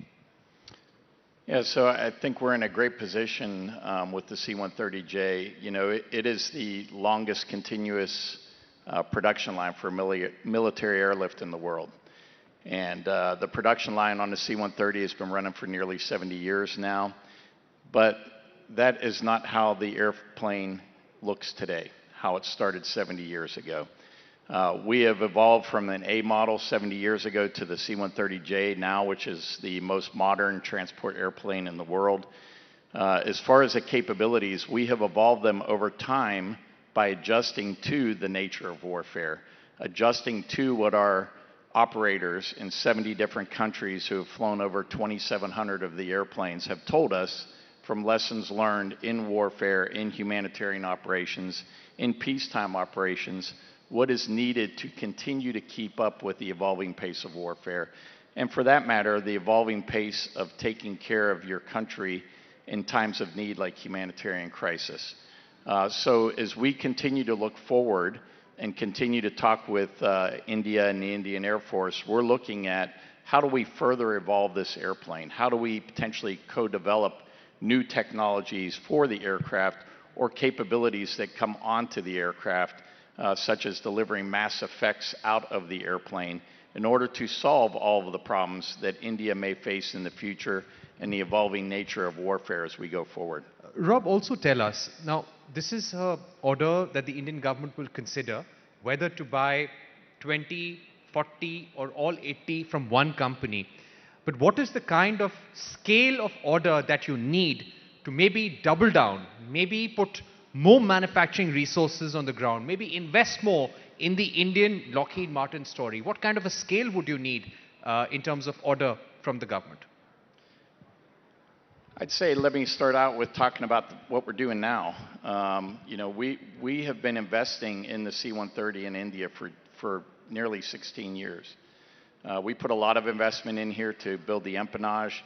We are currently looking at other subsystems, subcomponents for the aircraft to move here to India in advance of and independent of the MTA program. We recently, with our partners from Tata, established an MRO facility down in Bangalore. We did the stone laying back in early December, and we are building out that facility to actually have it available by 2027 for the Indian Air Force. So when the first airplane goes through periodic depot maintenance, it will be done here in India by Indians for India in Bangalore. Beyond that, we see that facility growing into a heavy maintenance center for C-130s and being able to establish a regional framework for maintenance here in the Indo-Pacific region.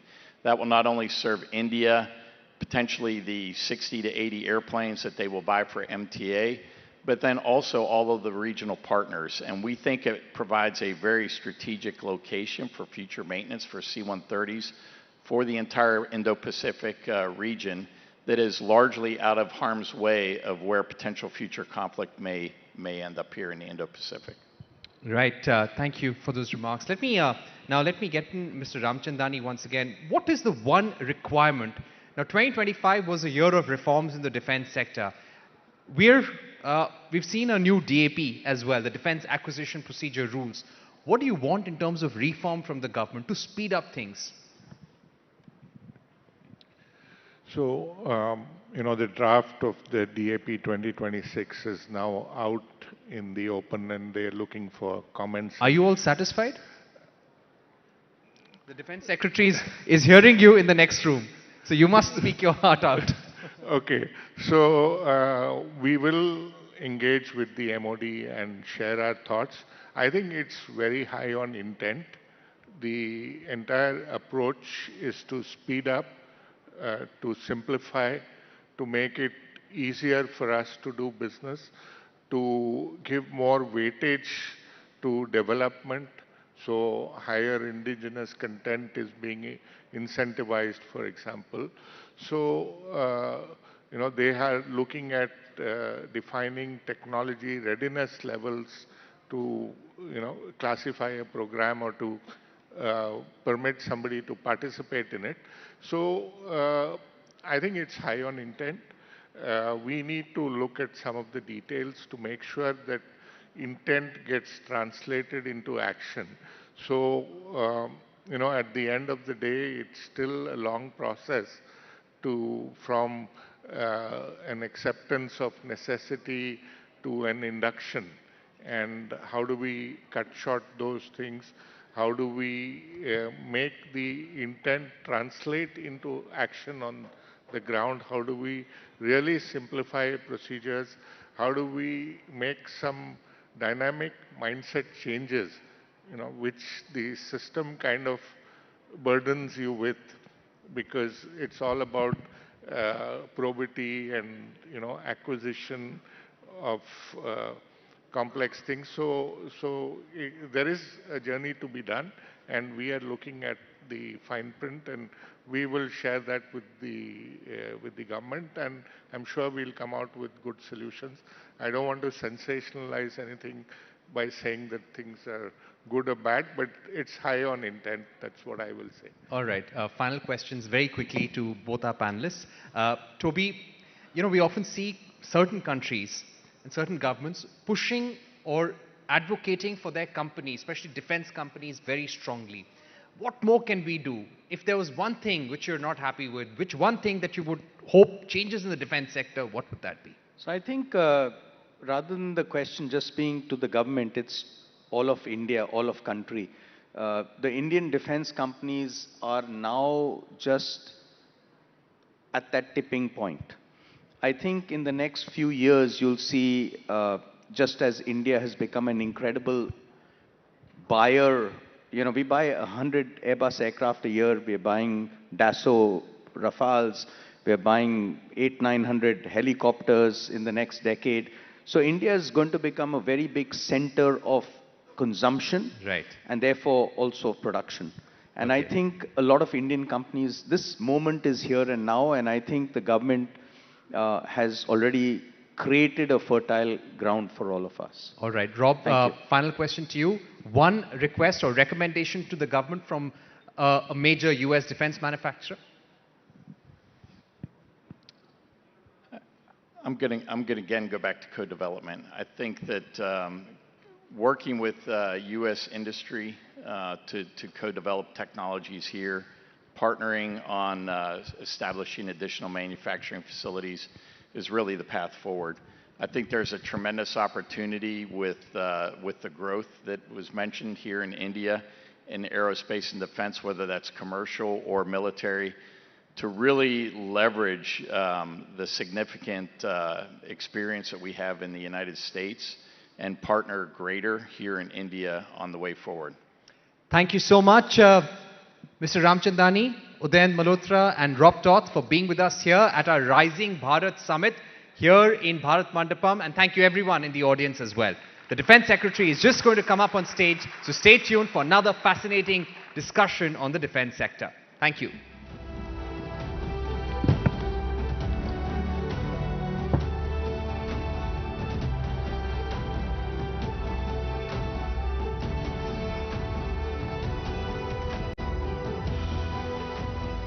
All right. Thank you so much, Mr. Ramchandani, Dr. Malhotra, Mr. Roth, and Parikshit. Thank you so much for that discussion.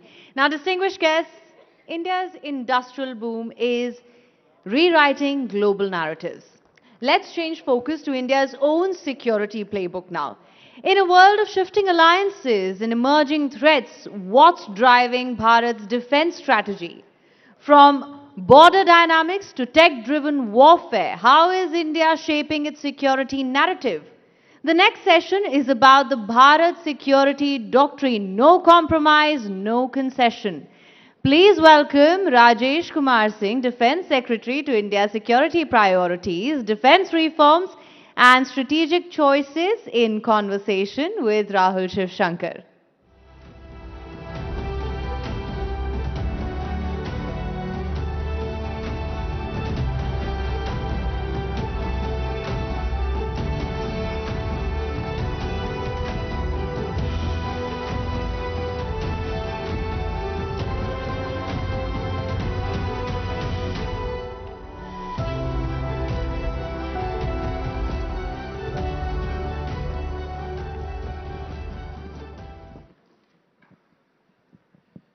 Well, the man in the hot seat is Mr. Rajesh Kumar Singh.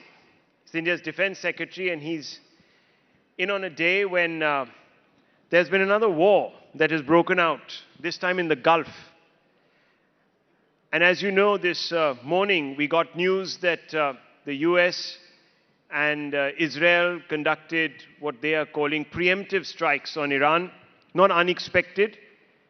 And the Iranians have hit back, and they have targeted several US bases. They've also targeted, of course, places in Israel, US bases in the Gulf, in different countries. There's a whole list out there. So we speak in troubled, clamorous times, Mr. Singh. I want us to first look at this and focus a little bit on this latest conflagration. India obviously is going to be in focus because we are friends with Tehran and Tel Aviv. How will India approach this? Well, Rahul, the events are moving pretty fast, so I don't want to, make too many comments at this stage. But I do want to say that I'm happy that we're in India. We are an oasis in this world where there is a lot of a kind of geopolitical flux that is of conflicts around the world, including in the Middle East and in Europe for that matter. So I think the present government under Prime Minister Modi has given us a level of both macroeconomic as well as geopolitical stability, and I'm happy that we are living in this country. But of course, in the Middle East, we have stakes there. We have a very large diaspora. We'll be watching developments very, very closely. We have strong strategic partnerships with some of those countries, and we will have to sort of continue to maintain those. Our policy is to have a multi-aligned kind of a diplomatic engagement. So let's see where it goes. But as of now, I would only say that we hope things will settle down, both for our own interests in terms of its impact on our oil supplies, but also for the people of those countries. Well, let me ask you this, because we also have an important stake in Iran. In a sense, there is the Chabahar port.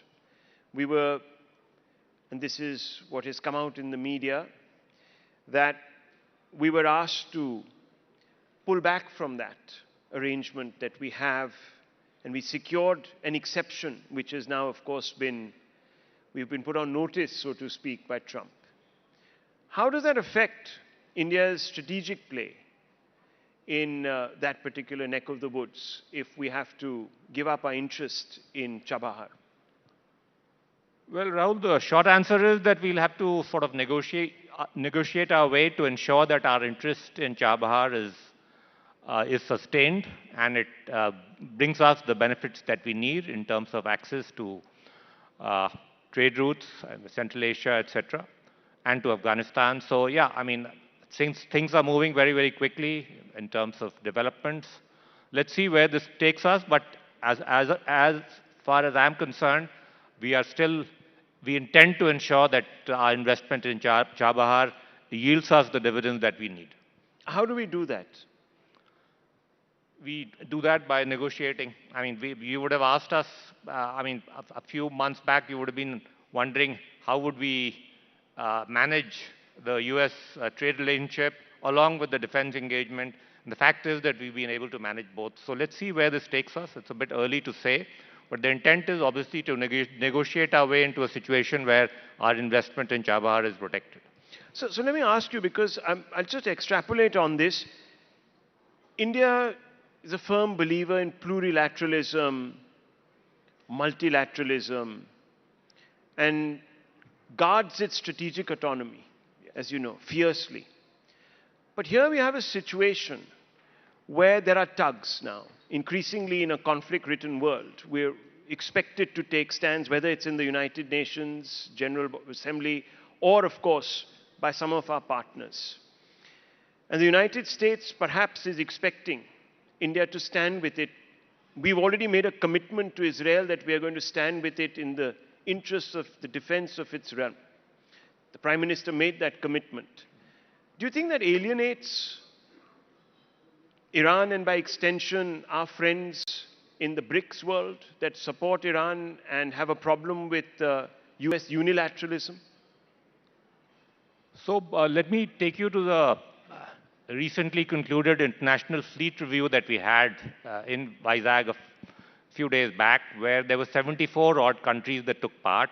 Incidentally, that included both the Iranian Navy and the US and the Russians and a bunch of other countries. So India's strategic autonomy and its convening power is quite distinct in that sense. We are able to maintain these high level of alignment with different countries. Of course, it goes without saying that with some countries the relationship is a bit closer.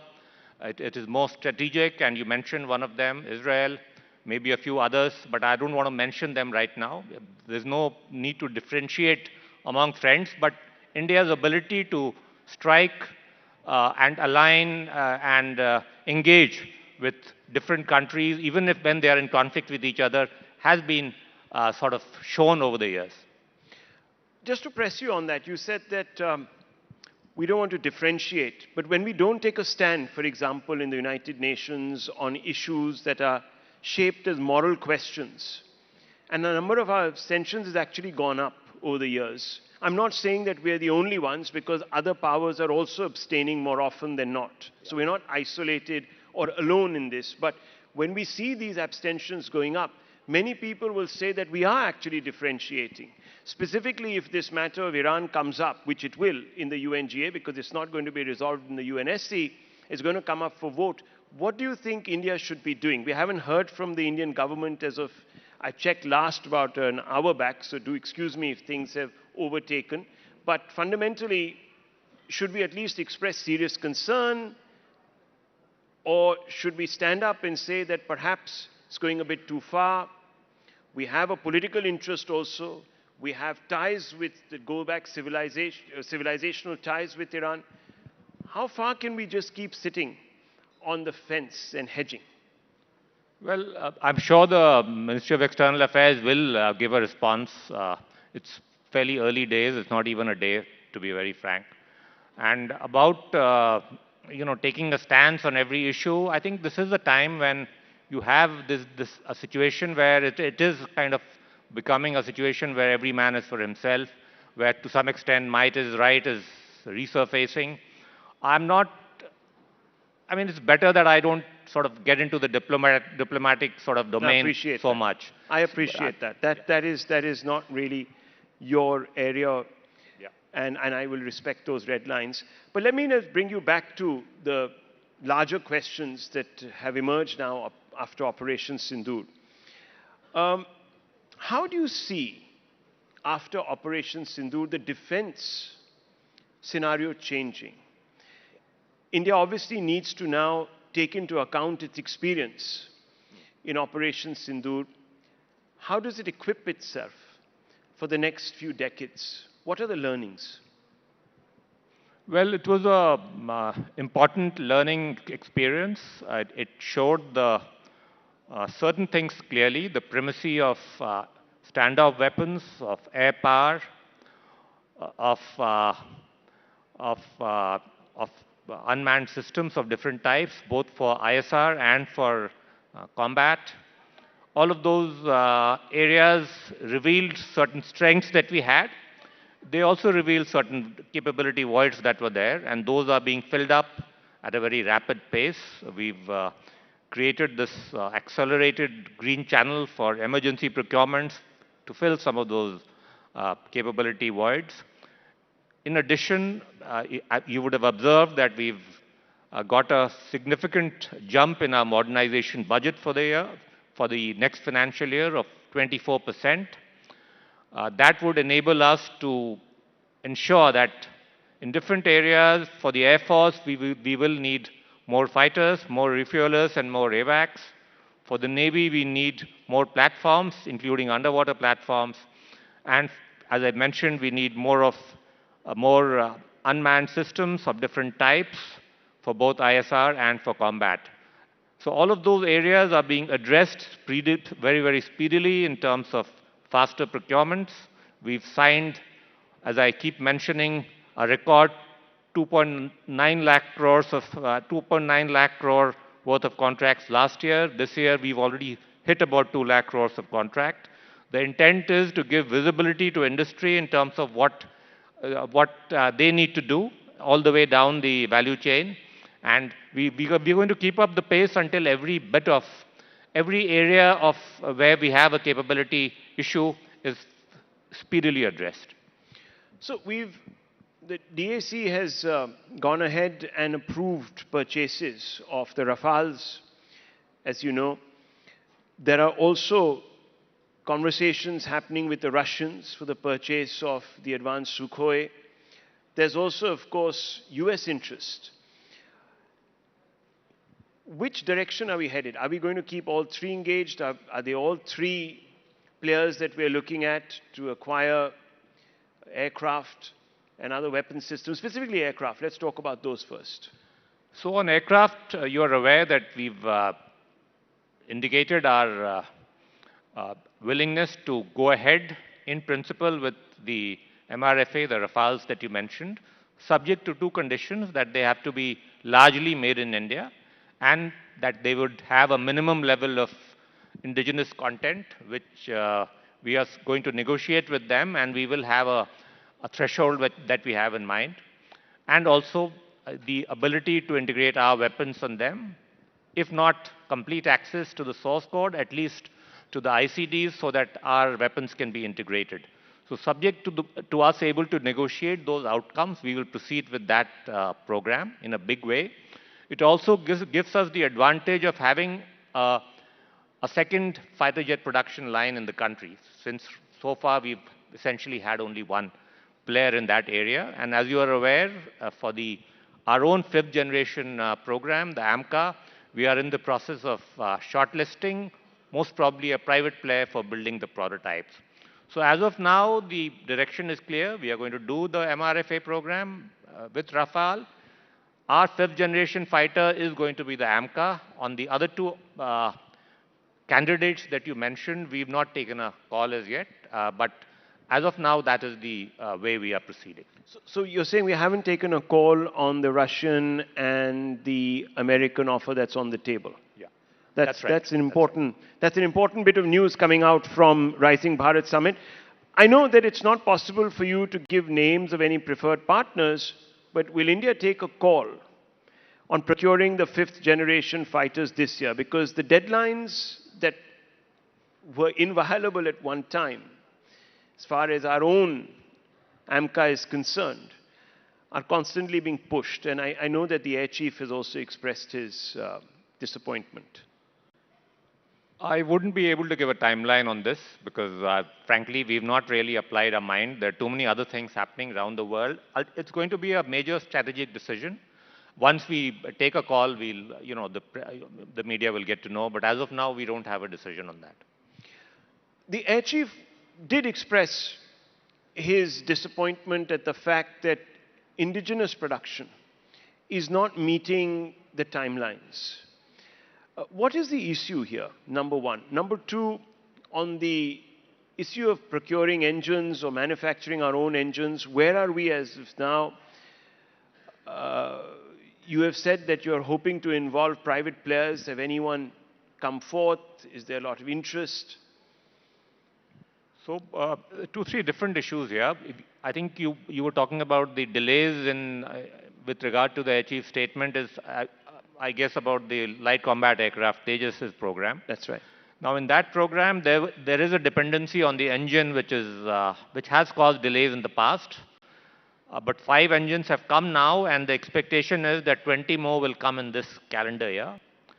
The delay in terms of taking deliveries right now is in relation to integration of certain weapons and radar and EW systems, which is ongoing. Hopefully, that will get sorted out by April this year. The intent really is that now that HAL has an order for 180 of these LCA Mark 1A aircraft, that they will be able to perfect this as a, not only it is a very, very safe, very, very dynamic aircraft, but there is an issue in terms of integration of adequate weaponry on it.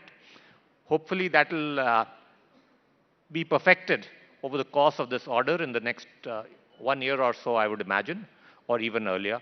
So that process will enable then this large sort of increase in our fighter aircraft inventory. In addition, when I mentioned the private sector part, I was really talking about the AMCA. For the jet engine program that you mentioned, which is an important import dependency for us, has been for a long time.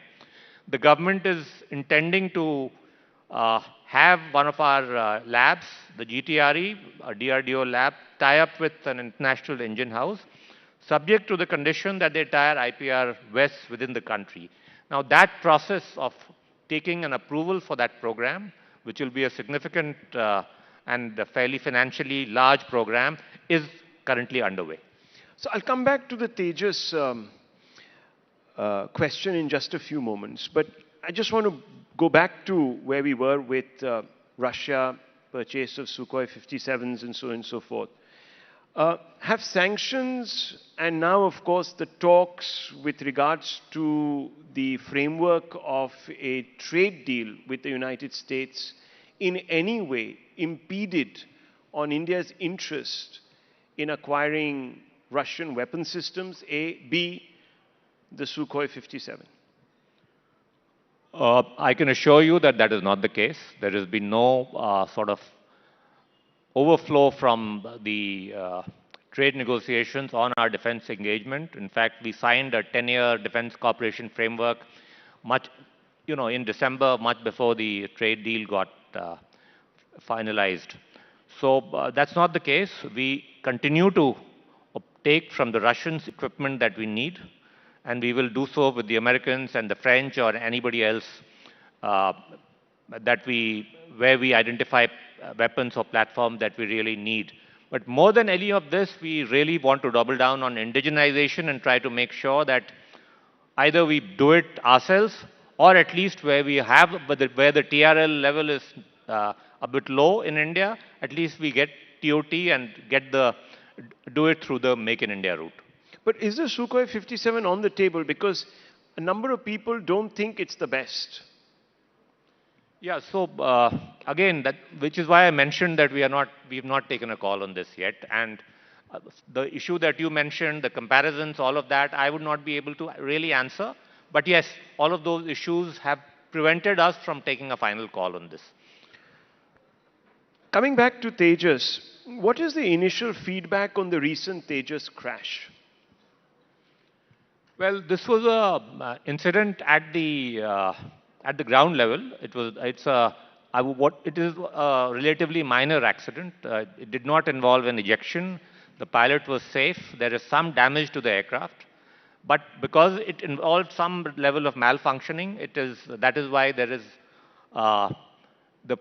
the entire aircraft fleet is still operational, but meanwhile the precautionary checks are being done with respect to this particular element. So I would say that it's not that serious an accident, but nonetheless, as a precaution, we are ensuring that the safety checks are done, which is why everybody's been saying that they didn't take part in Vayu Shakti, well, that was the reason. But the aircraft are still operational. But nothing that happened in the Dubai Air Show has led to the decision not to showcase the Tejas. No, nothing to do with that. This was linked to as I mentioned, a ground level incident which happened only much after the Dubai incident. As far as the overall safety record of LCA is concerned, you would see that from 2019 onwards, it has had several thousand hours of flying, and its safety record is one of the most robust in the world. So are you saying that the Dubai incident was an aberration? That's what I'm saying, yes. Correct. And there was no underlying technical issue which would raise red flags? Yes, I mean, that is the indication that we have from the Air Force and from HAL. How do you expect defense production and exports to go up? You said Atmanirbharta is obviously the most important spoke in the wheel now going forward. How do we get to the point where we become Atmanirbhar, and what is the timeline that we have in mind? And let's look across all sectors. Well, I mean, the way you make it happen is by taking certain policy decisions and then sticking to those. One of those is that we don't do any imports until we do them only as an exception, and that too, every such decision goes to the entire Defense Acquisition Council, which means the Raksha Mantri personally has to clear those any imports. The second is that we ensure that we have a normative target in front of us, that every year we'll ensure that at least 75% of our money, the modernization budget, is spent within the country. And we've achieved that over the last 2 years. Last year it was as high as 88%. So this combination of factors, the fact that global buys would be an exception, that your Indian rupee contracts will dominate to the extent of 75%, and the fact that even when you do any import of platforms, you ensure that the bulk of those two are made in India, as you would have observed in respect of the prospective Rafale deal as well. So these sort of this policy framework in a way ensures that that Atmanirbharta is built into the procurement process itself.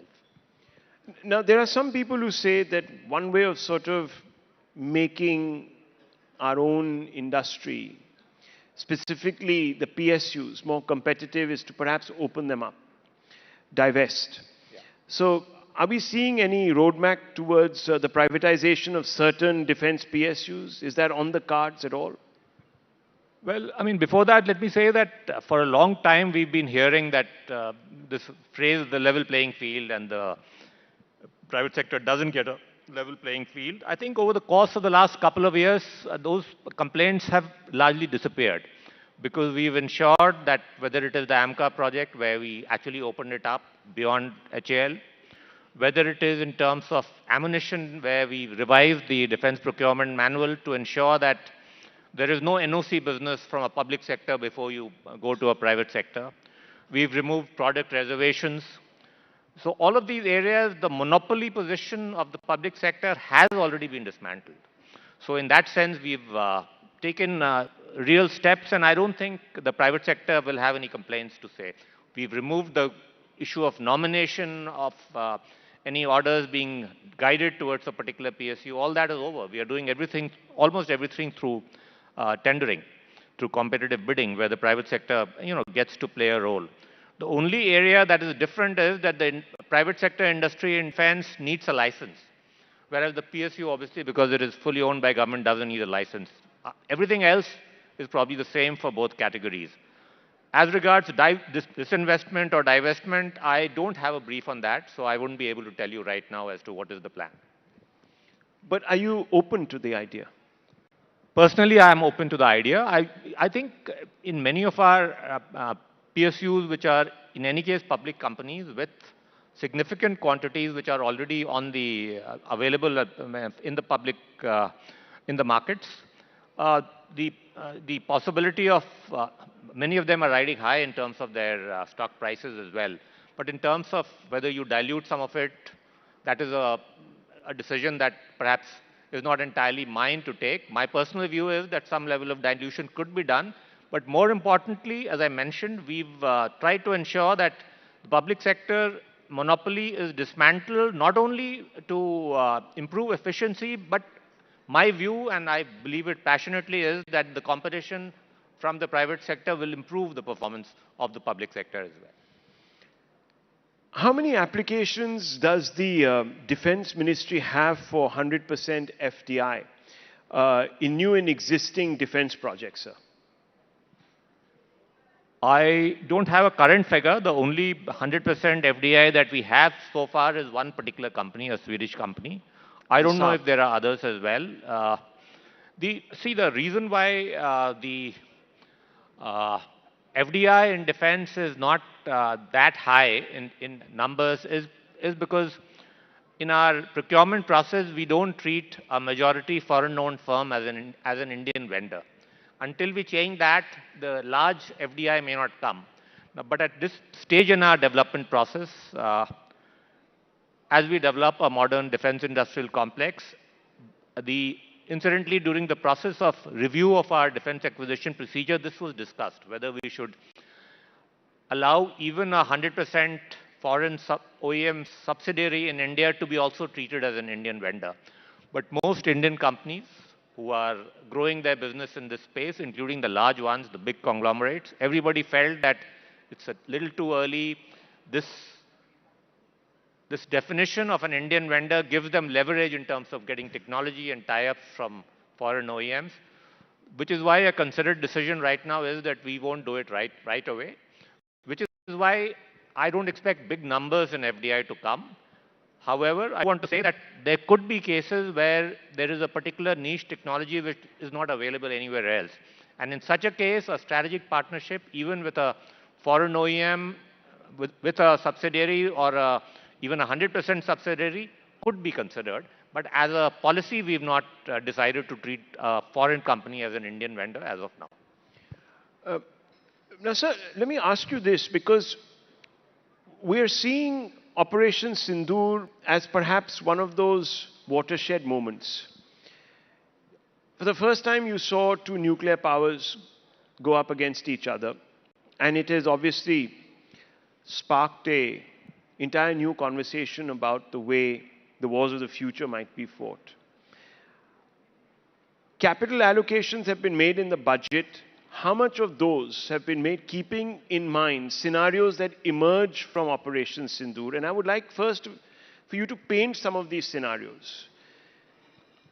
Well, obviously, during Operation Sindoor, you saw the use of mostly standoff weaponry, of precision munitions, of not too much of conventional warfare, a lot of use of different types of unmanned systems. In the Middle East today, also you're seeing something similar. The importance of air defense obviously has gone up, which is why the Honorable Prime Minister announced our version of a protective dome for the country, the Sudarshan Chakra mission, where we already have good capabilities, but we can improve it further in terms of bringing new cutting-edge elements to it.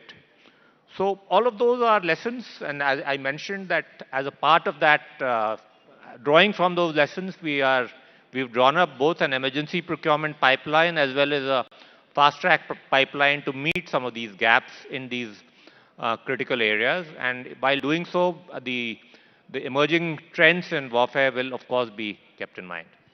So you want to match some of these or basically fill some of these gaps in developing the Sudarshan Chakra, because what we did see was a lot of beyond the line of sight munitions being used. Is Israel going to fill that gap? We know that they have Iron Dome capabilities. It's being tested even as we speak right now. Was that part of the conversation between the two prime ministers just a few days ago, sir? Let me just say, I'm not privy to that conversation, of course, but I do want to say that we have a very detailed memorandum of understanding on defense cooperation with the Israeli side, which I signed in November when I was there. And we are building on that with a lot of industrial collaborations with their key Israeli companies, two of which are public sector companies, IAL and Rafael, and one is a private company, Elbit. All three are active in India. They've tied up with multiple Indian companies, including both public and private sector companies. Now, the intent is that in the coming years, you will see a lot of co-production and joint ventures happening in India, where Israeli and Indian companies will collaborate. They need India's scale and our labor, because obviously it's a small country. They will never be able to get the kind of scale and production that India can offer. They in turn can offer us cutting-edge technologies, particularly in some of the niche areas that you mentioned. So we are working on all of that, but a lot of this stuff by definition has to be kept confidential. So all I would say is that yes, we have a very active, very robust defense cooperation engagement with Israel, and I'm sure the Prime Minister's recent visit will strengthen this relationship in this domain as well. So on a follow-up there, after Operation Sindoor, there was this apprehension that we might have depleted some of our munitions. Have we now replenished to levels prior to Operation Sindoor? Are we back to where we should be? Well, the emergency procurement was in fact designed to replenish some of those inventories. I would say we've signed contracts to replenish most and even strengthen those inventories. That process is on with various countries, including both the US and the Russians, just to sort of re-emphasize the point about strategic autonomy. So yes, that process is on, and in certain cases the inventory would be not only replenished but would be further strengthened. So there will be an augmentation. Beyond the line of sight munitions, obviously a game changer, and we're seeing them again being used in the Gulf over the last few hours. Just to take that conversation with you forward, there has always been a debate about whether we should be investing, for example, in hardware like your main carriers, battleship carriers. Has Operation Sindoor brought any clarity to that debate? Which side of the fence are we now on? So I'll talk about the aircraft carrier a little later, but as you know, India does already have 2 aircraft carriers. Equally importantly, this government has had the courage and the clarity to ensure that our island territories are also suitably utilized to meet our strategic needs, whether it is in terms of building up strategic assets or commercial development of our islands. And the importance of standoff weapons was borne out during Operation Sindoor. And let me stress that a lot of because of the foresight of Dr. APJ Abdul Kalam in particular, India has a fairly large, well-developed, diversified missile development program. This is one area where DRDO has done quite well. And these are, some of these standoff weapons, long-range missiles, strategic types of systems, nobody is going to give it to you, frankly. So you have to do it yourself, and we have done it ourselves. There would still be some niche areas which we would rely on friendly foreign countries for technology transfers or co-production. But for the most part, for many of these systems, I think this is a success story of indigenization in any case. But let's just go back to the battleship question. Has that been resolved now after Operation Sindoor? I think we need some clarity on that. We've not taken a view on the 3rd aircraft carrier. So I would say that the debate is still on. The development, as you said, of some of our island territories, that's been a priority, and it's of course now come out in the news also that we are going ahead with the Great Nicobar project. How did that change dynamics from a defense strategy point of view? I know some of these will be dual use, so it won't just be purely commercial. Yeah, so without talking too much Let me just be very direct. Sorry, I didn't mean to cut you off. Is this aimed at some of the region's powers? Let me be very direct. Yeah, so the Andamans are very strategically located, right very close to the Malaccas and Malacca Straits, some other choke points in the Indian Ocean. So our ability to project power from there is important for us. Also, there is an important, they are important economic assets as well if we can develop it, if we can develop a large ICTT, a large container terminal there, if we can develop it as a tourist hub, build a township there, all of that are on the anvil. And the point is that because it is so close to some of the densest, one of the densest trade routes in the world, it enables you to create a condition where we can rival a Hong Kong or a Singapore in terms of developing that territory. Mr. Rajesh Kumar Singh, Defense Secretary of India, thank you very much for taking these questions from us, and thank you for going into such details, and thank you for making the time. It's an honor. Thank you.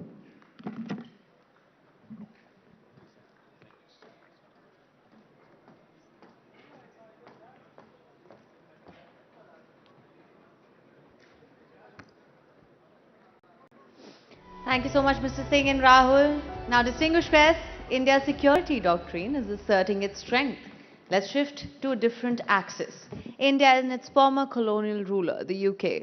With the India-UK FTA on the table, how's the relationship evolving beyond its history? From cricket pitches to strategic partnerships, how are London and New Delhi navigating a multipolar world? Let's look beyond the Raj in India-UK relations. Please welcome General Sir Nick Carter, GCB CBDSO ADC General, former Chief of the Defence Staff, UK, in conversation with both the Satwa Ganguly and Nalin Mehta for a session on Old Friends, New Foundations.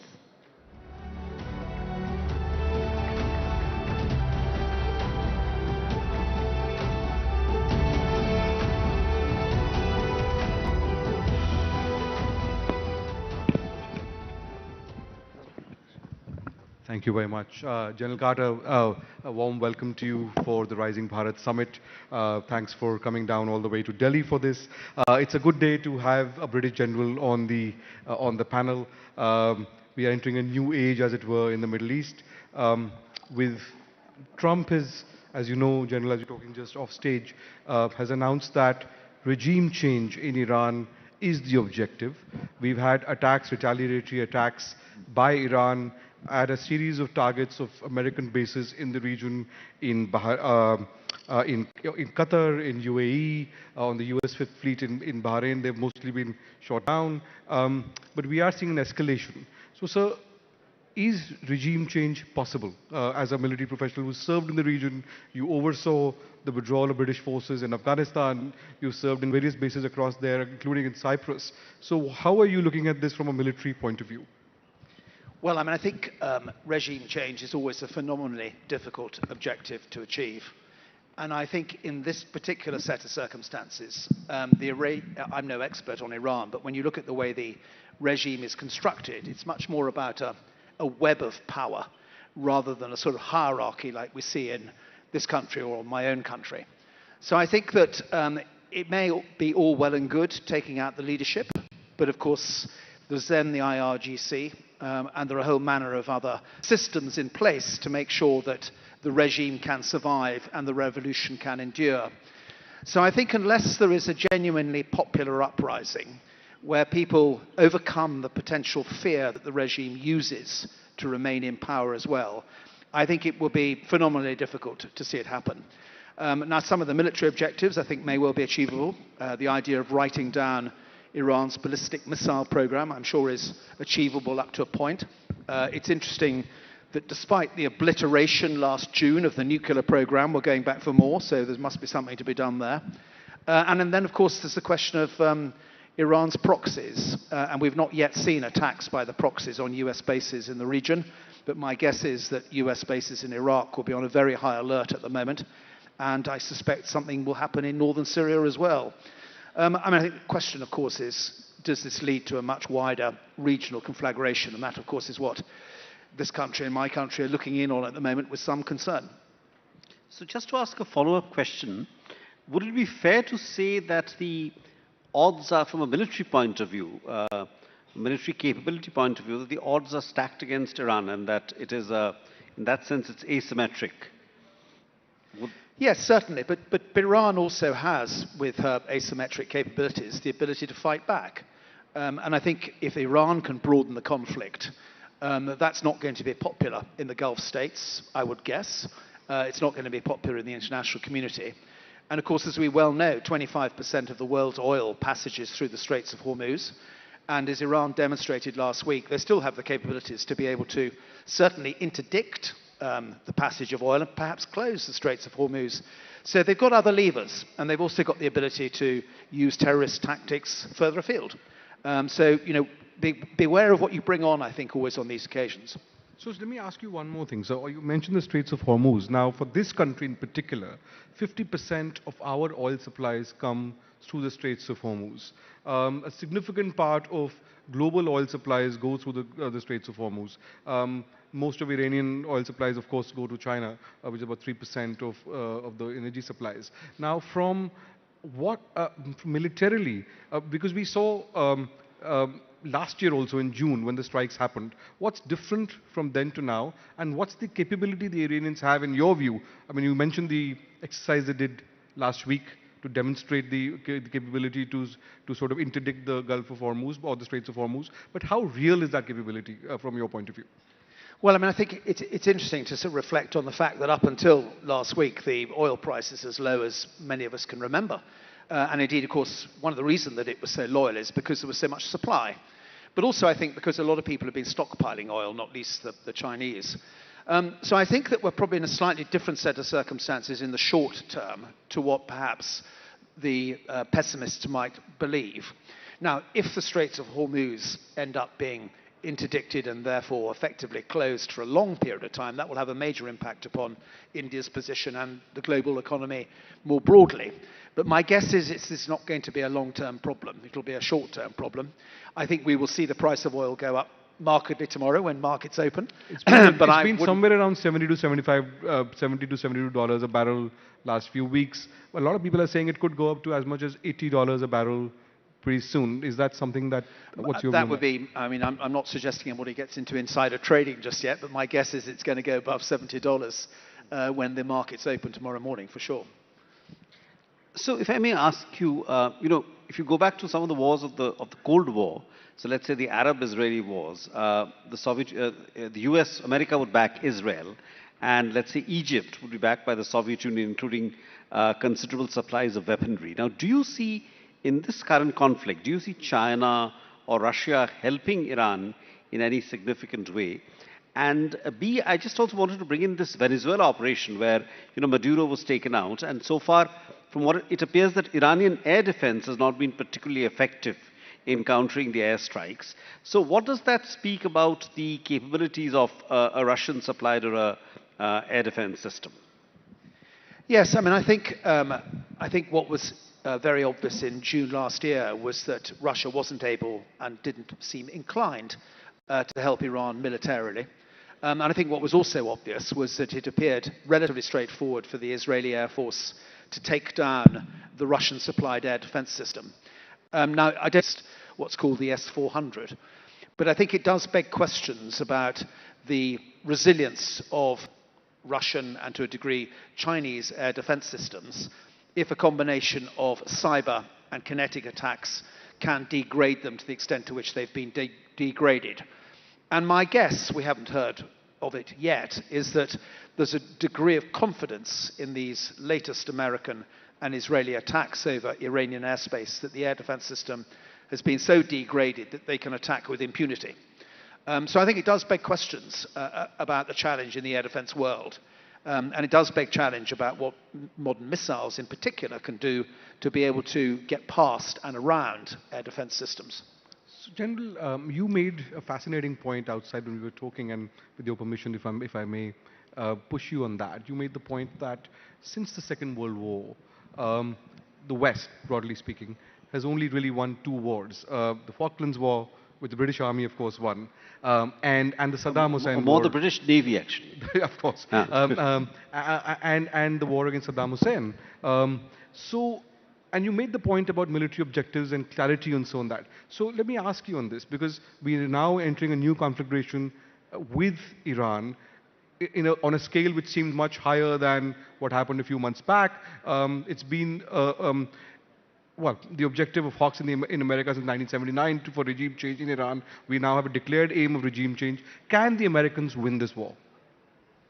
Well, I mean, the word win, of course, is a provocative word because it implies defeat and victory and so on and so forth, and it implies the achievement of the objective. And I think, we listened to Donald Trump's 8-minute speech this morning, and it's quite clear in that speech that regime change enabled by the Iranian population is what, of course, he's striving to achieve. Well, in my own personal opinion, that's not going to happen overnight. I think it's an extremely difficult objective to realize. And to the point I made to you outside the room, if you do look back over history, it's very important always that the political objectives lead to achievable military objectives. And whether you're studying the campaigns in Korea, Vietnam, Iraq, Afghanistan, the list is endless, you will pretty quickly determine that the political objectives didn't match the military objectives. And the upshot of all of that was that there was no victory. So it's really important, I think, that in that dialogue between policymakers and senior military figures, that the correct objectives are identified at the beginning of a campaign. So what do you think the Americans are trying here, sir? Sorry? So what do you think the Americans are trying here at the moment? What's the best case scenario? What are the Americans trying to do? Well, I think we haven't got much to go on. I mean, we've heard what Donald Trump said this morning. But I think most people looking in on this will be questioning the extent to which regime change, if that's the objective, is feasible. And I suspect that the reason some people have been resigned early from positions close to the military advisors may well be an indication that there are other people who are concerned as to whether or not this will happen. But, we saw the pressure that he placed on Venezuela. We saw the removal of President Maduro. And I suspect he believed that that was a victory and that that's going in the direction he wants it to go in. So it may well be that he fundamentally believes this is achievable and deliverable. And I guess that we all have to give people the benefit of the doubt for a while.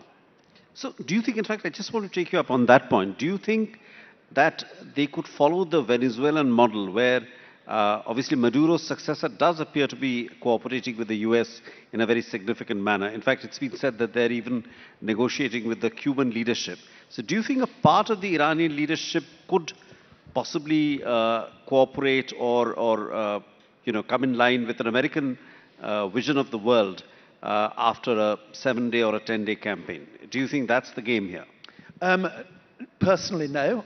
I think they are two completely different scenarios. And of course, there were insiders, I think, around Maduro who eventually sold him down the river, which is why the operation was so successful.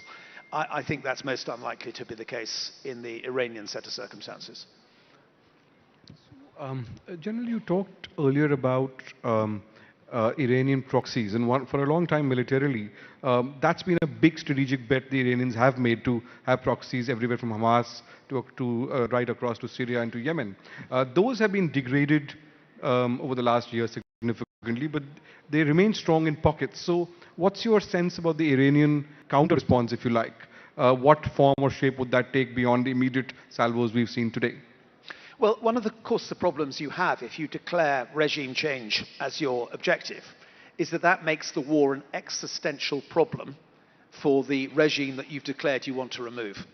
And that therefore means that I suspect for them it is a total war.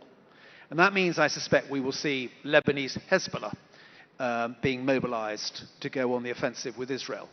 I suspect we may well see Hamas being encouraged perhaps to go on the offensive in Gaza again. And I'm sure we'll see the Houthis being encouraged to close the Bab al-Mandab and the bottom end of the Red Sea. Because these are existential issues as far as the Iranian government is now concerned. Which is why I think managing this in a way that it remains very focused and very constrained could be challenging. If you hadn't declared regime change, then perhaps Iran would have responded differently. We saw back in June where that was not a declaration of intent, that Iran simply gestured with one attack on an American base in Qatar. This time it's going to be different, would be my guess. Do you see boots on the ground, American boots on the ground? I would be amazed if an American president, who's made it very clear twice, at least in election campaigns, that he'd want to be involved in forever wars, wanting to put American boots on the ground. Doesn't mean that might not be the odd special forces operation, perhaps, but I would be amazed if there was anything more than that. I think it would be very difficult for him politically to do that. I want to ask you about the Trump doctrine, as it were. This is a president who came to power specifically among the key issues that he talked about was a retreat from universalism, return to American isolationism, talking about a much more 19th century view of the world. Specifically, he railed against American military interventions over the last 2 or 3 presidencies. But in the last few months, we've seen military action by the Americans in Yemen, in Nigeria, in Syria, in Venezuela, which Bodhi talked about. There's been conversations around the Pacific and the Caribbean, conversations around Colombia, Mexico, and of course around Denmark and Greenland. Now you're seeing a serious escalation in Iran. It's really impossible to have regime change without boots on the ground, as you said. So what does this say about this change in Trump's doctrine, if there is a Trump doctrine, or do you think it's he's turning it on its head?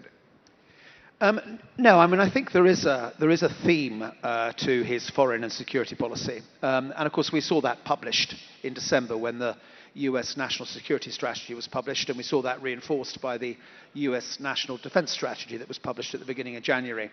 And essentially, that is a doctrine that is focused on the Western Hemisphere, and therefore it's on the Americas. And that's why Greenland is significant, because he would see that in geographic terms as being part of the Western Hemisphere. And it's why the Caribbean matters. It's why he's done a deal with Argentina. So I wouldn't describe him as isolationist. I would describe him as the Western Hemisphere first and foremost. Then I think it's interesting to speculate on what happens next, because the doctrine would suggest that actually the challenge of China is something that needs to be counteracted. And that, of course, means that you are drawn from the Western Hemisphere into being more globally oriented. But the priority is still the Western Hemisphere and keeping China out of the Western Hemisphere to all intents and purposes. Anyway, he's described this as what he calls the Dunroe Doctrine, which is his take on the original Monroe Doctrine of the 19th century. And of course, that's led to a rupture in his relationship with Europe. And I think one of the most important conclusions that this audience could draw from the way the world has changed is there is this division between Europe and the United States in terms of how we see security and indeed resilience looking forwards. And that's why, of course, I think he was exactly right to call Europe out and say, you've got to defend yourselves now. You know, it's no good for the US to continue to bankroll you any longer. You've got to step up to the plate, which I'm sure was absolutely right. But it has led, I think, to many European leaders believing there is now no longer going to be that strength of relationship across the Atlantic in the way that perhaps we've all had as a luxury over the last 80 years. I just want to take off, coming on one aspect that you raised on I mean, there's a lot to unpack there, but one aspect that you said on China. Do you think that at some stage, Xi Jinping sometime, I mean, various dates have been tossed about like 2027 or end of the decade, but do you think that Xi Jinping will risk an invasion of Taiwan? And if he does, would America defend Taiwan? Well, I think if you're Taiwanese, you're probably nervous at the prospect of a Donald Trump-Xi Jinping summit coming up. Because, of course, the other thing about the Donald Trump foreign policy is it's very much developed from his lived experience. And, of course, his lived experience is very much about being a property wheeler and dealer. And his view on international relations is, I win, you lose, whereas the diplomats in the audience would know that actually international relations tends to be about I win, you win. So there are some questions, I would have thought, in some minds as to whether or not we're going to see at this summit there being some maybe sotto voce, not spoken loudly, deal between Xi Jinping and Donald Trump over the future, not just of Taiwan, but also of Chinese dominance in the South China Sea. Now, I think it would be very unlikely in the near future for China to mount a military intervention in Taiwan for a number of reasons. First of all, because at the moment it is genuinely ambiguous as to how the US would respond. Yeah. And I don't think the Chinese Communist Party would want to risk what that ambiguity might mean. Secondly, I personally don't think that the PLA is ready to mount what is a phenomenally difficult operation. I mean, a very, very difficult operation, which we can go into if you want to. But also, I think, because there's a great degree of instability in the PLA's chain of command at the moment. And the removal of the deputy chairman of the CMC recently, Zhang Yuxia, a man I knew because he was my opposite number, he was a very wise man and a man who genuinely would have spoken truth to power. And suspending people like that and the commander of Eastern Command last week, that will have an impact upon the PLA. Let me ask you on this, since you're talking about the PLA. This year, of course, or last year, we've seen Operation Sindoor here in this part of the world, the conflict between India and Pakistan. The PLA was directly involved with satellite imagery and so on with the Pakistanis. There was Chinese equipment that was used in that war. From where you sit as a former head of the British Armed Forces, someone who served in the region in Afghanistan, and now, of course, there is conflict between Afghanistan and Pakistan in the last couple of days. What did you make of Operation Sindoor and that military operation and the strategic calculus now between India, China and Pakistan? I mean, I think that it's probably been very useful for China to test some of their military technology with the Pakistanis. And I think, the narratives vary. There's been a lot of talk that some of it was quite effective. And I don't know enough of the detail to be sure whether that is the case or not. But I do think it's worth reflecting for a while, given India's strategic position in relation to China, on the extent to which the PLA is an effective and competent military. And if you look back to some of the activity that's going on in the South China Sea, and in particular in what the Filipinos would call the West Philippine Sea, you'll recall that last August there was a collision between a Chinese warship and a Chinese Coast Guard vessel in pursuit of a Philippines Coast Guard vessel. And what was fascinating about that collision is in the 4 hours leading up to it, there was absolutely no radio traffic between the warship and the Coast Guard vessel. So no clear coordination or command and control. And what I think that tells you is that the PLA is a very stovepiped organization. And I suspect not very capable at integrating land with air, with maritime, with cyber, with space, and all of the other ingredients that modern militaries need to be able to do if they want to conduct joint or multi-domain operations. And I'm sure there are lots of reasons why that's the case. And until the PLA is able to operate in an integrated way, they will not be as effective. So that's the point. That a number of because we've seen now there are Pakistani officers now deployed in China. Working closely with the PLA. But there is an argument that the NATO operations very well, how integrated in the past European militaries and the Americans have been. There is a view that the Chinese are still some distance away from it, although a lot of help is being given. In terms of jointness, joint integration, because India faces a two-front threat really, and that's a real threat now for the last year or so. What's your view on that? I mean, the last time they fought a war was in 1979.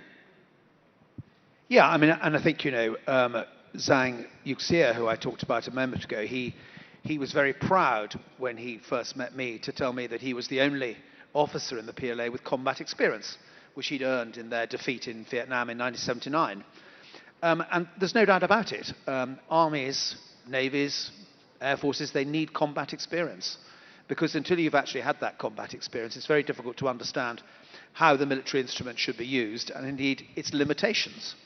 And that is another reason why I think, the demise of Zhang Yuxia is sad, because, he's somebody who understood how risky combat is and the effect and the nature of war, which we know never really changes. So I think that the PLA will be hungry to get experience. The question, of course, is how they obtain that experience. So why is Xi sacking so many of his generals? I mean, what is the motivation behind these actions? Well, of course, the narrative is that they're all corrupt and they need to be hounded from power as a result of being corrupt. I think it's probably more complicated than that. And I'm going to speculate, and I would like Mr. Chatham to be sitting over the top of what I'm saying, but I know he's not. I mean, I suspect that probably President Xi Jinping, for whatever reason it was, felt slightly threatened by some of these powerful figures. Can I ask you something about Pakistan? And what's happening in relation to what's happening in the Gulf right now. There are reports that some American aircraft took off from bases in Pakistan for these airstrikes. Of course, there's been a complete shift in the US-Pakistani relationship since Operation Sindoor with Field Marshal Munir pledging all full allegiance to Donald Trump. Pakistan was persona non grata, is now back on the diplomatic table. It's supporting Trump for a Nobel Peace Prize, so on and so forth. But Pakistan has also been made part of the deal of Trump's peace board, as it's called. So where do you see Pakistan's strategic positioning right now? Because they're trying to sort of run with the hounds and hunt run with the hare and hunt with the hounds. So where do you see the Pakistani strategic problem for positioning of the military right now? Well, I think we were all surprised by the closeness of the relationship that appeared to develop between the army chief and President Trump over the last year or so. And I think, to your point about Pakistan's closeness to China, it does look quite contradictory in terms of a relationship. And again, I think one has to examine the motivations behind it. And I don't know the detail, but my guess some of the financial aspects to it are probably helpful from one side or the other, which may well be underpinning what we're seeing going on here. There are probably interests there. I don't know whether Pakistani bases has been used for operations. It may be that that was necessary, given that I don't think Diego Garcia was made available by my own government for this operation in Iran. But I don't know the background. I suspect it may well be possible. But yes, I think it's an interesting, slightly contradictory position, perhaps, that they find themselves in. And of course, they are now fixed by their so-called declaration of war against Afghanistan. And we well know from many, many years, indeed hundreds of years of experience with war in Afghanistan, that doesn't always end very well. What's your view on the Diogo Garcia issue? What's your view of the wider dispute between the US and the UK on Diogo Garcia? It's not a dispute between. In essence, the UK government, and to be fair to this government, it was the previous government's decision as well. Negotiated them. Was that the Chagos Islands, which Diego Garcia are a part of, technically and in terms of international law, the Mauritian claim on those islands was stronger than the claim that the British government had. And on that basis, if you are going to respect international law, it was very likely that there would be a claim filed in the International Court of Justice. And under the terms of UN law, that would have led probably to the Mauritians winning the claim. So the UK government's view was that in obeying international law, it would make sense to negotiate a deal with the Mauritian government on the basis of leasing it back over 99 years. Now, going back to the words that I think the Defence Minister used in my very seat here about 45 minutes ago, the answer is, in a world where might is right, you can see why perhaps President Trump took the view that possession is 9/10 of the law rather than leasing it back. So that, I think, is where the issue lies at the moment. So let me ask you something. Since you mentioned about Trump's doctrine of might is right. Now, there is a recalculation happening in Europe for the last year and a half. Because what Trump is doing is he's bringing down or putting the shutters down on the post-World War II order as it was designed, especially the military security architecture, the economic architecture, and all of that. Now a lot of European countries are now rearming. There's a whole thing of imagining a future without the Americans. The British, of course, have had a special relationship with the Americans. Where does that place Britain? And in a America-less security umbrella of Europe, because you've gone on record talking in the past about our armed forces have been hollowed out and the enemy knows it. How do you see India's role in beefing that up? And with the EU-UK agreement or the India-UK agreement, there's a lot of shift around the strategic partnership, around defense cooperation and so on and so forth. So as you enter this period of flux from a security point of view from Britain, where do you see India within that and your future of the defense of Britain post the Americans? Gosh, how long have we got? You raise a lot of issues there, and I'll see if I can tick as many off as possible. I think first and foremost, we should be in no doubt that Donald Trump, as I said earlier, was right to call out the other members of NATO, because don't forget it's not just European members of NATO, it includes Canada, for not spending enough on defense. I'm sure that was absolutely right. Second point I'd make is I don't think this means the end of NATO. It's interesting to recognize that the only time that Article 5 of the NATO treaty has ever been tabled was after 9/11, when all the members of NATO went to the help of the United States, and we all got involved in the so-called war against terror thereafter, and lost a lot of lives and spent a lot of treasure doing it. Now, I don't think NATO is dead by any stretch of the imagination. I just think it is being rebalanced in terms of the burden of effort and the burden of sharing within it. Now, what I do think, though, is relevant to all of this are some of the remarks that Prime Minister Mark Carney made at Davos in late January, when he talked about the so-called rules-based system no longer being a thing. And I think, to be realistic, it's probably been in decline ever since 9/11, for all sorts of reasons we don't need to go into now. And I think that the best we can hope for, which in a sense is what he was suggesting, I think, is some form of multilateral liberal order, which I think is something that your country and my country. And he talked about a concord between the middle powers, which is... Coming on to middle powers, because of course his definition of middle powers would be those who would subscribe to a multilateral liberal order.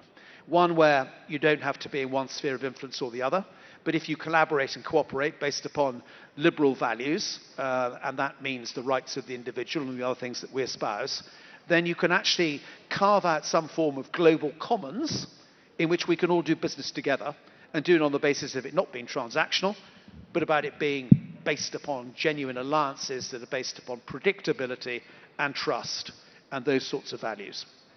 So we are, I think, beginning to run out of time, and there are more conflicts to cover. So the Ukraine war, we've just crossed the 4th anniversary of the Ukraine war. What is the end game there? There have been on-off negotiations between the, between the US and Russia to end the Ukraine conflict. Where do you see this? Where do you see the end game there? I think it's very difficult to see an obvious end game. I mean, what of course has been striking is that the Trump negotiating position has been very much based upon his lived experience, and I think the same experience of Mr. Witkoff, which is from the property world. This is about a land transaction. Whereas, of course, they're up against somebody in the form of Mr. Putin who sees this as an ideological problem. And those two positions are irreconcilable, to my mind. And that, of course, leads the Ukrainians in a very awkward position being between a rock and a hard place to all intents and purposes.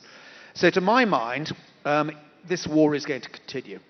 And I don't see a decision quickly, because we've ended up in what a lot of military strategists might call a stalemate, where it has become a war of attrition, and it'll be whichever side collapses slowest but most quickly at the end of it. And I don't see that happening during the course of this calendar year for sure.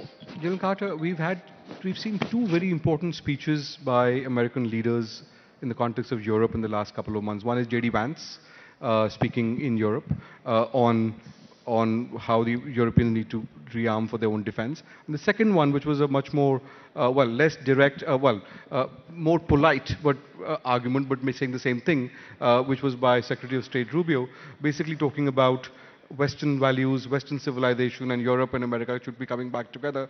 Now that sort of reminded me a little bit about Samuel Huntington's idea of clash of civilizations, because that's what, it's very specific at the center of the argument that Secretary of State Rubio was making. Where do you think Britain should be in this debate, and where does that leave your special relationship? Although this is more about a clash within a civilization in the Vance-Rubio form. I mean, I've always been an advocate of alliances, and I feel very strongly that alliances are essentially the bedrock of stability and security in our world. So that would always be my starting point. I was not an advocate of Brexit, for example. I believed that Britain's future was almost certainly better found inside the European Union, even though the European Union has many problems that need to be resolved. So I think where I would stand on this is that the UK is going to be better if she operates with allies, and I profoundly believe that the relationship, for example, we have with India or other middle powers is going to be the core of a better future for all of us. So let me ask you a final question. As a global strategist, what would your, given the state of flux that we are in the international system, what would your advice to India be? How should India play this at the moment? I mean, I think it's entirely right that India has enough political clout and leverage and economic value to be able to be and plough its own furrow, rightly so.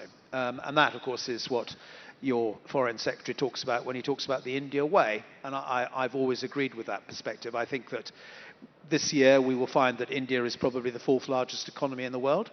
There are many things that need to be resolved, of course, but the reality is that India should have a seat at the global, the great powers table, if you like, whatever that looks like, if it's a Board of Peace or the UN Security Council or whatever.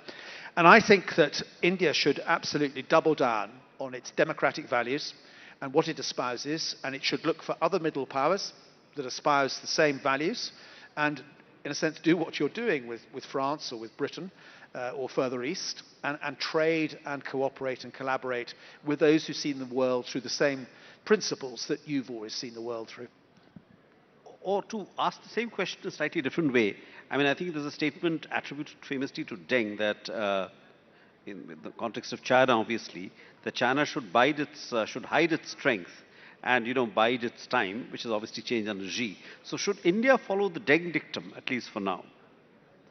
Sorry, should The Deng dictum where China should basically keep a low profile and, till its time comes in international affairs, a statement attributed to Deng Xiaoping, that China should hide its strength and then, bide its time.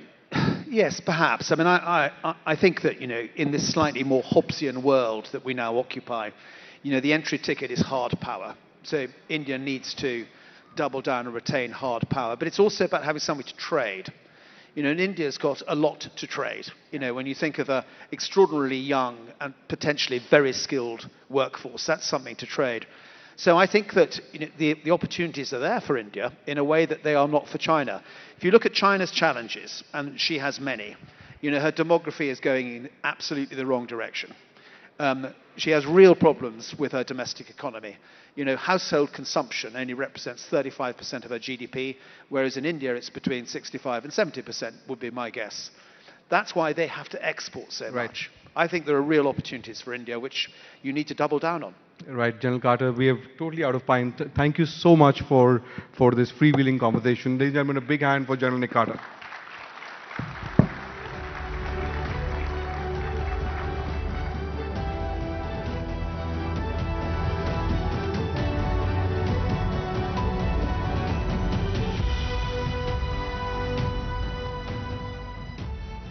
Thank you, General Sir Carter, Bodhisattva and Nalin. Now, distinguished guests, from the corridors of power to the vibrant streets of its people, Delhi is a microcosm of India's aspirations, challenges and triumphs. We had heard from leaders, innovators and visionaries across sectors, and now it is time to zoom in on the capital that pulses with the rhythm of India's growth story. In this session, we are privileged to have with us a leader who has been at the forefront of shaping the city's future. With her leadership, Delhi has seen transformative strides in governance, infrastructure and citizen-centric initiatives. From navigating the complexities of urban governance to driving progress on the ground, she brings a wealth of experience and insight to the table. Ladies and gentlemen, please welcome Srimati Rekha Gupta, Honorable Chief Minister of Delhi, for a session on building a better capital, governance and accountability in conversation with Rubika Liaquat.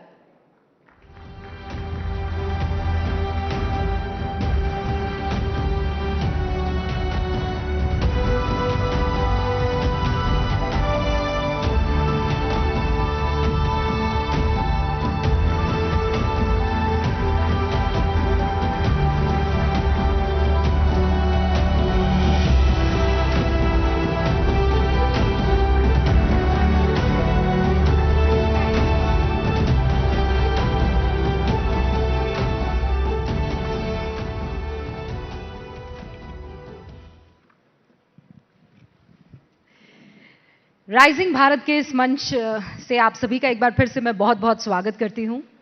और इस वक्त दिल्ली की मुख्यमंत्री Rekha Gupta stage पर मौजूद हैं। BJP की इकलौती महिला मुख्यमंत्री, जितने भी राज्यों में इस वक्त बीजेपी की सरकार है, उनकी मैं बात कर रही हूं। 27 साल बाद जब भारतीय जनता पार्टी ने जीत का परचम लहराया दिल्ली में, देश की राजधानी में, तो रेखा गुप्ता वो नाम जब सुना तो कहा कि कहां से, कैसे, और आज ऐसे रेखा गुप्ता जी यहां राइजिंग भारत के मंच पर जोरदार तालियों से इनका स्वागत कीजिए। रेखा जी, सवाल तो बहुत सारे हैं, क्योंकि राइजिंग भारत में अगर राइजिंग कैपिटल की बात नहीं होगी तो कैसे चलेगा। लेकिन उससे पहले जो सबसे बड़ा मुद्दा है वो तो ये है कि अरविंद केजरीवाल को जब डिस्चार्ज कर दिया जाता है तो पहला सवाल जहन में यही आता है कि दिल्ली की सत्ता पर रेखा गुप्ता और उनकी पार्टी इसीलिए काबिज हुए थे कि उन्होंने कहा कि ये भ्रष्टाचारी है, लेकिन कोर्ट ने कहा कि नहीं, ऐसे कोई सबूत नहीं मिलते। रूबिका जी, मैं आपसे पूछना चाहती हूं, क्या इस दुनिया में किसी के कहने से कोई मानता है? जब तक साक्षात जनता के मन में उस भाव को ना आ जाए, वो भाव कि भी हाँ, जिसको उसने चुना वो उनकी गलती थी। वो लोग जो रामलीला मैदान में तिरंगा हाथ में पकड़ के वंदे मातरम के नारे लगाते हुए और ये कहते हुए सत्ता में आए कि ना तो हमें कुर्सी चाहिए, ना गाड़ी चाहिए, ना बंगला चाहिए, ईमानदारी की कस्में खाई, बच्चों की कस्में खाई, और उसके बाद उन्होंने वो किया जो कि जिसको ना करने की कस्में उन्होंने खाई थी। उन्हें गाड़ी भी चाहिए थी, उन्हें बंगला भी चाहिए था, उन्हें सत्ता, कुर्सी, मोह माया, हर चीज चाहिए थी। फिर कोई एक घोटाला थोड़ी ना है, बीसियों घोटाले उनकी सरकार के समय में आए, और आज जिस केस से वो कह रहे हैं कि जी हम बरी हो गए हैं, मैं आपसे पूछना चाहती हूं, दिल्ली की जनता ये सवाल केजरीवाल से और आम आदमी पार्टी से पूछना चाहती है कि यदि वो बेईमान नहीं थे, वो भ्रष्टाचारी नहीं थे, तो क्यों जांच शुरू होते ही उस शराब पॉलिसी को वापस ले लिया गया? मैं जनता की ओर से ये पूछना चाहती हूं कि क्या उन्होंने दिल्ली को शराब कल्चर में डुबोने की कोशिश नहीं की? जब एक के साथ एक फ्री की बात उन्होंने की, जब उन्होंने महिलाओं के लिए पिंक बार खोलने की बात की, जब युवाओं की एज कम करके शराब पीने की बात की, तो क्या उन्होंने दिल्ली के साथ बेईमानी नहीं की?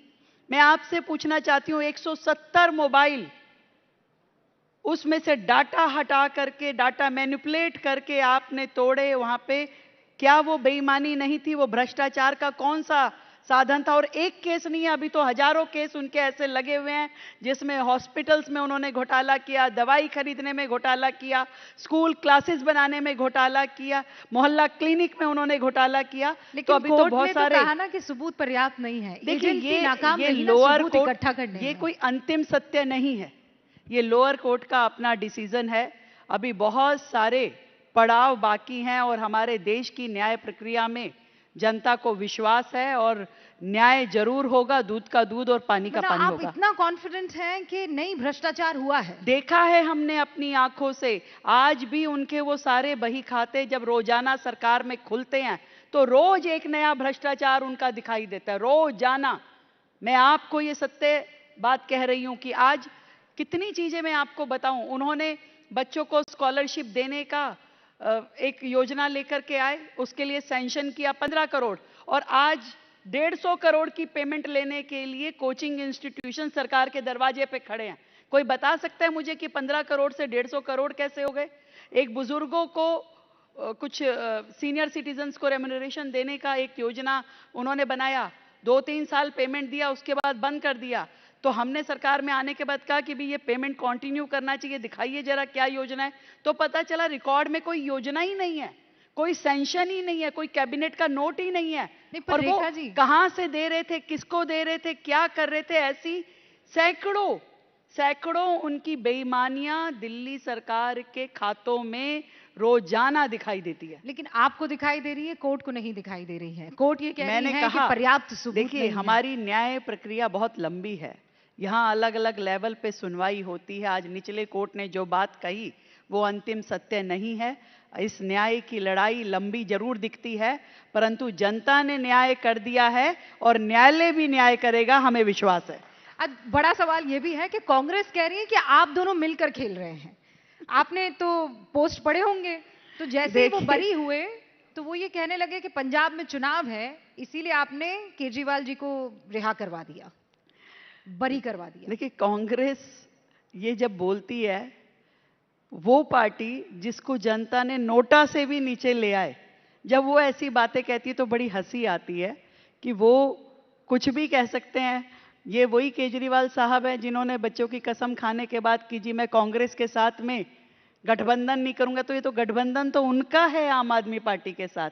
अब भाइयों की लड़ाई हो गई, चोर चोर मुसेरे भाई, अब आपस में लड़ाई हो गई तो एक दूसरे पे इल्जाम लगा रहे हैं। लेकिन वो ये कह रहे हैं ना कि आपने कहा नोटा पर ला दिया, नोटा पर लाने के लिए ही आप और केजरीवाल जी दोनों मिले हुए हैं। ये बड़ा सा पोस्ट किया है पवन खेड़ा जी ने। देखिए, खुद दिशा विहीन लोग हैं, दिशा विहीन पार्टी है, वो क्या कह दे, कब कह दें, कोई आज तक समझ नहीं पाया। अच्छा रेखा जी, साल भर पूरा हो गया है, क्या क्या काम आपने किया है और किस पर इतरा रही हैं?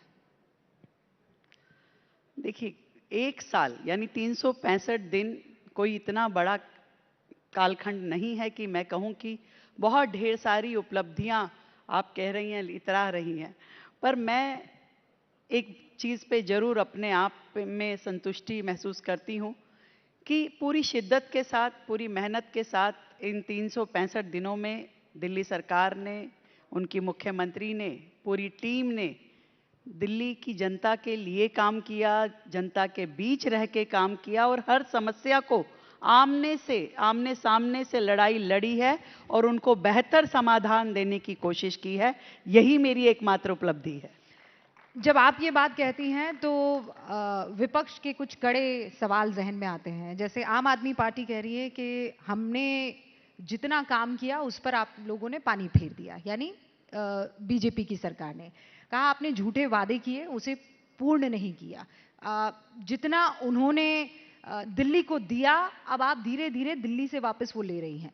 प्रदूषण के मामले में आपने बहुत बड़े बड़े वादे किए थे, आज भी आप देखिए वो प्रदूषण जस का तस है। ऐसा भी है कि बड़े बड़े मेहमान दिल्ली में आते हैं, वो कहते हैं सब हल हो सकता है, लेकिन ट्रैफिक की जो समस्या है उससे दिल्ली को निजात नहीं मिल सकती है। ऐसी बहुत सी चीजें हैं। तो राइजिंग भारत में राइजिंग दिल्ली उस लेवल पर पहुंची है क्या? रूबिका जी, मैं पूछना चाहती हूँ, 11 साल वाली सरकार यदि 1 साल की सरकार से इन बातों का जवाब मांगे तो क्या ये उचित है? पर फिर भी मैं देना चाहती हूँ उस 11 साल की सरकार के लोगों को जो अपने कार्यकाल में कुछ नहीं कर पाए और आज हमसे 365 दिन पूरे होने पे ये कहते हैं कि भाई ट्रैफिक कम हो, पॉल्यूशन कम हो, खत्म हो जाना चाहिए, जवाब मांगेंगे वाटर लॉगिंग का। एक एक समस्या जो दिल्ली की लीगेसी प्रॉब्लम बना करके वो लोग गए, उनकी लापरवाही, नज़रअंदाजी ने दिल्ली की प्रॉब्लम को बढ़ाया। हमने उनके समाधान के लिए काम किया है। साइंटिफिक रोड मैप के साथ रोजाना एक कदम हम आगे बढ़े हैं। आपने जिन जिन समस्याओं की बात की, आपने कहा जी उनके किए पे पानी फेर दिया। उनके किए हुए भ्रष्टाचार पे पानी फेरा होगा जरूर। उनकी भ्रष्टाचार के लिए सिस्टम में जितनी लीकेजेस थी उस पे जरूर हमने पानी फेरा होगा। वो सारे रास्ते जिसके माध्यम से भ्रष्टाचार होता था उस पूरे सिस्टम को बंद करके बहुत ही ट्रांसपेरेंट सिस्टम हमने डिजिटलाइज किया। पूरी सरकार को, हर विभाग को, सारी फाइलों को आज की डेट में दिल्ली सरकार में हर फाइल ई-फाइल के माध्यम से जाती है। आज हर काम डिजिटलाइज हो चुका है, हॉस्पिटल से लेकर के स्कूल एडमिनिस्ट्रेशन तक। आज हर चीज की जवाबदेही, अकाउंटेबिलिटी तय है। तो कोई भी चीज ऐसी हो नहीं सकती कि जिसके माध्यम से जनता का पैसा किसी भी करप्शन में जाए, पहली बात। फिर आपने अलग अलग समस्याओं की बात की, आपने कहा ट्रैफिक जैम। क्या पोल्यूशन मुक्त दिल्ली कभी होगी? डेफिनेटली होगी, जरूर होगी। हर साल दिल्ली को बेहतर हवा, बेहतर पर्यावरण दिखाई देगा। ये हमारी सरकार का दिल्ली की जनता के साथ पूर्ण वादा है। और इस 1 साल में हमने जो जो पॉल्यूशन के निमित्त किया है, मैं वो भी जरूर बताना चाहूंगी। पॉल्यूशन को हमने केवल एक मौसम और एक सेगमेंट मान के काम नहीं किया। पॉल्यूशन को एज ए होल, एक पर्यावरण की दृष्टि से क्या क्या इसमें बेहतर होना चाहिए, उसमें हर विषय पे, हर सेगमेंट पे हमने काम किया। चाहे वो धूल हो, चाहे धुआं हो। जहां तक धुएं की बात मैं करती हूं तो जो व्हीकुलर एमिशन है उस पे बेहद संजीदा तरीके से सरकार ने कदम उठाए। हमने दिल्ली में नो पीयूसी, नो फ्यूल लागू किया। दिल्ली में अब तक की सबसे बड़ी इलेक्ट्रिक बसों की फ्लीट हमने ला करके दी, जो पूरे देश के हर राज्य से, बड़े बड़े राज्यों से भी ज्यादा बड़ी दिल्ली की इलेक्ट्रिक फ्लीट है। आज 4000 बसें दिल्ली में हमारे पास इलेक्ट्रिक है और हमारा मिशन है कि 100% क्लीन फ्यूल हम व्हीकल दिल्ली को दें, पूरा ट्रांसपोर्टेशन का मोड हम बदल दें। यहां तक कि लोगों के प्राइवेट व्हीकल्स के लिए भी हम ईवी पॉलिसी लेकर के आ रहे हैं, जिसमें हम लोगों को मोटिवेट भी करेंगे, सब्सिडीज भी देंगे। लोग ज्यादा से ज्यादा पब्लिक ट्रांसपोर्ट पे जाएं, ज्यादा से ज्यादा ईवी व्हीकल्स को वो लोग लें। लास्ट माइल कनेक्टिविटी पे सरकार लगातार काम कर रही है, क्योंकि एक व्यक्ति जब तक पब्लिक ट्रांसपोर्ट को नहीं अपना पाएगा जब तक कि उसे लास्ट माइल कनेक्टिविटी ना मिले। पूरी दिल्ली में एक और बड़ा काम जो कि इस धुएं से जुड़ा हुआ है वो है आपके फिटनेस सेंटर, टेस्टिंग स्टेशंस, जिस पे पिछली सरकार ने कतई काम नहीं किया। आज हमारी सरकार ने दिल्ली में ऑटोमेटेड टेस्टिंग स्टेशंस खोलने का काम कर रही है ताकि दिल्ली का प्रत्येक व्हीकल आप मैन्युअली नहीं ऑटोमेटिकली उसकी फिटनेस चेक हो और हर व्हीकल एमिशन फ्री हो, फिट टू मूव हो। और उसके लिए पहली बार दिल्ली सरकार के द्वारा इस तरह के मूव हुए हैं। हमने अभी तक 2 ऑटोमेटेड टेस्टिंग स्टेशन उनका शिलान्यास कर चुके हैं जिनका काम जून तक पूरा होने वाला है और नए 5 की तैयारी हमारी है।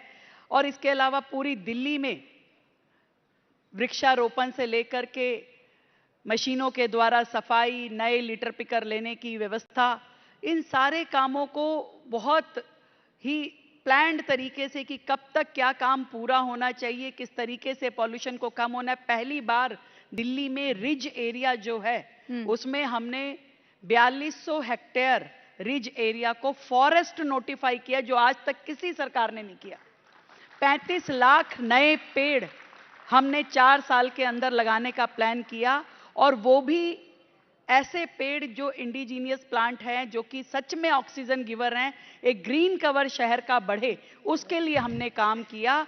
और पर रेखा जी, जब ये सारी बातें आप कह रही हैं तो मैं अगर आंख बंद करूं तो मुझे ऐसा लग रहा है कि मैं कोई खूबसूरत से हिल स्टेशन पर आ गई हूं, है ना? लेकिन सच्चाई ये है कि वो ऐसी, जब दिल्ली में आप जाते हैं तो ऋषि सुनक को ये कहना पड़ता है कि यहाँ पे कुछ समस्याएं ऐसी हैं जो कभी खत्म नहीं हो सकती। फॉर एग्जाम्पल ट्रैफिक हो सकती हैं, खत्म हो सकती हैं जब सरकार और पब्लिक एक दिशा में चलें। पब्लिक पार्टनरशिप के साथ ही चीजें बेहतर होंगी। सरकार अपना काम करेगी, जनता उसमें अपना सहयोग देगी। सरकार पब्लिक ट्रांसपोर्टेशन लाएगी, जनता उसे उपयोग करेगी। सरकार ये ड्राइव चलाएगी, लोग पेड़ों को मेंटेन करेंगे। सरकार रोड जो अपनी वॉल टू वॉल कारपेटिंग करेगी, लोग उसे मेंटेन करेंगे। ये सारी चीजें हम सबको मिलजुल के करनी है क्योंकि दिल्ली हमारी है और हम सबकी जिम्मेवारी है। पर ये आपको लगता है कि इतनी पार्टनरशिप दिल्ली की तरफ से होगी? क्यों नहीं होगी? आज इंदौर जैसा शहर इकट्ठा एकमुश्त होकर काम कर सकता है। जब लोग हमें विदेशों की बातें कहते हैं तो विदेश कोई एक दिन में साफ सुथरे सुंदर विकसित नहीं हो गए हैं। वहाँ लोगों ने उसमें सपोर्टिव एटीट्यूड किया, तब जाकर के कोई शहर बेहतर बनता है, विकसित बनता है, हरा भरा हो सकता है। तो जनता जब ये सोचती है कि अगर दिल्ली की सबसे बड़ी प्रॉब्लम स्वच्छता है, वहाँ सफाई होनी चाहिए, वहाँ पर पर्यावरण बेहतर होना चाहिए, वहाँ पे ट्रैफिक रूल ओबे होने चाहिए, तो ये हम सबका काम है कि हम मिल करके कोशिश करें कि हमारे कारण से कहीं गंदगी ना हो, हमारे कारण से कहीं पे पर्यावरण को नुकसान ना हो, हम पब्लिक ट्रांसपोर्ट यूज करें, हम बेहतर काम करें अपने शहर के लिए। ये करना सुनने में पड़ेगा। तो रेखा जी बहुत अच्छा लग रहा है कि काश कि ये सब करने लगे, लेकिन ऐसा होता हुआ संभव है? मैं बार बार आपसे ये पूछ रही हूँ। एक घर में एक लड़के के पास या परिवार के पास जब 2-2, 3-3 गाड़ियां होती है, कार पूलिंग कहा जरूर जाता है लेकिन किया नहीं जाता। आप कहते हैं पब्लिक ट्रांसपोर्ट हम चाहते हैं सब इस्तेमाल करें, लेकिन कितना % है जो दिल्ली में इस्तेमाल किया जा रहा है? अभी कम है, परंतु दिल्ली की जनता में इस पर्यावरण को लेके जो तकलीफ है, जो पीड़ा है, मुझे लगता है कि दिल्ली की जनता समाधान चाहती है। सरकार उन्हें समाधान देगी, हर सेक्टर में देगी। आपको ईवी के लिए सब्सिडी देना, नया इंफ्रास्ट्रक्चर क्रिएट करना, चार्जिंग स्टेशंस बनाना, आपकी रोड से डस्ट मिटिगेशन का प्लान करना, वॉल टू वॉल कारपेटिंग करना। इसमें कितना टाइम लगेगा? 5 साल में हो जाएगा? देखिए, इसको आप टाइम बाउंड नहीं कर सकते। इट्स ऑन गोइंग प्रोसेस, ये लगातार होने वाला काम है। ये ऐसा नहीं है कि आज मैंने पब्लिक ट्रांसपोर्ट यूज कर लिया और कल पर्सनल गाड़ी से गया, तो ऐसा थोड़ी ना हो सकता है। ये लगातार चलने वाला काम है और हाथ में हाथ लेकर के मतलब सरकार और जनता चलेगी। मैं पर्यावरण से फिर आगे बढ़ूंगी बस इस सवाल के बाद कि ये जो अक्टूबर आएगा, AQI कौन सा लेकर आएगा? कोई गारंटी दे सकती है रेखा गुप्ता? बेहतर AQI दिल्ली का होगा, बेहतर हवा होगी और हम सब लोग मिल करके इस पे काम करने वाले हैं। एक हाल में जो इंटरव्यू हुआ था उसमें आपने ये कहा कि भैया ऐसा है कि आम आदमी पार्टी ने जो कर्ज लिया था, मेरा कुछ टाइम तो वो कर्ज चुकाने में ही चला गया है। कुछ दिन पहले सुप्रीम कोर्ट ने फ्रीबीज को लेकर, जिस तरीके की सरकार ये फ्रीबीज के फ्री में ये ले लो, फ्री में वो ले लो, ऐसे ऑफर देती है, उससे कर्ज और बढ़ता है। आपने भी बहुत सारी योजनाएं शुरू कर दी हैं, अब उनको मैं फ्रीबीज कहूं या चूंकि आपको पसंद आएगा तो योजनाएं कह दूं, लोक योजनाएं, देखिए लोकहित योजना। मैं खुद भी ये बात मानती हूँ, किसी भी शहर को आगे बढ़ने के लिए फ्री वीज सबसे घातक चीज है, और शहर को आगे ले जाने के लिए उसमें सबका सहयोग जरूरी है। पर ये बात भी जरूरी है कि जहां अंतिम पंक्ति में खड़ा हुआ वो व्यक्ति जो सच में जरूरतमंद है, जो आश्रित है, उसकी मदद करना भी जरूरी है, ताकि वो मेन लाइन के साथ जुड़ करके अपना सर्वाइवल कर सके, अपने परिवार का पेट पाल सके। तो दोनों चीज़ों में बड़ा अंतर है। मैं जिस विचार को लेकर के चलती हूँ, मैं ये सोचती हूँ कि ठीक है, जहाँ आपको उन परिवारों को एक सपोर्ट देना है, एक हैंड होल्डिंग करनी है, वहीं आपको विकास का रास्ता नहीं छोड़ सकते। इस एक साल में जितने प्रोजेक्ट सरकार के अधूरे पड़े थे, हमने उसको पूरा करने के लिए काम किया, और सैकड़ों नए प्रोजेक्ट पे दिल्ली सरकार ने काम किया, चाहे वो फ्लाईओवर्स हैं, चाहे अंडरपास हैं, चाहे फुटओवर ब्रिज हैं, चाहे एलिवेटेड रोड है, चाहे मेट्रो का नेक्स्ट फेज है, इन सब पे सरकार ने काम किया है, एक बेहतर दिल्ली के लिए, एक नए फ्यूचर के लिए, बेहतर इंफ्रास्ट्रक्चर के लिए। पर जब आप ये बेहतर बात कहती हैं और कहती हैं कि नहीं, जो अंतिम पंक्ति में खड़ा व्यक्ति है उस तक भी सुविधा पहुंच जानी चाहिए, तो फिर आपकी तरफ से किया गया 2500 रुपए का वादा आता है, तो वो कब दे रही हैं आप? देखिए, 2500 से पहले तो मैं बहुत कुछ जो दे चुकी, मैं उसकी चर्चा जरूर करना चाहूंगी। आज दिल्ली शहर देश की राजधानी, जहां हजारों लोग रोजाना आते हैं काम के, रोजगार के लिए, कोई इलाज के लिए आता है, कोई पढ़ाई के लिए आता है। आज दिल्ली में हमने जो अटल कैंटीन शुरू करी, जिसमें मात्र 5 रुपए में व्यक्ति को भरपेट खाना मिलता है, वो इस विजन के साथ कि मेरे इस शहर में कोई भूखा ना सोए, इस पे दिल्ली सरकार ने काम किया। पर रेखा जी, वो तो शीला दीक्षित जी ने भी किया था। कहाँ किया, आप बताइए ना, कहाँ है कोई उनके टाइम की शुरू की हुई ऐसी कैंटीन, ऐसी कोई रसोई कुछ है दिल्ली में क्या? हाँ, वो थाली दिया करती थी ना वो। आप पता नहीं, आप लोग बताएं, कोई थाली थी, वो चली, पहुंची, किसी के तक आई? तो आज जो चल रहा है वो एक एवरलास्टिंग काम है, जिसको दिल्ली की जनता रोजाना 1 लाख लोगों को भोजन करवाने का दिल्ली सरकार का संकल्प है, जिस पे हम लोग चल रहे हैं। चूंकि आप भोजन करवा रही हैं तो अब 2500 रुपए नहीं अभी देंगी। आ रही हूं मैं आपकी बात पे भी। हाँ। हमने कहा था कि होली और दिवाली सिलेंडर देंगे, इस होली हम दिल्ली की अपनी बहनों को सिलेंडर देने जा रहे हैं। ये एक बड़ी जो बात थी। और इसी तरीके से दिल्ली में जो हमने आयुष्मान योजना कहा था, नहीं रुकिए ना रेखा जी, नहीं रुकिए, पहले आप चूंकि थाली दे रही हैं तो 2500 नहीं देंगी आप? अभी आ रही हूं मैं। सिलेंडर दे रही हैं तो 2500 नहीं देंगी आप? नहीं, आप ऐसे कैसे क्यों कर रही हैं, जैसे कि आम आदमी पार्टी का कोई कार्यकर्ता आपके अंदर से बोल रहा है। अब थमिए, अब थमिए, अब सुनिए, मैं आ रही हूँ। मैं तो जनता की तरफ से सवाल पूछ रही हूँ। हाँ, मैं नहीं, अभी जनता जो चाहती है। का कार्यकर्ता हूँ, आम आदमी पार्टी का नहीं। मैं ये कहना चाहती हूँ, मैं आम आदमी का कार्यकर्ता हूँ। मैं ये कहना चाहती हूँ, मैंने दिल्ली की जनता की जरूरतों को समझते हुए एक प्रायोरिटी लिस्ट तय की है, जिसमें मुझे ये लगता है कि पहले दिल्ली की जनता को पानी की पाइपलाइंस की जरूरत है, हर घर तक पानी की जरूरत है, बेहतर सीवर लाइनों की जरूरत है, हर बच्चे को यहाँ पर जो स्कूल की कमी है उसको पूरा करना चाहता है, ये जो अधूरे हॉस्पिटल है इसको पूरा मुझे करना है, जो ये मेट्रो का फेज था जिसमें पिछली सरकार अपनी देनदारियां मेरे लिए छोड़ के गई थी, मैंने वो सारी देनदारियां क्लियर करने का फैसला किया। उसमें से 3000 करोड़ मैंने पिछले अकाउंट के दिए और 5000 करोड़ मैंने अगली कॉरिडोर के लिए पे किया है। मेरी दिल्ली की जनता कहती है कि पहले ये सब हमें दो और उसके बाद 2500 भी मैडम देना चाहेगी तो जरूर देगी, और मैं वायदा करती हूं कि मेरी दिल्ली की बहनों को 2500 रुपए भी मिलेंगे। मतलब सोचिए, 2500 रुपए नहीं मिले हैं तब भी रेखा गुप्ता जिंदाबाद, क्योंकि उन्हें विकास मिल रहा है।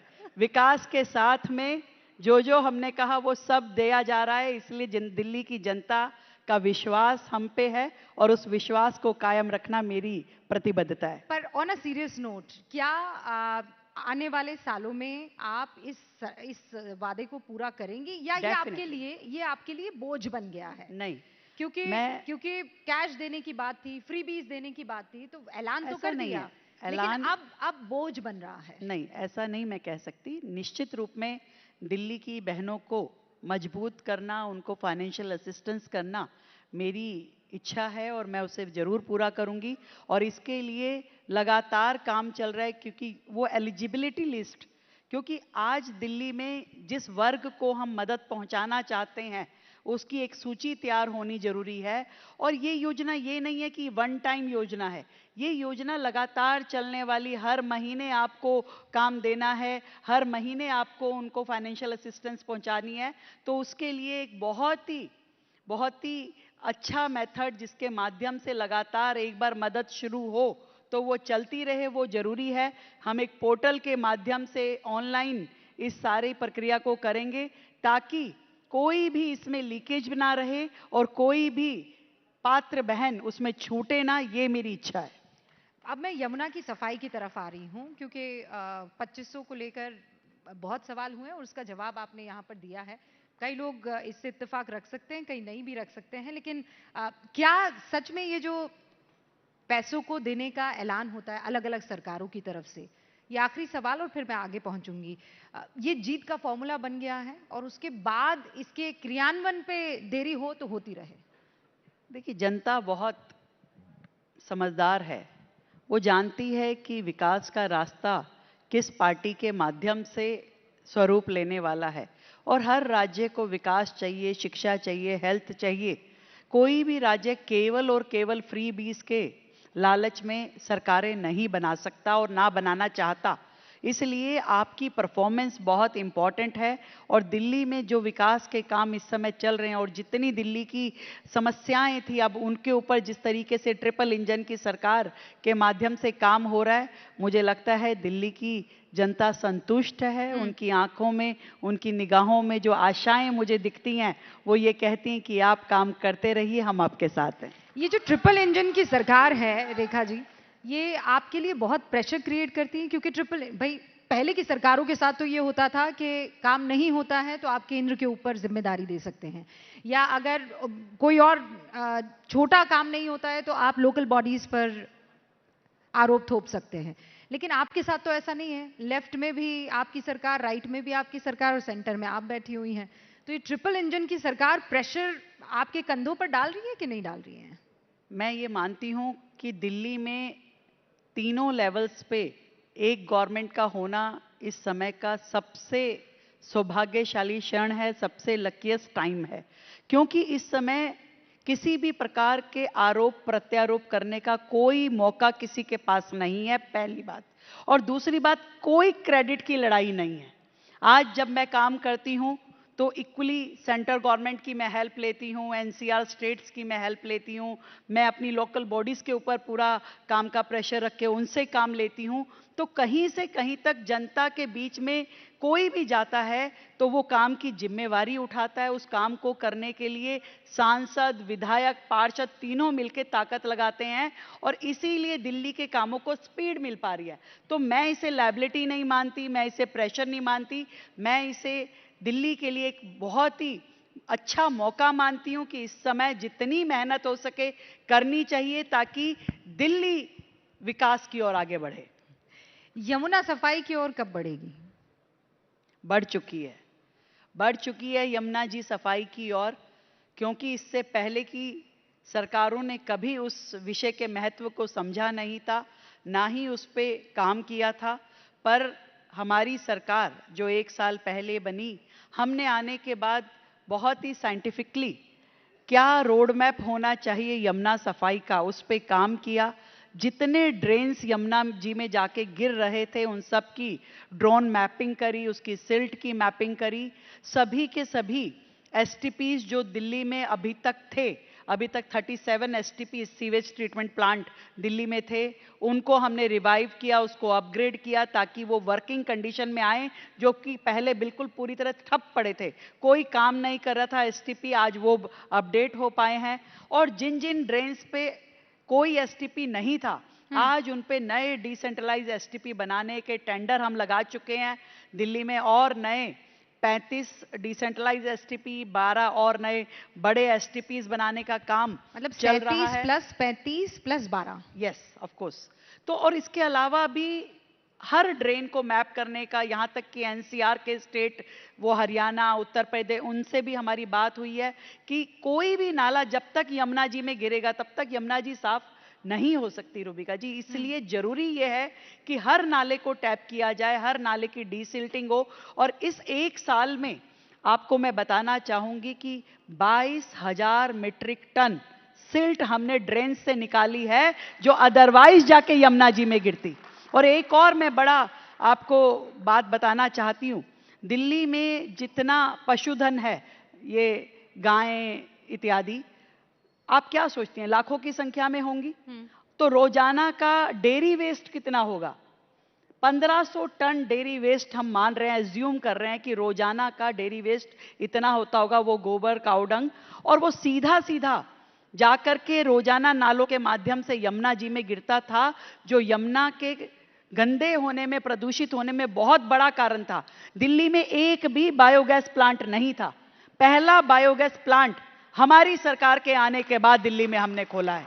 2 अभी तक हम खोल चुके हैं प्लांट, 300 टीपीडी की कैपेसिटी उसकी है, 1500 टीपीडी तक हमें उसे लेकर के आना है। इसके लिए अब सरकार काम कर रही है कि ये गोबर कहीं से भी किसी भी रास्ते से यमुना जी में ना जाए, सिल्ट यमुना जी में ना पहुंचे, नाले यमुना जी में अपनी गंदे स्वरूप के साथ ना गिरें।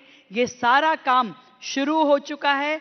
हर साल आपको यमुना बेहतर दिखाई देगी, और ईश्वर ने चाहा तो बहुत साफ यमुना, अविरल यमुना भी दिल्ली वाले देख पाएंगे।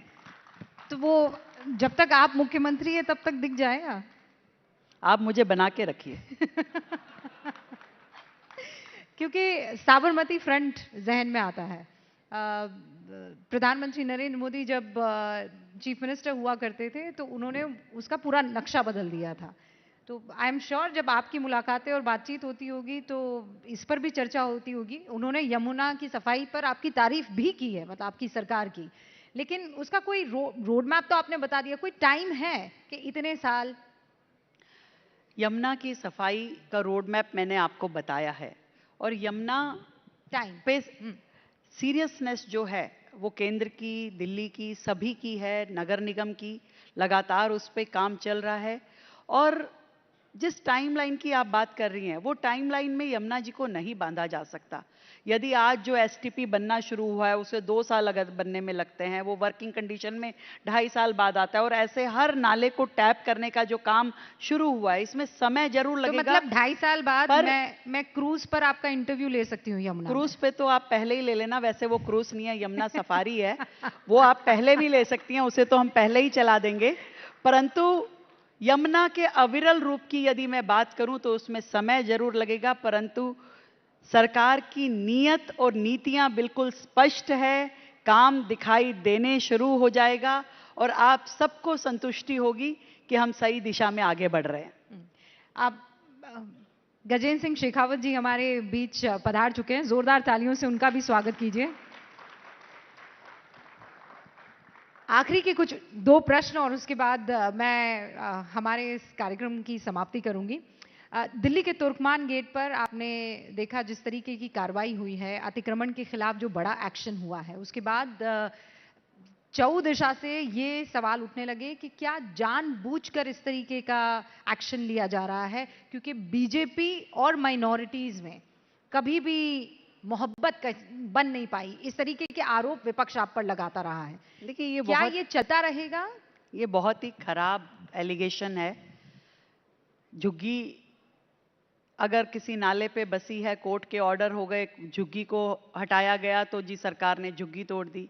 कोई मंदिर बिल्कुल सड़क किनारे बन गया है, रास्ते में लोगों को आने जाने में दिक्कत है, किसी ने पिटीशन लगा दी, कोर्ट ने ऑर्डर दे दिया तो सरकार ने मंदिर हटवा दिया। और अब आप कहें कि मस्जिद हटवा दी, या मस्जिद तो नहीं हटाई पर वो उसकी एंक्रोचमेंट हटा दी। ये कुछ निर्णय ऐसे होते हैं जिसमें कोर्ट के ऑर्डर होते हैं, और एंक्रोचमेंट एक ऐसा विषय है जो हर दिल्ली वासी को दिक्कत देता है। तो उसमें कुछ भी होगा, कोई भी चीज़ होगी, वो जो दिल्ली की जनता के लिए तकलीफदायक है, मुझे लगता है कि एडमिनिस्ट्रेटिव डिसीजन जो आता है कोर्ट से उसे मानना चाहिए, और वो दिल्ली के हित में है। इसमें कहीं से कहीं तक किसी प्रकार का भेदभाव या किसी व्यक्ति विशेष या किसी धर्म विशेष का ये निर्णय है ही नहीं। ये दिल्ली को बेहतर चलाने की दिशा में निर्णय है। एक आखिरी सवाल, आप जहां पर बैठी हैं यहीं पर एआई समिट हुआ था और यहीं पर कांग्रेस के आईवाईसी के कार्यकर्ता आए थे जिन्होंने शर्टलेस प्रदर्शन किया था। प्रधानमंत्री जब राइजिंग भारत के मंच पर आए तो उन्होंने ये कहा कि कांग्रेस अपने कपड़े फाड़ती रहे, भारत जो है वो आगे का रास्ता तय करता रहेगा। ये सवाल जो इस वक्त मैं आपसे पूछ रही हूं वो शीर्ष नेतृत्व को लेकर है। आपने पिछले इंटरव्यू में मुझे ये कहा था कि एक पार्टी कैसे काम करती है वो शीर्ष नेतृत्व से तय होता है, लेकिन राहुल गांधी के मसले पर यह कहा जा रहा है कि उनको शायद ये जानकारी ही नहीं थी कि ये लड़के यहां पर आ जाएंगे, कार्यकर्ता इस तरीके का हुड़दंग मचा देंगे, लेकिन आज भी वो अपने शेरों के साथ खड़े हैं। देखिए, आपने अपनी बात में ही जवाब दे दिया। जो व्यक्ति ऐसा घटिया निर्लज काम करके आए उनको आप बब्बर शेर कह रहे हैं, तो आप बताइए कि इससे क्या उनकी नीयत झलकती नहीं है? मैं आपसे पूछना चाहती हूं कि ऐसा दिशा विहीन नेतृत्व किस काम का है जो देश की गरिमा को खराब करना चाहता है, जो संवैधानिक व्यवस्थाओं को, संवैधानिक संस्थाओं को बदनाम करना चाहता है, जो देश के बाहर जाकर भी देश के लिए बुरा बोलता है और देश के अंदर रहकर भी हमारी सेनाओं पर भी उंगली उठा दे। ऐसे लोगों को क्या कहा जाना चाहिए वो मैं नहीं, भारत की जनता तय करेगी। लेकिन भारी विपक्ष कौन है, केजरीवाल या राहुल गांधी? अब मैं कुछ बोलूंगी तो आप कहोगे बोल रही है। दोनों एक दूसरे के भाई हैं, मोसेरे भाई। केवल मोसेरे भाई। अब आगे का सेंटेंस आप पूरा कर लीजिए। नहीं, मैं नहीं करूंगी। बहुत बहुत शुक्रिया हमारे साथ जुड़ने के लिए रेखा जी। रेखा गुप्ता यहाँ पर बेबाकी से सारे प्रश्नों का जवाब देती हुई आपको नजर आ रही थी। Thank you so much Rekha ji.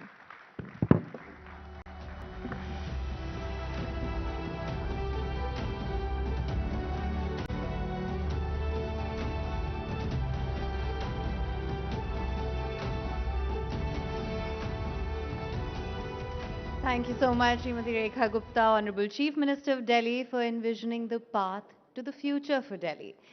Now, ladies and gentlemen, as we reach the crescendo of the Rising Bharat Summit, our gaze turns to the heart, to the soul and the spirit of Bharat.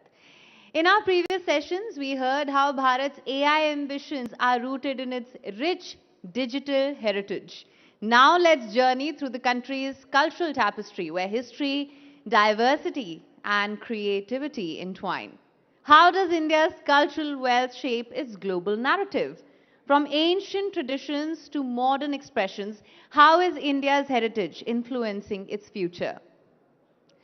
In the concluding session of Rising Bharat 2026, let's explore India's cultural treasures, stories and their impact with Gajendra Singh Shekhawat, Union Minister for Culture and Tourism, in conversation with Amish Devgan for a session on the rise of Bharat's cultural economy.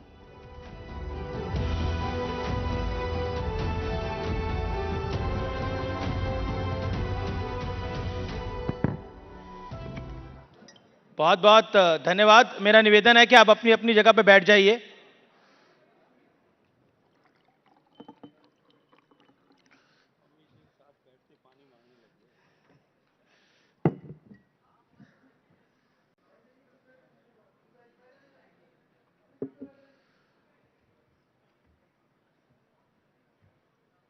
Shekhawat जी, ये आखिरी session है, आपका अभिनंदन है news 18 पर। Rising Bharat summit में आपका अभिनंदन है। आपसे आज ऐसे वक्त में बात हो रही है जब देश में mother of all deals US के साथ ट्रेड डील हो रही है, लेकिन दूसरी तरफ भारतीय जनता पार्टी की सरकार कह रही है कि भारत उभर रहा है, राइजिंग भारत है। प्रधानमंत्री जी भी कल इस मंच पर आए थे, उन्होंने भी बताया देश किस तरह से आगे बढ़ रहा है। लेकिन राहुल गांधी का एक ही नैरेटिव है, वो कहते हैं कि कॉम्प्रोमाइज्ड है प्रधानमंत्री। अमीश भाई, धन्यवाद आपका और धन्यवाद न्यूज़ 18 चैनल का कि उन्होंने भारत के बढ़ते हुए और बदलती हुई तस्वीर को देश और दुनिया के सामने रखने के लिए इस कॉन्क्लेव का आयोजन किया। आपने जब अपने प्रश्न की शुरुआत की, आपने बड़ी गर्मजोशी के साथ में बोला ये गजेंद्र भाई, ये आखिरी जो है सेशन है। मैं घबरा गया, फिर आपने ठीक कर दिया कि ये इस कॉन्क्लेव का आखिरी सेशन है। जी जी, मुझे लगा मुझे धमकी दे रहे हैं। देखिए, निश्चित रूप से भारत बदल रहा है और पूरा विश्व इस बात को स्वीकार करता है। जी, नरेंद्र मोदी जी के नेतृत्व में सरकार को काम करते हुए लगभग 12 साल का समय पूरा होने वाला है, 11.5 साल पूरे हो गए। पहले 5 साल फंडामेंटल काम करके ऐसी सारी कमियां जो इतने सालों से जो कुछ हो जाना चाहिए था वो जो नहीं हो पाया, सामान्य मानवी के जीवन में बचशेष रह गई कमियों को पूरा करने के लिए काम हुआ और उनकी ताकत को बढ़ा करके भारत के इंफ्रास्ट्रक्चर को स्ट्रेंथन करके पिछले 5 साल में माननीय प्रधानमंत्री जी के दूसरे स्पेल में देश की अर्थव्यवस्था को ऊपर उठाने के लिए काम किया। दुर्भाग्य से कोविड आया, लेकिन कोविड को भी एक अपॉर्चुनिटी, आपदा में अवसर खोजने का मंत्र देकर के देश में नया आत्मविश्वास फूंक करके अविश्वास से घिरे हुए भारत को विश्वास में तब्दील करने का काम माननीय नरेंद्र मोदी जी ने किया। भारत की अर्थव्यवस्था जिस गति के साथ में बढ़ रही है, जिस तरह से बढ़ रही है, नाउ इंडिया इज इनएविटेबल। पूरी दुनिया को भारत के साथ में कदम ताल करके काम करना ही पड़ेगा जी। और हमने देखा मदर ऑफ ऑल डील्स, जिसके लिए पिछले कई दशक से प्रयास हो रहे थे, नई शुरुआत नहीं थी, लगभग 22-23 साल से इसके लिए प्रयास हो रहे थे, वो सफल हुए और निश्चित रूप से भारत के लिए एक नया मार्ग खुला है। ठीक इसी तरह से अमेरिका के साथ में जो पूरे विश्व भर के ऊपर उन्होंने जिस तरह से एक टैरिफ का एक नया सिस्टम शुरू किया था, उसमें भारत को जो लेवरेज इस यूएस टैरिफ डील के बाद में मिला है और भारत के किसानों का, भारत के दुग्ध उत्पादकों का, भारत के पशुपालकों का, इन सब के हितों का संरक्षण करते हुए भी भारत के हित में इस तरह का निर्णय हो पाया है। मैं ये मानता हूं कि इन दोनों के बाद आने वाले समय में भारत की अर्थव्यवस्था का सुनहरा काल जो प्रारंभ हुआ है, ये और भी ज्यादा चमकदार बनेगा। नहीं, निश्चित तौर पर सरकार अपने दावे करती है और एज अ न्यूज़ नेटवर्क हमारा काम है कुछ सवाल पूछना और सरकार को सत्य और तथ्य की कसौटी पर कसना। किसानों के मुद्दों को लेकर राहुल गांधी बहुत सी बयानबाजी कर रहे हैं। क्या आपको लगता है कि सरकार अपना मैसेज ठीक से पहुंचा नहीं पाई या विपक्ष को समझा नहीं पाई? देखिए, जो जानबूझ करके सोया हो ना, आंख मीच करके उसको जगाने का कोई रास्ता नहीं होता। राहुल गांधी कह रहे हैं मैं बहुत जागा हुआ हूं, मुझे मेरी बात, मैं सरकार को भी जगा रहा हूं। मुझे मेरी बात पूरी करने ले दीजिए जी। या अपने किसी पर्टिकुलर मोटिव को, अपनी किसी महत्वाकांक्षा को पूरा करने के लिए कोई अगर सोने का नाटक कर रहा हो या उससे इतर बात कर रहा हो, तब उसको जगाने का या उसको उस मार्ग से हटाना बहुत कठिन होता है। इससे इतर हट करके जो आपके पहले प्रश्न में भी जो कुछ बाकी रह गया था, उसका और आपके इस दोनों प्रश्न का उत्तर एक साथ देता हूं। देखिए, विपक्ष में होने के नाते कुछ ना कुछ करना, सरकार की आलोचना करना उनकी शायद मजबूरी होगी, लेकिन हर ऐसे अवसर पर जब भारत के 140 करोड़ लोग अपने आप को भारतीय होने पर गर्व कर सकें, हर ऐसे अवसर पर भारत को उस गर्व के बोध को नीचा दिखाने, कम करने का काम राहुल गांधी जी ने किया। मैं कुछ उदाहरण दे देता हूं आपको। सर्जिकल स्ट्राइक हुई, पहली बार भारत ने अपनी सीमा से बाहर प्रतिकार किया, पूरे विश्व को यह संदेश दिया कि भारत अब नया भारत, सशक्त भारत विरुद्ध होने वाली किसी भी गतिविधि को, चाहे वो भारत की भूमि पर हो या बाहर, अब बर्दाश्त नहीं करेगा। प्रश्न के बादल खड़े किए गए। एयर स्ट्राइक हुई, पहली बार भारत ने अपना एयर स्पेस क्रॉस करके और कार्रवाई की, उसके ऊपर कालिक पोतने का काम किसने किया? भारत की ताकत बढ़ाने के लिए जो पिछले 20-25 वर्षों से जिस तरह का एक लॉकजैम की स्टेटस थी, स्टैंड स्टिल की जो पोजीशन हो गई थी, उसके कारण से हम अपने पड़ोसी देशों की एयर डिफेंस की ताकत से कहीं पीछे रह गए थे। उसको पूरा करने के लिए रफाल की डील हुई। उस डील पर कितने तरह के प्रश्न खड़े किए गए थे। उस डील की टोटल जितनी कॉस्ट थी, जितना वॉल्यूम था, उससे ज्यादा के आंकड़े जो है कई गुना आंकड़े भ्रष्टाचार हो गए। ऐसी बार बार कहा गया, दो देशों के बीच में संशय की स्थिति और रिलेशन खराब हो जाए, ऐसी स्थिति पैदा की गई। आखिर में सुप्रीम कोर्ट से तमाचा पढ़ करके खत्म हुआ। नए भारत की तस्वीर, संसद नया भवन बना। उस समय में किस तरह की काम किया, उस सब को छोड़ दीजिए। कोविड के समय में भारत ने एक इतिहास रचा। पहली बार भारत में, भारत के 140 करोड़ लोगों के को सुरक्षा चक्र देने के लिए भारत में वैक्सीन बनी। याद करिए वो दिन। ये आरएसएस की वैक्सीन है, ये भाजपा की वैक्सीन है, ये टेस्टेड वैक्सीन नहीं है। किसने संशय का बादल खड़ा करने की कोशिश की? राहुल गांधी जी कौन से विज्ञान के स्टूडेंट है कि वो जानते थे कि ये नहीं है? केवल और केवल भारत अपने गर्व के बोध को नए भारतवासी न कर सके, इसके लिए इस तरह के आचरण किया गया। अब ट्रेड डील होती है, और ट्रेड डील के समय में भी इसी तरह की बातें, बिना आधार के इस तरह की बातें करना।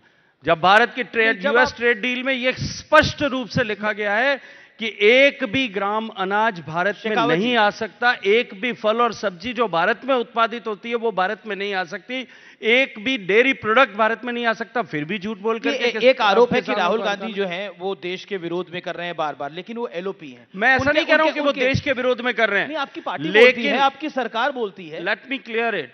लेकिन मैं ये स्पष्ट कहता हूं कि वो जो कुछ कर रहे हैं उससे देश का अहित हो रहा है। वो अपनी व्यक्तिगत महत्वाकांक्षाओं की पूर्ति के लिए अपनी पार्टी को वापस सरकार में कराने के जिस तरह का आचरण और व्यवहार कर रहे हैं, उससे कहीं ना कहीं देश का नुकसान हो रहा है।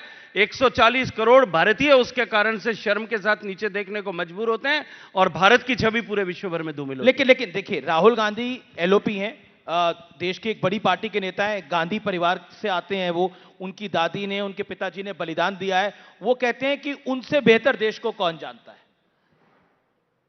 किसी के पिताजी ने, किसी के दादाजी ने, किसी की दादी जी ने अगर देश के लिए बलिदान किया हो, उनकी दादी ने, उनके पिताजी ने निश्चित रूप से देश के लिए बलिदान किया होगा। मैं ऐसे राजस्थान से, ऐसे परिवारों से आता हूं जहां हजारों लोगों ने पीढ़ियों तक बलिदान किया है, लेकिन क्या वो मुझे इस बात का लाइसेंस देता है कि मैं देश के लिए कुछ भी उल्टा सीधा काम करूं? पर अभी क्या केवल किसी परिवार का, खानदान का बेटा होने से जो है देश के 140 करोड़ लोगों को शर्मसार करने के आचरण को माफ किया जा सकता है? देश की प्रगति में बाधक होने को क्या माफ किया जा सकता है? जी, लेकिन क्या आपको लगता है कि संसद में, बजट सत्र में जो कुछ हो रहा था, क्या आपको लगता है वो सब आचरण के अनुरूप था? क्योंकि जिस तरह की भाषा का इस्तेमाल हुआ दोनों तरफ से, आपके भी एक सांसद ने पंडित नेहरू के लिए अय्याश शब्द का इस्तेमाल किया, निशिकांत दुबे का, दूसरी तरफ राहुल गांधी ने गद्दार शब्द बोला एक आपके फेलो मिनिस्टर रवनीत सिंह बिट्टू के लिए। क्या आपको लगता है वो डेकोरम मेंटेन हो पा रहा है, या फिर आपको लगता है कि दोनों पक्षों से कमी है? देखिए, जो कुछ हुआ है वो सब दुर्भाग्यपूर्ण है, और भारत की लोकतांत्रिक व्यवस्था को तार तार करने का काम राहुल गांधी जी ने शुरुआत किया। देखिए, संसद जो है वो एक सिस्टम से चलती है, प्रेसिडेंट से चलती है, प्रोसीजर से चलती है। यदि कोई संसद में, संसद की प्रक्रिया में अपने आप को तानाशाह समझ ले, और जो आपने कहा कि जिसके मन में यह ग्रंथि पैदा हो जाए कि मैं 2 प्रदेश के 3 प्रधानमंत्रियों के परिवार से आता हूं इसलिए मुझे कुछ भी करने का अधिकार है, अगर यह किसी के मन में ग्रंथि पैदा हो जाए, गलती क्या सच्चाई है? कोई बालक, नहीं मैं सच्चाई से इनकार नहीं कर रहा हूं मैं, लेकिन कुछ भी करने का लाइसेंस प्राप्त हो जाए, यह ग्रंथि पैदा हो जाए, यह सच्चाई है? जी, अब क्या आप उसको डिफेंड करते हैं कि ये ठीक है उन्होंने किया? मैं डिफेंड नहीं कर रहा, मैं बोलूं, पर आप लोग भी तो राहुल गांधी का पीछा नहीं छोड़ते। मैं एक एक करके बताता हूं। जगत प्रकाश नड्डा, बीजेपी के फॉर्मर प्रेसिडेंट, राज्यसभा में आपके नेता भी हैं, सेंट्रल मिनिस्टर भी हैं, उन्होंने राहुल गांधी को बोला अबोध बालक, और आपके मेंबर ऑफ पार्लियामेंट बोल रहे हैं अबोध बालक कोई खराब शब्द नहीं है। अच्छा, फिर गजेंद्र सिंह शेखावत, आपके एक और माफ करिए गिरिराज सिंह, आपके एक और सेंट्रल मिनिस्टर, वो कहते हैं कि अब एआई समिट का हाल देख के हमें डर लगता है कि राहुल गांधी कहीं गंजी और कहीं दूसरे अंग वस्त्र में कहीं पार्लियामेंट में ना जाइए, वो लोग बोलते हैं। अब बताइए, कांग्रेस नहीं, लेकिन जिस तरह का व्यवहार और आचरण राहुल गांधी जी ने किया है और कर रहे हैं, कोई आश्चर्य नहीं है कि कभी वो उस दिन ऐसा करते हुए भी नजर आ जाए। आपको लगता है राहुल गांधी गंजी और किसी और चीज में आ जाएंगे पार्लियामेंट। देखिए, अब तक जो उन्होंने आचरण और व्यवहार किया वो अबोध बालक के जैसा ही है, जिसको भारत के गर्व का बोध न हो, वो केवल और केवल सेल्फ कॉम्प्लिसेंसी की स्टेज में जी रहा हो, उससे कुछ भी अपेक्षा की जा सकती है। लेकिन कांग्रेस कहती है कि राहुल गांधी से डर रही है भारतीय जनता पार्टी। वो बोलते हैं, चार चार मंत्री बोलने के लिए आते हैं, नैरेटिव पूरी सेशन में राहुल गांधी सेट करके चले गए हैं। नरवणे साहब की किताब हो या बाकी मुद्दे, राहुल गांधी नैरेटिव सेट कर रहे हैं, सरकार फॉलो कर रही है। ये कांग्रेस का एक सेंस ऑफ सेल्फ कॉम्प्लिसेंसी में जब लीडर जीने लगता है ना, तब पॉलिटिकल हाई सिस्टम में जो है it always flow from top to bottom, तब पार्टी भी उसी तरह से बिहेव करने लगती है। लेकिन मैं आपको आज जिम्मेदारी से एक बात कहता हूं कि अपने व्यवहार से जिस तरह से कांग्रेस सिमटते सिमटते सिमटते सिमटते सिमटते आखिरी कोने तक पहुंच गए, माइक्रोस्कोप लगाना पड़ता है ढूंढने के लिए, वो कांग्रेस में विद इन द कांग्रेस ये जो कुछ व्यवहार राहुल गांधी जी कर रहे हैं और जो एग्रेशन दिखा रहे हैं वो इसलिए है कि वो अब उनका सिमटना प्रारंभ हो गया है। अपने आप को कांग्रेस में प्रासंगिक बनाए रखने के लिए उनको ये एग्रेशन का जो है स्यूडो सेंटिमेंट एक्सप्रेस करने की कोशिश करनी पड़ रही है। पर इस बार 99 सीट्स आई हैं, थोड़ा बेटर परफॉर्मेंस हुआ है।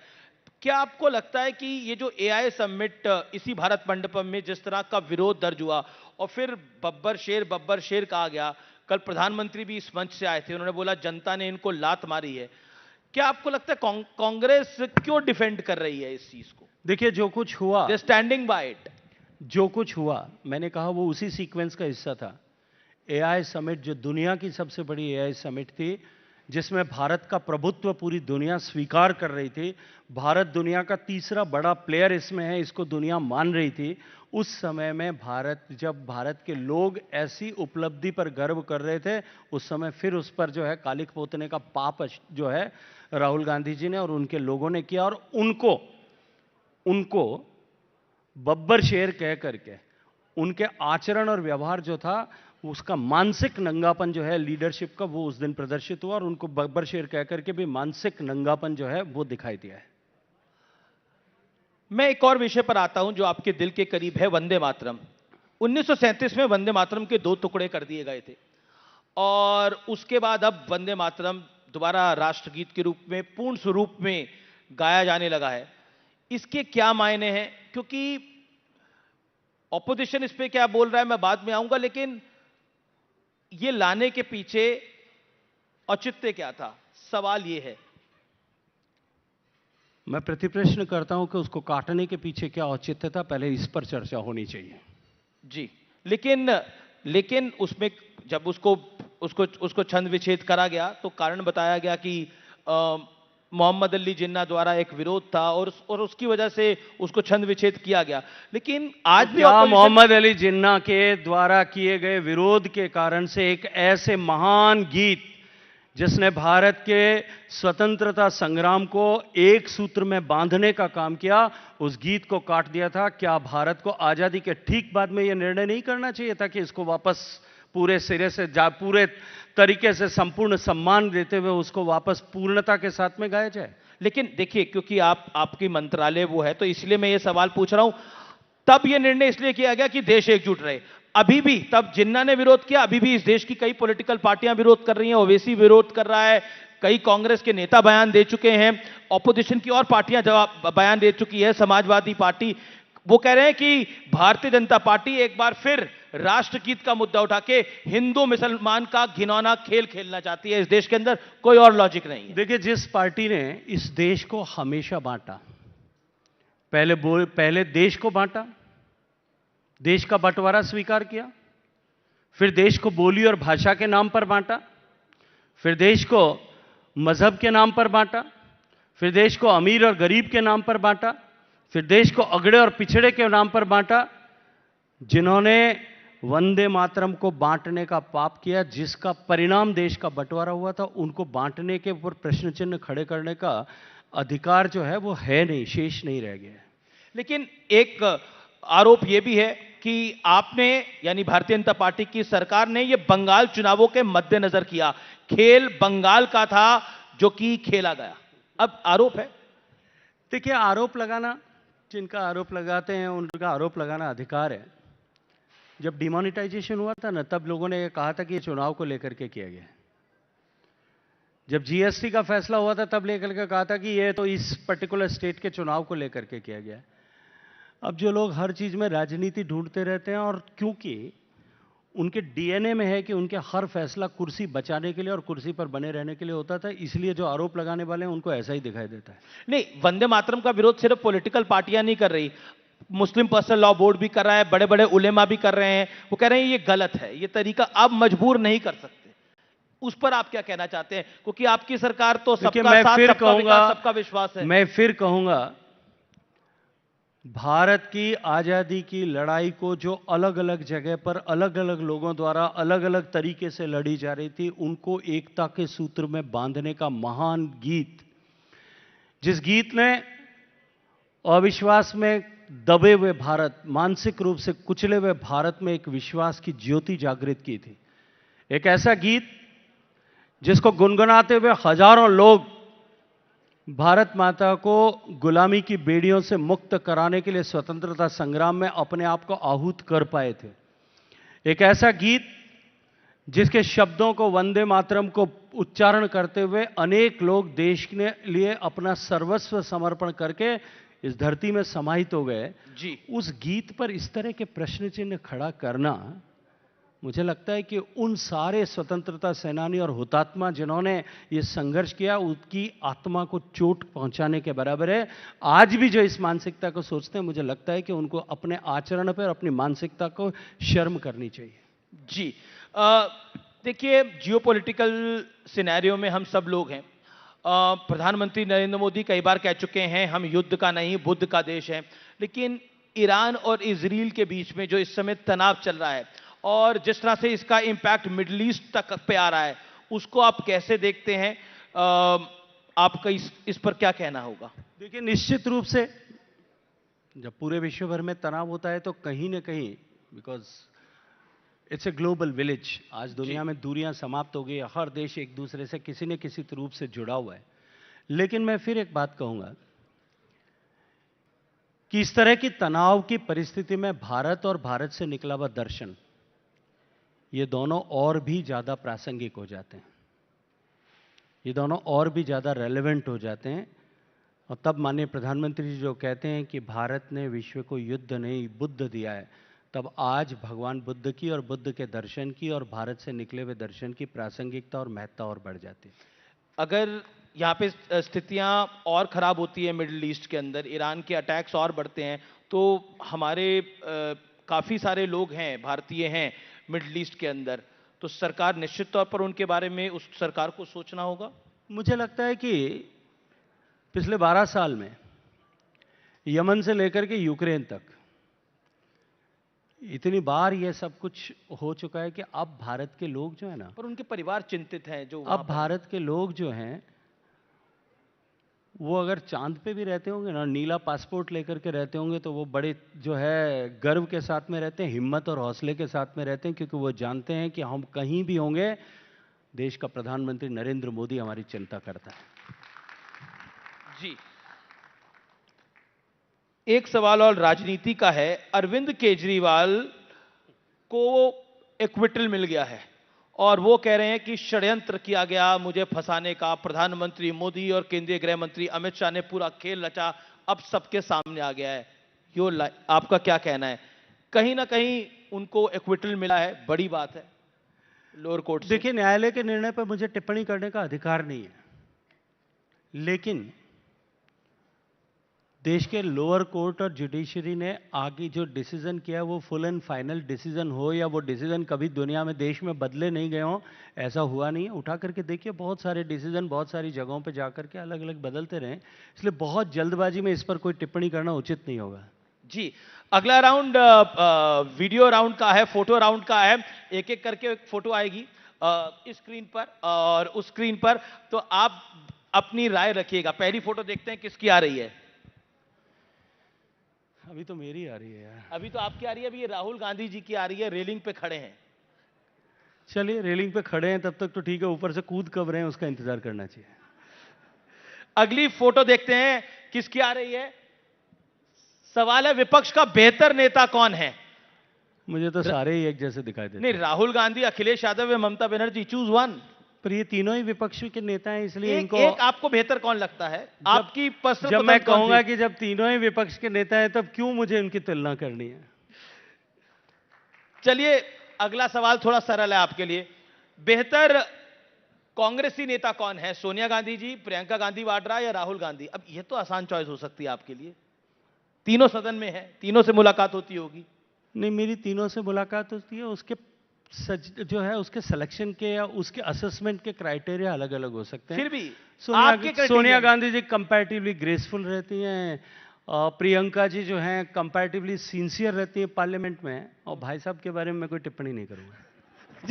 जी, जी, अगले अगले अगले सवाल के ऊपर आते हैं और ये आखिरी है। बेहतर प्रधानमंत्री कौन है? अटल बिहारी वाजपेयी, डॉक्टर मनमोहन सिंह, नरेंद्र मोदी? ये प्रश्न वैसा ही है जैसा मुझे ये पूछा जाए कि आपके दादा आपके लिए ज्यादा बड़े आदर्श हैं या पिता? जी, लेकिन फिर भी जवाब तो सभी के पास होता है, आप कुछ कहना चाहेंगे? लगता है कि ये कभी जो है अपने बुजुर्गों के प्रति, अपने बुजुर्गों के लिए तुलना की नहीं की जाती है मित्र, कभी नहीं की जाती। हम उस संस्कार में पैदा नहीं हुए कि हम अपने बुजुर्गों में अपने लीडर्स की तुलना फ्लिप करें। कर लेते हैं, अटल बिहारी वाजपेयी से क्या सीखते हैं एक लाइन में? सौहार्द, निरंतरता, करुणा और उसके बाद में शब्द संचय। जी, डॉक्टर मनमोहन सिंह? किसी भी परिस्थिति में आदमी मौन कैसे रह सकता है, अटल जो है मनमोहन सिंह जी, उससे ज्यादा बड़ी कोई पाठशाला नहीं हो सकती। कितने भी दबाव सहलें, कितने भी अपमान सहलें, कितनी भी जो है संकष्ट सहलें, उसके बाद में भी मौन रहें और स्थित प्रज्ञ रहें, ये मनमोहन सिंह जी से सीखा जा सकता है। प्रधानमंत्री नरेंद्र मोदी? वो तो चलती फिरती पाठशाला है, मेरे जैसे हजारों ऐसे लोग होंगे जो उनसे कुछ न कुछ सीख करके आज इस मुकाम तक जहां कहीं हुए हैं वहां पहुंचे होंगे। जी, बहुत बहुत धन्यवाद। लेकिन 150 साल हो रहे हैं वंदे मातरम को, तो आप अपने अंदाज में एक बार अगर वंदे मातरम बोलना चाहें तो। वंदे मातरम। तालियों के साथ साथ दीजिए वंदे मातरम। जय हिंद। बहुत बहुत धन्यवाद मंत्री जी आपका हमारे साथ आने के लिए और इस सेशन में भागीदार बनने के लिए बहुत बहुत धन्यवाद।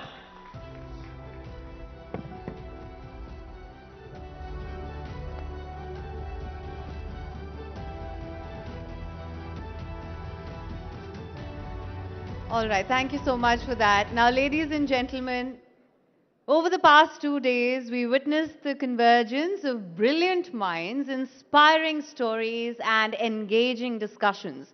We've explored the intricacies of India's growth, innovation, and creativity, and we were inspired by the passion and dedication of our speakers, performers, and attendees.